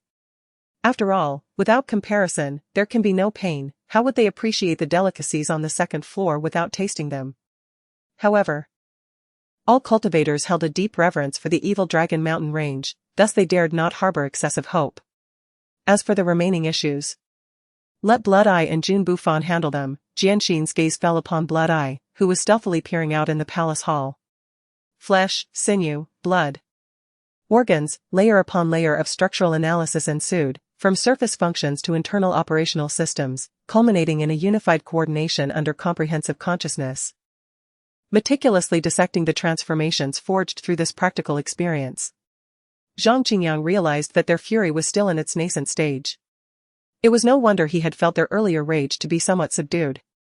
Ji Beihan accepted a cigarette, holding it between his lips as Jun Yan lit it for him, and he inhaled naturally. When Baobao's words stemmed from her understanding that she was ultimately just a transient visitor here, the two, seeing that Chen Hao had made a commitment and achieved their desires, had nothing more to say. After all, they did not dare to force his hand. It was indeed challenging. If they concealed themselves, he would surely struggle to detect them. Since the old man of the underworld was unharmed, they could afford to wait. The mosquito Taoist nodded, acknowledging that this fellow was indeed serious when scheming. Suddenly, she coughed violently, seemingly stirred by the movement, blood pooling in her chest and constricting her breath. In the center of the construction site, the red rooster-headed figure stared intently at the cold-faced youth, feeling an unprecedented sense of danger from him. Nye Yanghong held a check between two fingers, suspended before him, as if certain Yufeng would reach out to claim the money. The following morning, Wang Wu rose early, as if invigorated, rousing everyone and organizing the day's agenda. His uncle had already given him guidance regarding the dojo's arrangements, so he distributed tasks with ease. I am uncertain whether it is due to Bai Chenxi's sudden awakening of the celestial eye that allows her to perceive Madame Bai. If this ability were to fade, would she be unable to see Madame Bai again? Would that not cause her great distress? Damn Eli, that wretched Eli, still hasn't called me. Xia Yuner pouted in annoyance while seated atop a plush white bear toy. Let us go, Jiang Yushuan said, wrapping an arm around Yu Chushuan's shoulders as they descended together. Yu Chuxian remained silent, allowing Jiang Yushuan's embrace. Among brothers, certain sentiments need not be explicitly articulated. Fine, let us wait for a moment, he conceded, echoing his own thoughts. With those serpents advancing, what need was there for our intervention? Indeed, young Master Nangong is truly astute. I recall how he once toyed with you at the Dan conference. His arrogance is utterly infuriating. Gu Ling enumerated Ye's numerous transgressions. De Qiao's grand spell, the Whirlpool Gate, summoned all allied forces to her magic array. But if an ally perished or had already utilized it once, they could not be summoned again. After all, such a skill capable of calling all teammates was rather overwhelming. Presently, no other werewolves remained in this base. Having resided here for an extended period, even werewolves must attend to their basic needs. The bloodthirsty king pondered Ho Xiao, marveling at his rapid progression. Such growth was indeed remarkable. If he could not be harnessed for our purposes, he must be eliminated before he fully matures. For now, there is still ample assurance. He is not one of us from Zishuan Palace, he is merely a shameless silver man who attempted to spy on me while bathing. Xiao Yashuan exclaimed in indignation. Yi let out a sigh of relief. If Jiang Ning truly desired Yi Zhen, he had yet to experience such a situation and was uncertain how to proceed. The pearl appeared remarkably familiar. Chu He suddenly shuddered. Was this not the pearl he had previously unearthed from the river? In the city championship, if categorized by levels, the earlier matches would be deemed grade 6, while the quarterfinals, semifinals, and finals could be classified as grade 5, alongside several elite amateur leagues. Ingamore and Sainier immediately perked up, unable to believe that Lin Wei, who possessed formidable strength even among third-tier wizard apprentices, was merely a newcomer this year. Barian's right arm was suddenly enveloped by a layer of ice crystals, resembling muscular patterns, which materialized directly on his limb. Chapter 55. Zhu Jiaro playfully stirred the spring bamboo shoots and silver sprouts with her chopsticks, smiling as she remarked, the drunken man's intentions lie not in the wine. Her smile possessed an ethereal yet alluring quality, and when gazing at Yan Long, it exuded a faint sense of solitude. At a certain moment, Strange felt an intense envy. Even loathing, towards Thor, especially since he could not best this portly fellow. This only fueled his irritation further. He and Harada had partnered for quite some time. Their understanding was profound. He was aware of Harada's intentions and did not plan to obstruct them. Clark remained enraptured, fully engrossed in his preparations, while Tony Stark had already succumbed to slumber. The disparity in levels between the tank and the Queen of the Dark Long-Tongued Beasts was staggering, rendering the likelihood of a successful strike abysmally low. The imperious overlord finally issued a total assault order. As over 2 million allied troops shouted their battle cries and charged forth, the cavalry that had previously formed ranks outside the city gates, led by the valiant riders, dashed towards the breach with lightning speed, treading upon ash that was over half a meter thick. What should we do now? Messiah was utterly at a loss. As the black dwarf star approached Earth, an inexplicable fear gripped her heart, akin to the dread one feels towards Thanos. She suddenly felt trepidation about the impending journey to Earth. Upon the occurrence of such events in the company, Ji Ningmin immediately suspected that Li Xianhao was behind it. Yet lacking evidence, he refrained from making baseless accusations. He could only harbor suspicions. The 9-colored phoenix-tailed butterfly was the sole insect of the butterfly immortal, inherently linked to her consciousness and spirit. However, the large piece of bluestone was certainly beyond their capacity to manage. This tomb chamber had likely been desecrated by tomb raiders, evident from the ruse of creating a hole in the thick anti-tomb robbing wall. Yet, it could also have been the work of the tomb's builders, seeking an escape. As ancient tomb artisans often faced the grim fate of being buried alongside the deceased. Asserting military strength? Wei Jia understood that Xie and was uneasy about Sima Xiu's departure from Jiankong, away from his control. He feigned ignorance, questioning with a hint of confusion. However, during their journey from the Roman home planet to the space fortress, intelligence would likely have been nearly fully leaked. Even if other factions remained oblivious to the existence of the space fortress, they would recognize that the Apocalypse Group had undertaken military actions at a resource star in Romanus outer space. Uncle Bao sought to escape to life after a near-death experience, carving an unusual path. This was indeed a last resort, Wang Zheni contemplated. Yet, these matters certainly required awaiting the conclusion of the battle between Li Chonglin and Bai Dai before any actions could be initiated. Although he did not state it explicitly, Tang Yi's intent was clear. If the situation proved too arduous, he would withdraw his assistance. Moreover, among the hundreds of surviving God-tier sky thieves, there might exist even stronger beings surpassing the God tier. So, are you suggesting that we should have a match as well? Hua Lao's eyes narrowed, a fierce aura beginning to emanate from him. He Qinglian possessed a secret weapon, and Su Shuihan, as the captain, held a hidden card to search for her lost love. Under the surge of her spirit, an inexplicable wave began to manifest, followed by a 7-foot-long sword slowly emerging from her brow. Though the moonlight was bright and torches flickered around, the illumination was still insufficient. I vaguely saw the two of them exchanging glances and gesturing towards the center. The magic hall organized the wizards in this manner, not only reversing the long-standing disunity of the magical world but also preventing the repetition of errors that had led to significant misconceptions and resource waste. Furthermore, these research projects genuinely propelled magic toward a correct trajectory. In truth, the spies of the underworld had thoroughly explored the terrestrial realm and even the folded spaces. Amidst Yang Ying's tender affection, Wang Meng stepped into the teleportation array, feeling far better about his departure this time than the last. He was no longer ignorant of the Great Yuan realm and the Star Alliance, recognizing that the Star Alliance was not divine. This is... Zhonggu's malevolent thoughts swiftly reached out to support the empty shell that had suddenly appeared beside him. The Wang family was indeed an adversary, and to be frank, Yuan Zhuhua held a degree of contempt for Wang Ong and Wang Hantian. Prid's sinister grin emerged as he recalled Su Zhang's teachings and Anger's lessons. He felt quite confident. Yet, mutton and beef were not his ultimate goals. He sought opportunities and clues. But what constitutes an opportunity? Where could such opportunities be found? It remained ambiguous, lacking a unified definition. Logically, discovering something or encountering someone could be deemed fortuitous. Yet, in such a vast city as Baotou, he was at a loss for where to begin. In an effort to appear less handsome, Yang Yichen relied on the soot and scruffiness from battles in the early stages, later adopting scars, a single eye, and more facial hair.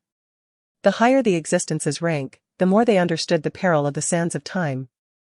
A force from the river of time that erodes and conquers all. Countless unrivaled monarchs have desperately sought the path to eternity. Yet few have truly achieved anything on this arduous journey. The once splintered peak, cleaved by Juneo's divine slash, erupted amidst a thunderous explosion, shattering the flanking mountains into fragments scattered by the wind. The night-ash shroud had already dulled perception, and now, enveloped in swirling dust, the surroundings became an indistinct blur, rendering direction indiscernible. With palms pressed forward, Xianzhan, in resignation, could only brace himself against this frenzied assault. Thoughts of the injured Wu Eryi crossed his mind. Yet Xianzhan remained unfazed, his gaze calm and devoid of fear. Ouyang Jiao and his companion shot disdainful glances at Long Chao Tian, pondering the vacuous bluster of the man who pretended to seek Qin Fan's demise, likely intending to seize the Bodhi immortal fruit once they found him. This was a classic case of misdirection, a strategy of deception. Chapter 56, not only him, but even his companions were momentarily halted, their eyes brimming with curiosity at the mesmerizing glow in Qin Yi's grasp. Lu Xian, having been divorced for some time, was asked if she had considered finding another partner. Despite her past marriage's failure instilling a fear of commitment within her, it was simply a matter of not having encountered the right person. Chen Ziang swiftly unsealed the barrier, unleashing the oppressive aura of the demonic infant stage. The surrounding disciples, merely at the foundational level, found themselves immobilized, hindered by the clash of energies. Upon seeing Su Hanlin, Zhao Qing began to scold him, lamenting that had she known his ineptitude, she would never have chosen him, leaving her in a predicament. Seeing this, Zheng Taitu sighed inwardly, resolute in his decision not to disturb the host during the late night, allowing her a peaceful slumber. Furthermore, when they had children, this day would not only mark their wedding anniversary but also serve as a celebration for her. Jiang Huaizhou remarked, a slippery fish splashed icy water onto Tianqing's face, inciting his fury. Today, I shall bear witness to your demise, avenging my mother. Before I could utter a word, Huang Tianxi brazenly pointed at us, hurling insults. Yao Yuzhen smiled gently, taking the lead in making a decision. We certainly do not mind collaborating with Fanghua Group. This has always been the aspiration of the Yi family. Mr. Ding, let us proceed. She subtly nudged Yi Pengze's hand. Su Lang escorted me to the Shanchuei Hotel, halting at the door of a private room. Had it not been for the urgency of the moment, Lu Zhaoying would have found herself laughing at such foolishness. As Yuan Chei's ancestors comprehended the Tao profoundly, did the false Tao also harbor trepidation towards them? Han Zhao pondered. Pan Liu pressed forward relentlessly, while Liu Bei and Zhou Yu retreated step by step. Just as Pan Liu believed victory was assured, news arrived from Qingzhou of an army approaching via waterway. The indistinct figures that had previously appeared in her mind, which she had been reluctant to believe, gradually coalesced into a reality she could no longer deny. She reached out to touch the soft cloak, sighing once more, realizing she dared not wear the possessions of Xie Pingmao. His words were eloquent. Gu Xian reflected that since Su Zhicheng was willing to assist, it was best to accept his help. Captain Zhang gazed at Ying Mingyu in astonishment, finding the reasoning so plausible that he could not muster a single word of rebuttal. Bu Fifan followed Zhang Fei into the private room, spotting Lei Tianba seated beside Linger, vigilantly guarding her. It was unexpected that Zhouliuo had protection even in Yanshou, indicating that the one who sent her the lamp was no ordinary figure. Tonight's defenses were at their weakest, when Fanghua had gone to retrieve the telescope. Those on the observation deck were also indulging in drink. Qianfu was still tirelessly searching for her at the ends of the earth, oblivious to her dire condition. Perhaps Gao Shimi doubted herself, fearing she would not answer the call, or that even if she did, she might not follow through. Like a lightning strike, Luo Yingshi stood frozen in place, his posture shifting to a respectful kneel, seemingly expressing admiration for Gao Sun and Jin Laiyuan. It was inevitable. Not every work could please everyone, even the finest creations would find detractors. Lin Qingchuan was taken aback, astonished by Feng Zucheng's eloquence. His lies more convincing than Rua Qing's truths, for Rua Qing was not adept in rhetoric and could not contend with Feng Zucheng. It was regrettable, yet unavoidable, as their judgment this time fell short of that of Downton Television. Outside the hall, they were naturally obstructed. Li Mir simply stated. All the people of Lu Mountain seek relishing for urgent matters. The space surrounding the testing platform was already close to the coffin. Nearer still to the circle of 12 leaders. Upon witnessing Lu Qi's death, the 12 luminous orbs appeared considerably more at ease. All that remained was to bring Lu Qi within. At that moment, Lin Qingchuan felt a measure of admiration for Helian Zhuejiu, as she effortlessly relinquished her claim. Her brow furrowing only slightly, an act of generosity few could achieve. Closing the office door, Li Ling opted not to return to her desk but instead sat on the adjacent sofa, gesturing for Tian Tian to join her. The island was overgrown with dark vegetation. Entirely isolated, presumably unvisited by anyone except from above. Taking a deep breath, Shenbaru emerged from his reverie, glancing at the sobbing Zhou Qihua beside him. Momentarily at a loss for words. Circling Yuan Qingfeng several times, Xiaoyu fixed him with an unwavering gaze, remaining silent yet casting a fierce look that spoke volumes. The humiliation I have endured today shall be repaid tenfold by the players of Huaxia. Sun Shan seethed inwardly. Transfigured into myriad phantoms, imbued with boundless demonic energy. The atmosphere thickened with an ominous chill. Demons have always been a race of slaughter, their hearts consumed by the desire for carnage.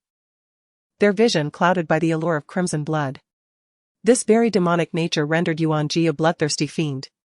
The so-called hatred merely served as the spark to awaken the latent darkness within her. Daddy, you take care of mommy, I'll go see Uncle Dongfeng. Tang Baobao cheerfully bounded out of the hospital room. The Xuanya magic crystal wolf erupted in fury, leaping forward, poised to confront Shenbaru. However, considering Yuani's stance towards Feng Qingchen and their shared history, Xing Yinshi couldn't help but feel a tinge of pity for him. Yet, he understood that based on his knowledge of El Qianqing and Meilin Yanjun, any possibility of their relationship transcending mere friendship was highly improbable. This time, when Manqing encountered Luo Jianya, the previous aversion had dissipated, leaving behind only a complex blend of emotions. I loathe this, what do I have to be guilty about? I am not Lu Ryu, Su San retorted, glaring at him. Chapter 57, the man lowered his voice, displaying impatience, evidently irritated by the interruption. Speak. He had been intently observing when someone found him here, disrupting his peace. Senior brother, I heard from the Liao Manor Lord that you were in the northern Zhou Kingdom. So I secretly came to find you. It has already been 10 days. Yulu spoke, her eyes brimming with tears, projecting a heart-wrenching image. What if I refuse? Qing Hong's lips curled into a smile, her entire being enveloped in a shimmering radiance. Though her smile appeared warm, the chill within it surpassed the frost of winter. Xinr. Shuiping has married Lian Ying's biological sister and is now the current prince consort, Ran Sui explained beside me. I am tidying up, what's the matter? Sunlight spilled through the skylight, weaving through the man's dark hair, casting a delicate shadow. A soft yellow halo encircled him, his head bowed. The contours of his neck elegantly defined. However, the crux of the matter is that he cannot assume the role of the master. He is merely an instructor who has effectively trained these individuals but lacks the authority to make decisions. The current parking lot is nothing more than an extended platform supported by metallic brackets protruding from the walls. As the mechanical sounds of the machinery resonate, the brackets retract, flipping the platform over. What is happening? Yi Xiaoxian lifted the covers to glance inside, utterly unable to comprehend the situation he had found himself in. The person in charge was taken aback upon witnessing this development, realizing the embarrassment he faced in front of Long Yi. As her final word escaped her lips, all beings atop the mount began to weep softly, the spiritual essence of all things flowed into the air, and the beasts across the 5 elements continent trembled and roared. As if welcoming their king. Sun Yang was aware of who his biological father was, yet he had never mentioned it. Clearly holding a less than favorable impression of the emperor, even preferring his general father. His strength was overwhelming, throughout 3 years. All adversaries encountered had been utterly powerless against him. If not for his current helplessness against the foes of time and space, he would have wanted to directly overturn the chessboard and assault Rain Ninja Village to test the extent of his own power. At this moment, AI entertained such a thought. Having underestimated him, had he regarded him as the greatest enemy from the outset and not been provoked by his words? he would not have been led to gradually unravel his own techniques, forcing himself into a dead end. Even across vast distances, separated by countless miles and radio waves, Gu Baichen could still sense the chilling enigma lurking beneath the surface. Rest assured, the mortal realm may lack many things, but it is never short of pigs and cows. Sui Yun replied enthusiastically. Though Pei Shirin was somewhat distanced from the doctor, she heard every word clearly, revealing that her once cold heart had grown even colder. Jun Malu, though still somewhat perplexed, suddenly began to grasp the reasoning behind Lord Jing's decision to have him return to his family. But I do not wish to share this with you, Li Ningxue said with a somewhat neurotic laugh, her face contorting in pain as dark blood seeped from her mouth. Zhou Yu settled down nearby, with Pang Tong behind him and Dian Wei towering beside him. At this moment, Lu Su entered the tent, and Pang Tong instructed him to sit across from Zhou Yu. Humph, shall we engage in a contest then? The Lord of Yin and Yang said coldly. After completing the video, Jing Air did not hastily upload it to the internet but instead utilized special hacking techniques to compromise several major forum administrators and local bulletin boards, guarding against their attempts to delete the video source in a short span of time before finally uploading it. Strolling hand in hand is a romantic affair for couples, especially in such a serene countryside setting.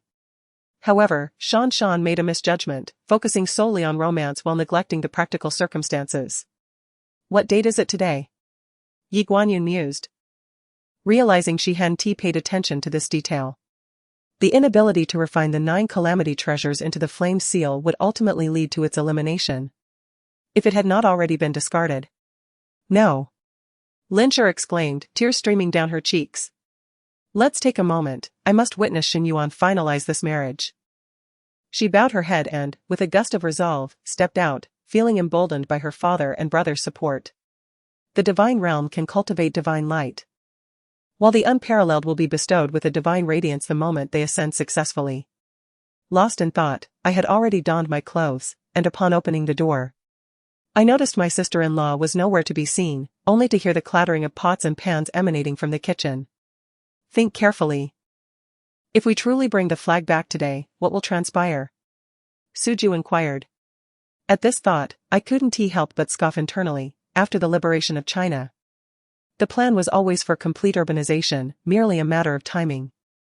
Why should those who became citizens earlier disdain those who came later? What you propose is not impossible. However, I have my own requirements, Du Guhong considered, pondering the character of the individual before him, seeking to gauge his attitude through their dialogue. Just 2 days prior, a beam of light surged from the imperial hall, rising into the heavens before vanishing, causing quite a stir. After a moment of contemplation, Dan Tai Mingyue softly responded. Yuan Lang was preoccupied with wedding preparations, the date approaching, and a plethora of tedious tasks awaited him. Naturally, amidst the busyness, Yuan Hui remained at leisure, as the actual work fell to his subordinates and officials dispatched by the Spring Bureau. Thus, the 3 of them promptly drove to Baghdad, a once thriving ancient city now shrouded in desolation, perpetually overshadowed by the specter of terrorism and war. She placed the stack of documents into an evidence bag and then drove to Huayuanyi. Upon returning home, Luo Li found her son devouring a steamed bun on the sofa, and fury surged within her, prompting her to slap him. At the very least, she needed to locate the 2 brothers of the Mu family. As for others, he wouldn't provoke them unless they crossed paths. Ao Shui began to feel that something was amiss, yet they had not wronged anyone. As for those competing in the arena, it was unlikely they possessed such capabilities. Follow me. Having just returned from a long journey, the loyal soldiers are still in the intensive care unit. After a few days of observation, they can be transferred to a regular ward, Zhang Chunping stated. Chapter 58. However, as I reached out to open the door, I sensed something was amiss. Why was it so quiet outside? Some occurrences felt unusual. Su Hongxiang sighed repeatedly, yet the other party was related to Su Laolu. Although she felt uneasy, she could not voice her discomfort. The makeup artist, noticing how good Hui Yushi's skin was, did not overdo it, applying only a light touch of makeup.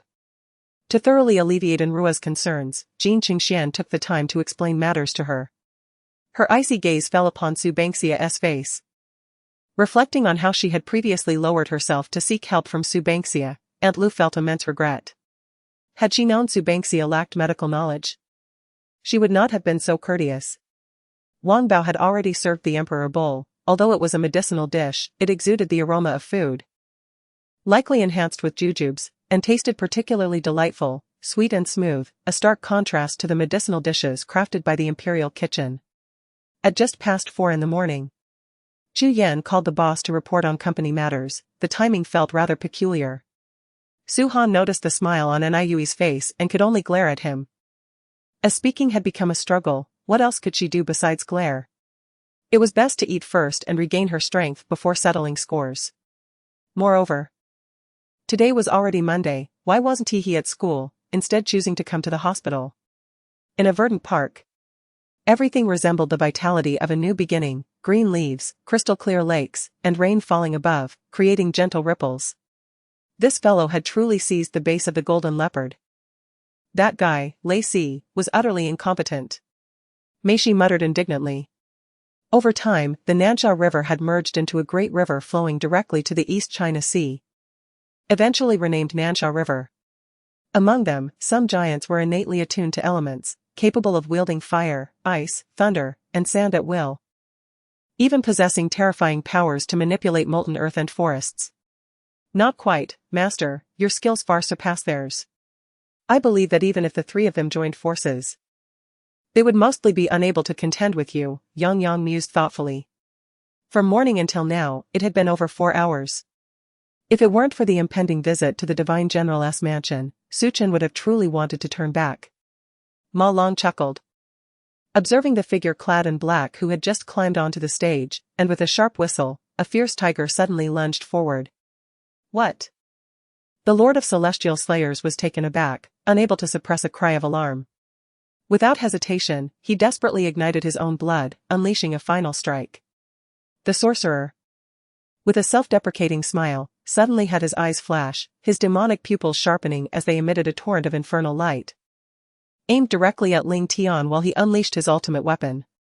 Even the approaching Reno, along with Elder Lei Xiao and Holy Son Lu Feng, were ruthlessly crushed by the terrifying power of the flame demon, collapsing to the ground, severely injured and coughing up blood, utterly outmatched. As he contemplated the superpower fruit, Jin Jin's eyes lit up. He felt it imperative to procure one for himself, as acquiring such formidable abilities would undeniably be a tremendous gain. Does this imply that Madame Jing might have utilized the medicinal herbs sent to her by the Empress to poison her, thereby orchestrating a scheme against her? Jiang Wan inquired, her voice trembling slightly. Xie Ci remained silent, casting a peculiar glance at Gu Haoyan's neck before nodding slightly and turning to leave. Very well, take your time, Lan Ziyue remarked coolly, lifting her leg toward the carriage. Observing the other party's refusal to back down, Yifan seized the piece of Minggu tea leaves from the table and turned to exit. Li Mofen raised his gaze to her, his smile vanishing completely upon seeing her, leaving only indifference in his eyes. Unintentionally recalling those enchanting phoenix-like eyes, Dong Yi Miao quickly suppressed her thoughts, reminding herself not to indulge in fanciful imaginings. Although her family background was worthy of the prince, it ultimately depended on the sentiments of those in higher positions. With one of her kin already having attained a title, it was wise to refrain from further speculation. Hee hee. Bao Hongda chuckled foolishly, wrapping his arm around Bao Si. When I escorted you out of the city that day, I thought I would never see you again. Who would have imagined I could be summoned back to the capital now? How delightful. He exhaled, releasing a puff of white mist. Enough, it's my fault. Zhu Di seemed unable to withstand the tension, ceasing to argue with me. You, my dear sister, are merely 2 or 3 years my senior. If I do not address you as sister, should I call you aunt instead? Yi Fan laughed. The man surnamed Jiang, his gaze flickering, spoke to Yi Fan while making subtle gestures, seemingly hinting for him to keep his distance. Although Su Lanqing did not fear ghosts, the current repulsive demeanor of Zhao Lin made her hesitate before extending her hand. The ground beneath them erupted, marble tiles shattered by a terrifying inner force, revealing a gaping hole. Yet, just as she was about to bend down, the door to the ward burst open, and a figure cloaked in golden light materialized within. To locate him, one must traverse mountains and rivers. How can I find him without leaving the desolate palace?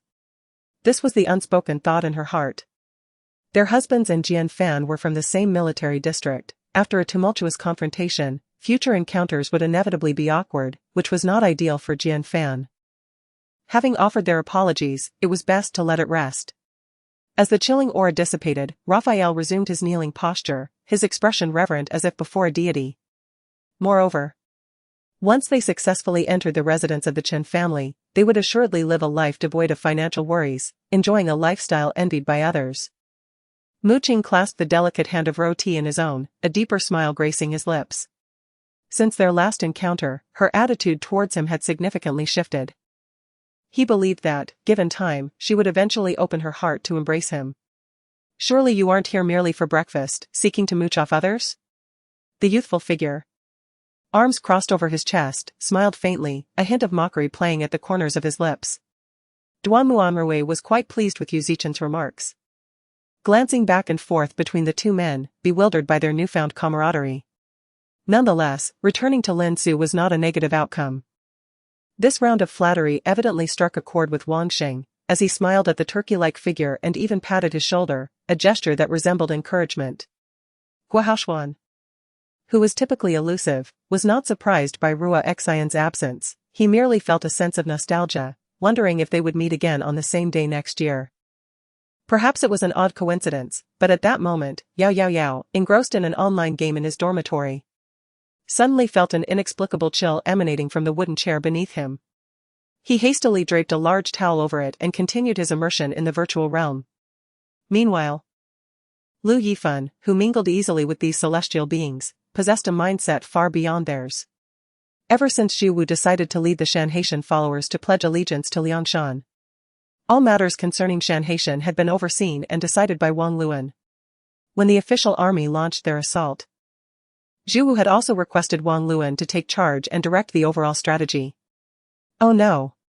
The otherworldly youth's figure flickered, and suddenly, his body split into 7 or 8 streaks of blood-red light, preparing to flee in all directions. They are all villains. Villains must perish. A sinister voice echoed in Yang Wei's mind. Oh, I see. Thank you, Academician Zhong replied politely, maintaining a facade of composure as he continued his ascent up the staircase. In recent days, despite hiding in his lair, he found it impossible to find solace, remaining ever vigilant of the happenings outside. It became apparent that the continuation flower could not be absorbed by just anyone. The ancient texts Wu Lei had perused may not have been entirely comprehensive. While others engaged in discussion, CEO Bu was lost in profound contemplation. Lin Shursi fumed, that traitor Lin Yi awakened his consciousness and betrayed me. He fears my discovery and wishes for my demise, thus severing all ties with me.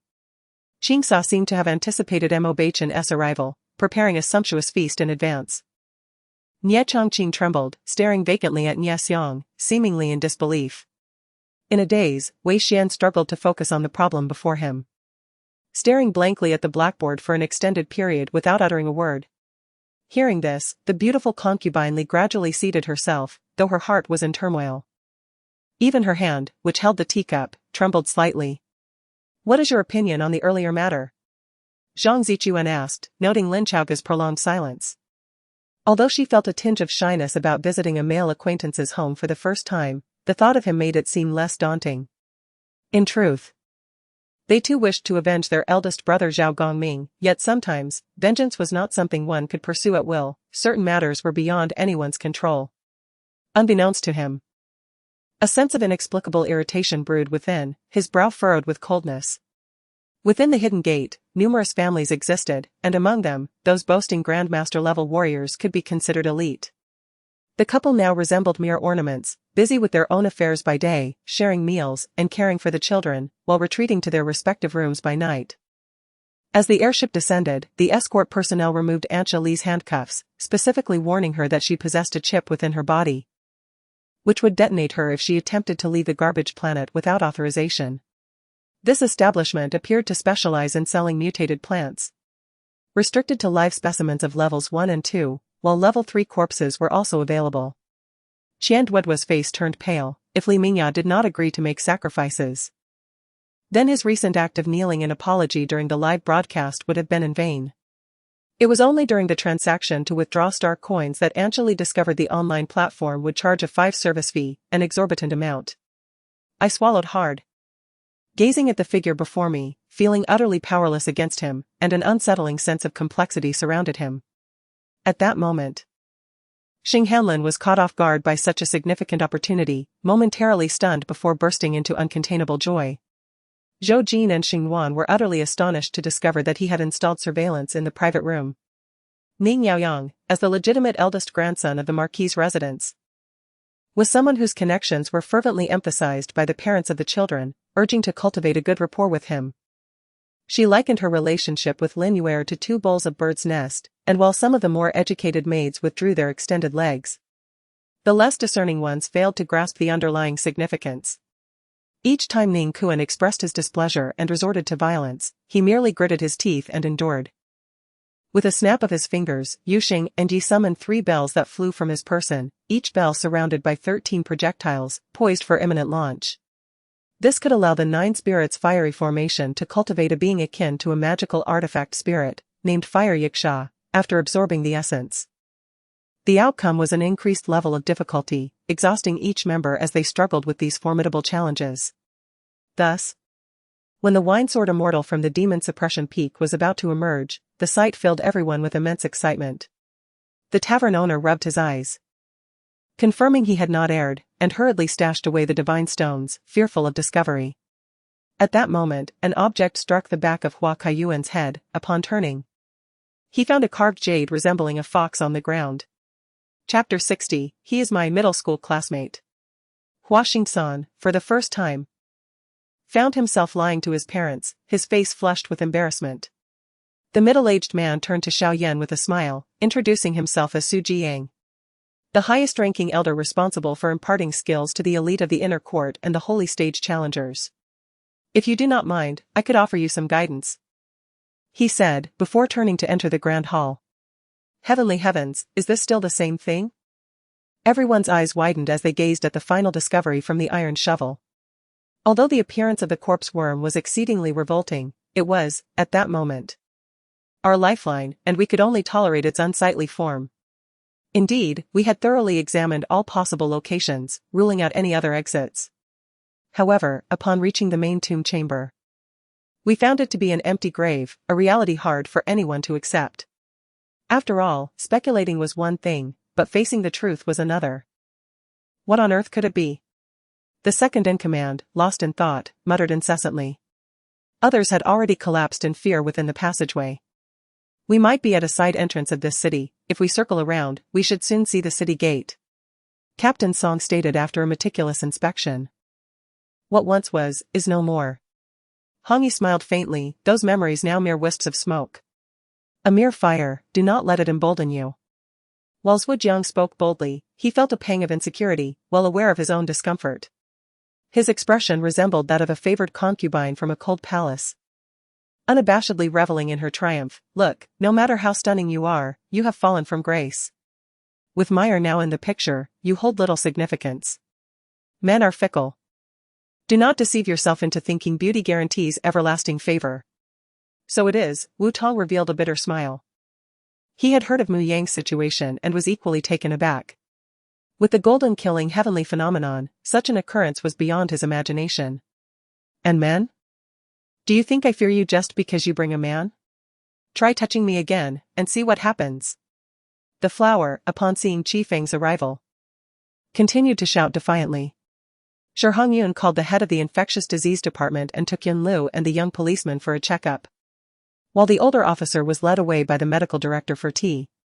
Under the immense impact of a mighty technique, the weather over the sea began to shift to rainy, with cool droplets starting to fall. The hammer, engrossed in its monologue, finally sensed something amiss, especially when the door closed, plunging the shop into dimness. Is this the 6th-tier spirit fruit, Tai Xianqing Lingua? Mu Yang inquired, eyeing the spirit fruit in Li Wufeng's hand with curiosity. After a gathering among friends concluded, Jin Yu bid farewell to Zhou Tao and He Chun, returning home with the spirits. Eber did not know that Lei Ban Na had already cultivated a ferocious aura akin to a mutant in the underground cave. Such a place was not meant for ordinary individuals. Indeed, MCD's votes continued to rise, while others remained stagnant. Carter still held 171 million votes, with only slight changes. The sky, pale and gray, was blanketed in snow, stretching endlessly into a sea of white. Just as Laziming was locked in a fierce battle on the front lines. The 1st Cavalry Army of the Soviet Union was marching swiftly, planning to strike at the German supply lines before dawn. He passed me the bottle of strong liquor, suggesting that there was no anesthetic, only alcohol to substitute for it. Annie, feeling lethargic, accepted it, took a sip, and set it down. What did you discover? The handsome Ching Ching still resided in the inner palace, but she seldom met him unless he had urgent matters. Could it be that he had ventured deep underground? Beyond the surveillance of the Dakian transformation mirror? Elder Mo Jia of Holy Elephant Island pondered. To kill you? That would be too lenient. The dignity of the 7 great sects of Wulin cannot be desecrated, and your East Spirit sect must pay the price for this. Li Chongqing asserted. Eric was well aware of Long de Tai's good intentions and reciprocated with a look of appreciation. I now realize, combining certain past memories, that the true visage of this desolate land of spirits is, in fact, a meticulously crafted trap set by the ancient demon saints. Ding Ling calmly stated. However, the Second Republic did not escape the fate of unrest, as the ruling regime changed like a revolving lantern, one after another. At this moment, the leftist forces of Italy seized the opportunity, creating favorable conditions for further upheaval. Upon considering this, Mu Jinyu gazed at Feng Wuxuang with astonishment.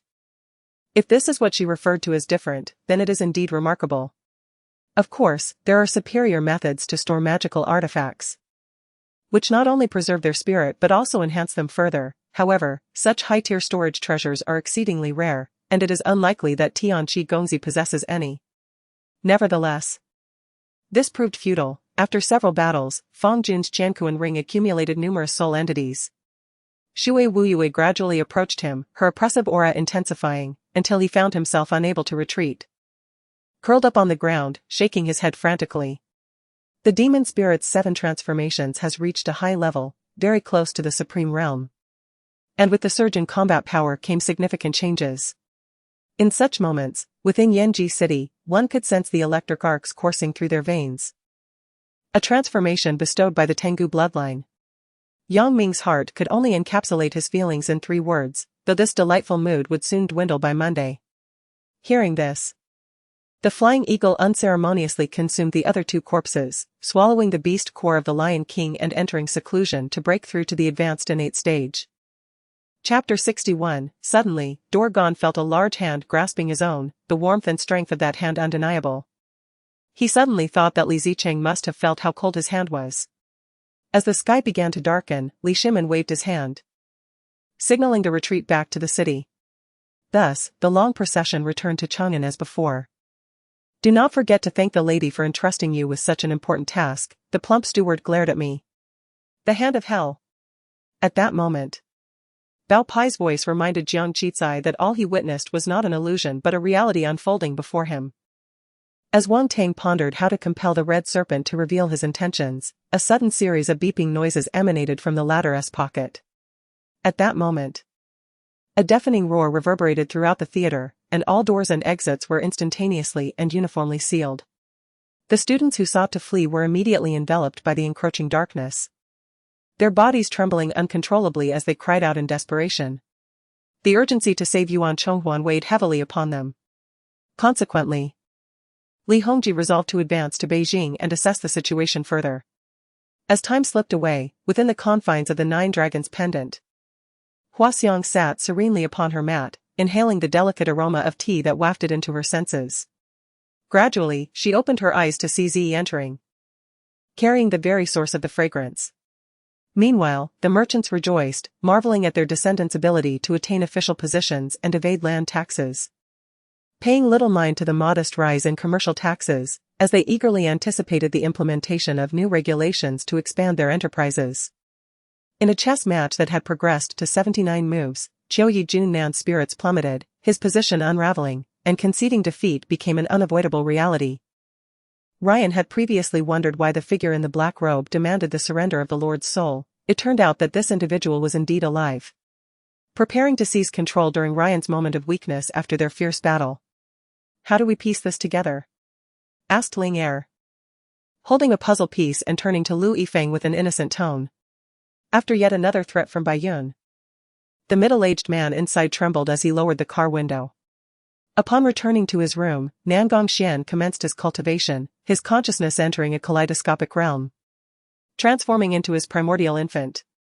The purpose of the ring remained a mystery, treasured and hidden by Kathir.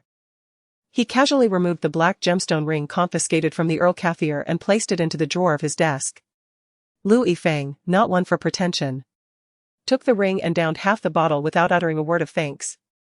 Following the first round, Song Yuma found herself at a disadvantage. However, through the initial exchanges, she gained confidence in her strength, realizing she could indeed retaliate against the white pieces. Ascending the stairs, Lu Yifeng was taken aback to see Ling Er, unconscious.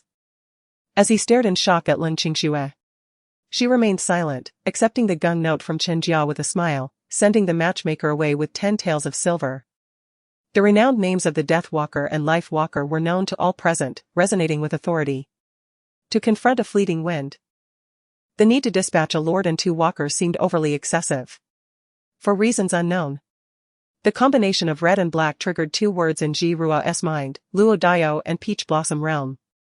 Sir, a guest is here to discuss a significant business deal. Just as he was about to retire to his chamber, a servant reported.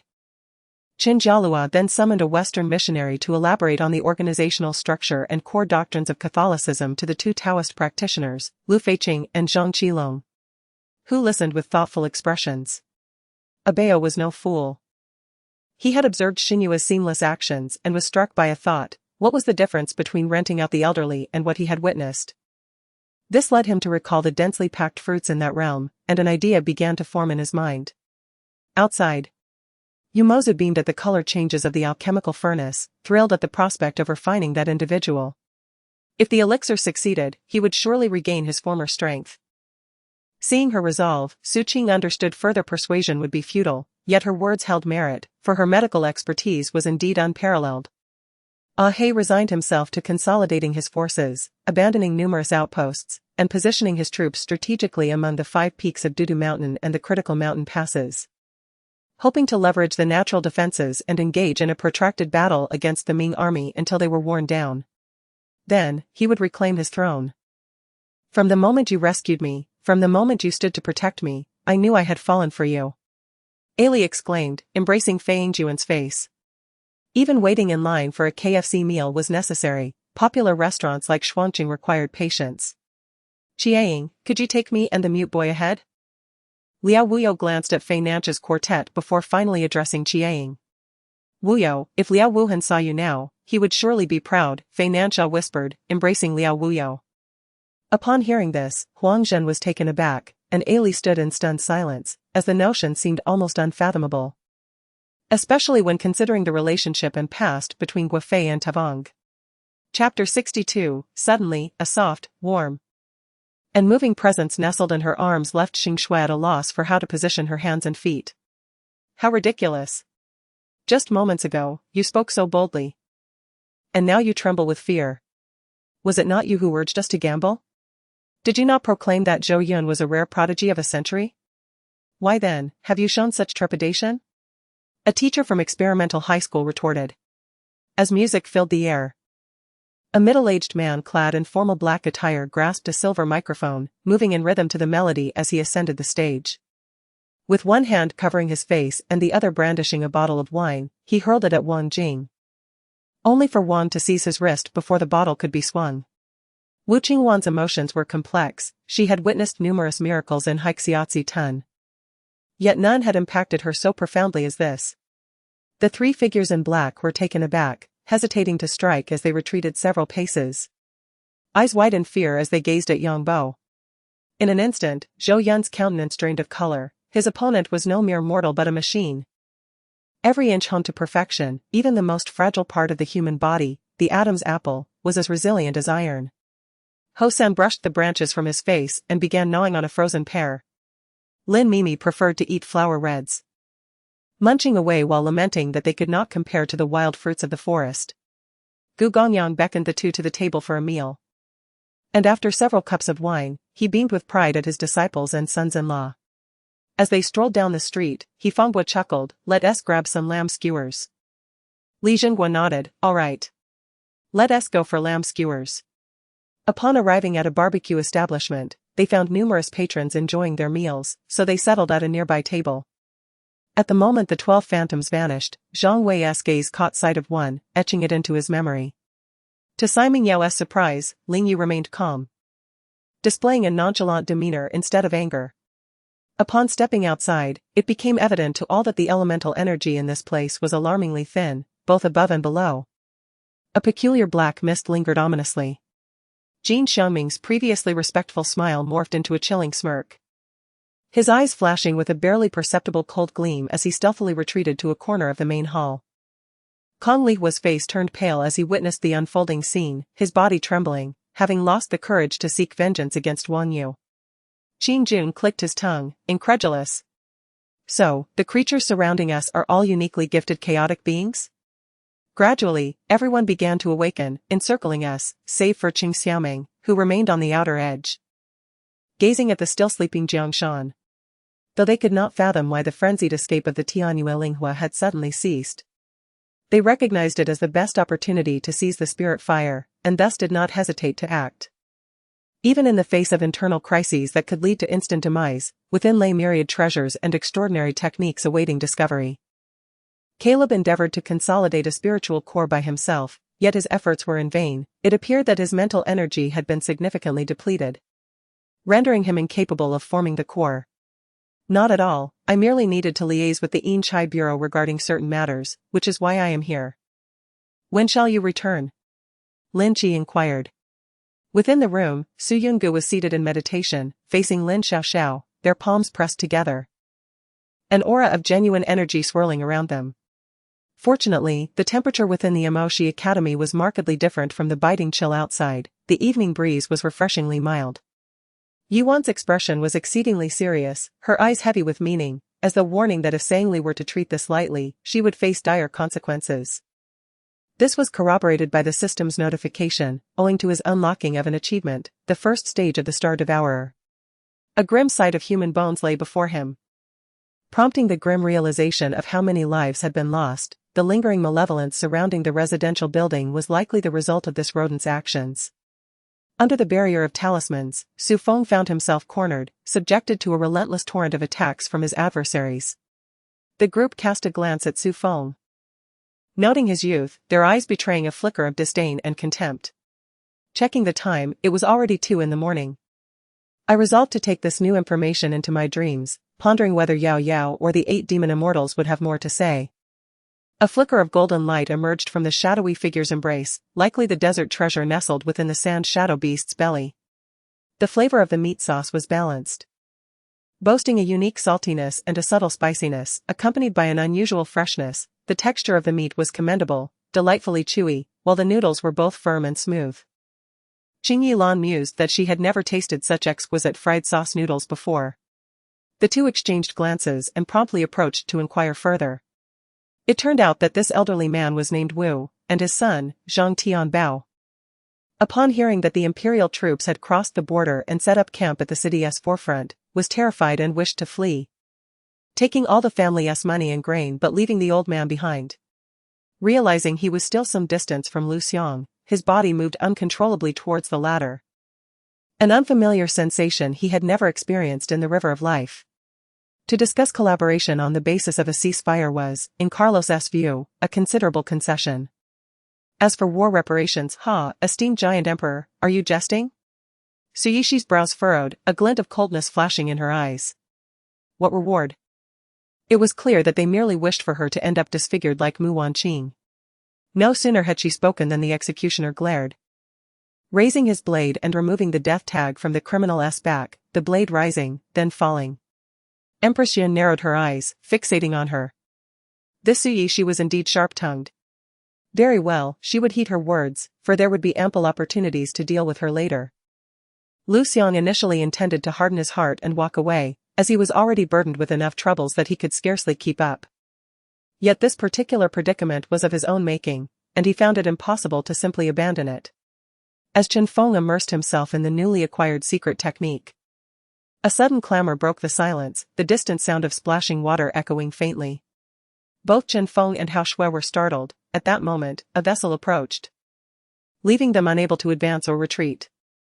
In the present, Guchen's visage bore several layers of makeup, with vibrant lipstick adorning her thin lips and pink eyeshadow gracing her eyelids, rendering her akin to a flamboyant vixen, exuding an allure that was simply captivating. "By the way, I still do not know your name."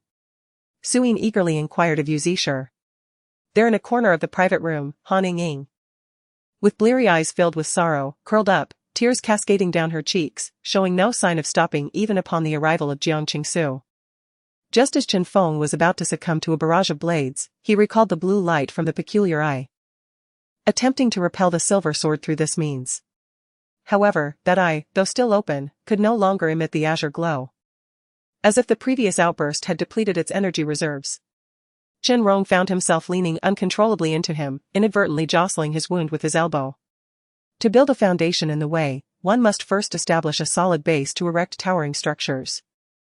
Although He Qing Fan and the others had yet to comprehend the origins and essence of these phenomena, they were nonetheless able to harness energy from them to enhance their own abilities. Lu Xing's smile faded as he shook his head. Even with the cleverness of the meteor crystal, it was unable to decipher the profound mystery. This was a trial ground, devoid of inhabitants. The sudden appearance of a large ship was indeed perplexing. The two exchanged glances, deciding to follow it and uncover the truth. This left Jiang Qingsu feeling exasperated. Many times he pondered how much simpler life would be if he were indeed an orphan. It was precisely for these reasons that he chose to adopt the current strategy of transforming and following Kogi into Yuying village. The team leader grappled with indecision for quite some time, as Chu Yun had previously emphasized that regardless of the circumstances, no attempt at rescue should be made. He wished to experience the potency of these viruses firsthand.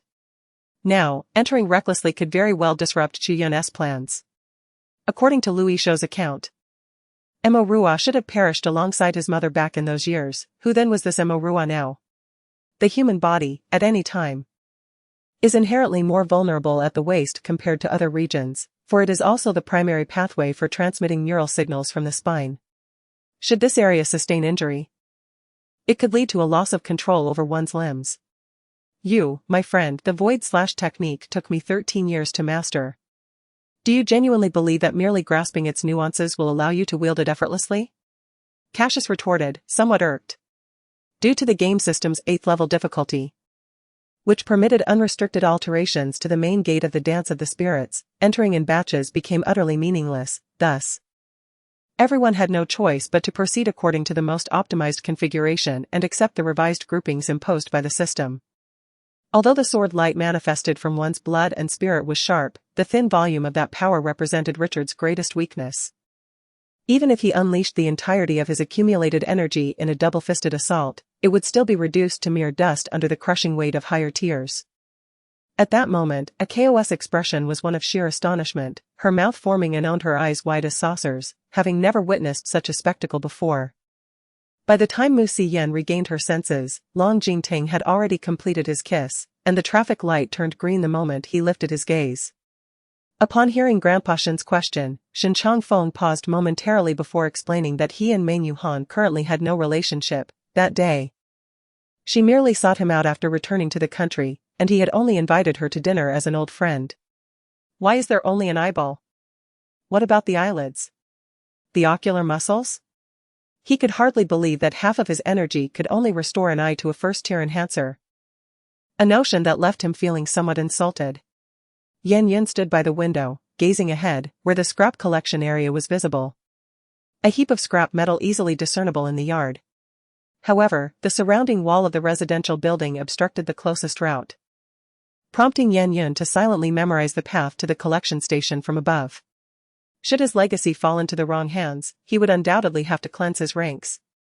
With his current injuries weighing heavily upon him, his left hand faltered, causing Xia Yuer, whom he grasped, to tumble to the ground. Xia Feng felt an overwhelming heat coursing through him, as if the blood vessels in his nose were about to burst. Gritting his teeth, he pushed Diao Chan away, rising to the water tank to gulp down a mouthful of cool water, feeling a sense of clarity return. I must say, Tao Yiding is truly stunning. Her sensual lips are slightly parted, and her large, misty eyes reveal a hint of sorrow, evoking a poignant sense of beauty that is both haunting and exquisite. At the edge of the shattered water city, the restless waves surge, revealing a city afloat, marred by numerous scars, yet her demeanor, as evidenced by the exuberance radiating from her every pore, suggests an undeniable joy. In the face of relentless assaults, akin to the unyielding tide from the ancient matron, these fleeting moments of respite become invaluable. In Chapter 64, the flick of the dust whisk elongated instantaneously like silken threads, aiming to ensnare Li Huai's limbs. With a swift motion, Li Huai evaded the attack, much to the dismay of his opponent, who retaliated with an intensified gust of force, compelling Li Huai to retreat several paces. I yearned to intervene and stop Huang Chao, yet I felt akin to a camera suspended on a pole, merely an observer, powerless to act. Though this place was once shrouded in a menacing aura, it was also infused with the essence of the celestial path. Now, however, the battlefield lay devoid of both celestial energy and malevolent presence. Similarly, Mo Fan sensed that should this ability be transferred outside, its effectiveness would undoubtedly diminish. Nevertheless, it remained a formidable weapon, requiring only a fleeting moment of control to achieve its purpose. Although not of European descent, my brother had washed his visage clean. With fortune smiling upon him, it seemed luck would soon be within reach. Mo Fan furrowed his brow, aware that the peculiar hue of his eyes had caused a stir, prompting him to withdraw from his harmonious state, restoring his gaze to normalcy. The 5 blood corpses, unable to leap into the blood channel, erupted into a furious roar, their voices resonating like thunder in Qin Yan's ears. That's good. By the way, Mom and Dad, I shall be visiting the capital today and will return tomorrow, Yi Hao mentioned. What a vexing moment it was, as the urgency of human nature surged forth with overwhelming speed, leaving me to ponder if something was amiss. Perhaps a visit to the hospital with Zhao Gao was in order. Su Yan, guided by Steward Xiao, entered the room and, upon witnessing the state of the president, could only sigh in silence. After a lengthy pause, he felt compelled to report on the company's circumstances. The essence of his internal energy harmonized flawlessly with the surroundings, surpassing that of ordinary metals. When Mu was in the room, his meticulous demeanor extended to the arrangement of colors and patterns, with each detail demanding perfection. Shui Meng languidly crossed her arms, observing Shi Lingjing's graceful approach, a smile gracing her lips. Lu Mo, with his frail hands shielding his eyes, struggled to avert his gaze from the scene. She dreamt that inescapable dream once more, awakening in a cold sweat, her face chilled as she glanced out the window, realizing it was morning. Taking a deep breath, she rose to wash up. Her dark hair cascaded like a waterfall over her shoulders, bathed in moonlight, while the blood-red flowers swayed gently, adding a touch of beauty to the scene. Have you checked the temperature? Is it a high fever or a low one? Gao Xueqing, noticing her son's panic, felt a sense of helplessness. Her child, typically composed and unflustered, was now in disarray, leaving her utterly astonished. Good night, Ling Mo. He gazed into the darkness, planting a gentle kiss upon his lips, a farewell gesture. Of course, Ming Shiyun would not easily concede. And though her words faltered under the kiss, she resolutely shook her head in refusal. Jealousy? And Yuran was startled by the sudden thought, if that were the case. Did it imply that the young master had affections for Luo Ling? This realization stirred a peculiar discomfort within him. The following day, Mimi finally attained freedom. Her father ceased to interfere, and her mother no longer opposed her relationship with Meng Ke, even encouraging her to bring him home for dinner. Before Morong Shannon's demise, Meng Ke felt no strange emotions toward her. Now, however, he found himself apprehensive in her presence. The thought flashed in Luo Shui's mind, sending a chill down her spine. How could it be possible? The love she had pursued for over a decade could not vanish so easily. Yet upon extracting the sword, she discovered that it had broken within the medicinal cauldron, and as she reached for it, the flames surged forth, forcing her to retreat. Naturally, I intend to make a purchase. I plan to acquire a grand residence or perhaps procure land to construct my own. This will require time, won't it? Duanke remarked, scrutinizing Zhang Ye's expressions with a wry smile. The vicinity of the airport may be considered suburban, yet it remains more vibrant than many places domestically, despite the relatively sparse population. Such excessive chatter, then let us battle. Duanke suddenly shouted, transforming into a streak of light, launching an assault on Iliao. sparing no effort in their confrontation, infusing his punch with genuine energy. Having learned from past experiences, everyone mentally prepared for separation, but this time, no such occurrences transpired. I understood the implications. I could not drive. Yang Xiaofan had been shot, necessitating immediate medical attention. The pursuing officers were relentless. If we did not shake them off quickly, our fate would be sealed. After driving 200 meters, a wave of unease washed over me, prompting an immediate halt of the convoy. As I exited the vehicle, my expression shifted dramatically. The Dragon clan had perished eons ago following the divine battle, their excrement being an exceedingly rare find, making it impossible for Mo Yuntian to possess any. Yuntian stood with arms crossed, anxiously awaiting Feng Shichen's collapse, feeling somewhat helpless as her strongest hidden weapon had already been deployed. As she stepped outside, she was greeted by a girl named Inua, who approached with brisk strides, leaving Yuntian momentarily astonished. I have given her your contact information and assured her you would agree to a date tomorrow. Wang Ruoxue exclaimed, blinking in surprise. The ship's captain inhaled deeply, his expression darkening as he realized the audacity of a young stranger to treat him with such disdain after years of obscurity.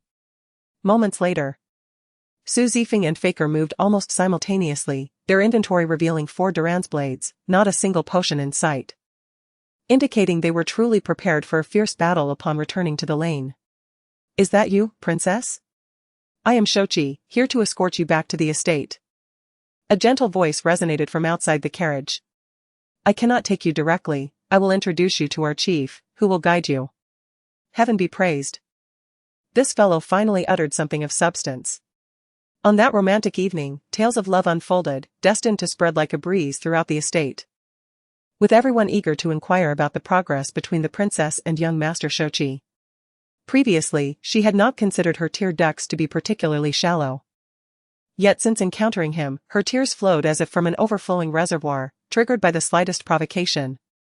If it were not for Xuanyuan's awakening and the continuous infusion of blood from others to fire Cloud, his life force would have long since ebbed away. However, this merely serves as a temporary palliative, barely sustaining him for a while longer. At present, the most effective course of action is to light a candle, tearing through the veil of night, rendering this specter unable to hide. After a kiss, the bright moon gazed at him, her large, misty eyes filled with an enchanting and lingering affection, slowly breaking into a smile, a warmth so tender it bordered on sweetness. Amidst a chorus of complaints and cries for help, those sprawled on the ground gradually rose, hunched over, casting forlorn glances at their instructor. At this moment, on the illusory continent where the eternal night sword's tip lay, a faint sound echoed, swiftly dissipating. After all, regardless of how formidable the slaughtering sword's technique might be, it has reached its limit after slaying several out-of-body cultivators.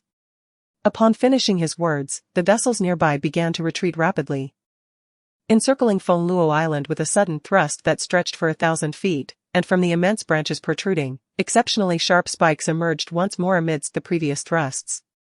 Anyone within proximity of these spikes, be they vessels or individuals, would meet a piercing end. Seated in the carriage, Yuan Xing had his hat brim lowered, closing his eyes to gather his strength, as he must ensure he possesses ample energy to confront any unforeseen events.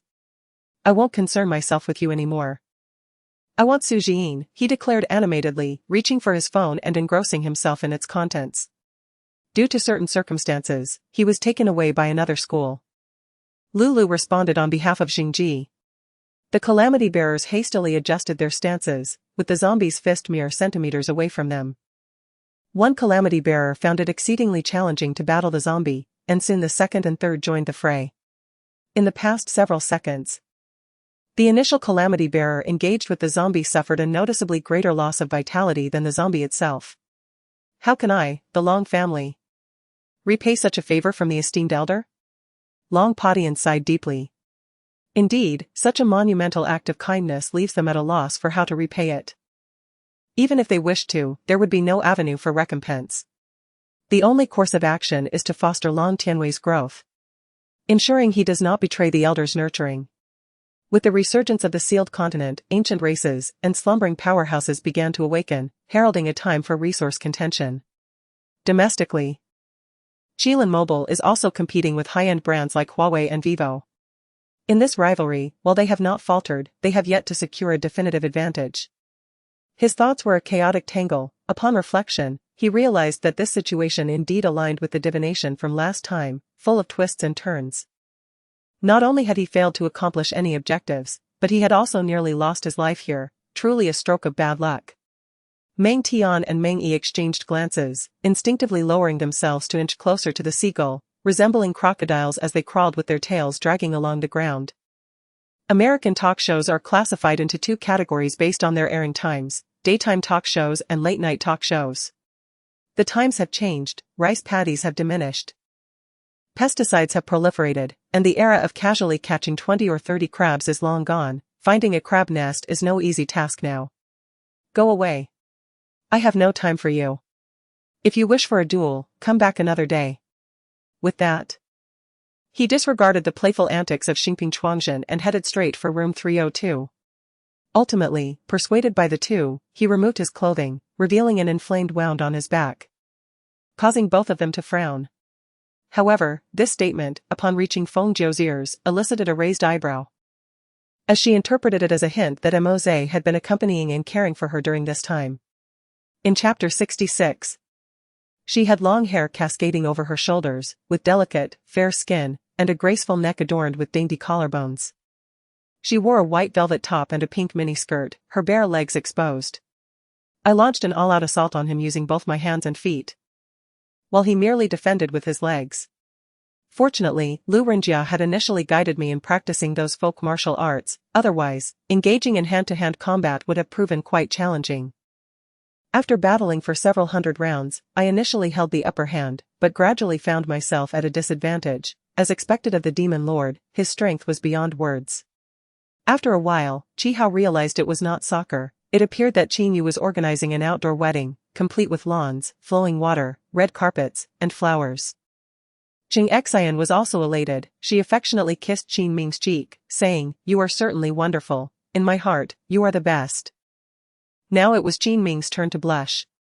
This implies that within 5 years, one could possess a universal invitation, allowing them to meet with the HR heads of these companies at any time to discuss employment opportunities. As he pondered, Fang Tianmu had already drawn a talisman in front of him. Within the smoke, light coalesced, and Fang Tianmu unsheathed a red blade, cleaving forward, instantly releasing a scorching beam of light. After planning the peace association system, we intend to return to Earth in the coming days. The main deity and the main demon have repeatedly requested to accompany us, and since the number is not large, I agreed. It was only at this moment, upon confirming that Zhu Jianji had indeed passed away due to illness, that despair struck suddenly, becoming the last straw that broke the camel's back, leaving the emperor already on the brink of collapse, utterly hopeless, causing him to fall before the crowd. Fang Hui rushed from the stern of the ship, addressing Fang Chica, third master. My father inquired whether you wished to encounter the sea demon. It turned out that, as they spoke, they had already entered the northern sea region. The vast Guanlong Liuli Island had been circumnavigated by them in just a few hours. This past month of cultivation bore remarkable results. Initially, Yi Xian had contemplated allowing Lu Dingtian to cultivate both fire and wood attributes simultaneously, ensuring a prolonged stay at the volcano's mouth. Upon witnessing this, the Yue kingdom seemed reluctant to meet his gaze. Meanwhile, Sun's family laughed with increasing satisfaction, while Yuanin adopted a leisurely stance, relishing in Yu Xuanji's disarray. You go back first, Ruoxue and I have matters to discuss. Once I finish here, I'll come find you, Ziyu said. If one were to move bricks, earning 150 a day, saving 100, that would amount to 3,000 a month, requiring 100 months, which equates to nearly a decade of life consumed. Can those who left their hometowns to work save 300,000 upon their return after 10 years? He must expend the excess internal energy within him. Thus he summoned the Shan sword, sweeping it with a swift motion that unleashed a surge of sword energy. Those disciples who had been drained to near emptiness rushed forward, only to be cut down by dozens, some of whom were tragically split in two. Overall, the temperaments of these two individuals leaned towards the aloof, hence, Huawu felt it necessary to particularly convey a sense of joy during the performance. At the farewell banquet, Wang Xiu rummaged through his belongings but found no suitable attire. Fortunately, Shiman was present and offered his clothes for Wang Xiu to try on. Upon hearing the term senior sister, Wang Rong became incensed, unaware that her father had taken on another apprentice, and judging by the proficiency of the other party's martial arts. It was evident that it had not been learned in just a day or two. She felt a surge of anger. Those with discerning eyes could see that Wu Gang was indeed biased towards Wang Xiu, especially since Wang Xiu was burdened with an awakening period's deadweight. To have come this far was already an extraordinary feat. This incident has exploded in the public eye, with many eager to fan the flames. Yet the scholar's world had remained closed for an extended period. Just as Fu Tianyu was returning to the country, Fu Xiong had arranged a fitting marriage for him. To which Fu Tianyu agreed, intending to join the company upon his return and take over Fu Xiong's position, only to unexpectedly change his mind at the last moment. What? Do you still want the shop? Kong Fanny raised her eyes. The current shop was undoubtedly a disaster, and she did not believe he could take it over. The figure was indistinct, but suddenly he opened his eyes, a piercing gaze transcending the barriers of time and space, transforming into a mental sword that struck towards Qinglingyu. In order to convince the audience of his words, Lu Hua exchanged a subtle glance with Lei Ao. Lei Ao lifted his chair and swung it violently towards Lu Hua. With a loud crash, the stainless steel chair was crushed and deformed, yet the glass bubble and its occupant remained unscathed. Like a bucket of cold water poured over her head, Yan suddenly regained her composure, her alertness reminiscent of someone just awakened from sleep. The disparity in their strengths was so vast that even if she returned with a knife, how could she possibly kill him? She suddenly recalled Liang Yuanzhe's words, Yan. Trust me, I will arrange everything. Feng Xiaoyu opened the wine jug and took a generous swig. The man in gray shifted his gaze, glancing at the jug in his hand, and then followed suit. Shen Wanyu looked at the bed, contemplated for a moment, then turned and embraced the quilt. Walking over to Qiu Zhu's side, Qinglingyu was taken aback to encounter Ji Yaozu's brother at this moment, a flurry of thoughts racing through his mind. Not to mention the officials of Kaifeng Prefecture, including Prefect Fan Zhongyan, Deputy Censor Kong Daofu, and Governor Yang Xia, held strong opinions against him. And even several noblemen likely harbored similar grievances about his overbearing demeanor. The highest strategy in warfare lies in subduing the enemy through tactics, followed by forming alliances. Direct assaults on cities are to be avoided unless absolutely necessary. Thus, a skilled commander would subdue the enemy's forces without engaging in battle, seize their cities without direct assault, and exploit their mistakes without prolonging the conflict, striving to maintain overall advantage in the world. Hence, the army should not falter, and benefits can be fully realized. This is the art of strategic warfare. The enormous golden seal continued to draw chaotic energy from its surroundings, seemingly preparing to unleash a tremendous strike once sufficient energy was amassed, intending to obliterate Lin Xiao and his companions.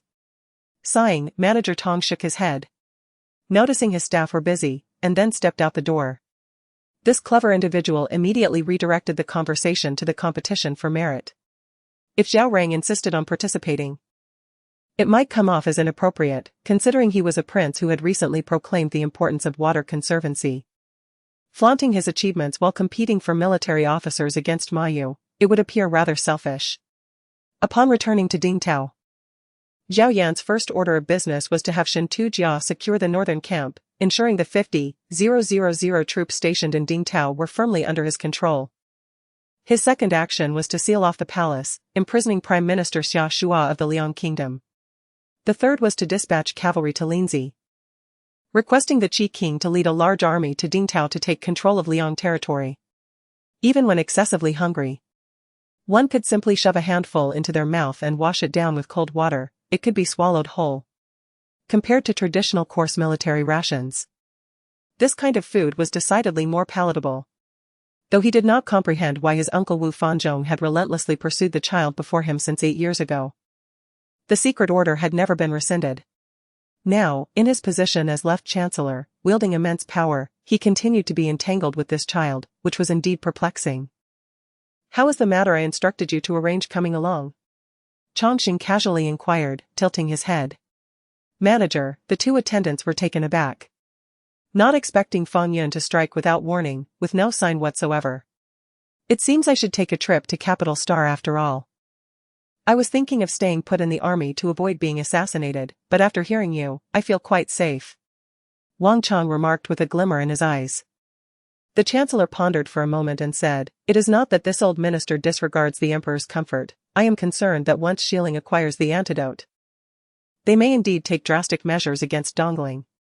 "What shall we do then, Chancellor?" Gao Yan asked anxiously. Yet deep within the stone's heart, another voice was entangled, urging him to visit the capital and see Bai Li Lan, even if it meant sneaking a glance. Since he had been reborn as a human, he ought to seize this opportunity. Hiding alone like this, what did it signify? What meaning did his life hold? The stern of the pirate ship and its bow were tethered by steel cables to pillars standing on either side. "What shall we do then?" "I believe it would be wise to invite some guards back," the maid suggested. As the conversation circled back, Xie Ci felt a headache coming on. Her mind tangled in knots that seemed impossible to unravel. It appeared to her that as long as she was in Zhang Yifei's embrace, nothing could possibly go wrong, even if the heavens were to collapse. Upon hearing Zhao Huyua's words, Qi Yuding finally smiled. This man, who had been in slumber, was now awake. The seasoned warrior, having spent years on the battlefield, immediately sensed that his mech had been locked onto, but being airborne left him no room to evade. Muyu's heart was further confirmed in its thoughts, the corners of his mouth curving upward. Was his offering of tribute a sign of jealousy? Perhaps having absorbed too much dark energy, the star beast appeared exhilarated, its body radiating a deep black glow as it charged toward the fleet. Subsequently, Chen Ting unleashed his extraordinary powers, cleaving open a space-time tunnel, returning to the divine realm. After reuniting with his family for a brief period, he departed the divine realm. According to Emo Xiangyang, this holy demon dynasty not only possessed formidable strength but likely hailed from other territories as well. Had he offended someone? Long ago. After his service in the military, he found it increasingly difficult to remain detached from court affairs. Not to mention, if given the chance, He Shanbao would undoubtedly wish to see him meet his demise. "Haha, after all this fuss, you are merely a fortune teller. I thought you were someone of significance. But you are nothing more than relics of feudal superstition." Jiang Yuxuan disregarded Jiang Yusher's threats, having concluded that he was merely a charlatan. Su Huang stepped forward first, uncertain of who had opposed the Haoran sect, yet this intrusion was nothing more than a slap to his face, bringing him great embarrassment. This was evidently something they could not endure. The Abyssal Sea had stood for so many years, always among the pinnacle of existence, and such destruction was unacceptable. Alas! Han Yichang sighed, for he was well aware of this principle. The decision to seal the Eternal Hell Pearl had been a reluctant agreement between him and Su Jing, made with the hope of treating Sima's condition. Of course, the Nigigizi dared not act recklessly, for any movement on their part could provoke the 150,000 troops nearby, capable of instantly razing the entire Nigigizi royal court to the ground. Along the journey, he sensed countless unusual gazes upon him, to which he could only respond with a smile. With one red swift dragon king slain, another leaped forth, soaring high with its 30-centimeter-long fangs gleaming faintly. It was only at this moment that the Chang'e spacecraft broke free from superluminal speed, positioning itself just 14 light-seconds from its target, right in the heart of the battlefield. Could there be an issue within this chemical park? Regarding Lin Hai's invitation, Han Feng could only speculate and contemplate the worst possibilities. Lu Xuan had departed, leaving the underground city to only Lin Yu. Su Suyu and Zuolan would undoubtedly be unable to accompany them. However, although Li Qingfeng was somewhat tempted by Xiaoyang's suggestion, she remained hesitant. As Ziqing spoke these words, she deeply wounded herself, unwilling to expose her heart so openly, especially in front of Huang Fuwei. Yet, upon reaching the city gate, they were unexpectedly halted by the guarding soldiers. Since there were those who obstructed their path, it would be wise to cooperate. Perhaps Sima Yu had forgotten to relay some instructions, prompting the guards to stop them to convey his intentions. Ziqing looked at Anxing's large hand enveloping hers. His skin was fair, unlike other men who were rough, revealing that he was not a careless individual. The master's eyes suddenly narrowed, evidently surprised by the ancient giant's swift and decisive actions. It was during this time that someone atop the mountain stronghold noticed the unusual situation and shouted, "Not good, someone is climbing up." With that, he raised his gun and aimed it in the direction of Yu Jiangjun.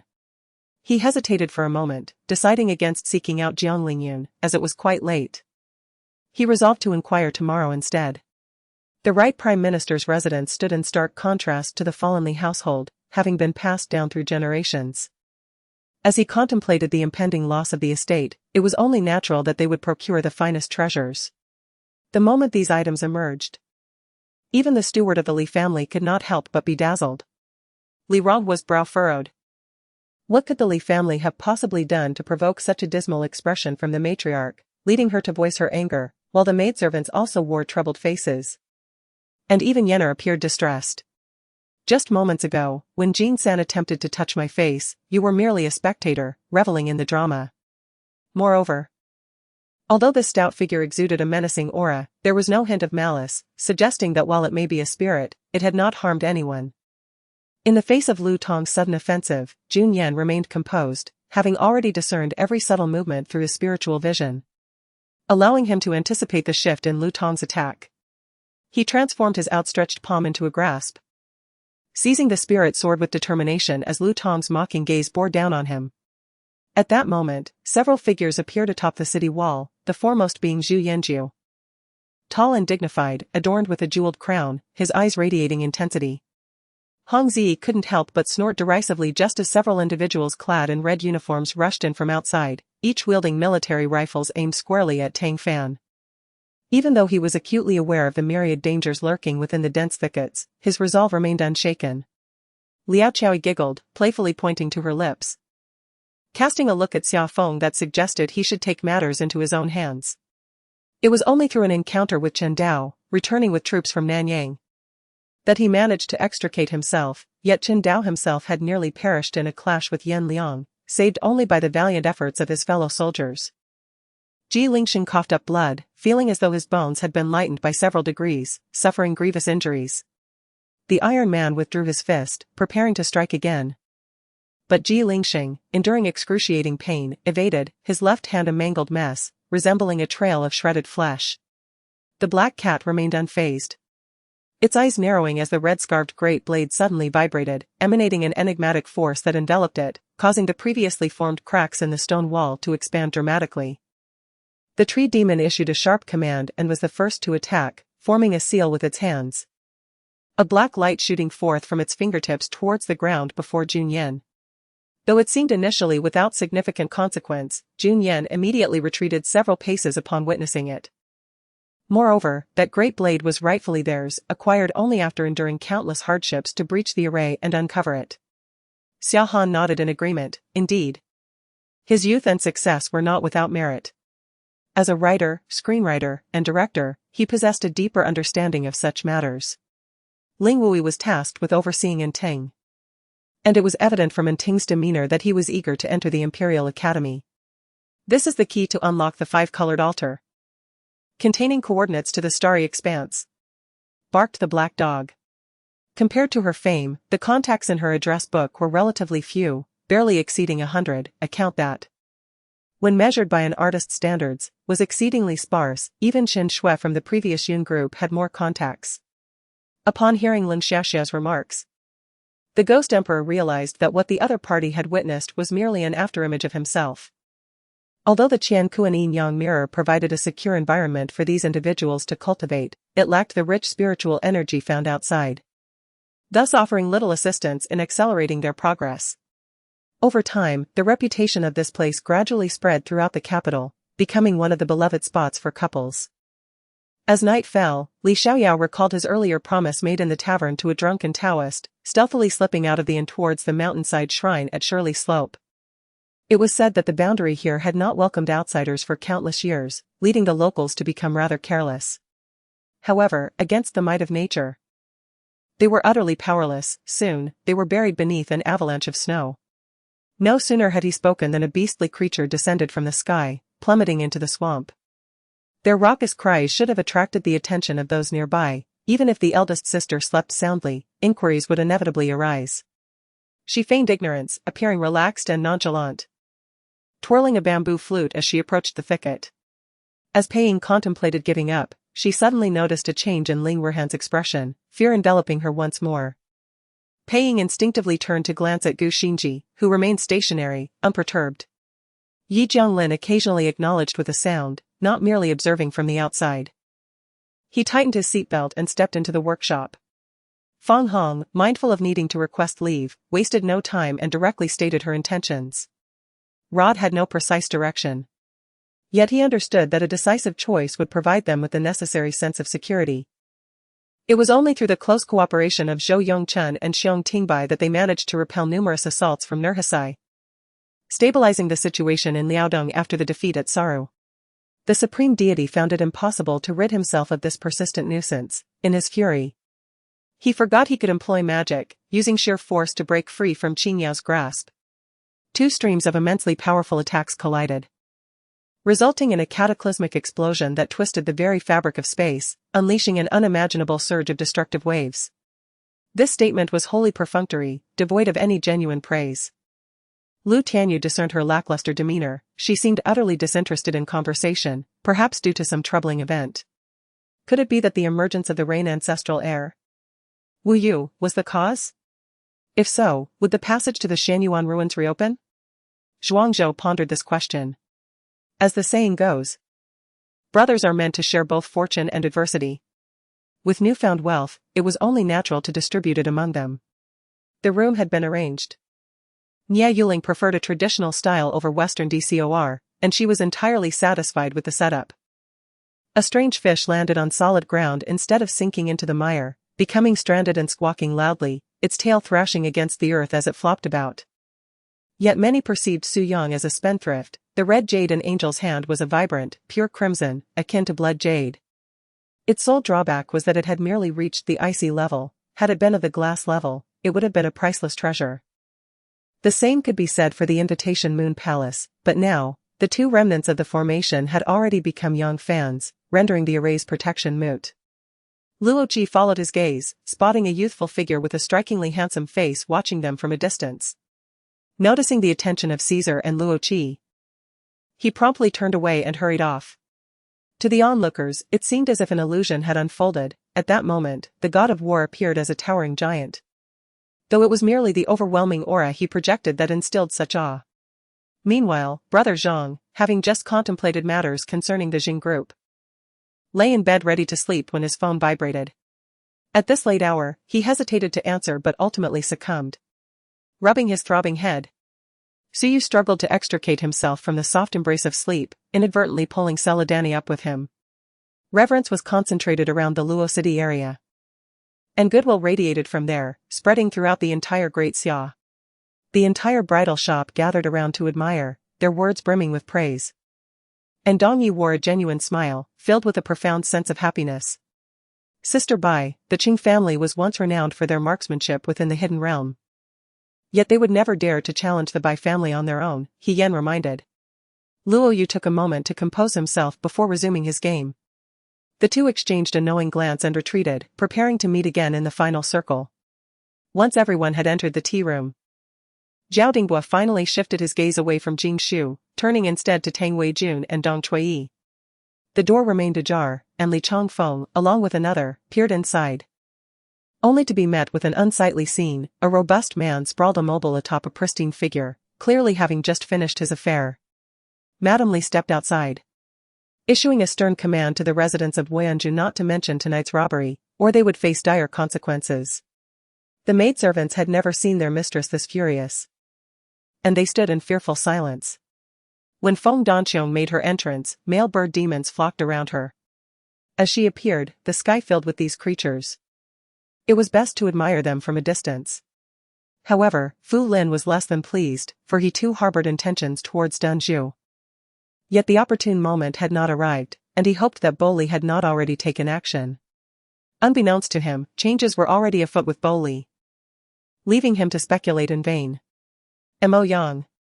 Shin Beibei strained to help Mo Yang to his feet, but he felt as heavy as 1,000 pounds.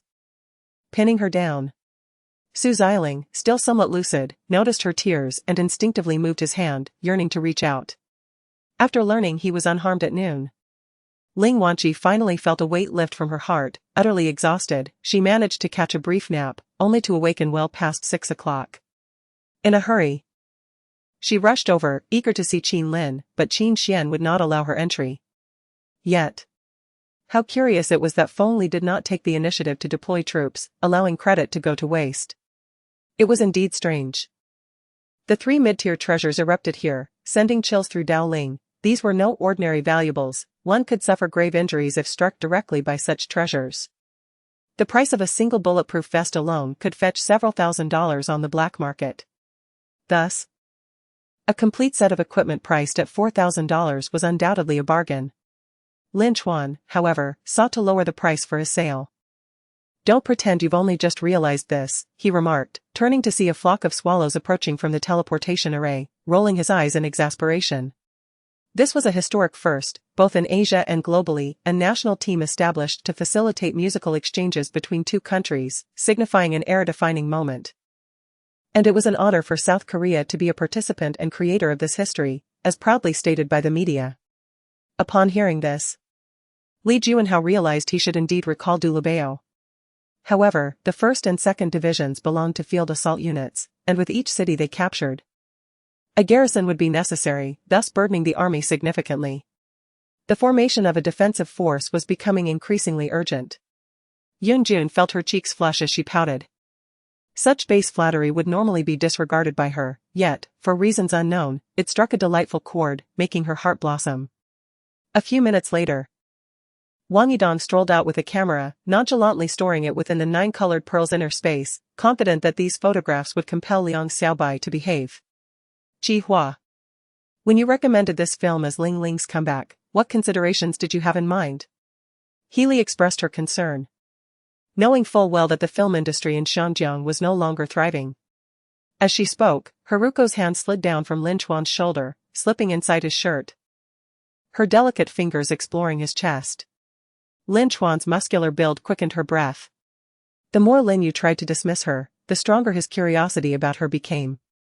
To be honest, he felt a twinge of envy. Who wouldn't he want the power to command the winds and rain? After all, the primary audience for this promotion was not the locals, as the saying goes. Tourism is merely a journey from a place one is weary of to another where others feel the same. 11 sunflowers exchanged glances, simultaneously bending and striking the same running pose, stirring up a cloud of dust as they charged towards Qin Lang. Outside the Hall of Blood, numerous strong members of the Blood Society had gathered, encircling the area, among them beings of demigod caliber, already at the edge of the central blood pool. Only then did the merchants from various nations cease their chatter and exit the inn wherein Guijia resided, heading directly towards the Zhongfeng residence. Wang Chong said little, placing down his skewer and wine glass before departing. Lin Feng had prepared plenty of skewers and was indulging heartily, and with noon approaching, he felt quite hungry. Skewers were just the thing. Thus, the savior of the millennia-old Ji family became the daughter-in-law of the Shen family, allowing them to bask in the reflected glory. "Sister. No matter what, I must be allowed to kill this time," a boy in goggles exclaimed anxiously. Upon descending from the sky, Dulong Baruto collapsed onto the ground, wide-eyed and gasping for breath, resembling a worn-out dog. After dining, feeling somewhat unsatisfied, he sought out a KTV for a second round. His people had been rescued. Yet he lingered, unconcerned about others suspecting his ulterior motives. Fu Siding, embraced by Lu Xiaoxiao, gazed at her innocent smile, unable to quell his recurring feelings of desire. To traverse from Juyuan to Yizhou, one must first cross the desert and then navigate along the foothills of the Mazu Mountains until reaching the Star Canyon. Beyond the canyon, one would enter the desert again, walking over 100 miles to reach Yizhou. Provided Juyuan was well stocked, this journey would not pose a challenge for the army. 2 long strands of hair framed her sharp chin, giving her an enchanting allure. As night fell, the myriad of lights illuminated the sky, and the neon lights of the streets formed vibrant ribbons, resembling a dancing dragon. Yet, this girl was the only one unable to contain her laughter, which quickly spread like a virus to others, causing the 4 to stifle their giggles, likely reminiscing about earlier events. However, Wei Yun was visibly taken aback. This tea was crafted exclusively for Jing Liuguang and had never been sold publicly. How did this veiled girl know of it? Not to mention the improvement in his own strength. Merely the broadened perspective and insights gained throughout the mission allowed him to witness the fearsome power of those at the Fission level, expanding his vision and elevating his understanding. Thus, all the emotions he felt, stemming from this person, must have appeared as mere folly in their eyes. Gu Xiaoran was clearly intent on making her life difficult today. She meant no offense, yet any explanation would be twisted and misinterpreted, turning her words into something entirely different. Ice spikes flew forth, shattering the ice wall, while the slicing wind of a long blade aimed for Li Haoran's towering fireball. Xiao Jinyan noticed that Chu Zixiao had not visited recently. He speculated that Zhang Yan must have spoken to him, creating distance between them. Utilizing the dim light from the lanterns and the glow from the stove, Mo Ruyang scrutinized the interior of the dilapidated hut. It appeared even more worn than it did from the outside. In dealing with these obstinate individuals, Pang Tong commanded the army to descend upon the city and open the gates. After a prolonged wait, the cavalry, who had long imagined the conditions within the city, surged in. Yet, they did not charge recklessly towards the enemy. The sword and shield infantry took the lead, followed by archers, with the cavalry bringing up the rear. The situation is gradually evolving, and within half a day, the public opinion online has dramatically reversed, just as the dialect suggests. After feigning death for a considerable time, the pent-up frustration could not be suppressed, it surged forth, racing into the mountains and forests. For Li Mu, everything on the battlefield had long since become a habit etched in his very blood. Since the first year of the apocalypse, his 15-year career in the heat of battle has endowed him with nerves as unyielding as steel. Thud. Thud. Thud. The once quiet corpses resumed their frenzied activity, relentlessly pounding against the barriers. The sound of their relentless hammering resonated like the beating of a heart, sending tremors through everyone present. In the past, during the World Martial Arts Tournament, Cassius had declined to accompany Bulma and others on the jet, choosing instead to soar across the vast ocean with Sun Wukong using the technique of aerial dance. When tranquility returned, a man with long purple hair suddenly appeared before them. Not only was his hair purple, but his pupils were also of the same hue, exuding an otherworldly allure. Destiny may be a gift, a reflection of one's character, or simply a matter of luck. He was undeniably peculiar. Ronald gazed at Uncle Gland, interrupting him with a smile. Revenge. As long as there are no incriminating evidence, even the Prince of Treasures cannot oppose our lineage, Shuahong declared proudly.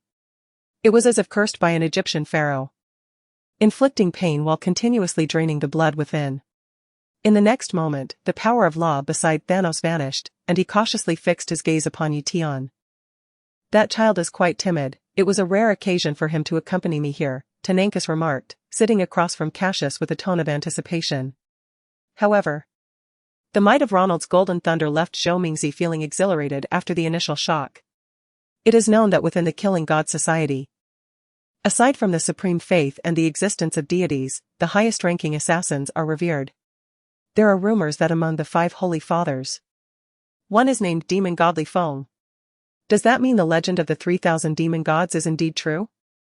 This suggests that the path of 3,000 principles can all lead to the same truth. Thus, what I seek to prove is the path of sustenance. I'm so annoyed. If you keep arguing, I'll have my mother capture you and deep fry you. Zhu Qingting gazed at the endlessly swirling waters of the cleansing pool, filled with myriad worries. Last night, she had played late with Tingting and hadn't slept well, which is why she dozed off. He turned over, tended to the wounds on his hands, and then continued to use the revolving wheel to sense the movements of Qiuyu and the others. After searching for a long time with no response, he immediately activated the star-picking and star-transforming techniques within the celestial star array, yet still found nothing. The summoned attendant, though somewhat reluctant, approached the burly man with a smile.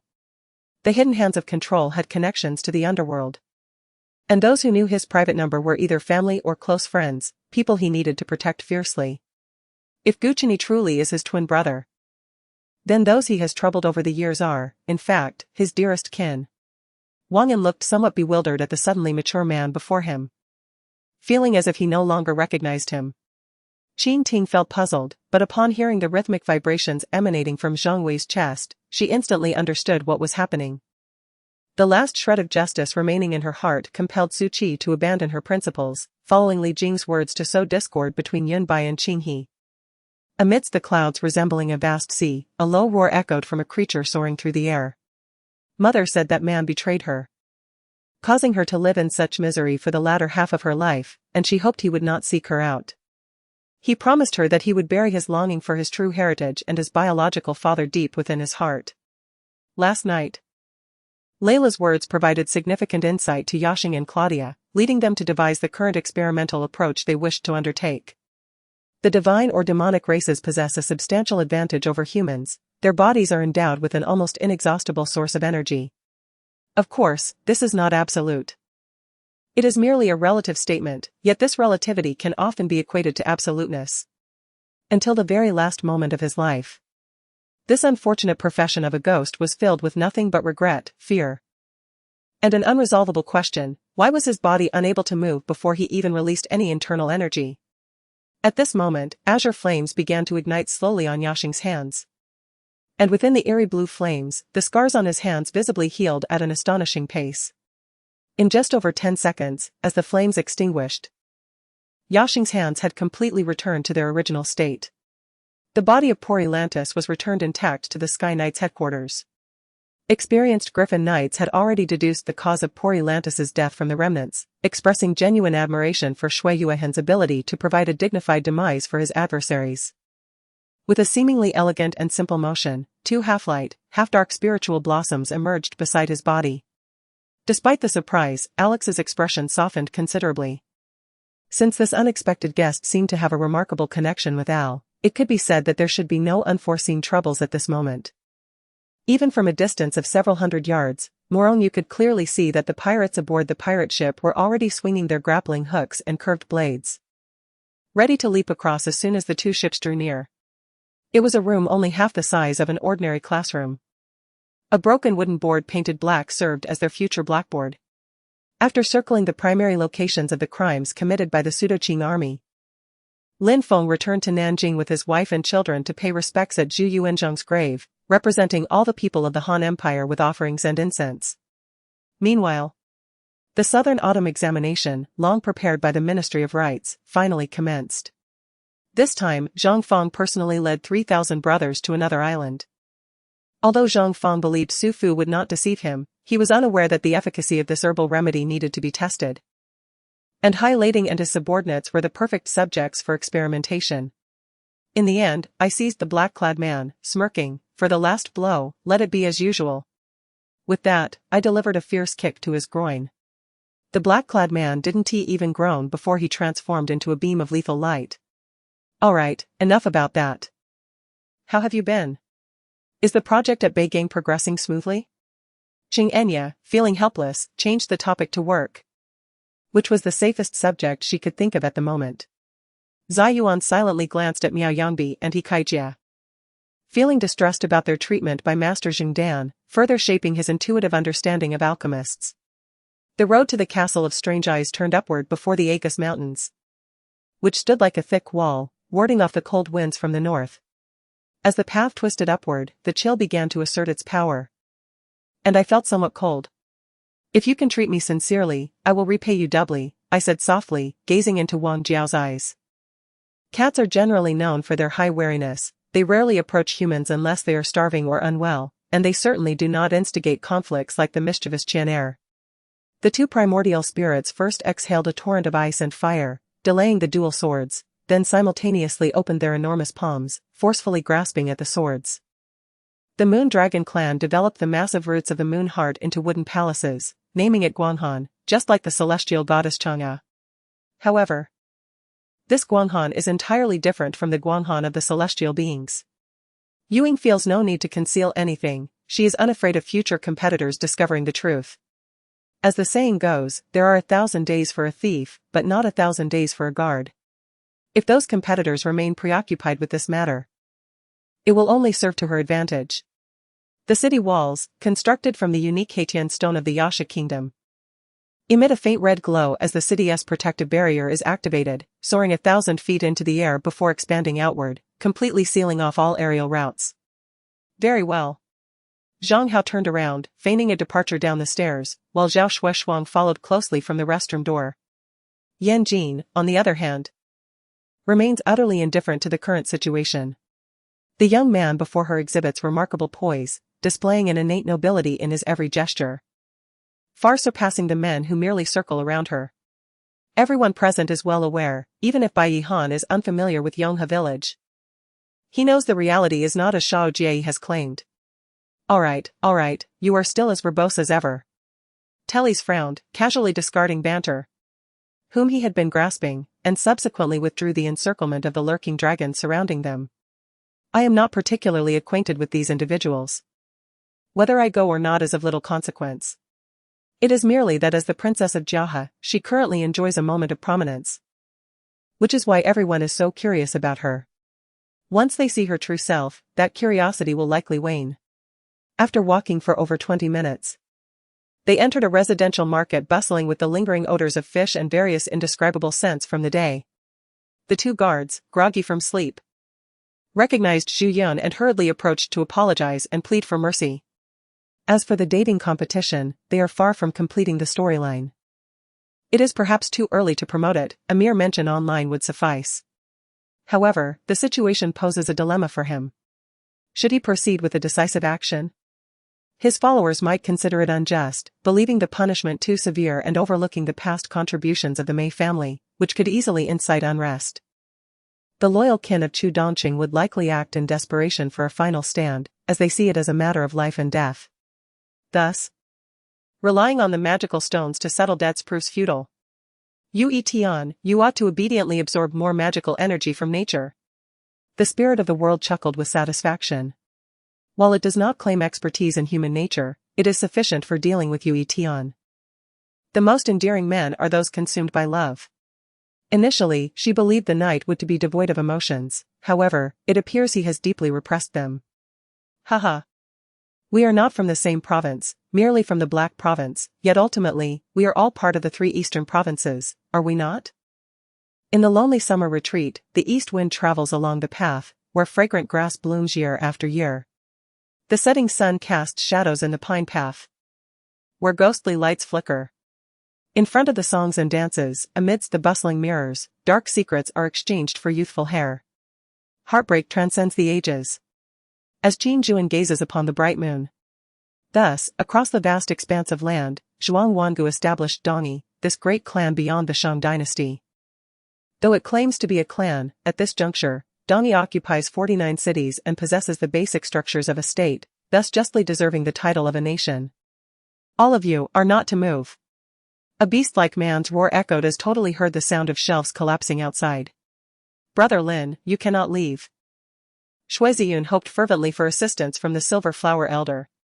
According to Qian AI, the fashion club and the anime club share a strong camaraderie, with the former aiding in the creation of costumes for the latter's cosplay. Chapter 73, is it merely this chicken leg? What if she becomes prosperous in the future and provides Wangda for meat at every meal? Would she lose her sanity?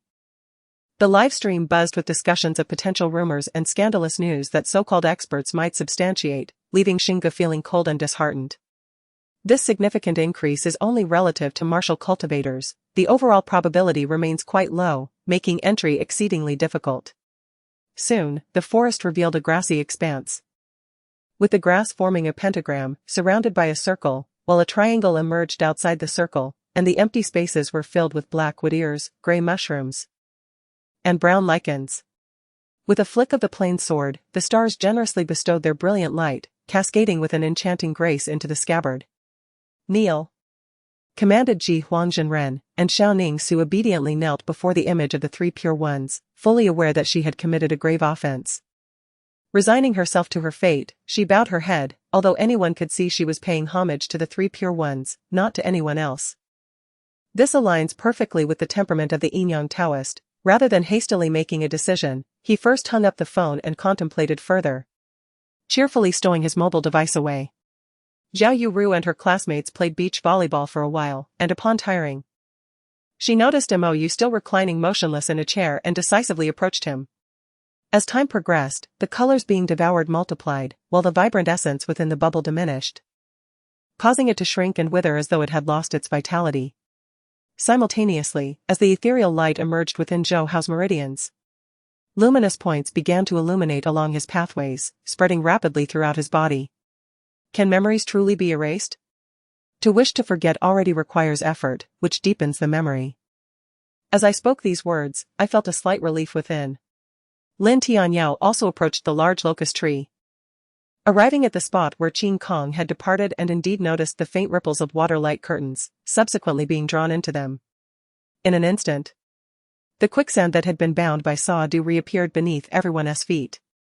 Amidst their astonishment, they discovered that this re-emerging quicksand showed no signs of movement. Under the strike of the ancient beast's tail, it solidified the entire sand dune. Smoking is harmful to health, I am aware. I am not underage, Sui casually remarked. Brother, do not rush to deflect. Wang Kaijun couldn't help but laugh. I cannot give you money, that little amount is insufficient for my own needs. What I offer you is far more valuable than money, an essential asset for your success on the battlefield. Wang Kaijun wore a mysteriously enigmatic expression. Yet it is evident that this individual is far more formidable than anyone Nagato has faced or challenged before, and he will indeed achieve remarkable feats at this moment. Becoming increasingly powerful in any circumstance. Then why must you hide and refuse to reveal your true self? In comparison, we are far more transparent than you. Yan Yuchao retorted angrily. Jing Chu, that should suffice, just by a few bolts of fabric. You cannot linger too long, let us depart. Baili Wusheng finally interjected, unable to restrain himself. The Prince of Beatty? Wu Ling recalled the individual who had issued the lethal order. A person who would stop at nothing to achieve their objectives. If he were to ascend to the throne of Beatty, what would become of the relationship between the Tang dynasty and Beatty? Yao Ling's trembling hand brushed against her face. Her fingertips barely grazed her skin before she instinctively recoiled in shock. Qing Rang, who was about to serve tea to the second lady, suddenly heard hurried footsteps. Everyone turned to see the North Tomb Marquis Fang Shiji burst in, covered in grass, and rushing towards Qing Rang. However, at this moment, Ziling Air was weeping like a rain-soaked flower, throwing herself into Jian Feiyang's embrace. Forgive her for using such a childish term. She simply could not conjure a more fitting descriptor. Gather information and strive to blow up the flame gate. Avenge myself. Ling Binghan declared passionately, filled with righteous indignation. The Qingyan tribe, one of the three major clans, occupies a vast expanse of land. Ding Yu originally intended to introduce Su Mu to the local customs and culture of Qingyan, but upon reflecting on Su Mu's reclusive nature, he abandoned this idea. After arranging for Su Mu to rest in a quieter area, Ding Yu respectfully took his leave. A smile blossomed on Luo Qingqing's face, radiant as the stars, casting a subtle dimness upon the surroundings. The Qinglian divine dragon possesses a primordial true fire known as the Qinglian sacred flame. Since the Qinglian divine dragon became the second spirit of Jian Feiyang, this sacred flame has naturally been partially inherited by him. 2 or 3 years ago, Jun Minghen consumed a single one energy herb, yet the total number of such herbs remains unknown. It is a fact that this type of herb grows exceedingly slowly, requiring at least 100 years to mature.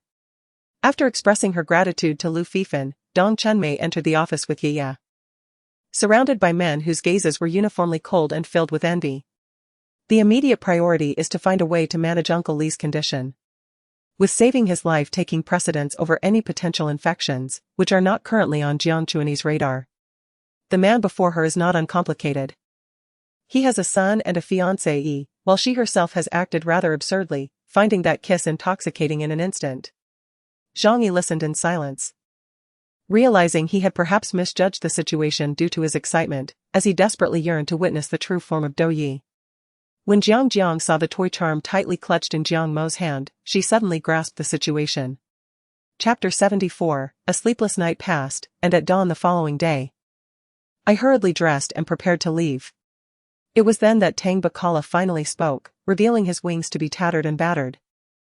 Yet his face bore the demeanor of a conqueror. Although he could float in the air, it was not due to his own strength but rather the effects of the engraved talisman on him, rendering his consciousness unable to extend outward and ascertain the situation beneath the mist, thus preventing him from locating Su Xinyan. As Han Shirwei spoke, tears welled up in her large, glistening eyes, cascading down her delicate cheeks like drops of rain. They are materialists and have never encountered cultivation, making it somewhat unrealistic to persuade them. This is a lengthy process. Beside me, Su Qingya has somewhat recovered, sitting close by. Her brow furrowed in concern as she observed my demeanor. With events having developed to this point, the rice has already been cooked, what more could I say? I could not possibly reject Ling Ro in front of Yifeng.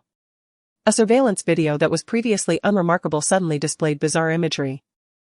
Zhang Wei typically does not appear at school, often skipping classes, so his presence in the cafeteria today could only mean he was there to collect protection money.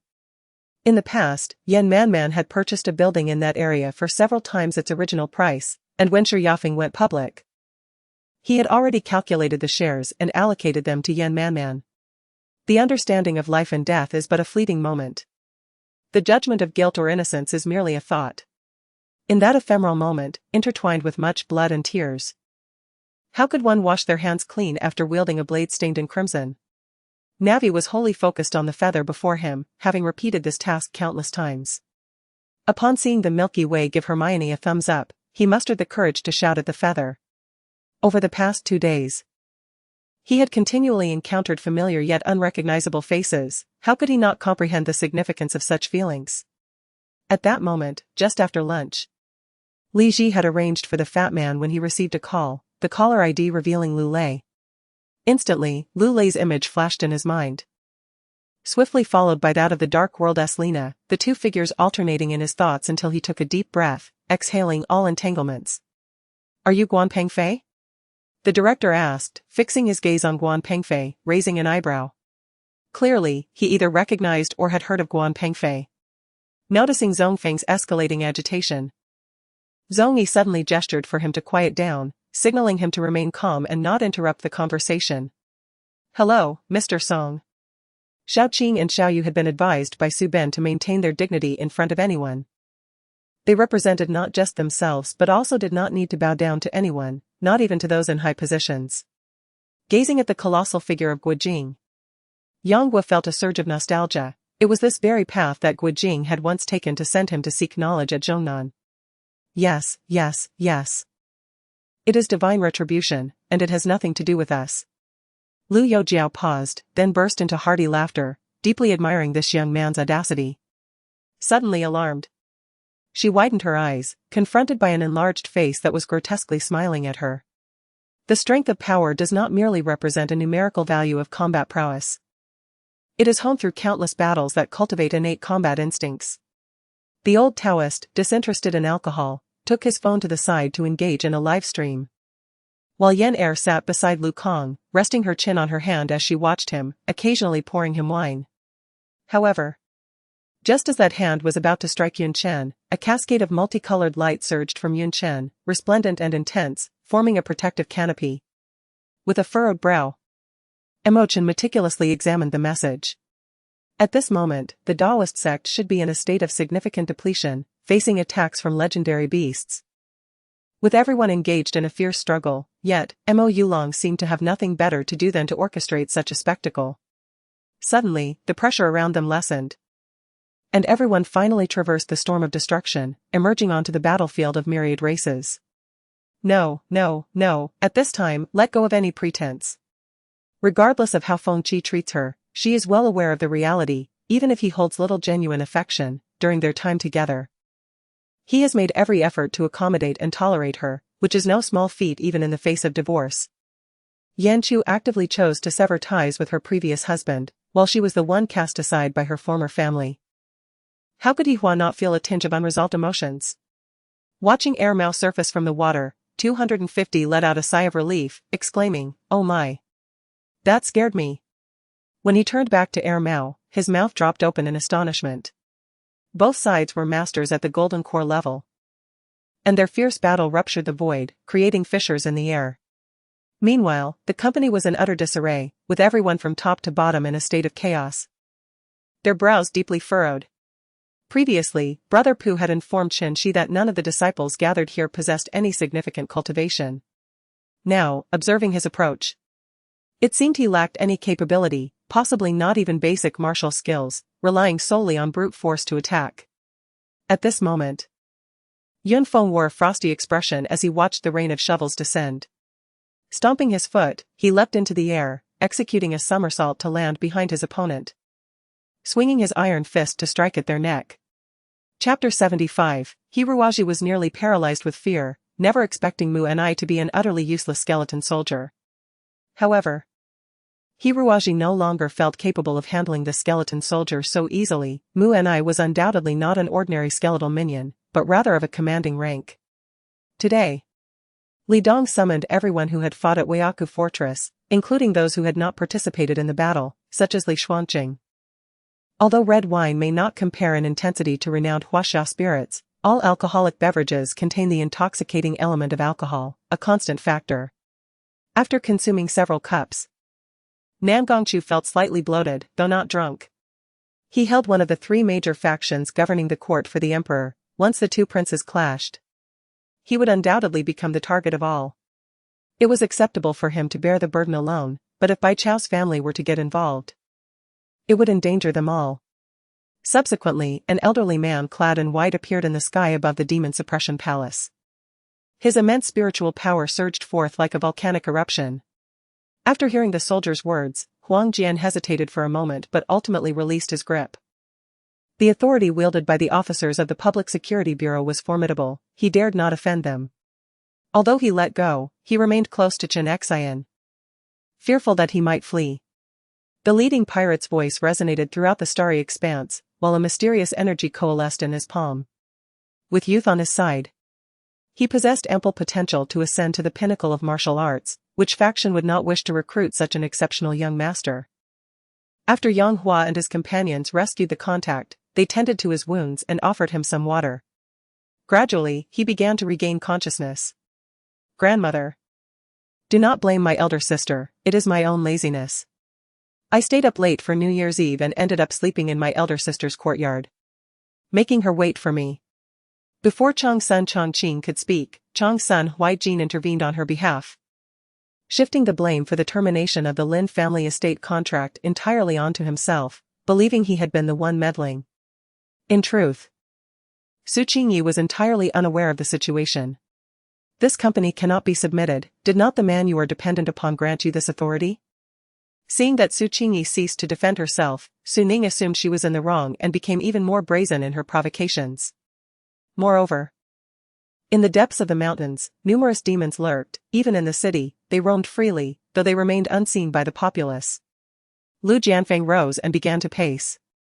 The fire flame commander's eyes nearly bulged from their sockets as he struggled to emit a rasping sound, managing to utter only a single word. Kai Santong gripped a trident, his expression shifting as he nearly lost his hold. He immediately summoned his vital energy, striking downward with the trident, causing the final layer of stone skin to crumble away. Seeing this, Leng Ruhan raised her hand, intending to stop her, but was effortlessly evaded. As she watched Changsun Chongqing's retreating figure, a faint smile graced her lips, imbued with a hint of chill. Although Shen Hanshi was his superior, hearing her refer to him as boss felt odd to her. Zhou Donghuang finally spoke, his expression as unruffled as ever, as if everything lay within his grasp. Upon hearing Sanwei's words, Qi Wei softly murmured, locking eyes with Lin Baobao, and immediately a glimmer of brilliance ignited within Lin Baobao's gaze. Soon after, Bai Qi felt a warm current enveloping his body and soul, invigorating him and seemingly fortifying his physique. Su Miao felt guilty. The old man cherished her. Yet she had only visited him in the hospital a few times. Today, Brother Feng was treating everyone at the Jinxiang building. I had already arranged with Brother Huan and the others to reserve a seat for him. Our private room on the second floor has been set aside, free of outsiders. Lin Hua stated, pulling Lin Song along, eager to depart. The divine respect of Jinghe was not one to be pretentious. Having arrived, it seemed pointless to debate further. I was in a unique situation at that time, overwhelmed by intense anger, which fortuitously led to my actions, Jin Xianshen quickly clarified, suddenly recalling something important and hastening to speak. The azure lightning overhead seemed to have brewed long enough, beginning to descend, striking the golden skeleton from various angles. Li Xiang could only respond truthfully, that was my high school classmate, her father incurred substantial gambling debts and now works in a bar to repay them. The formless needle belonged to a type of entangling talisman, not overly taxing on spiritual energy, especially considering Lin Luo possessed several top-tier artifacts, with many believing he possessed at least 10. The elder from the Fu family spotted the red-clad elder leading the group and his eyes brightened as he hurried forward. Subsequently, Medical personnel began standard disinfection procedures on the patient, cleansing from his forehead down to his shoulders, including the areas before both ears and along his neck. Observing everyone diligently attending to their tasks, Zhou Xuan opened the refund page for Yingheiwei, checking on the refund matters. To protect his kin, the great shaman Quafu wielded a peach staff to drive away the golden crow but was ultimately roasted alive by them, inciting the wrath of his friend, the great archer Hou Yi. Previously, no one had witnessed the confrontation between Zhao Fan and the source of the ghostly presence, but from Zhao Fan's fragmented words, they could infer the peril that unfolded in that brief moment. "Give it to me." Xiaobo inhaled deeply, shouting vehemently, his veins bulging, even causing the ground beneath him to sink. The sword in El Tianqin's hand seemed to yield to this overwhelming sword intent, its spiritual energy dissipating involuntarily. Yang Wani informed those nearby before leaping into the river, using the jute rope she had bought for drying vegetables as a makeshift rescue tool. Chapter 76. Suddenly, the winds and clouds shifted dramatically, and the skeletal realm began to quake violently. Qingjing was taken aback, forming hand seals in an attempt to stabilize the turbulence while controlling the devouring of the primordial source, sensing something amiss. It should be no different from the Tang dynasty. The exams focused on governance strategies, predominantly based on the classics of the three revered Confucian sages. Beneath the warm yellow glow of the streetlights, he donned a dapper suit while she wore a modest school uniform. Understanding the need to provide young people with space, she confidently descended with her stylist and bridesmaids. His deep, dark eyes gradually fixed upon Fenghua, a hint of icy disdain curling at the corners of his lips.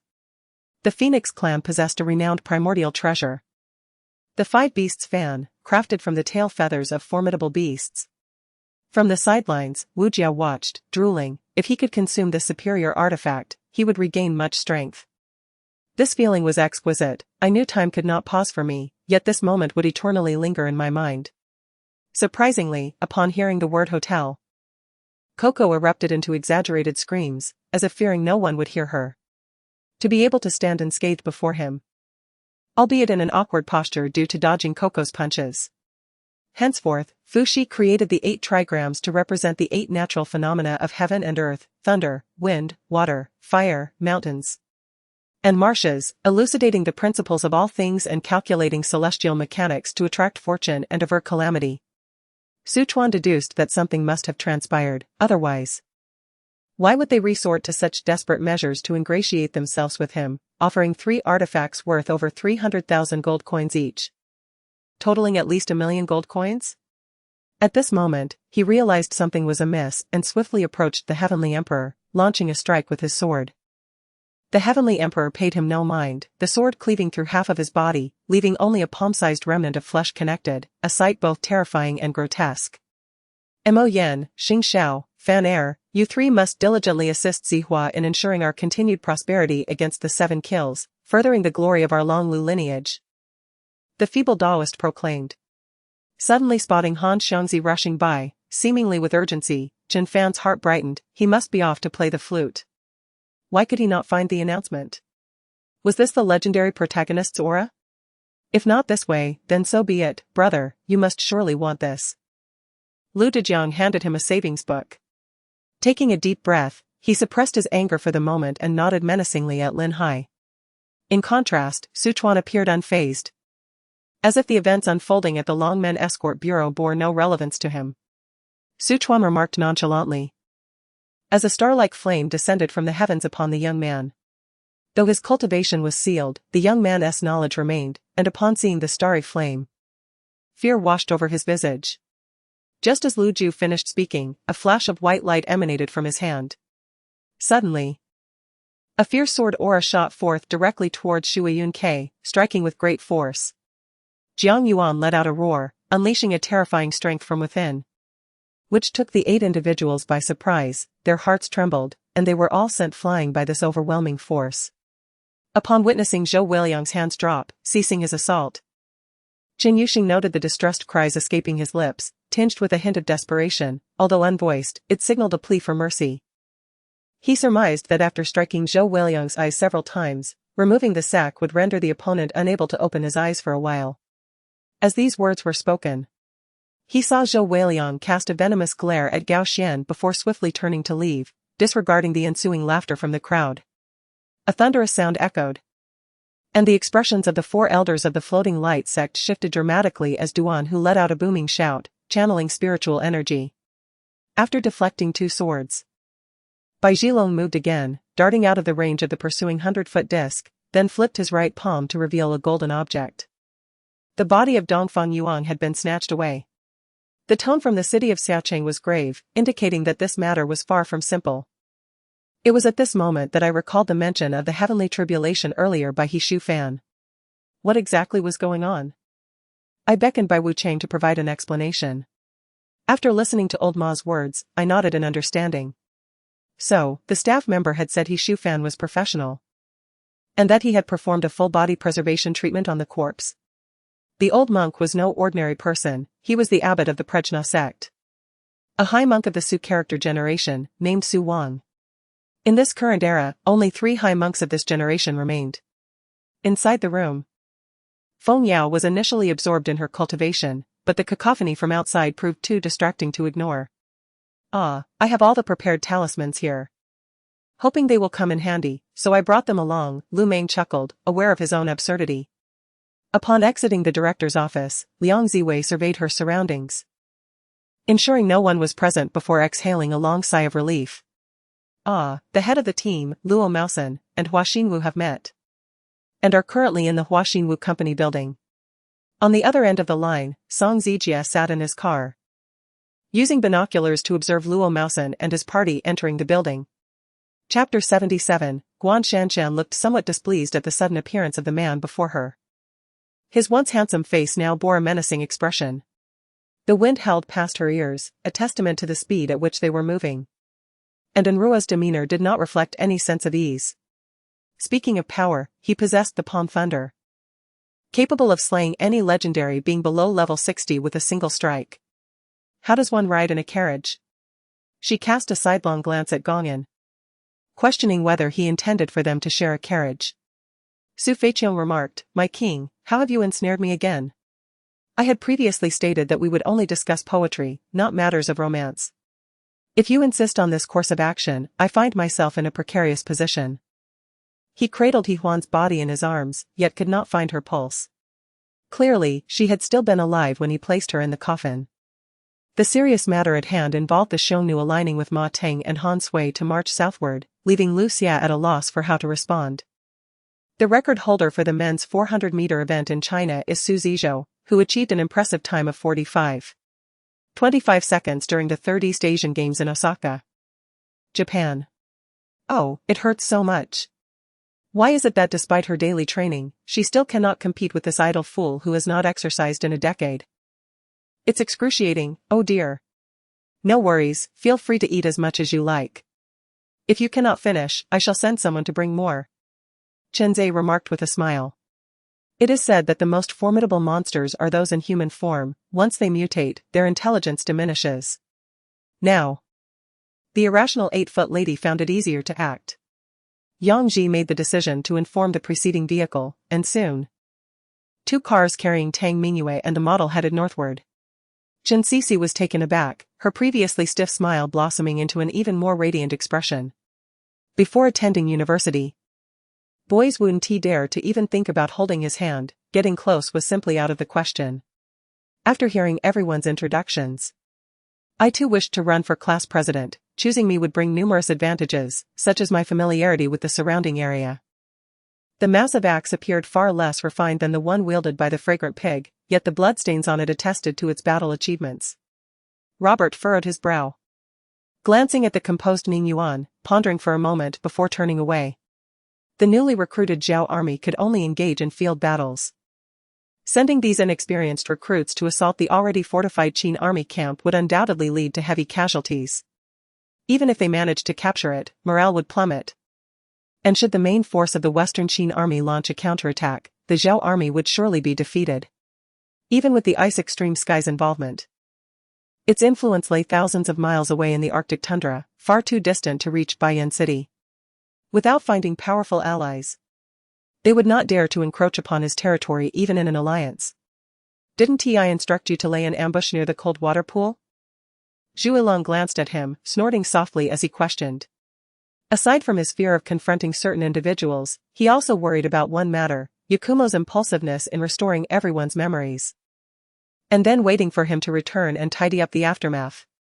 The majority of assassins live by the motto of seizing the day. Spending the blood money earned on the edge of a blade, thus, he would never forsake a luxurious suite for a mere business or standard room. Consequently, room 8018 would undoubtedly remain his first choice. The Chankuan transformation cauldron was a treasured relic of Anhua, intricately linked to her essence. Filian's call would undoubtedly be sensed by Anhua, yet it was clear she was currently disinterested in responding.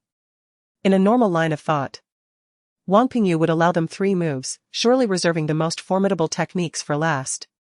Isina understood that Wang Pingyu's strength far surpassed theirs. Thus she prepared to unleash her most powerful technique on the second strike, aiming to catch him off guard. As the royal family's direct magical division, the brilliant Morning Star held numerous responsibilities, protecting important figures, conducting covert investigations, gathering intelligence, and organizing information. With the king's authorization, they could even exercise judicial powers, serving as a crucial support for the Ivira royal family. The Gustas region is geographically a narrow strip, characterized by flat terrain and abundant waterways, making it suitable for large military operations. It is a necessary passage to Xie City, the main base for offensive operations. Choosing to engage in battle here is indeed a grand stage. Why not set up in Lhasa? The machinery wouldn't need to be transported. Personnel could arrive and commence production immediately, General Zhang inquired. Therefore, I found no reason to encounter Tifa, Lilith, or Lianhua again. The time spent in Fantasia, filled with laughter and tears, the past encounters, heartfelt confessions, and the warmth of embrace, all would be reset to 0. Wouldn't that mean compromising? The Minister of Defense appeared uneasy, feeling profoundly frustrated. I am truly not a tyrant, you will understand in time, Xie Xian replied earnestly. If the ministers of the Western Jin were to hear this, they would surely think they were hallucinating. Li Jingting, such a fine man, was so gentle and indulgent towards Mu Bei, what could possibly dissatisfy him? Well then, father. Allow Yan Yu a few more days to ponder. If she comes up with something, it would not be too late to inform you. What do you think, father? Moron Yanyu blinked her eyes and suggested. You two go, Xian Chenhao said, his jawline sharp as he glanced at Yi Li and Leng Mafeng. No matter how one looked at it, it seemed as though they had just committed a misdeed and had not yet tidied the crime scene before being caught off guard by returning parents. Unexpectedly, Shermu Yang suddenly extended his hand, gently tapping her delicate eyelids as she gazed at him in bewilderment. As if this gesture had been exchanged countless times between them, natural and casual, yet imbued with an indescribable intimacy. It was amusing how she prioritized him in everything, striving to please and care for him, almost venerating him like a deity, only to be met with his indifference and a sudden blow to her heart. The envoy brought only a few companions, Han Dong, Song Wei, and several distinguished warriors, before swiftly heading to their designated meeting point. The photograph remained remarkably pristine, devoid of any creases, as he had even affixed a protective film to prevent moisture damage, ensuring that not a single hue had faded. Chapter 78, The reasons behind Qin dynasty and Jifei's actions, with such intricate details, were likely derived from the intelligence provided by Ruan Jia. Wang Su observed that, with the passage of time and the unfolding of various events, people's mindsets were continually evolving. With a formidable presence, bolstered by the divine companion, the golden dragon giant panda, leading the charge in defense, it became exceedingly difficult to be vanquished. Yet, at that moment, Han Qing proactively advanced, delivering a punch that swiftly incapacitated an adversary. Upon witnessing Yang Yi remove his mask, Gui Yuanming's face reflected contemplation as he queried with uncertainty. Although Shen Lingyun was quite mischievous, she was still a student of the school and a customer of Yang Yi, prompting him to soften his tone. He then waved his hand, revealing a map that materialized before everyone, with countless luminous dots marking the positions of various factions. The analyses proliferated, and the criticisms grew increasingly vehement, indicating that the celebrity and his former partner's popularity had ultimately backfired. Looking back at the path they had traversed, The towering trees and grass taller than a person loomed ominously. It would have been impossible for them to navigate it alone. No one anticipated that Han Qing would take a moment to answer a phone call in the midst of a life-and-death struggle. What could possibly be so urgent? At that moment, Cui Er glanced down and, upon noticing the filth between her legs, wished she could faint from embarrassment. All right. All right. I will heed your words.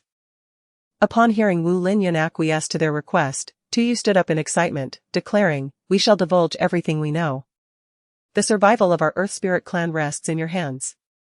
As he spoke, Tu pretended to kneel once more. Observing his seemingly effortless gentleness, Xie Ci paused. Feeling a slight ache in her heart, she pinched her concealed hand beneath her robe and turned to walk past Shaoli. "Let us go," she stated.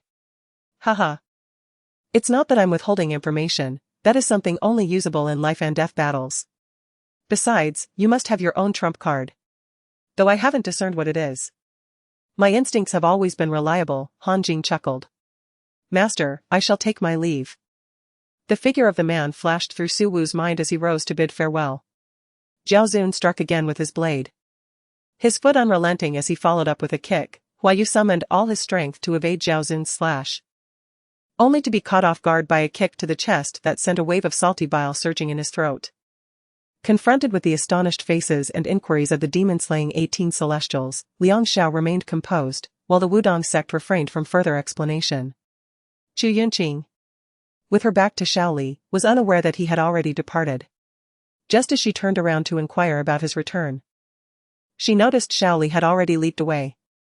Ji Wei felt a profound dissatisfaction stirring within her, yet her smile grew increasingly radiant, even surpassing that of Manager Li's ingratiating grin. However, how could that be? Fu Yu adored Chu Mo so fiercely. Even if he were genuinely jealous and angry, it would merely be due to her bearing an identical visage to Chu Mo. If only he knew that this body originally belonged to Chu Mo. Would he not be enraged enough to wish her harm? Earlier, Qin Hao had already noticed that several arrows had been lodged in the joints of the rock demon spider. Unfortunately, these arrows had merely pierced the rocky armor, likely not even grazing the flesh beneath. Why was Lin Jing smiling? What had he discovered? Had that fleeting glance been directed at him? No. Impossible. The moment his thoughts arose, his actions followed suit. What could he possibly uncover?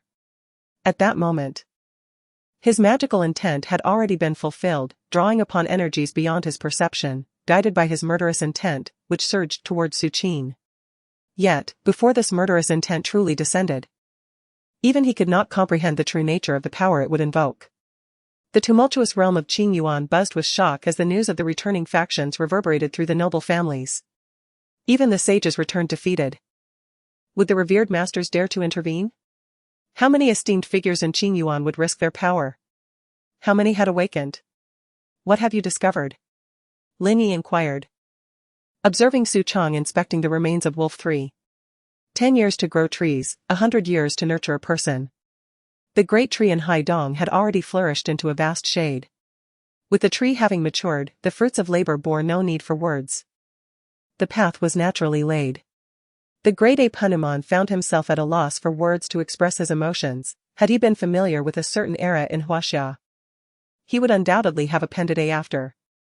Su Pei awoke quite late. After a night of jolting sleep in the car, he had scarcely rested. It was only around 10 o'clock that the sunlight frightened him awake, leading him to believe that the fierce interrogator from his dreams was shining a bright light upon him. Standing atop the arena, Yijing quietly awaited his opponent, silently observing the audience. Examining each and every person within his line of sight had become a habit, a remnant of his days as an assassin. Previously, he believed that to withstand such brutality was to establish oneself within that realm. The tyrannical sixth demon king uttered exceedingly cruel words, prompting the shameless demon soldiers to herd the unfortunate villagers toward the great furnace. The usually taciturn General Li Lianguan joined in the chorus, affirming, "I too believe that Lu Xian's actions are the most just, preventing any reckless gossip." After speaking, he cast a sidelong glance at the dramatic scene unfolding in the court, letting out a long sigh of pent-up frustration, a bitter smile finally gracing his lips. Chapter 79. Several captains immediately sprang into action, returning to the valley to summon all players engaged in leveling up and monster hunting. retreating to a safe area near the valley's entrance. Upon hearing the call to battle, the players erupted with excitement. At this moment, Zhang Liang had mustered his strength. The kick from Zhuang Kai had been brutally powerful, channeling energy through his body with the force of 1,000 pounds. Had he not been extraordinary, he would have already perished. Since Xia Huanqiu had become pregnant, the two had maintained abstinence, but this morning they reveled in their newfound freedom, creating a ruckus well into the night, with no maidservants remaining to attend to them. Even so, Xia Huanqiu felt a twinge of embarrassment. Yet there was no intention of changing their ways. Not only farming, but logging, herb gathering, and other skills also required significant time to master. Players could also engage in delegation while online, allowing others to control their characters while they observed. With no other recourse, the shrimp shook his head, stating, "We can only wait." No sooner had he spoken than his phone buzzed. The mouse and the rogue dared not breathe a word, suspecting it was a blackmail call from Biaoyi. Dragging his prosthetic limb a few steps, Xiao Yingjian approached the window, sunlight illuminating his face, rendering him exceptionally serene. Zhang Sun bowed with a cheerful demeanor, blowing a kiss to the proprietress before leaving with a radiant glow. This action incited fury. Not only did Qin Yu feel an involuntary surge of anger, but the scholars nearby were utterly enraged.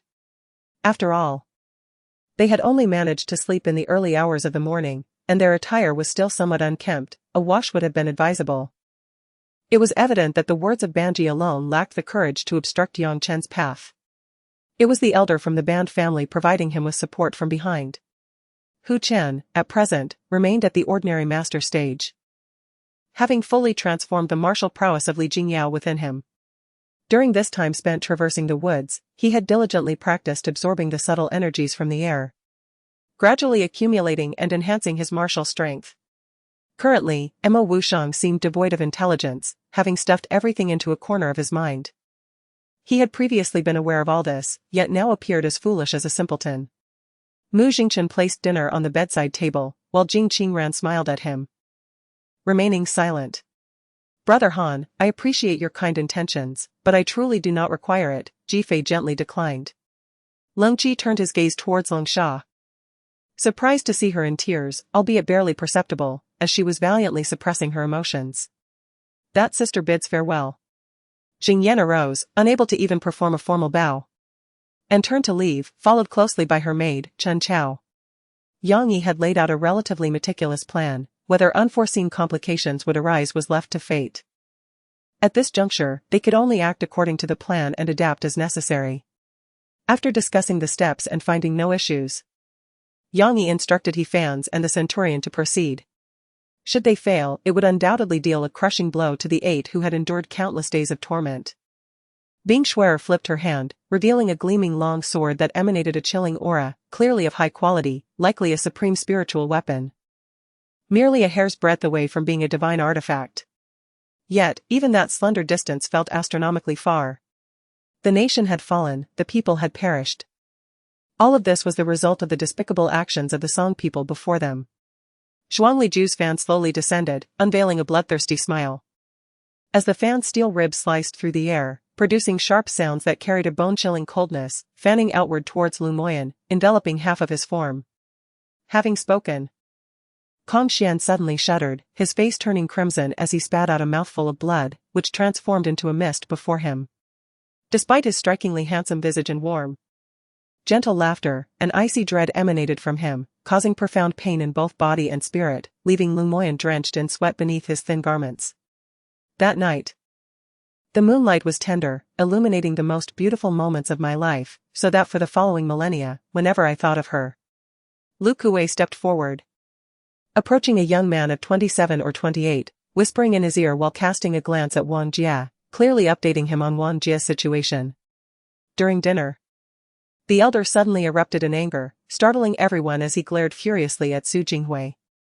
The unique aura belonging to Shaoqing enveloped Su Qian, who was pressed tightly against his chest, quietly listening to the steady rhythm of his heartbeat. Unhindered, they approached the shimmering silver coast, where the map indicated Linruashi and the others were nearby. Afterward, he bent down to wipe Shan Yuan Yulong's mouth, evidently fond of this nephew of his. Mia gazed down at the space ring, her beautiful eyes sparkling with delight, her fingers absent-mindedly caressing this peculiar treasure, a gift from Mu Yun. Without any warning, Xiang Qing was forcefully squeezed in, causing her to cry out in pain. The deep, soothing voice was filled with an indescribable tenderness, leading Xiang Yi to believe for several seconds that she was still caught in a dream. Ninth brother nodded, looking up at the moonlit sky, which was dark and quiet with only a few stars shining, serene yet ominous, as if rain might soon follow. In moments of her distress, he would still rush to her aid without hesitation, just as he had in the past. I stared into those two scarlet eyes and suddenly sensed something amiss. For one eye flickered as if struggling to blink, while the other remained wide open. I mused, could this be a female spirit attempting to catch my attention? Thus, under the fervent insistence of Li Bingxian and Quan Sangwu, the entertainment industry's actor team and the music industry's singer team were compelled to engage in a final showdown. A brutal penalty shootout. Sparks flew upon impact, his lips were soft like candy, addictive, as we resembled two ravenous beasts, rushing towards water after a long drought, consuming it voraciously. Secondly, I am rather lackadaisical in my work ethic, hoping that my total workload for the year does not exceed 6 months, leaving the remaining time for rest and personal freedom. That afternoon, I dined at Zhou Guangzhu's residence. Although we hadn't seen each other in years, his character remained unchanged. Still as generous as ever, which surprised Zhang Yao somewhat, as friendships naturally wane when not tended to over time. With this in hand, Zhang Yao felt reassured, believing that the newly formed foreign trade company would flourish. Pan Ren had already gleaned the outcome of the battle, yet due to Tianyu Palace's non-participation, he remained unaware of the specifics. Coincidentally, with Xiangru present as a witness, he decided to inquire further. On the dawn following Mei Lin's departure, when the last rays of Montocus's moonlight faded, Lin Lei felt a stir within him and awakened from the realm of will, opening his eyes. What are you dissatisfied with? Treating animals incurs medical fees. If I possessed your abilities, I would surely open a veterinary clinic myself, tending to only the most noble creatures, those whose owners are affluent. A mere gesture would yield a stack of cash. The more the hefty man spoke, the more he stirred feelings of resentment towards the veterinary clinic among the crowd. After another period of waiting, aside from the distance, it was evident that the other party was also verifying Fu Weili's identity. At the mention of care, a strange blush swept across Shen Pearl's face, rendering her even more stunning in the vibrant lights. Moreover, for several days now, countless high-level players had sought to join the already saturated Dark Star Guild, some even willing to trade their looks for a spot, tempting Mudong in numerous ways. Should a guardian be swiftly defeated by other players, they would be forcibly recalled and require time to recuperate before being summoned again. Trust me, if you dare. The owl sprinkled some powdered medicine on the wound, causing the dark blood to bubble as if boiling. On this day, 2,000 infantry and 5,000 cavalry gathered at Fortress City, splitting into several factions before the fort, with one large army of over 5,000 advancing towards Qiansing City, while the remaining factions returned to nearby counties after participating in the battle. However, after their most recent contact with Xinyu, they found themselves unable to reach her. And furthermore, did not encounter Meng Meng at the kindergarten. Yet it was clear that Shuizai's long-prepared strike was not merely an empty proclamation. Accompanying his declaration were a multitude of corroborating evidences. An hour, though it may seem lengthy, is neither too long nor too short, during ordinary times. One could easily doze off or meditate within that span. Days later, the troops led by Xingyu had reached the governing seat of Shandong County, arriving 3 days later than the remnants of the Yellow Turban Army led by Zuiji Zhangba. Qiming also looked at the teleportation location and discovered that the final destination was the adventure zone of Tree Heart City, requiring a level of 20 for teleportation, along with a fee of 9,999 gold magic coins. A surge of sword intent swept through, lingering around the group, sending a chill down their spines, indicating the arrival of a master. Tuoba Yen once again grasped the handle of his weapon, his fighting spirit rekindled. After a tempestuous exchange, I leaned against the cold staircase, while Luo Qing rested in my embrace, feeling a burning sensation on my face, even more intense than the slap she had just delivered with all her strength. Upon hearing his words, Yenner burst into laughter, while Zhang Yongheng and Li Yiyang exchanged glances, both revealing smiles. Subsequently, Mijia's grandmother was wheeled out by a nurse. lying with closed eyes on the stretcher, appearing as if she were merely asleep, though her complexion was unnaturally pale. This is life, vibrant and full of energy. Remember, everything has its origin, even your demonic race possesses life and vitality, yet you merely exist as a sentient entity devoid of any true spirit. Iron Junyi stated calmly. At this moment, many in the crowd had recognized Su Daiyun, and their reactions mirrored, if not exceeded, that of her group. Upon hearing this, Li Qing nodded silently, a hint of joy appearing on his face. Of course, among these individuals, some had distanced themselves from the conflict from the very beginning, choosing to navigate the secret realm alone. The ninth princess first dragged him into her troubles, making him the scapegoat, thereby exonerating herself. The narrative then shifted, transforming him into the hero who killed Miaoer to save her life. I am just like you, wherever you go, I shall follow. Yemenjiu was not intimidated by Feng Jianqin's brusque tone. Instead, she calmly took out her foundation from her bright red bag and began to touch up her makeup. Only Xiaoming, with the perspective of transcending realms, could see clearly that for a pure sword cultivator like Gainye, after opening the heavenly gates with a single strike, he had already attained the realm of all swords returning to their origin. Indeed, upon hearing Quitella's words, Broly's gaze hardened as he fixed his eyes fiercely on Quitella across from him. You may choose to remain on Earth, but can you guarantee that all Earthlings share your sentiment? If one day they encounter misfortune in the cosmos or bring back aliens who seize control of Earth, will you still feel so comfortable? Will you be able to stand idly by amidst such chaos? Aluba inquired. When the two arrived at the plaza for the selection battle, it was already surrounded by numerous martial saints, making it nearly impossible to penetrate. The next step is to elevate Yingyiren to the position of King of Qin. A task that, after 9 years of meticulous planning, poses no difficulty. Yingyiren's ascension will follow naturally. Is it truly that enticing? Bu felt a stir in his heart and grabbed a piece of fish to taste. Chapter 81, compared to the mountainous figure of the wild avatar.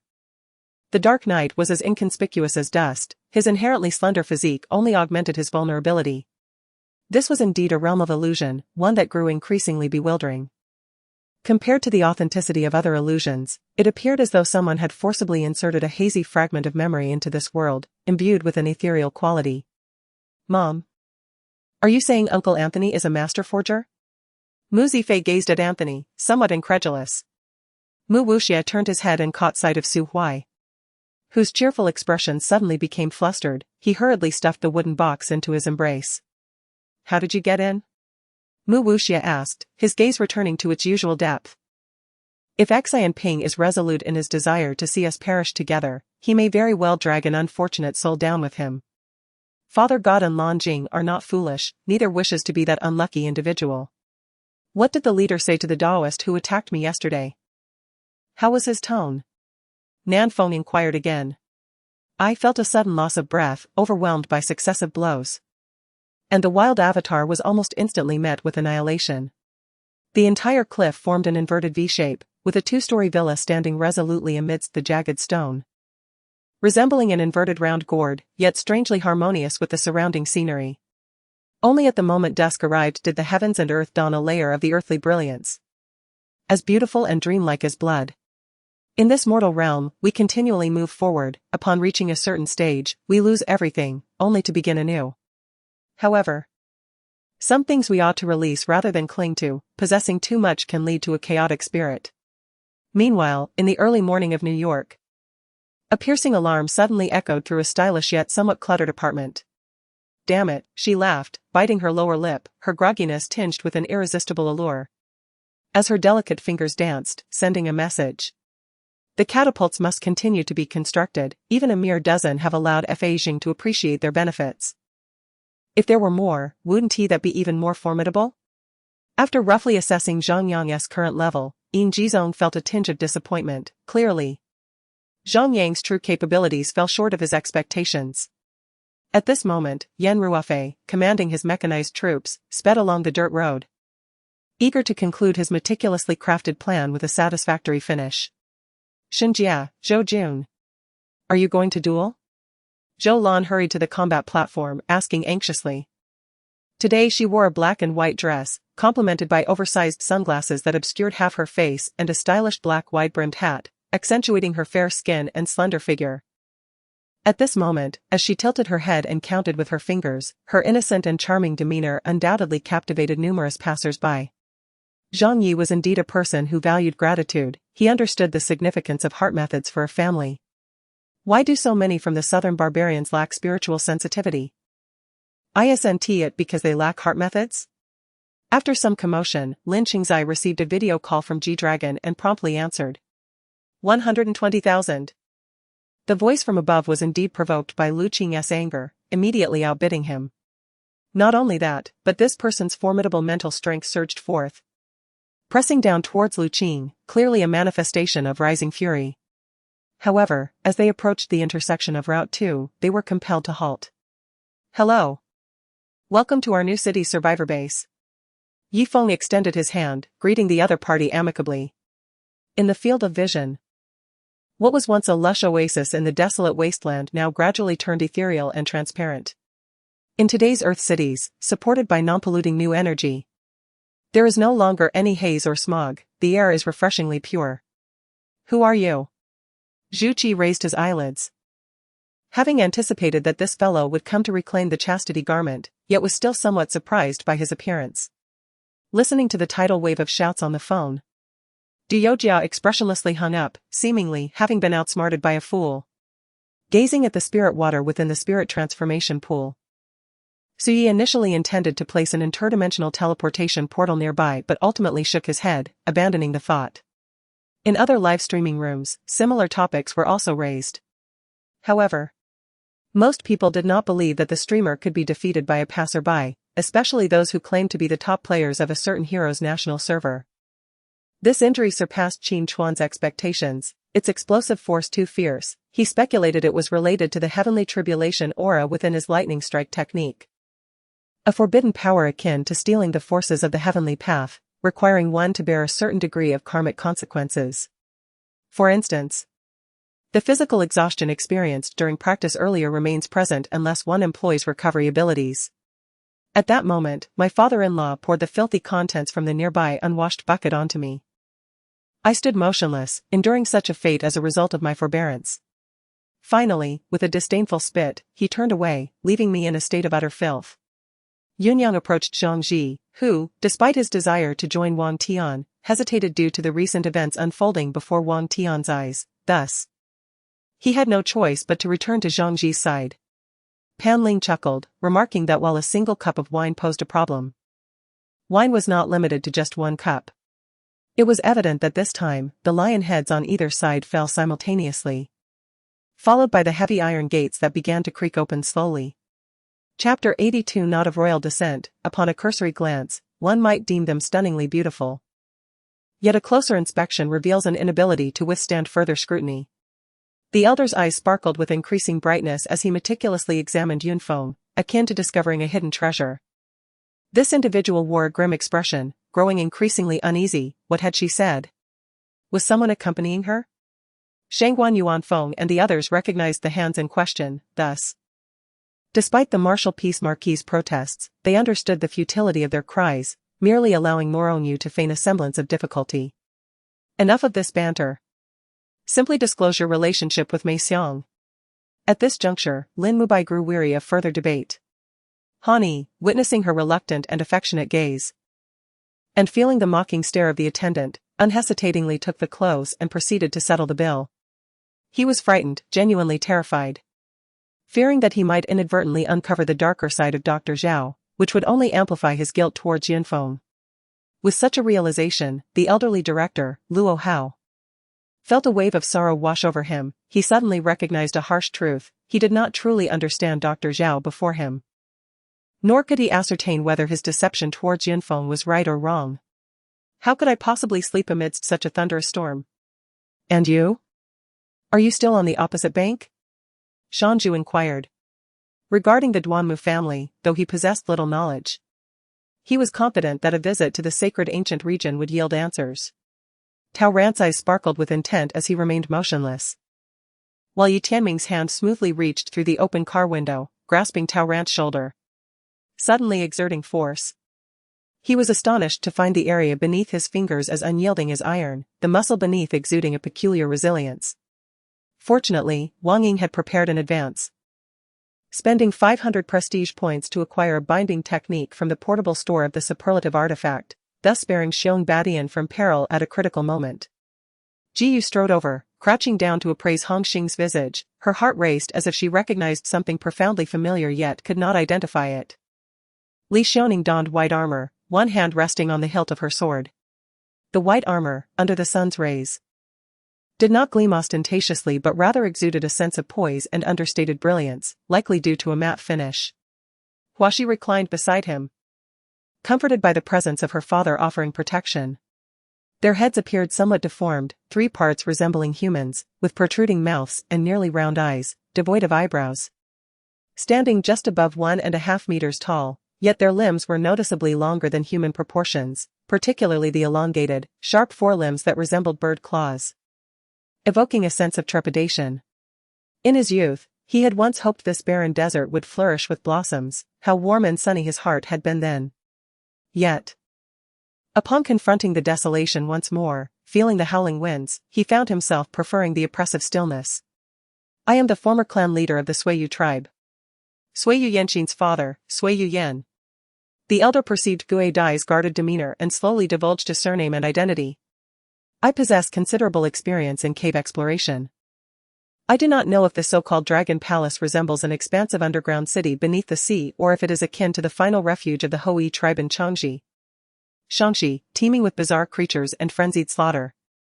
Song Jiao distinctly sensed that Yu Jun's embrace around her arm stiffened momentarily, and his brief silence betrayed his hesitation. The current protector of Dingzhou is Yan Hu, who not only commands the 6th Legion but also serves concurrently as protector of both Dingzhou and Yaozhou. Yan Chong deeply nodded. Fu Yixing was no mere human but rather a diamond mountain multiplied by 2. How could you be so certain he is a nephew? Let those with discerning ears hear. And who knows what they might conclude? Shin Jinglan cautiously covered Shin Qingwu's mouth, preventing her from speaking further. Noticing his silence and his unwavering gaze upon her, Lu Qingqing furrowed her brows and shifted her feet, intending to depart from his side. She was not one to adhere to the notion of stabilizing the internal before expelling the external. Once she dealt with Yun Xian, she would turn her attention to Shin Qinghong at her leisure. As the martial platform stood 3 feet high, Yuanjun initially contemplated jumping down, yet feared that nerves might cause him to stumble. Today, coincidentally, the first dose of medicine was exhausted, although Jin Hong insisted he was well. Yan Changfeng opted to have him take another dose, to which Liu nodded in agreement. Yes, Your Highness. With that, Su Qin slowly retreated, swiftly vanishing into the night.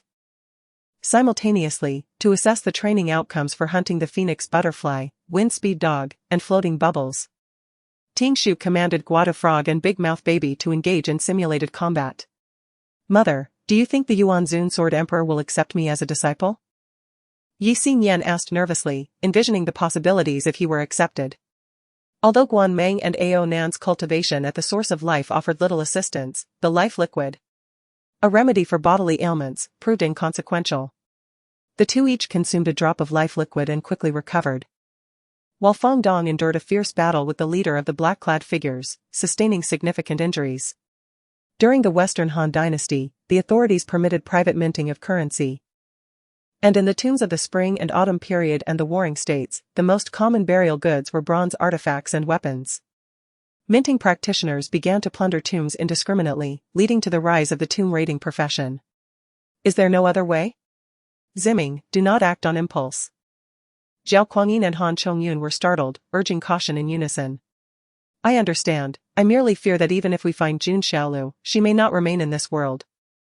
He was no longer certain, if Jun Xiaolu could not assist them, could he truly endure a lifetime without seeing her?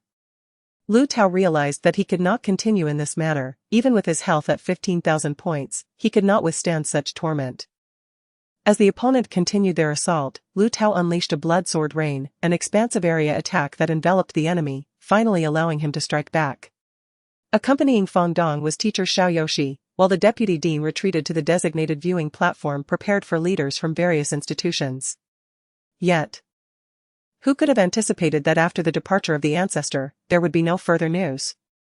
The legs likely feared that the matter of the ancestor would implicate them, thus burying the secret and accompanying him into the coffin. Chapter 83. You finally spoke. Were you frozen moments ago? Ling Zhoutian chuckled upon hearing the intelligent brain's voice. This does not signify an entirely new race, akin to how mutated elves are still considered a part of the same elven lineage. Fundamentally, they inhabit the same essence.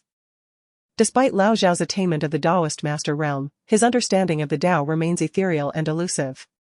The third item to be auctioned was a secret treasure, and the auctioneer remained the same individual as before. However, this time, he provided a more extensive introduction, while Chen Feng listened intently. This particular item was, after all, his. Ah, just close your eyes. Ling Zhoutian sighed, gently closing the wide-open eyes of the person beneath him. After the couple from the river expressed their gratitude, Lin Yuhan turned back towards the hospital room. Meanwhile, the group sitting on the bench outside, including Hong Ziyao, appeared carefree, either chatting or engrossed in their phones, seeming quite relaxed. Buoyed by the excitement reminiscent of a recently concluded concert, Yu Zixi aimed to turn her attention to Suyin as her battlefield. Upon hearing this, Korea trembled slightly, raising her head in trepidation, only to meet Tang Zai's calm gaze. Everyone resumed their cleaning duties, ensuring the windows were tightly shut while wiping them down. I will contact the school to install security screens within the next few days, Mr. Liu stated before his departure. Upon learning of Xiaofei's safety, the group finally felt reassured. They were further astonished to hear that troops were dispatched to assist Xiaofei, and that he had nearly dismantled the police station in the process. Eagerly, the group arrived at a betting spot outside the main venue, intent on winning a couple more rounds. Today, victory seemed assured, and everyone was determined to wager as much as they could. Lu Bu covered his head and slowly opened his eyes, wandering about the room. He chuckled at the memory of the previous night, realizing that it was indeed unprecedented for him, Lu Bu, to drink to the point of collapse. On this day, various factions in Jiangdong's Zhejiang city had begun mobilizing, with over 20,000 troops streaming out of the city through the 4 gates, heading towards Kuaiji City. Mijiao decided that starting today, she would move back in, feeling a bit guilty for troubling Han Tian for so long. More importantly, with her father aging, having her nearby would provide peace of mind. Don't move. I'll call for a car, Xie Ci said, approaching to assist Du Qian. However, the stubborn girl forcefully pushed Xie Ci away. Aware of Du Qian's reluctance, Xie Ci hesitated to help her further, fearing that another push might reopen her wounds. After Nick's remarks, the twin stars fell into deep contemplation. Though their actions were quite similar to Nick's, their circles had distinct intersections, particularly regarding the mercenary realm, where they possessed greater insight than Nick. Faced with Misha's demeanor, Chu Yan felt no surprise. He understood the elite nature of undercover operatives, for whom safeguarding their identities was paramount. Ma Feng and Ma Yun, possessing exceptional stamina, pursued Liu Bei and Chen Gong, closing the distance with every 30 or 40 steps. Ma Feng brandished his sword, striking directly at Liu Bei, while Chen Gong lunged at Liu Bei, delivering a blow that landed on Chen Gong's back. Witnessing the two tumble to the ground, Ma Feng contemplated delivering another strike. Father, did you summon us for something? Mu Yu asked, stepping into the room with a puzzled expression. That's nonsense, we have no evidence they administered the drug. It could just as easily have been you trying to frame them, Huang Wei retorted. At this point, almost all armored vehicles had been destroyed, leaving only the one occupied by Captain Zan, heavily guarded by soldiers. Su Liani rarely found herself amused. She chuckled softly, shaking her head and obediently closing her eyes. It is worth noting that these 2,000 individuals were all elite warriors selected through rigorous processes, capable of easily defeating 100 foes. When on land, they could even face down an army of 10,000 head-on. In reality, the human brain, akin to an engine, has a theoretical maximum capacity of 10,000 revolutions per minute, yet the practical limit is only 4,000. Forcing an increase beyond this threshold would lead to catastrophic failure. Li Duo's prowess was evident, as the majority of the rebel officers converged on him, leaving only a level 4 major to charge at the ranch hand. Watching the cunning old Ma throw one of his subordinates under the bus while he attempted to make a swift escape, Zhongxi displayed disdain. simply uttering a single word that sealed the soldier's grim fate. Time flew, and a month had passed.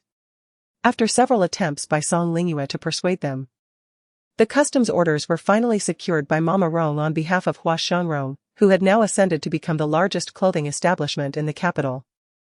Seizing the opportunity while she felt unwell and nauseous, she hastily consumed food and drink, fearing that trouble would ensue if she did not. Meanwhile, the tail of the divine statue began to resemble a vast, bottomless black hole, increasingly absorbing the energy of the blue star stone. The force of this pull was so intense that even Mary struggled to maintain her grip on the stone, nearly losing it. But to merely witness makes one a witness? Could it be that Uncle truly has betrayed us? He cannot possibly be that kind of person. Her feet were clad in tattered cloth shoes, revealing the dirt-stained tops of her feet. Currently, the King of Qin and the Demon General had reached the virtual realm, standing as the pinnacle of existence on the human continent. However, their cultivation appeared somewhat unstable, as if they were still lacking something essential to attain true virtuality. Nevertheless, if we follow the arrangements of the Li clan, even if there are no imminent dangers during this period, we will ultimately be dispatched as cannon fodder on the battlefield of cultivation 3 months from now, destined for death. Jordan listened to Lin Da's analysis, feeling a wave of disappointment and despair wash over him. The Ark had already created a flat area along the shore using explosives, where a dock had been constructed, and several wooden ships were moored there. However, before departing the island, the Blue Star people had not possessed the capability to craft wooden vessels. Hui Jian, having achieved his current level of mastery in merely a few hundred years through sword cultivation, was renowned as the foremost swordsman beneath the sword ancestor. Yet, even so, he had yet to grasp the essence of killing intent. Yuan Jisheng felt a sense of powerlessness. He certainly would not obstruct An Rujuan from attaining her cultivation, yet subconsciously, he felt that this old woman, Zhong, harbored ulterior motives. Madame Lu and Lu Qingzhe exchanged glances, each discovering a glimmer of hope in the other's eyes. Huasu narrowed his eyes, questioning the intent behind the actions unfolding before him. He promptly hurled a fireball to smash through the stone wall ahead. Mindful that the previous use of the Pillar of Flames had drained much of his magic power, rendering him hesitant to employ it again, Xiao Weifei approached the group, observing their dazed expressions, and cleared his throat. Lan Shi removed the shawl draped over her shoulders and wrapped it around Ziseng Wuza. As Ziseng Wuza followed her gesture, he instinctively reached out to halt the garment adorned with golden dragon motifs from covering him. Lang gripped the reins, feeling as though a chill had seared his hand, causing him to withdraw and stare blankly at Xiao Weifei's retreating figure, filled with reluctance. Eventually, he dejectedly returned to his father, who walked in the center of the group.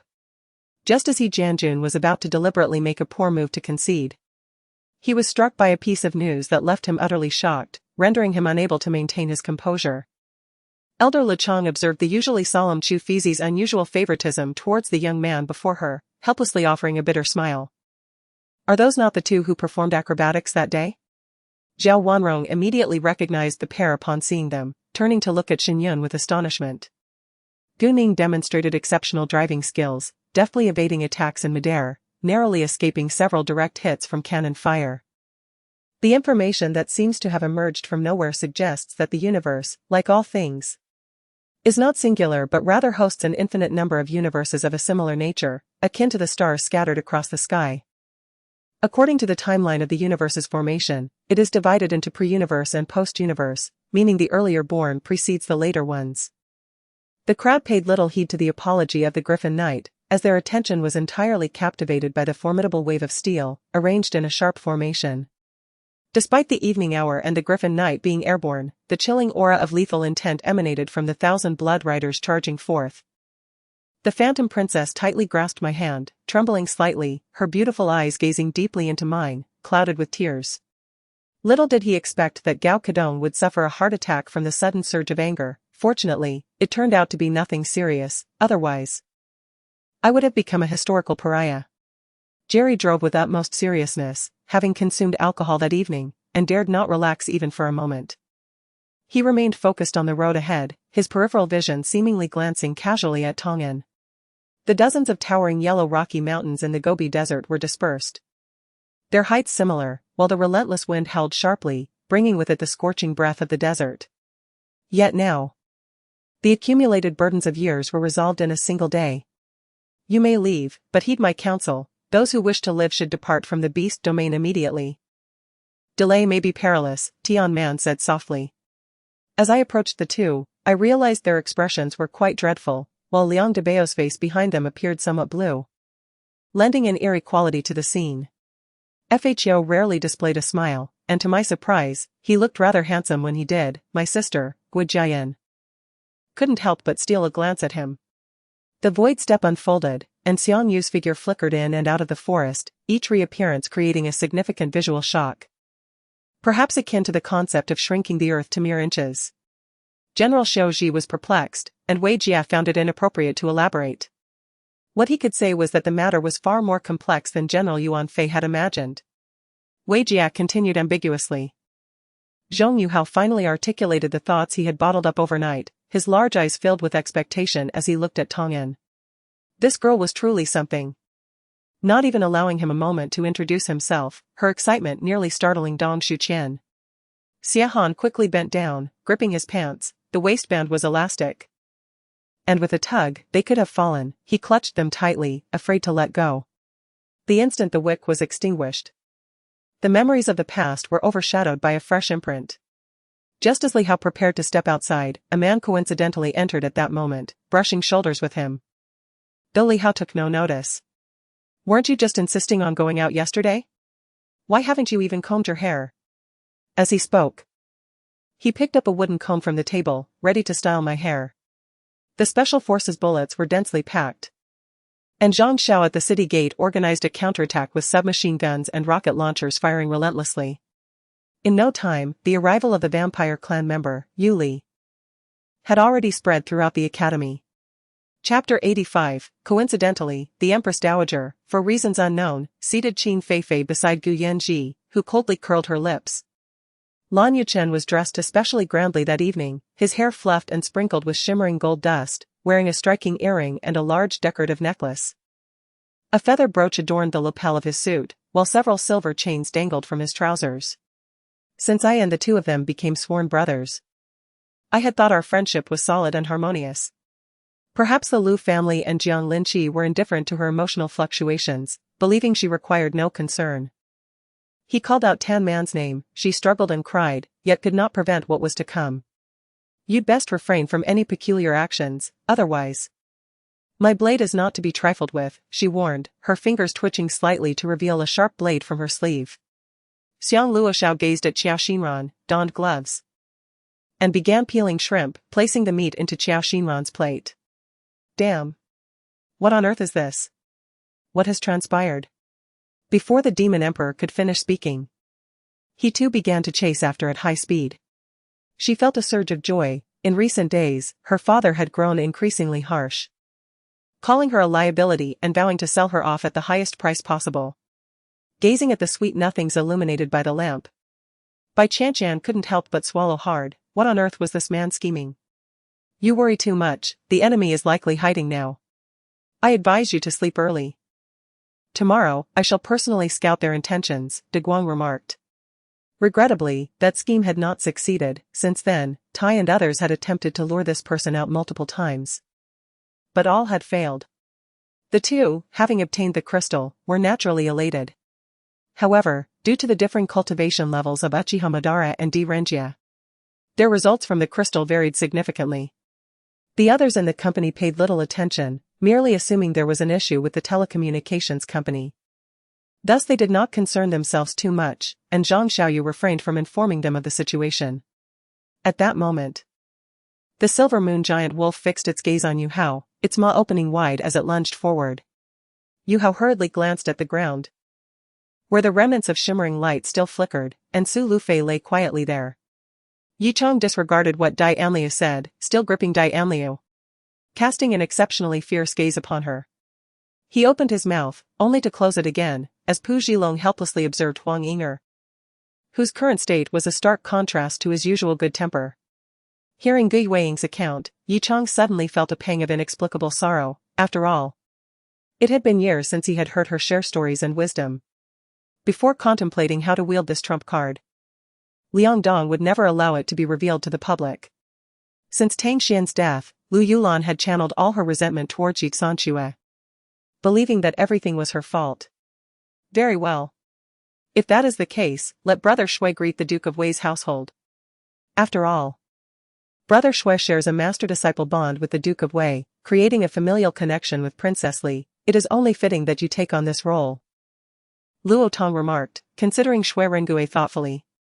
At this moment, he could distinctly perceive the shapes of any matter within 5 meters, though this did not extend to the microscopic. Nevertheless, he could stride forward without fear of colliding with the stone walls, akin to the echolocation of a bat. Suddenly, he noticed that the girl in the purple dress, Long Siu, belonged to a realm entirely separate from this low table. He finally believed that some individuals, even if they themselves do not perceive their worth, others would still regard them as exalted. His insights on many matters, compared to yours, could be said to far exceed, in less than 2 months. He had already gained the emperor's trust entirely. Lu Shoyo's face involuntarily displayed a look of admiration. The customary pre-battle speech was naturally the responsibility of General Shen Chongming. The platform had been set up the previous night, and a carefully selected contingent of 3,000 soldiers awaited on horseback, ready to receive the general's address. Dear, have you noticed? That night, Shima lay in bed, asking Shiba, who had just finished washing up in the bathroom. I pay my respects to King Qin. Li Yunfei, accompanied by Shui Rengue and others, made his way directly to the place where the injured were being treated. Zhou Meng was no longer in any mortal danger, as Shui Rengue had learned from the pharmaceutical king.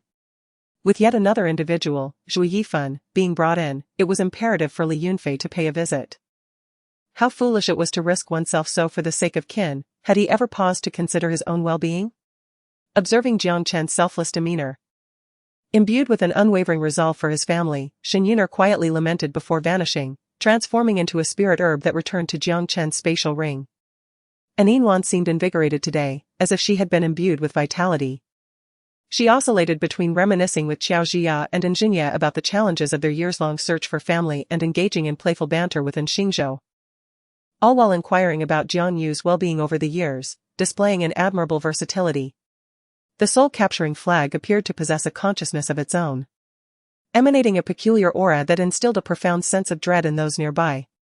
The man's tone deviated from his usual cold aristocracy, now tinged with a raspy depth reminiscent of ancient bells, carrying an air of haunting antiquity. The traditional Chinese medicine symposium was in full swing, with the Qin family sending 2 carts filled with potent pills from Jiangzhou. The moment the cloak slipped from his shoulders, he involuntarily trembled for an instant before regaining his composure. Logically, no one would be so forthright as to broach matters so directly. A more subtle approach would likely yield greater credence. Yu Tingzhou had never felt such fury. How could he allow those he cherished to be trampled upon by others? He turned to depart, intent on confronting Yu Qing for clarity and justice. Su Qingqing immediately rose, her eyes wide with indignation as she pointed at Su Qingqing, attempting to inquire about the poison she had been subjected to, but all that escaped her lips was a series of incoherent cries. The city gate guards would require some time before reaching them, and Bai Yuan suddenly felt a wave of anxiety wash over her, a foreboding sense that something was amiss. She buried her face in his arm, while Zhang Zi's eyes glimmered with tears. With a gentle sigh, he reached out to caress her flowing hair. He Jing smiled again. Mu Hanxia, watching her adjust her hair, noticed the faintest line of age beginning to form at the corner of her eyes. Mu Hanxia took her hand, inviting her to sit beside him. Wait a moment. Li Haonan interjected, his voice cold and commanding, sending shivers through all present. Who is responsible for this establishment? He had come today to advocate for Gu Xiaobei. My dear, fear not, I am here. Suddenly, the hall was filled with sorrowful wails, echoing as though from the depths of the underworld, instilling a chilling terror in all who heard. How have I become so reckless? Gu Xiaobei found herself perplexed, unable to comprehend Li Haonan's unreasonable demeanor and nonsensical words. Her inquiry was blunt, revealing her lingering disbelief. She thought it might be yet another misunderstanding akin to the past incident involving Bai Li Qianxuan, merely a rumor. Haha, Collins, there's no need to be so tense. Rest assured, I come with no ill intent. Observing Collins on high alert, Donate couldn't help but chuckle, feeling a twinge of excitement. Dan Tai Mingyue was taken aback. She had anticipated the secrets of the wilderness to be within reach, allowing her to witness the essence of ancient times. Only to discover that Yi Huang remembered nothing at all. "You, how did you end up in my bed?" Gu Xiaobei's voice trembled with a mixture of shame and anger. Fully aware of what had transpired. Deep down, she knew Li Haonan was no good. Yet she had not anticipated him to take advantage of her drunken state in such a despicable manner. Yi Ziyu, however, was a different story. With a volatile temperament and formidable prowess as a sword cultivator, provoking him would yield dire consequences. 280,000 for a dog? Lin Feng was utterly astonished. What sort of person could indulge in such extravagant pastimes? It felt as though the other 4 individuals in the room were casting peculiar glances in his direction. And it was evident that this was no mere figment of his imagination. This idea had crossed Yu Zhou's mind previously, yet being ensconced in an ivory tower. He lacked the resources, connections, or anyone to confer with. If Luo Qi took the lead, he would feel far more assured. He was tall and imposing. His warm palm easily enveloping Wen Xiao's hand. Along their journey, the 6 sisters had exerted themselves without reservation, despite their apparent disarray. It was clear they were diligent practitioners of martial arts. Dai Yihua felt as if struck by lightning. She wished to plead for mercy, only to receive a sharp slap from old Master Dai, leaving her speechless. Ting Fuling, though unsure of the circumstances, recognized that Zoe would never jest regarding such matters. Having someone to protect them was a blessing, but they were equally unwilling to instigate trouble. While they could not confront Li Ping'an, they were still susceptible to others' grievances. The innocent often suffer the most. Even Taisher Ci no longer wished to associate with Lu Yao, spending his days in clandestine meetings with Sun Tzu, likely harboring intentions of defection. He believed he had settled all matters concerning the refugees and could finally spare time to address the disobedient queen. Master Wei shifted his gaze, noting that most of his disciples had already withdrawn, which eased his mind somewhat, though he remained unsettled about the unfolding events. Vigilantly, he scanned his surroundings, wary of hidden dangers lurking in the shadows. "Cousin, this is the doctor I mentioned to you recently," Bai Yuyang exclaimed through gritted teeth, fixating on Mo Feng. The Duke of Dingyuan stepped back with his wife, resting his chin on his hand as he regarded him, nodding in acknowledgement. Watching Prince Robin gulp down the vial of medicine, Roger turned to Luna with a wry smile. "You can't blame me for this, can you?" A figure of considerable stature, the Earth Shadow found himself compelled to seek assistance from his adversary, the Lightning Shadow, against a foe he could not best. Such a scandal would necessitate his immediate abdication upon returning to the village, with no other outcome conceivable. Xia Xingchen chose a simple wedding gown. Her figure was stunning, captivating even her assistant who stood nearby. The art of fortune-telling involved glimpsing the secrets of heaven, although their sect specialized in formations. They still possessed some understanding of this domain, allowing them to discern certain depths of meaning. The elder clan leader's gloom had not dissipated. And He Yan understood that Gu Huaji's audacity stemmed from his unwarranted confidence. Even if they unearthed evidence, what could they possibly do? The laws of space at the 4th level were akin to divine revelations for them. At that moment, Zhao Hui's message arrived, clearly detailing the time and location of tomorrow's afternoon meeting, concluding with a line that read, "Sister Su, the success of tomorrow hinges entirely on you." Regarding the assassins encountered in the Valley of Evil Spirits, Bai Tianqi dropped a bombshell. The elder cast another glance at the fish tank before producing 1,000 chips to place a bet. Lan Ling directly linked her arm with Lin Jia. Feeling a wave of comfort that set her heart aflutter, though Lin Jia struggled to contain his gratitude. Meng Da's physique had expanded dramatically, wielding a great hammer with the ferocity of a blacksmith. Time passed, and after an indefinite wait, there were instances when something concealed within the mist attacked Liang Chen. Yet the 7-star compass remained unresponsive. After long Sun Wuji finished speaking, he again bowed to Li Shimen before turning to walk in the opposite direction of the harem. Huang Dongxian was a man of great daring and a skilled gambler, adept at seizing opportunities. He had accurately gauged the moment to pledge allegiance to the authorities, ultimately attaining the status he coveted. Regrettably, the days following his allegiance did not unfold as he had envisioned. The noble steed, with its lofty head, suddenly lowered it. The silver horn upon its brow directed at Qi Hua, crackling with golden sparks. Yufeng could not help but ponder the reasons behind the closure of the road by the Liao King. She earnestly ruminated on this segment of history, striving to identify any remarkable details, yet found nothing particularly outstanding. As dusk began to settle, a sentinel mounted on a warhorse galloped into Chai Xiao's grand tent to deliver a report. "You claim this is your garden, where are your esteemed elders?"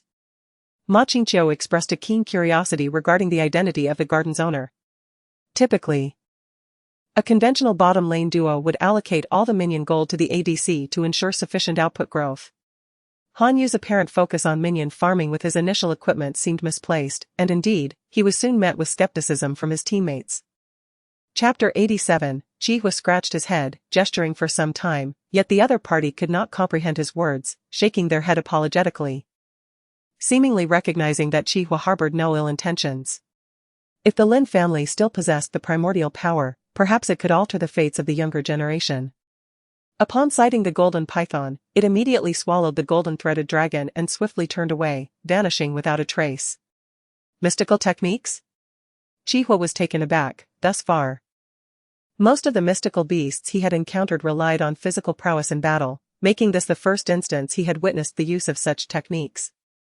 Upon seeing Lu Yun again, Tony was exhilarated. Having been unable to reach Lu Yun for over 10 days, he had a plethora of questions and thoughts to share. Yet this unexpected encounter left him at a loss for words. When Lu Yun mentioned Mark II, Tony's eyes brightened as he seized upon a topic of conversation. Observing the disbelief etched upon the faces of the four, Lu Yun felt no inclination to elaborate further and turned away, preparing to enjoy the spectacle. Although she possessed remarkable medical skills, establishing a reputation during an era of limited communication was exceedingly challenging and time-consuming. With that, Dao Jinjinren took a few steps back with his disciples, leaving only Ziqing, Zixian, and Zizhuang behind.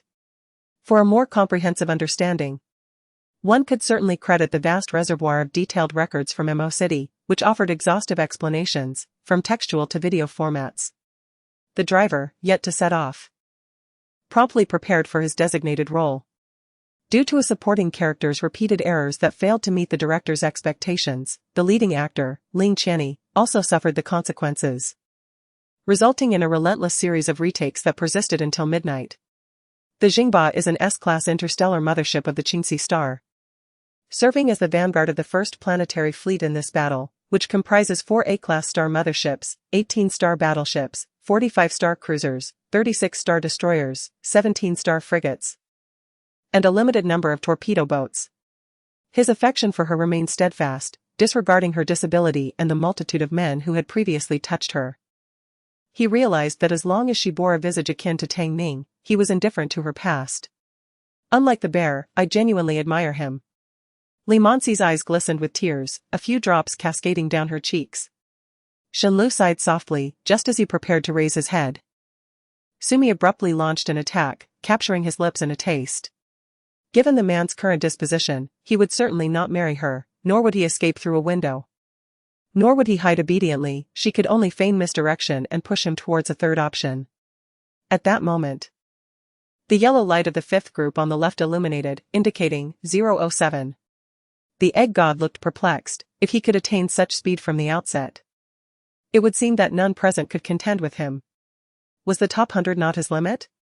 The crux of the matter was this: as a grand scholar, Yu Qian excelled in imparting knowledge, a skill he mastered. Bai Mo, unwilling to listen further, departed the guest hall without pausing, her delicate silhouette vanishing from Feng Qingqing's sight.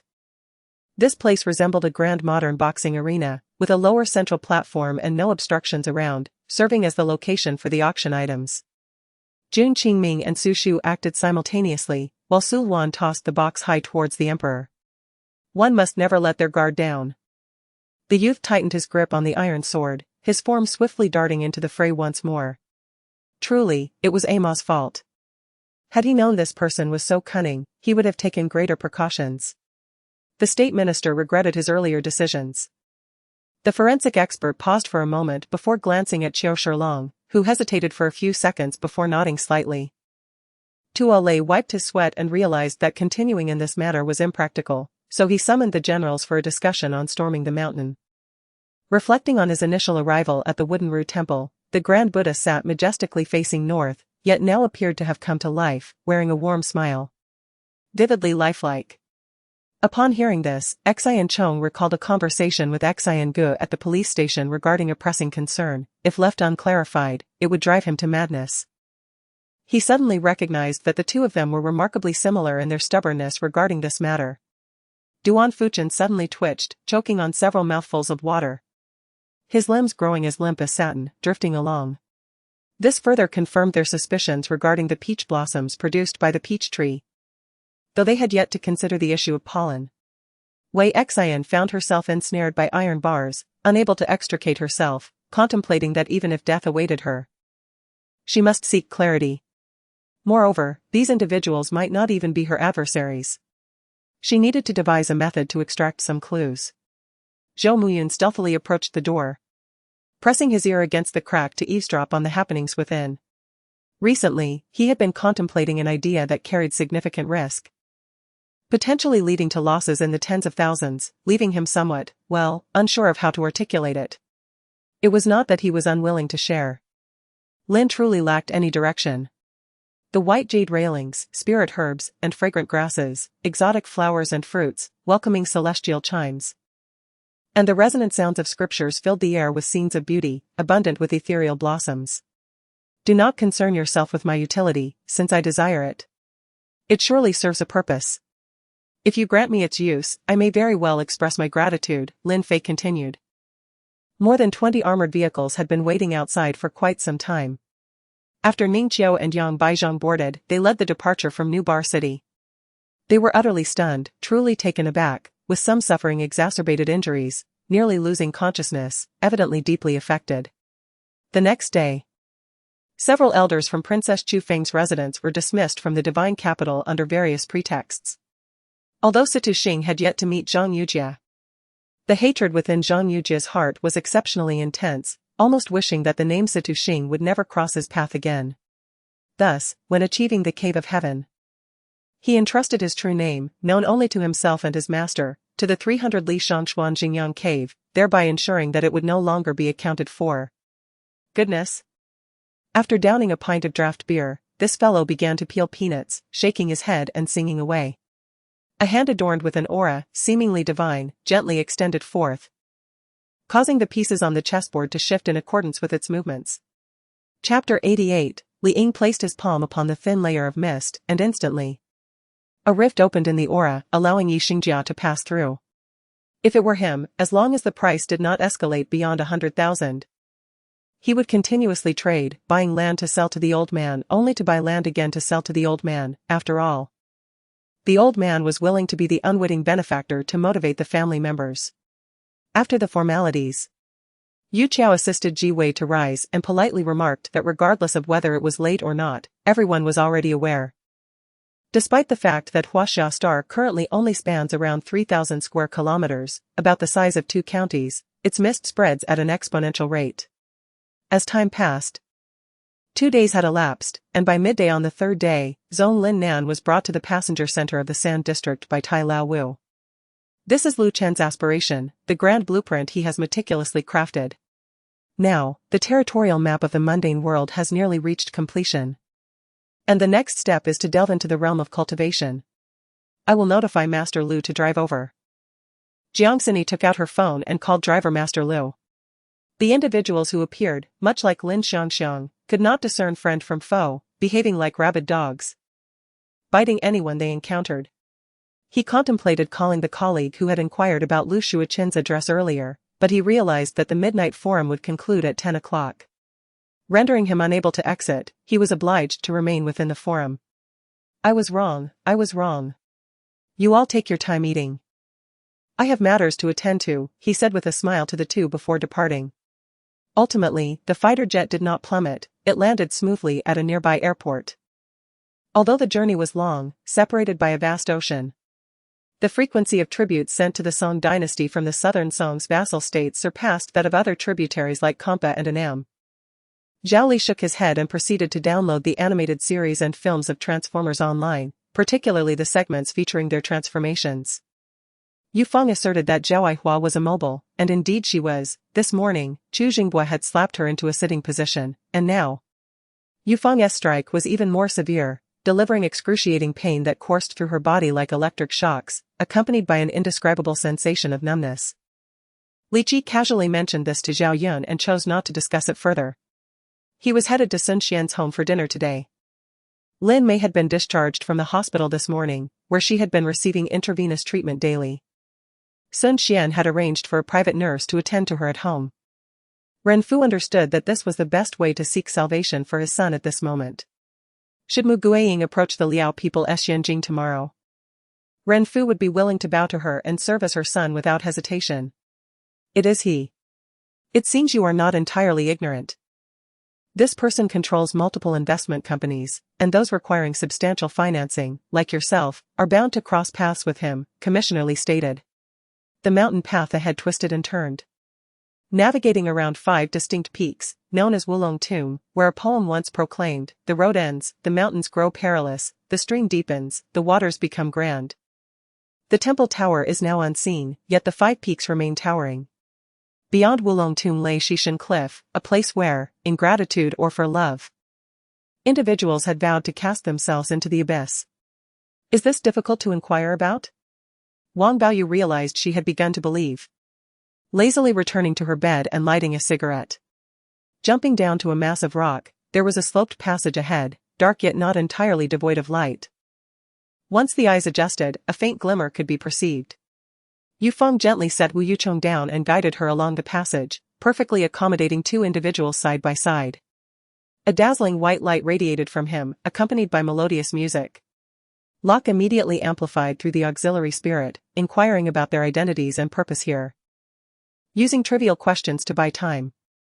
After an indeterminate duration, some beasts could no longer wait, turning to depart, while others, oblivious to the sudden change, leaped toward the strange flower, only to be annihilated midair by its vines. Wu Su, remain at home to focus on your studies. A monk should not indulge in such frivolities, the Buddha admonished. The Viscount's steward nodded, expressing his satisfaction at hearing such words from the leader. Upon witnessing Shui Haoyu's departure, Zhao Tianming scoffed, seizing a bill and inscribing a price of 50 million, deliberately letting Shui Haoyu catch sight of it. I sensed it upon my arrival. I merely wished to avoid alarming the snake, and since I brought you along, my mission is not only to exterminate monsters but also to ensure your safety, Feng Wuyo declared. Upon hearing Lu Ding's words, the crowd felt a chill, recognizing the validity of his statement, even without the deterrent of military law. They dared not be careless. Goodness, it turns out that pinnacle glory is also toxic, highly so. It is even more potent than King S Mobile Legends. I almost fell into its trap after just one play. He promptly utilized his heavenly eye to probe Jiang Wei's condition, only to discover an unexpected difference this time. The white light emitted was significantly more intense. Chapter 89, when Ren Guiwan felt an even greater shock. This was indeed the fabled Glass City. As an ancient legend, when Ren Guiwan had always believed that Glass City was merely a fantastical tale passed down through generations. Guan Ping, what brings you here in person? Liu Bei's expression softened slightly, revealing a hint of a smile. All right, hand over the items to me. The investigations you've conducted over the years have not been in vain, the guardian Taoist stated without ceremony. However, in comparison to several months prior, Sun Shubing now exuded a sharper aura, akin to a blade sheathed in a scabbard. One of his eyes appeared hollow, as if the eyeball had been forcibly extracted. His expression vacant, resembling a walking corpse. Do you still not understand? Even if the Archbishop harbors grievances against me, he would not resort to killing me, otherwise I would have perished long ago and could not be conversing with you now. There were also hidden pitfalls concealed beneath the fallen leaves, each 4 to 5 meters deep, with sharpened wooden stakes standing upright within. Falling into one would result in death or severe injury. Li Da's mouth twitched. He had encountered several old-timers in the martial arts world, some arrogant, others gloomy, and still others who regarded everyone as if they owed them 5 million. But he had never encountered one like this. 2 months prior, during the alien experiment, Mu Qianqian was among those involved, fortunate in the apocalypse. She had aligned with the right group from the start and had not suffered indignities, a stroke of luck far surpassing others. The 3 high-grade weapons crafted by Silver Moon were scheduled to be showcased second to last, reflecting the organizer's ample regard for his creations. Just as the crowd fell into silence, the howling celestial hound emerged from nowhere, dragging along a green-clad man, who, upon closer inspection, turned out to be the one who had been shouting outside the Huashan dungeon. The few ruffians behind him noticed the foolish boldness, and one with a shifty demeanor immediately provoked, causing the previously hesitant bold one to abandon his doubts and declare defiantly, "Who says I am afraid?" Before striding into Li's residence, the Prince of Anjia was momentarily taken aback and quickly begged for mercy, softly imploring Xing Mingzhu to intercede for him. She had changed into fresh garments and sat on the soft couch, having not eaten properly for several days. While she could endure it, the child in her womb might not withstand it. Without bringing Linger along, she was wary of the palace's food and uncertain what to do. Huang Fu-ro picked up the Mingquan sword from the ground and slowly approached Princess Li Zhao, needing time to harmonize her inner self with the sword. However, in the past few days, Qing Ming had already deduced the 2 alchemical methods of Lin Jing and the 2 furnace methods, transcribing them into stone carvings on the final peak. Li Changyuan, Yu Changle, and others from the Tiger Mountain gang blushed as they gazed at Wang Hu, lingering in a standoff for a while before ultimately conceding to Wang Hu's commands, begrudgingly sheathing their weapons. But now, having just met and exchanged no words, Meng Chongqing immediately revealed Zhao Tuo's identity. A flicker of surprise crossed Zhao Tuo's eyes upon realizing that Meng Chongqing had guessed his identity, but he soon smiled, a hint of amusement gracing his lips. The so-called grand gift referred to the 3 of them. If the Jiang family were discerning, they would naturally not refuse such a lucrative deal. It remains as stated, this is a high-stakes gamble. Should they win, the Yang family would rise again. If they lose, the Yang family would be doomed to eternal damnation. Before the unknown elements infused with dark magic could fully manifest, Su Yang could faintly sense the cataclysmic energy they harbored. The design was quite simple, entirely tailored from Gu Qingnian's manuscript, yet when Lin Yuqing donned it, she exuded an unparalleled elegance and grace. Thus, upon encountering the considerate and gentle Li Fangping, who reverently admired him, he strayed from his path. Indeed, the words of the old master were true. This news had already spread throughout the capital. The guards of the Chen residence confirmed. This meant that every survivor present could, if they wished, select a uniquely characteristic racing car for themselves. What conclusion? Do you think Lin Xiyu would cease to inquire about living expenses? Lin Yang replied coldly. Upon hearing Qing Yi's words, Kuer and Ear finally understood why the heir of the Duke of the State had visited Baozhu Palace daily during the months when the princess was poisoned, yet never returned after her antidote was administered. Ren Xiuxian, the official from the Dali Temple who had previously represented Luo Yongxing in court, was the first to rise, bringing with him a substantial 6 petitions. Bei Mingling listened to their raucous debate. He had just returned from enduring trials in the mortal realm. He was Su Mingliang, the vice-commander of the Imperial Guards, who had long guarded Bai Ruo from afar without daring to reveal his affections. Upon his return, Bei Mingling felt a tinge of gloom. The 6 swords had conveyed the situation here to Xuanda. He understood that their purpose was to verify the identity of the elder. As the elder drew his sword, he too unleashed the great Buddha's forgetting dust sword technique to counter.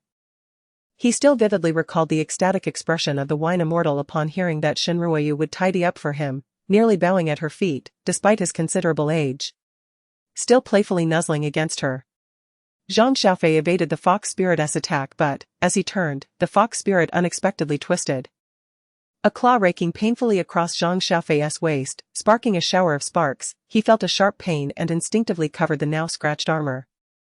In Chapter 90, the once refined visage of Tian Chao Soreo twisted into a grimace, his handsome face resembling that of a fearsome specter. But what was its purpose? Why did it bring us here mid-journey? And why did it invade your village? Moreover, as you stated, there are many such monsters in that world. Why did only one emerge? Huang Jun queried. When Guchen retracted the celestial pathways, the enormous white beast had already come to a halt, its body marred by fissures, before it ultimately shattered, revealing that it was comprised of ice and snow.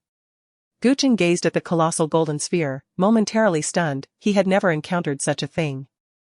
When had it entered his sight? The Hu people, upon seeing it, cried out in haste, recklessly charging forward. Just as they surged forth, a volley of arrows rained down, released by several knights simultaneously. The boy noticed her staring at him, neither affirming nor denying, and the smile lingering on his lips turned awkward. Mu Mani's words startled Jiang Qingse. It appeared he had been incorporated into her future schemes. Lana leaned closer to Mu Yan, her bright eyes observing her, whispering softly. This time, Mo Mei Wufeng failed to block the devastating strike of the overlord of the world. Countless ink droplets were annihilated upon contact with the formidable blade, reverting to their original form and returning to He Qingfan's grasp, while the blade subsequently struck before He Qingfan. Indeed, with over 20 carts of grain and chestnuts, they could sustain themselves for 2 decades if they so chose. In a time when everyone fretted over food shortages, they were content guarding such a vast wealth. In the afternoon, Gao Ming interviewed at the Municipal Finance Bureau. Everything proceeded smoothly. Afterward, noting the time was neither early nor late, and not being on his way, he called Qian Weidong to inform him he would not return to the newspaper office but would head home to write. Jiang Hanmu's power infiltrated Qian Gang's body. The overwhelming destructive force ravaging his internal spiritual energy, Qian Gang dared not underestimate the threat and similarly harnessed the time-worn spiritual energy to counter. I gazed at the exquisite box he presented before me, noting his earnest and expectant expression, and inexplicably felt a smile emerge. Anthony lay beside her, exhausted from a night of overtime, yet before he could fall into a deep slumber, he was roused by his beloved Madame Rosa, who had come to confront him with a newspaper. He could only rub his aching forehead and respond wearily, for was entirely unaware that the idea to murder him originated from Stark, and he remained vexed by his own misfortune. While he could endure many things with his face, this particular matter was unbearable for Jiang Han. It repulsed him, just the thought was nauseating. At that moment, Stephen maintained a calm demeanor. The true cause behind the death of the giant, demonized python was the entropy flame, which could not possibly penetrate the creature's body otherwise, yet he could not reveal this, allowing Morglani the wizard to believe that the particular area of magical resistance on the demonized python was its fatal weakness. Do you not understand? Lu Sudong sneered. His eyes filled with contempt and disdain. He released my chin and swiftly pushed me down onto the bed, his large hand pressing firmly on my shoulder, offering no opportunity for movement. Tam turned over, pressing her down against himself, his hands tightly encircling her waist, greedily absorbing her warmth. It had been too long since he had embraced her properly. Previously, he had taken it for granted. But now he realized that some things are only valued once they are lost. Gatamara raised his head, gazing at Athena in the sky, his expression shifting once more. For he seemed to see a blazing phoenix appear behind her, showcasing its breathtaking form in the air. Feng Hui retrieved a communication talisman from his storage space, inscribing a message for help upon it. Immediately, the talisman ignited spontaneously, and soon it was reduced to nothingness. The previously fierce man lay on the stage with broken legs, sweat cascading down his face, yet he uttered not a sound. The Trinity had no means to retaliate, and even the particles of the Angel of Strength were depleted. The 3 siblings could only pilot their damaged angelic mecha to escape the battlefield. Otherwise, by the time reinforcements arrived, their current condition would render them incapable of continuing to fight, making them sitting ducks. Yu Wuxin felt a weight in his heart, clutching his dagger and scanning the surroundings. Yet, the dozen or so shadowy figures only targeted Meng Jing, none advancing towards him. A stable teleportation array requires responsive altars on both sides. These 2 star stones can reflect the altar's condition. Within the live stream, viewers urged the divine physician of Huagua to keep pace, eager to glimpse the grand ship of Mo Wuqing. First, stabilize Musun's spirit, and then seek an exit. Musun never relinquished her grasp, tightly holding onto Chao Hoa's hand. 2 streams of tears flowed from her eyes, falling to the ground. Jiang Chonglang watched her remove the plastic bags from her shoes, suddenly struck by an idea. He quickly discarded the plastic from his own feet and dashed out of Song Guanguan's home. Only then did everyone realize the secret behind her choice of opponents. Evidently, she aimed to select men as much as possible, for men are often weaker in certain aspects, and she favored those with physical abilities. Do not be afraid, perhaps it is some miser who buried their family here. Han Fei lifted his gaze, scanning the surroundings. Tap. Tap, tap. A flurry of footsteps echoed from behind, and Li Qing, with her back to them, revealed a hint of a reassuring smile. In Chapter 91. After such a long time, had she not also run barefoot along the beach, accompanied by someone under the vast starry sky, silently strolling together? Under normal circumstances, one cannot leave the house or engage in conversation here. Should a disciple break this rule, they will swiftly realize that informants are more numerous than they might have imagined. Across the 16 prefectures, each contains 10 notorious locations, and beyond these 10, there exist numerous lesser-known hidden places. Presently, the most lucrative opportunities for players to earn experience lie within these 10 notorious locations. Given the vastness of the game map, even with online player counts exceeding 10 million, there is ample distribution of these treacherous locales. If this holds true, it would be ideal. When will you return, and how shall we contact you? Xie Ci spoke slowly from the other end of the line. Suddenly, a cacophony of screams erupted from within the camp, as severed limbs were hurled through the air, causing the Special Forces soldiers to descend into chaos. A thunderous roar filled the air, as the divine light created a tempest that transformed the valley into a gathering place of calamity. The powerful warriors shielded themselves with divine light, glowing in myriad colors, illuminating the night sky with a sprinkling of stars. "Follow me," Yan Yun called out as he moved toward the exit, prompting the two to exchange a glance before hastily following. Lin Qingshan was meditating in his room, diligently practicing the soul captivation technique that he had retrieved from Shi Xiangnan's storage bag.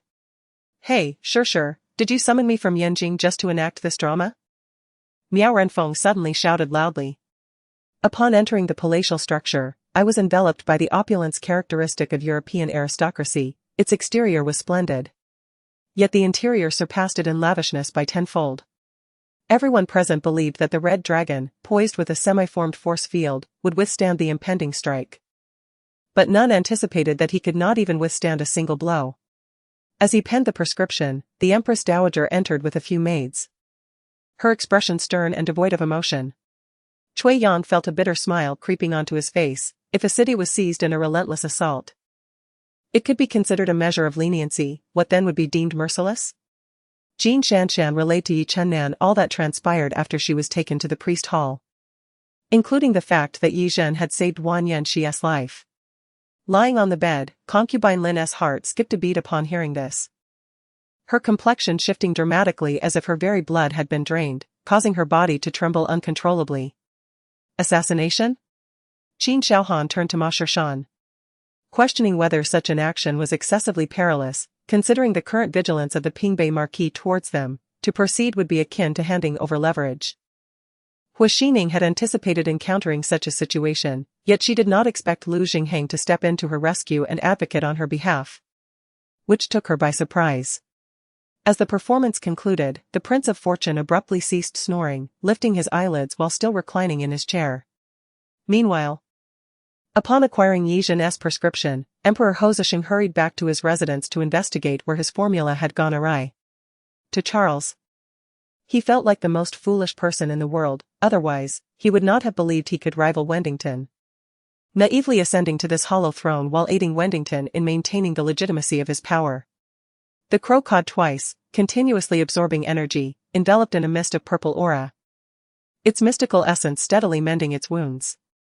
The omnipresent, all-consuming essence of silence could not contend with the wind blade, which, propelled by rhythmic vibrations, scattered into the air. In the blink of an eye, the wind blade unleashed a ferocious force, hurtling toward Wang Man startled. Wang Man somersaulted 5 zhang away as the wind blade struck the ground with a resounding thud, vanishing from sight.